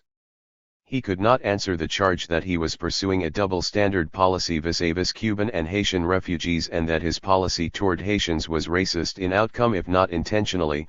Eiffel, 1994, Williams, 1994.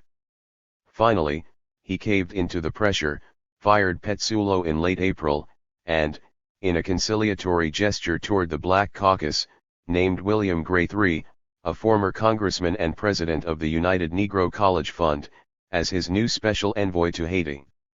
The administration immediately announced a shift in its refugee policy and declared that all Haitians picked up at sea would be granted proper asylum hearings aboard U.S. ships or in third countries.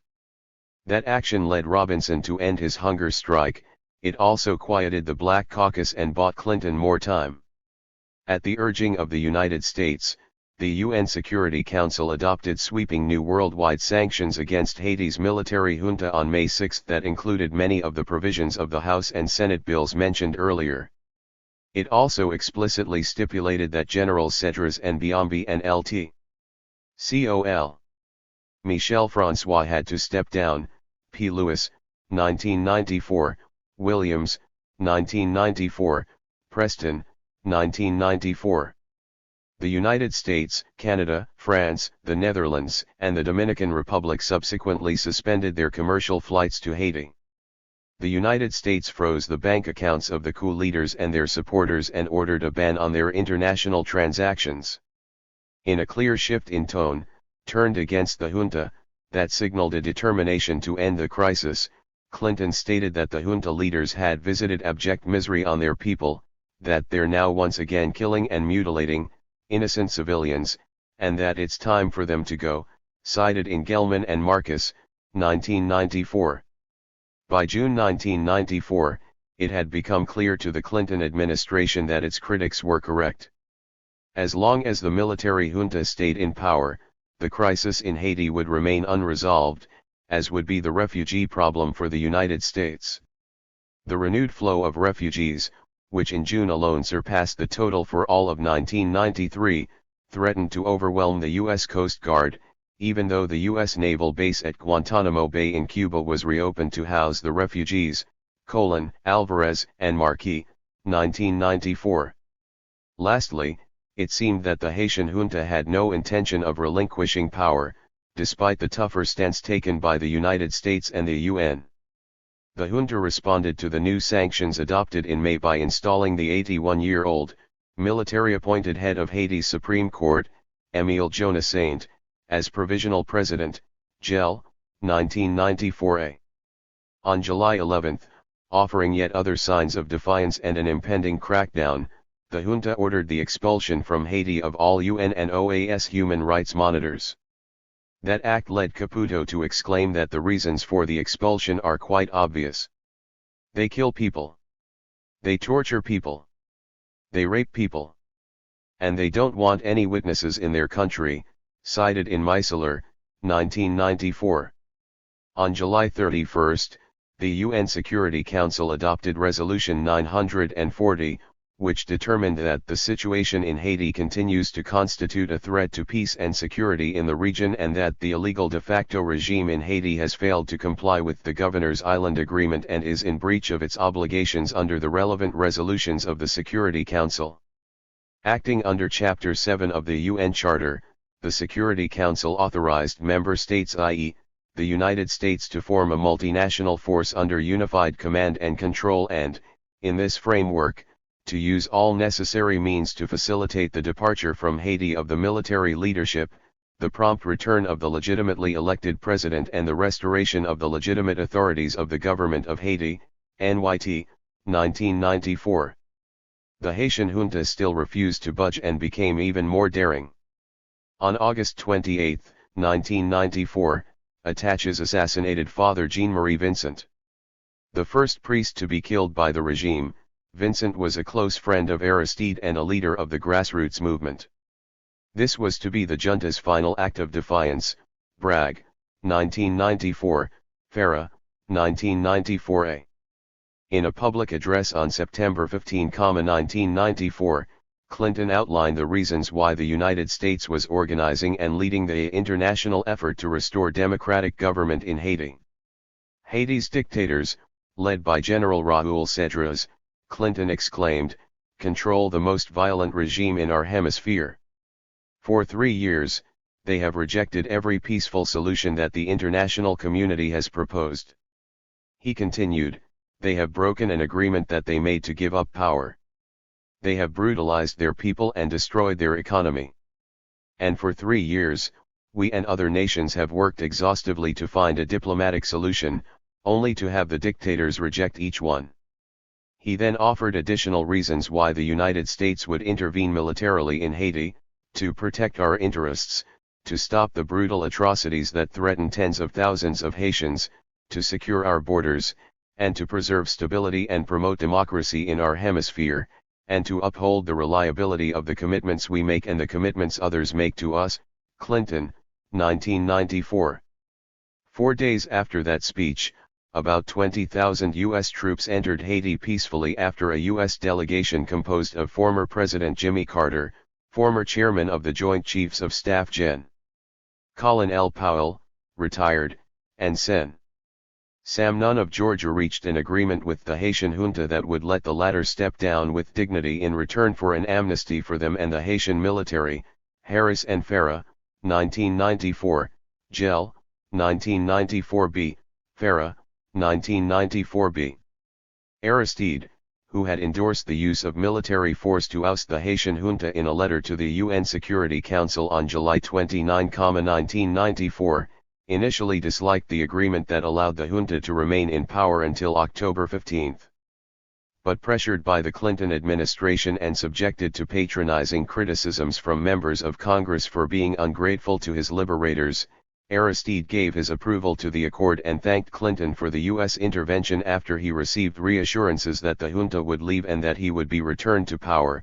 Dowd, 1994, Goshko, 1994c, Lee, 1994, Willens, 1994. On September 29, at the urging of the United States, the UN voted to end all sanctions against Haiti as soon as Aristide returned to his country. The Haitian parliament voted for a limited amnesty law that granted immunity to the coup leaders for political crimes only, not the general amnesty that Cedras had wanted. The junta's henchman, Lieutenant Colonel François, brave and defiant when facing the unarmed Haitian people and foreign diplomats, fled to the Dominican Republic on October 4. Cedras, finding the limited amnesty voted by the parliament unacceptable, hinted that he might not step down as agreed by October 15. The ranking U.S. Army general in Haiti, however, reminded Cedras of who was now in charge and made it clear to him that he would be removed forcefully if he did not leave voluntarily. Humiliated and defeated, General Cedras and Biombi left Haiti for exile in Panama on October 12 amid jeers from the rejoicing masses. Their exile did not come without its rewards. To entice the people Clinton denounced as dictators and thugs to step down from power and leave Haiti, the White House announced that it had agreed to rent Cedras's homes in Haiti for $5,000 per month. The United States also unfroze the bank accounts of the other 600 officers of the Haitian army, estimated at $79 million, and planned to provide $5 million to pay off and retrain those Haitian soldiers who would not be recruited into the new Haitian police because of their past record of repression. Cedras's own fortune, amassed during his time in power, is estimated at around $100 million. Gen. Manuel Antonio Noriega of Panama, who once enjoyed the status of most favored U.S. dictator but is now wasting away in a U.S. jail after having been captured by U.S. soldiers in 1989 and tried and convicted by a U.S. court for drug trafficking, might well be wondering what Cedras had done for his patrons that he himself had not. On October 15, 1994, jubilant crowds welcomed Aristide back to Haiti, to the total dismay of the neo-de Valériste forces and the ardent supporters of the coup among the bourgeoisie, who undoubtedly felt betrayed by Clinton. This was the first time the United States had intervened militarily in the hemisphere to restore a popular president to power, a man who was once branded by the U.S. Embassy in Haiti as a radical firebrand and who was intensely disliked and distrusted by the allies of the United States in Haiti, as well as by many in the Clinton administration, the State and Defense Departments, the CIA, and Congress. As Willens put it so aptly, it was Cedras, not Aristide, who had been blindsided, and it was Clinton, not Carter, who was running the show. U.S. troops seized the Haitian army's heavy weaponry after they secured control of the country, and soon after his return, Aristide dissolved what remained of the power structure of the military institution that dominated Haitian politics since the U.S. occupation of 1915 to 1934. These events were a watershed and marked a turning point in Haiti's post-1915 history. Rupert, 1994, Booth and Farah, 1994, Roeder, 1994, Benish, 1994, Kelly and Squitieri, 1994, Sims, 1994, Farah, 1994c, 1994d, Robertson, 1994, Gell, 1994c, Willens, 1994.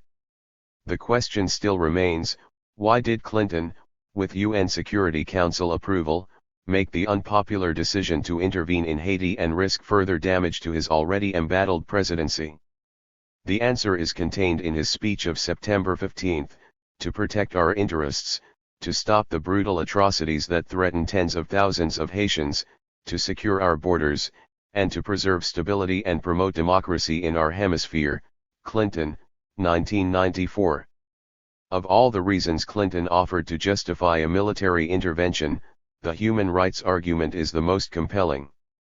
But stopping the brutal atrocities of the Haitian military against Haitians was not the main reason why Clinton sent in the troops.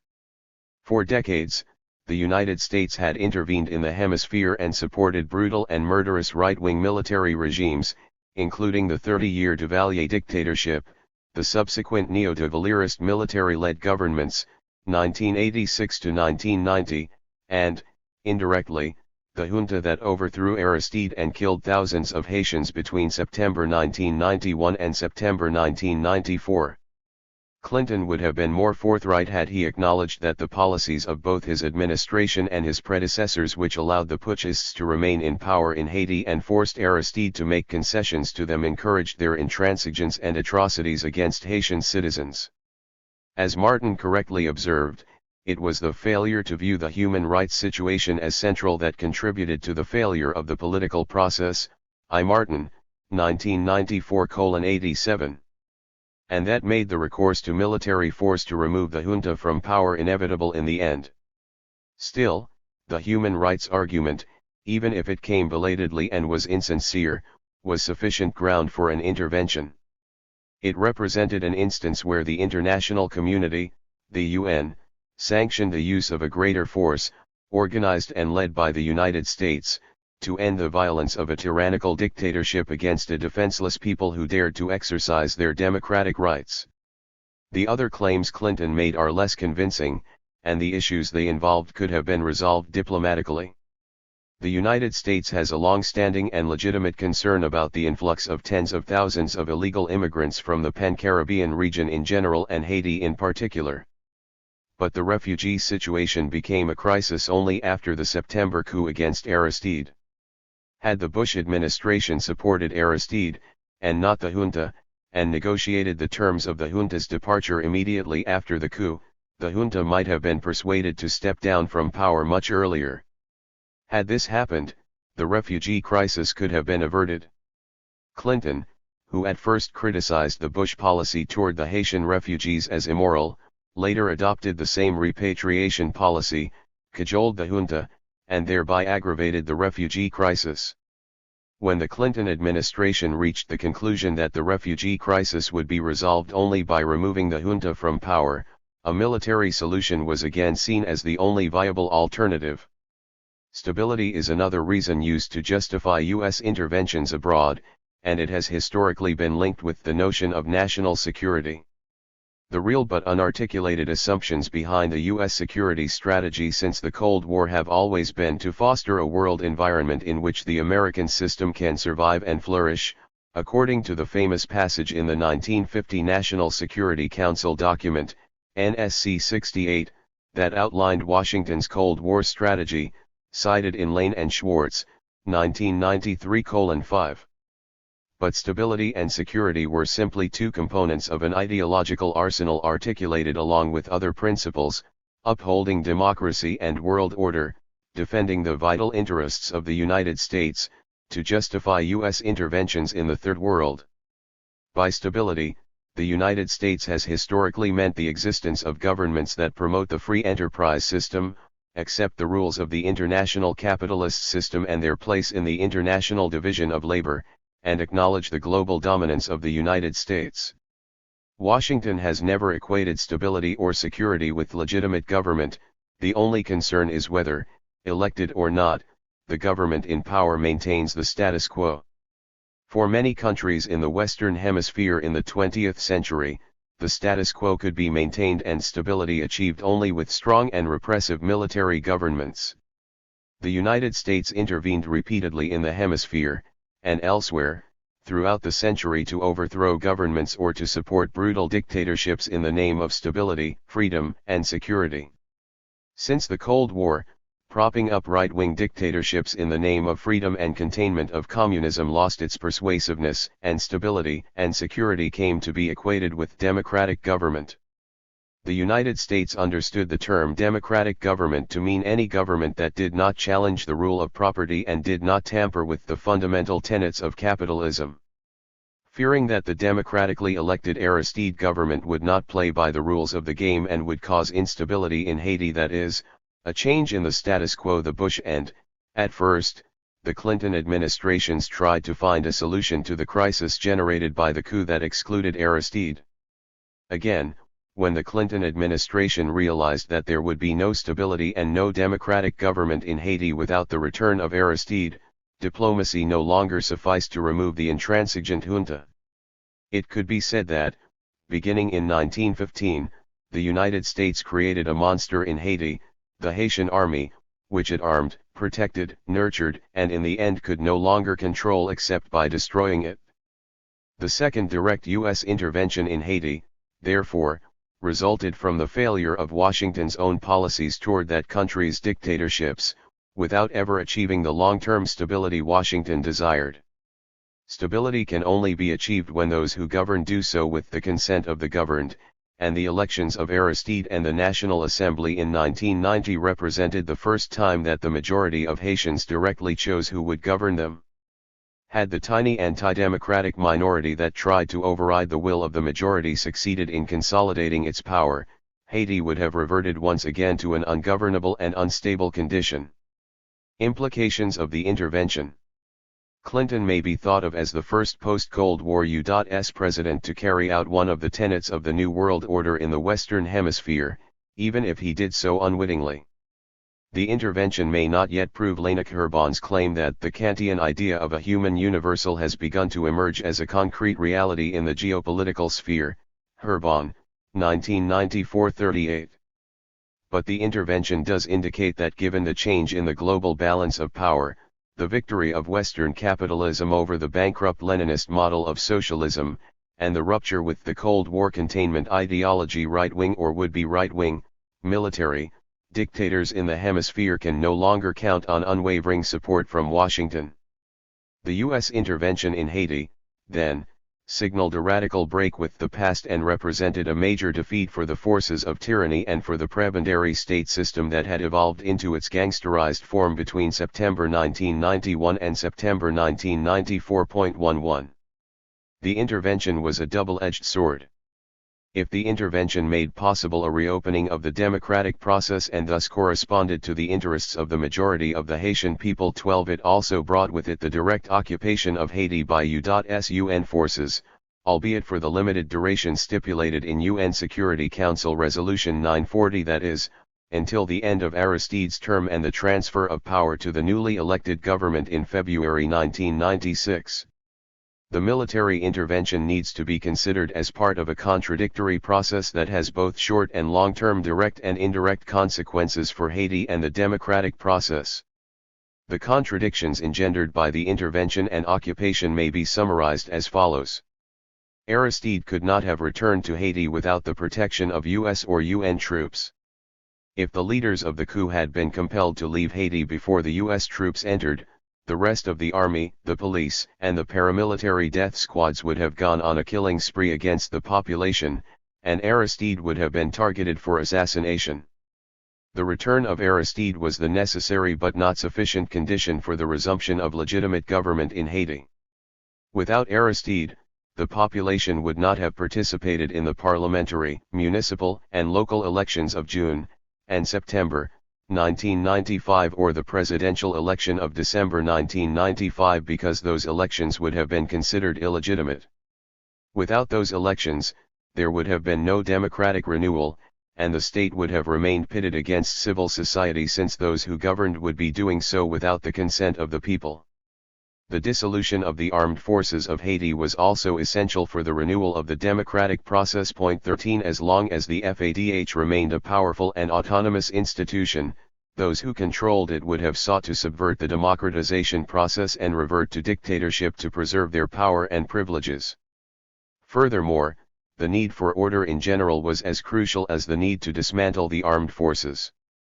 This meant that the popular movement had to be prevented from engaging in acts of retribution against the members of the military and the attaché death squads, thereby avoiding a potential descent into a bloody civil war.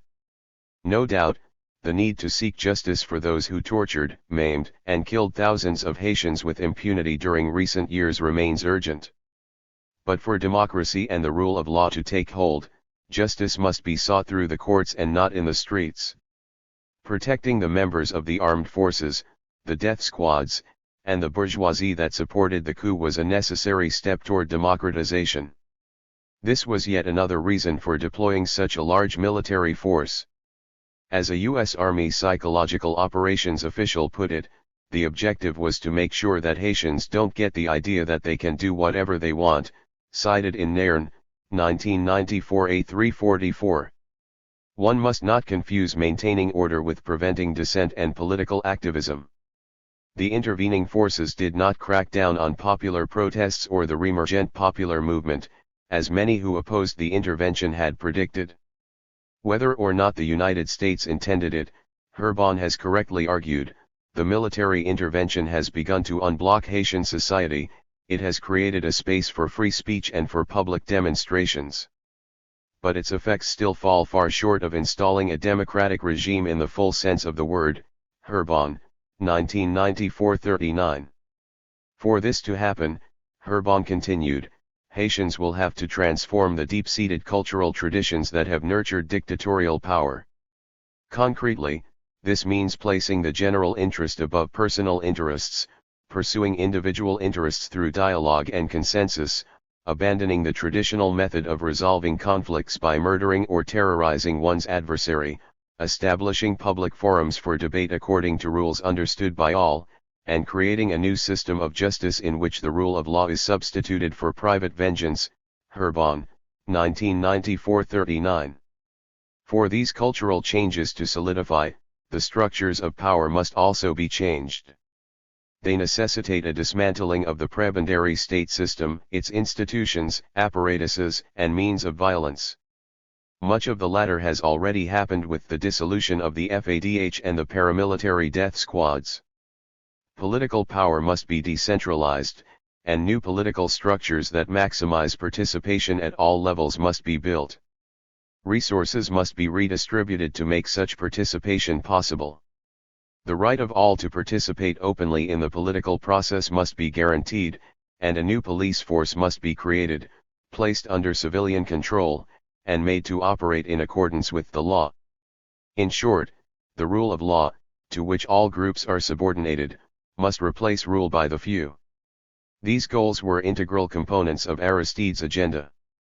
But the intransigence of the de Valériste and neo-de Valériste forces and the bourgeoisie in regard to any change in the status quo, combined with Aristide's erratic rule during the first 7 months of his presidency, undermined the project of transforming Haiti into a modern society from the start. By intervening as it did in Haiti, by dismantling the old apparatuses and instruments of power, i.e., the Haitian army, the police, the rural section chief system, and the auxiliary death squads, the United States has radically altered the terrain of politics and political conflicts in Haiti. 14 For the first time, it may be possible to strengthen the institutions of civil society in relation to the state and thus consolidate the transition to democracy. However, what the intervention offers with one hand it seeks to take away with the other. The democratic opening created by the intervention is contravened by the direct and indirect occupation of Haiti. The direct occupation of Haiti by US and UN troops, albeit temporary and authorized by UN Security Council resolutions and Aristide, raises legitimate questions about the meaning of democracy or democratic transition under such conditions. Frank Laroque captured the essence of this paradox when he stated, "If the concept of democratic transition means the absence of dictatorship and the exercise of national sovereignty, it follows that a democratic transition excludes a fortiori the occupation of a country by another, as the occupier holds the supreme authority over the occupied. National sovereignty implies the exclusive right of a nation to exercise executive, legislative, and judicial power, directly or indirectly." Laroque, 1995:2.15.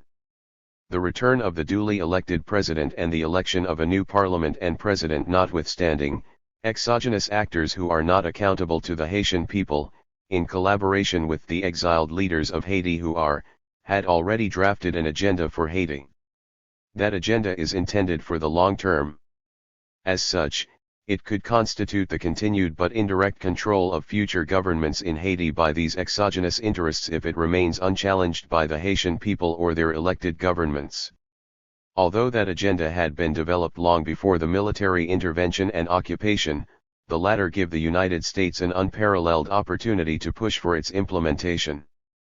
Put differently, the Aristide government in exile negotiated and accepted an economic program without subjecting that program to popular debate and parliamentary approval. Foreign multilateral and bilateral aid organizations that have no accountability to the Haitian electorate but control the aid monies needed by the government are tying the release of the funds to the implementation of the institutional reforms. The US and multinational aid institutions, in short, have great leverage against the Aristide government and that of its successor, and the Haitian government will consequently be more constrained by and responsive to these foreign interests than to the needs and interests of the Haitian people. As Farmer put it, Aristide, who once considered capitalism to be a mortal sin, now meets regularly with representatives of the World Bank, the International Monetary Fund, IMF, and aid. He was once the priest of the poor, now he's the president of a beleaguered nation, run into the ground by a vicious military and business elite and by their friends abroad. Aristide finds himself most indebted to the very people and institutions he once denounced from the pulpit. Farmer, 1995:227. Farmer further observed that the indirect control by the international regulatory agencies may be more insidious than the short-term UN military occupation. Farmer, 1995:227. Both are part of a process of subordinating Haiti to exogenous and unaccountable interests and intentionally or unintentionally undermining its people's democratic sovereignty. Democracy, however, is unpredictable. As Adam Przeworski put it so succinctly, the essential feature of democracy is that nothing is decided definitively. If sovereignty resides with the people can decide to undermine all the guarantees reached by politicians around the negotiating table. Even the most institutionalized guarantees give at best a high degree of assurance, never certainty. Przeworski, 1991:79. Insofar as the liberal model of democracy will exist in a sharply divided society with a vastly unequal distribution of wealth, property, and resources, the interests of the dispossessed majority are bound to clash with those of the propertied and wealthy minority, and this will lead the former to contest the powers of the latter. This was evident in Haiti from 1986 to 1990. The movement that led to the election of Aristide in 1990 and the popular demands that underlay his overthrow by the military in 1991 for more and better jobs, housing, sanitation, healthcare, education, land reform, a more equal distribution of resources and wealth, and a new system of justice cannot be silenced and excluded from the political agenda. The struggle for democracy and development, and to determine who will benefit most from them, is engaged once again. 8. Epilogue.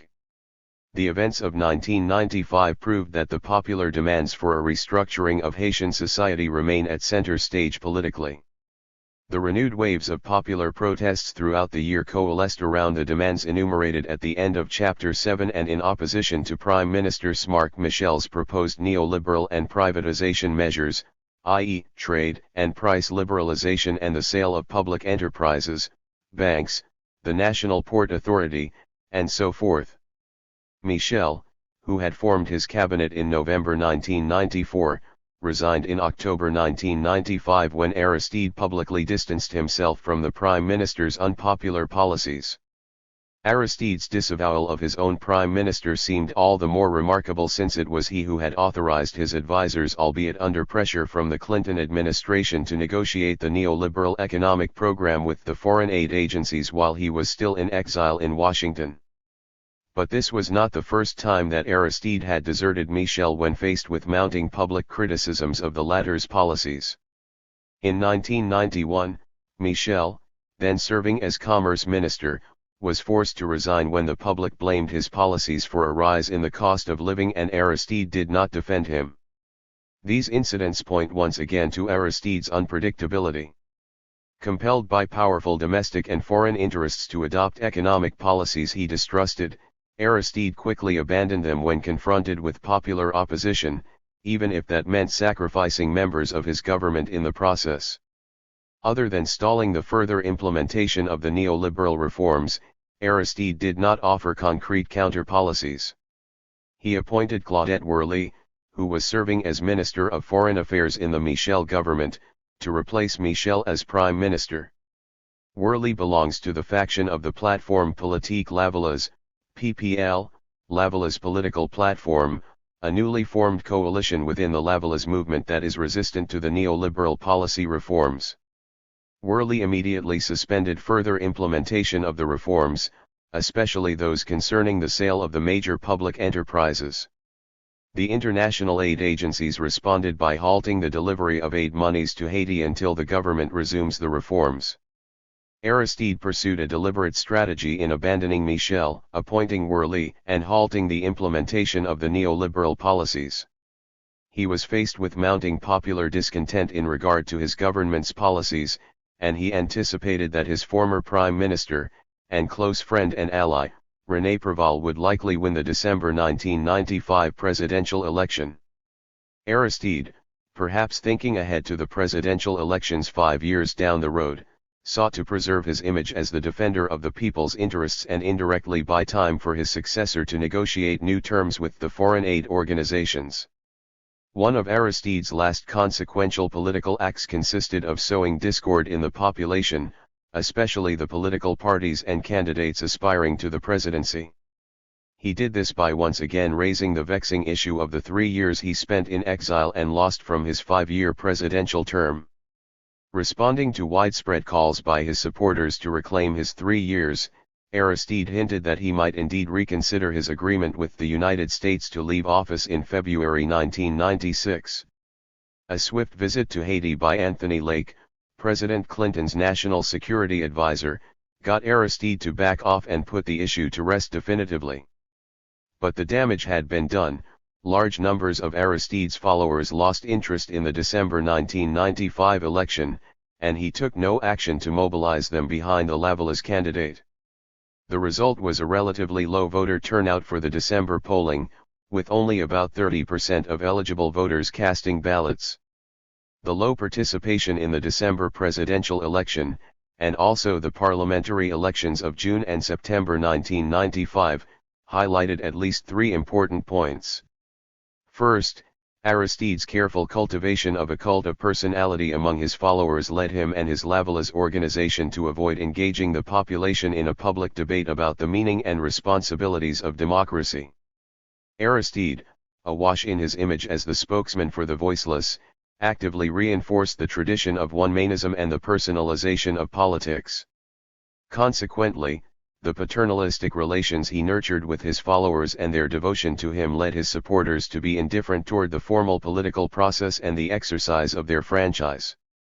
Second, the low voter turnout notwithstanding, the elections completely discredited the so-called traditional political parties, especially those that collaborated with the military regime between 1991 and 1994, and rendered them inconsequential in Haitian politics. By the same token, the elections confirmed that, even with Aristide out of the picture, the Lavallée political platform had become the major and only viable political organization in Haiti.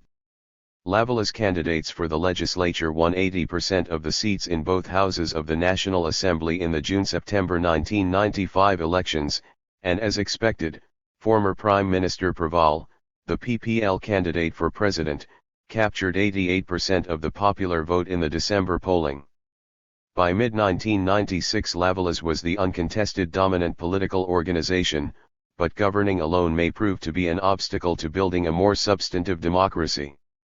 For a democratic culture to take hold in Haiti, it is vital that minority voices and interests be considered and represented, and that the system not be seen as rewarding only the winners. Without minority representation and the belief that those in the minority today may become tomorrow's majority and vice versa, the excluded may seek to subvert or withdraw from the democratic process, thereby undermining its legitimacy. Third, the voters sent a clear message to those they elected. They threw their support to the PPL because they believed it was the only movement that could still represent their interests. Their continued support is contingent on the ability of the PPL-dominated legislature and the Preval administration to deliver on their promises of change and make a real difference in the lives of the majority of the people.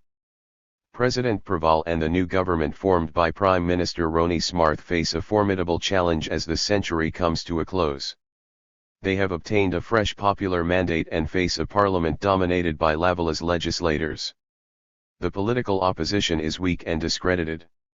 The Makud Haitian Army, the rural section chief system, and auxiliary terrorist organizations like FRAFE are dissolved. The Preval government ostensibly will be in a stronger position than the preceding government was in 1991 to establish its priorities and negotiate the conditions and direction of economic development for Haiti through the end of the century. Though their organizations have been dismantled, members of the former Haitian Army and Police and FRAFE are still armed and capable of carrying out terrorist activities against the government and its supporters. Without an organized and heavily armed military institution, it is unlikely that these anti-democratic forces could mount and sustain another coup d'état as they did in September 1991. Nonetheless, Preval and Smarth will have to make security a priority of their administration, either with the newly trained national police alone or with the continued presence of international peacekeepers. Without the threat of a hostile military institution supported by the anti-democratic elites that Aristide faced in 1991, the political conjuncture of mid-1996 favors the new Lavallée legislature and presidency. Ironically, this raises the stakes for Preval and Smarth. They will govern under much more propitious conditions than Aristide and former Prime Minister Preval ever enjoyed. But they will govern practically alone, and without a viable parliamentary opposition, they will be more accountable for their failures and successes. If the political conjuncture seems to favor the new government, the domestic and international balance of class forces weighs against the possibility of progressive reforms. The Haitian bourgeoisie can no longer rely on the Haitian army to suppress the population and their troublesome demands. Yet it actually enjoys a much stronger economic position since the demise of Duvalierism because it is no longer encumbered by a rapacious prebendary state with which it must share the spoils of the class system. The bourgeoisie stands to benefit even more from the creation of a modern state and the neoliberal policies that the USAID, IMF, and World Bank are determined to impose on Haiti. Preval has made it clear that he wants to come to terms with the Haitian bourgeoisie and the foreign sector, whose interests diverge fundamentally from those of the coalition that elected him president. Preval, who, as Aristide's prime minister, boasted that his government had begun to turn the inefficient and unprofitable public monopolies into efficient and profitable operations in a mere 7 months in office, is now firmly committed to carrying out the neoliberal policies endorsed by Aristide in 1994 in the name of efficiency and profitability. The popular movement unleashed in 1986 equated democracy with fundamental social change in favor of the majority. Aristide symbolized those aspirations, and the vast majority of Haitians supported him because they believed he could and would deliver on his promises. He did not succeed in making Haiti into a more equal and just society, but his and his supporters' undaunted opposition to Duvalierism and dictatorship led to some historic accomplishments. Duvalierism has been defeated, and its repressive institutions, the army and police, the auxiliary death squads, the rural section chief system, have been dismantled. Furthermore, a formal democracy is slowly replacing the hitherto dominant prebendary state system. Nevertheless, Aristide's overthrow and exile led him to submit to the dictates of the overlords of the international system and to embrace the haute bourgeoisie of Haiti that had financed the coup against him. His successor is following in his footsteps. In 1990, Aristide warned his followers that unless a candidate from the people entered the presidential race, an acceptable candidate opposed to changing the status quo and supported by the privileged classes and Uncle Sam would surely be elected. Such an outcome, he went on to say, would make it possible for the bourgeoisie to establish a formal democracy that would exclude the lower classes, and rule without any social outlook, without transparency, without fairness. Aristide, 1992 A138-139. Aristide probably never thought then that these prophetic words might come back to haunt him. Chronology. The United States and the coup d'état at a glance, September 1991 to October 1994. September 1991, the Haitian military overthrows President Aristide on September 30. He leaves Haiti for exile in Venezuela. He leaves Venezuela in early 1992 for Washington, D.C., where he remains until his return to Haiti in October 1994. October 1991. After hesitating to implement the trade embargo adopted by the OAS shortly after the coup d'état, the Bush administration orders a halt to all exports to and imports from Haiti, except for the delivery of humanitarian aid to Haiti, COHA, October 30, 1991, Epica, 1994:42, Haitian Information Bureau, 1994:208. Responding to this pressure, the de facto military government invites the OAS to Haiti to discuss ending the economic sanctions and normalizing relations, but without indicating if Aristide's return is a prerequisite for such negotiations. November 1991, U.S. Ambassador Alvin Adams calls on Aristide to nominate a new prime minister to replace Prime Minister Preval and for Aristide's return to be delayed at least 6 months, Epica, 1994:42. Aristide refuses to accept a proposition made by a delegation of pro-Haitian parliamentarians to lift the embargo without setting a date for his return to Haiti. The United States labels Aristide as intransigent for refusing, Epica, 1994:42, Ives, 1995 A71, Haitian Information Bureau, 1994:210. December 1991, arguing that Haitians fleeing Haiti by boats to seek asylum in the United States are economic and not political refugees, the Bush administration appeals the decision by U.S. District Judge C. Clyde Atkins to issue a stay in the repatriation of Haitian refugees to Haiti under the 1981 interdiction agreement hammered out by the Reagan and Duvalier governments, COHA, December 18, 1991. After PROCO parliamentarians blocked the nomination of Victor Benoit, leader of CONACOM, as Aristide's first choice for a new prime minister, the United States again labels Aristide intransigent. Bowing to pressure from the State Department, he reluctantly accepts the nomination of anti-Aristide, Haitian Communist Party leader and former presidential candidate René Théodore. January 1992. Théodore writes to Aristide that he would accept the post of prime minister only after the embargo is lifted and international aid resumed. Armed attaches and members of the police force under the command of Col. Michel François attack a meeting held by Théodore and kill his bodyguard. The State Department recalls Ambassador Adams to Washington and hints that it may revert to military action to oust the Haitian junta. Worrying about what Aristide's grassroots movement would do if he returns to Haiti, the United States hints that it may explore a solution to the crisis that does not involve Aristide's return. COHA, January 30, 1992. February 1992. Théodore says that, though he is ready to accept Aristide's political return, he is not yet ready to accept his physical return. Epica, 1994:42, COHA, January 10, 1992, Ives, 1995A71-72. In a context of increasing violence in Haiti and relentless pressure from Washington, Aristide accepts the terms of the Protocole d'Accord à Washington, Protocol of Accord. The accord calls for an amnesty for the army and the putschist, respecting all post-coup parliamentary legislation, including the appointment of General Cedras as head of the army through 1994, and lifting the embargo after Théodore is ratified as prime minister and forms a government of national consensus. Though the accord recognizes Aristide as president, it does not stipulate a date for his return to Haiti. A few days later, Aristide insists that the amnesty clause in the accord means amnesty only for political crimes, not for common law crimes that he accuses Cedras of having committed. The United States angrily charges that Aristide is backing out of the accord. Ives, 1995A74-75, COHA, February 25, 1992, Epica, 1994:42.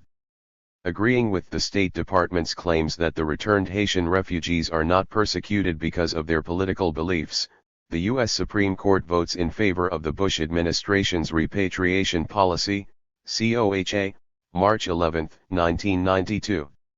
The Bush administration, under pressure from U.S. owned assembly industries in Haiti, permits those industries to continue their export and import activities. Despite its tough talk, the administration does not enforce the embargo. This non-action allows the junta to receive oil deliveries and other supplies.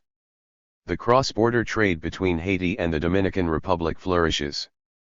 The administration also fails to carry out its threat to freeze the assets and cancel the visas to the United States of those known to have participated in the coup.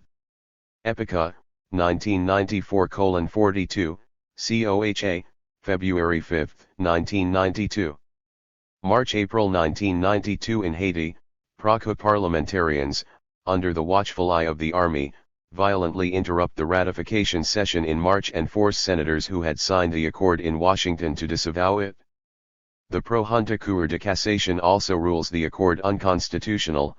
Ives, 1995A74-75, COHA, March 11, 1992, April 3, 1992, April 8, 1992, Epica, 1994:42.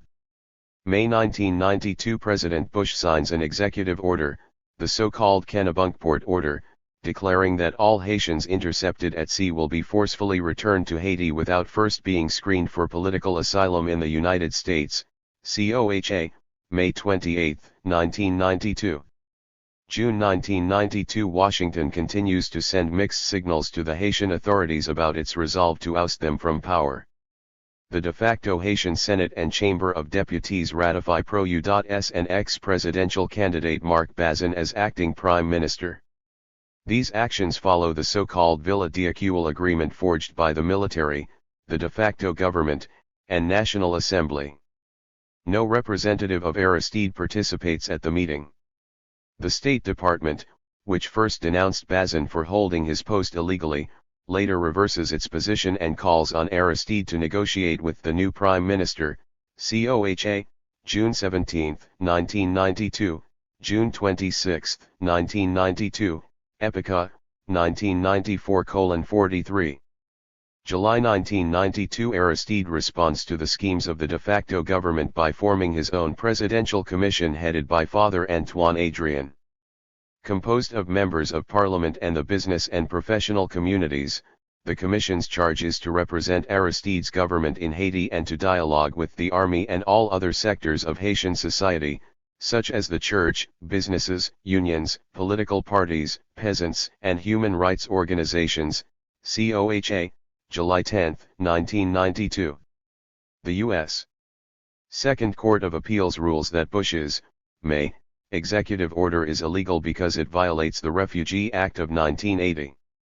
The U.S. Supreme Court lifts the lower court's finding and rules that the United States can continue to intercept and repatriate Haitians at sea without first granting them asylum hearings, COHA, October 9, 1992, Epica, 1994:43. September 1992 In his address to the UN, Aristide criticizes the Vatican for recognizing the government of Prime Minister Bazin and sending a representative to Haiti.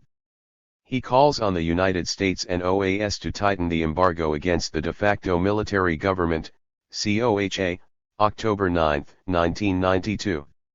January 1993 President Clinton declares that he will continue the Bush administration's policy of repatriating Haitian refugees and succeeds in enlisting Aristide's support by promising a tougher stance against the military junta in return.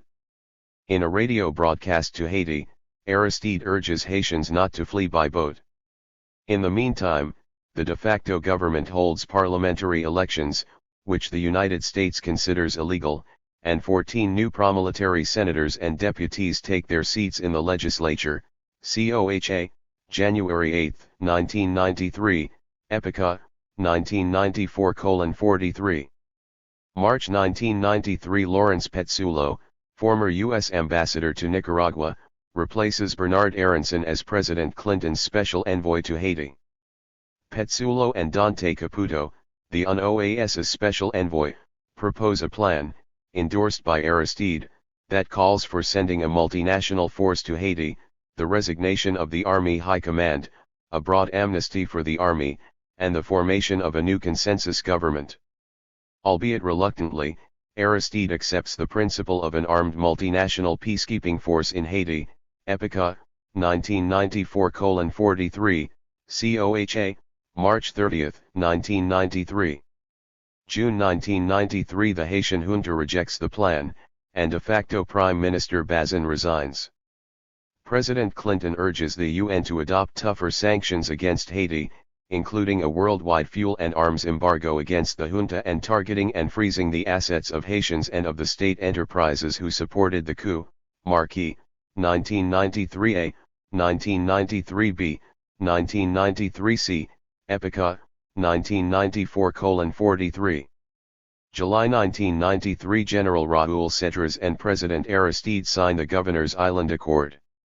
The 10 points of the accord call for Aristide to name a new prime minister, the UN to suspend the sanctions of June 1993, Parliament to be legally reconstituted, the army and police to be reformed, political amnesty to be granted to those involved in the coup, General Cedras to leave office, and Aristide to return to Haiti on October 30, 1993, COHA, October 18, 1993, Haitian Information Bureau, 1994:224, Aristide, 1994 B195-197, Epica, 1994:43.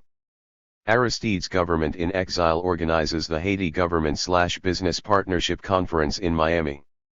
There, Aristide embraces the Haitian bourgeoisie that had supported his overthrow and promises the business sector that his next government would work in concert with the private sector to promote capital investment and an industrial and tourist development plan, THIRD, 1993. August 1993 In keeping with the accord, the illegally elected members of parliament leave office, the parliament ratifies Aristide's new prime minister, Robert Malval, and the UN Security Council suspends the June embargo amid new reports of increasing murders and human rights violations by the military and its paramilitary death squads. Haitian Information Bureau, 1994:225. September 1993. Antoine Ismarie, close friend and supporter of Aristide, is assassinated by the military and its attaches while attending a memorial service for the victims of the Saint Jean Bosco massacre, Aristide's former parish. Aristide calls for resignation of Cedras and police chief Col. Michel François, Haitian Information Bureau, 1994:225. Duvallierists and neo-de-Valerists form the Front pour l'Avancement et le Progrès de Haiti, a death squad with ties to the Haitian Army and the CIA, Nairn, 1994b, 1994c, Haitian Information Bureau, 1994:226. October 1993. Members of the FRAFE successfully prevent the USS Harlan County from docking in Port-au-Prince and unloading its contingent of about 200 US and Canadian soldiers sent to begin professionalizing the Haitian Army as called for by the Governor's Island Accord. Clinton orders the Harlan County to return to the Guantanamo Naval Base in Cuba. The UN Security Council votes to reimpose the embargo if Cedras does not resign by October 15. The military and FRAFE respond by unleashing a new wave of repression and murder, including the assassination of Guy Mallory, the Minister of Justice. Aristide calls for a total blockade of Haiti. The U.S. ambassador to Haiti presses Malval to broaden his cabinet to include pro-military ministers, and the CIA holds a special briefing for U.S. lawmakers on Aristide's alleged mental instability. Epica, 1994:43-44, Haitian Information Bureau, 1994:227, Doyle, 1994:55-56. November 1993. The United States continues to push Malval to broaden his government to include coup supporters. In the New York Times, Tim Weiner reveals that the CIA had created a so-called intelligence service, the Service d'Intelligence Nationale, SIN, National Intelligence Service, in the 1980s that turned into an instrument of political terror whose officers at times engaged in drug trafficking. The CIA kept the high-ranking officers involved in the coup on its payroll until shortly after Aristide was overthrown. Weiner, 1993, Haitian Information Bureau, 1994:229. December 1993. Prime Minister Malval resigns after he fails to convene a national reconciliation conference between the pro-democratic camp and coup supporters. Aristide and 9 of 10 ministers in Malval's cabinet criticize and reject the conference, and Aristide counters by organizing a conference on the refugee question for January 1994 in Miami.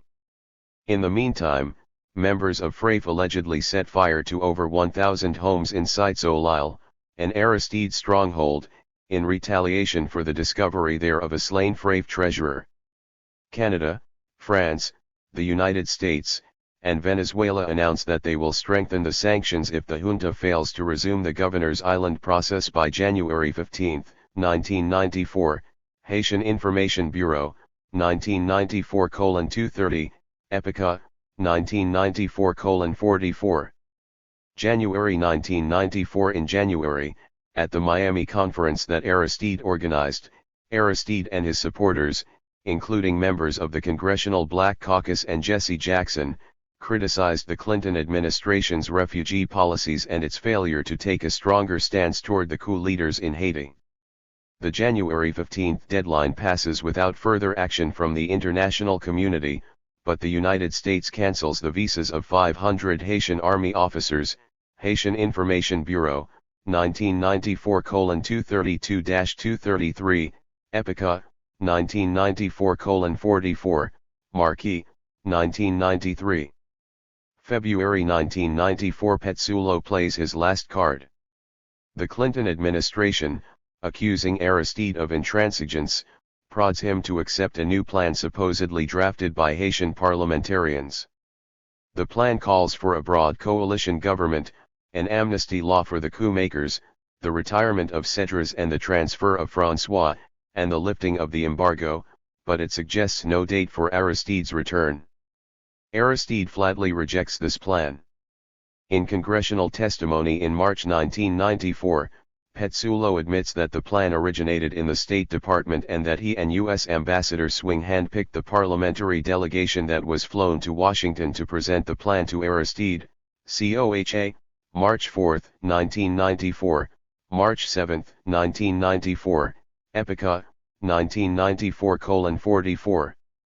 February 1994 Aristide counters the Petsulo plan with his own 8-point plan, which calls for the immediate departure of Cedras and the other coup leaders, for a total trade embargo against Haiti, for a parliamentary vote for a general amnesty law and a law to separate the army and the police, and for the UN to resume its technical assistance program.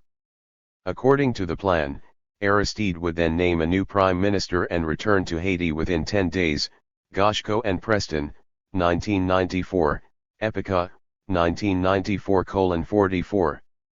March 1994 The Congressional Black Caucus and Liberal Democratic members of Congress introduce a bill calling for tougher U.S. sanctions against the junta. They also demand Petsulo's resignation. Greenhouse, 1994b, 1994c, Epica, 1994:44. April 1994 Randall Robinson, Director of Trans-Africa, begins a hunger strike and calls on President Clinton to fire Petsulo and change his policies toward the Haitian military and the refugees. Goshko, 1994a, Greenhouse, 1994d, 1994e. May 1994 The UN Security Council adopts new resolutions calling for the departure of Cedras and the other coup leaders, imposes new sanctions against the coup leaders and supporters, and threatens to tighten the embargo.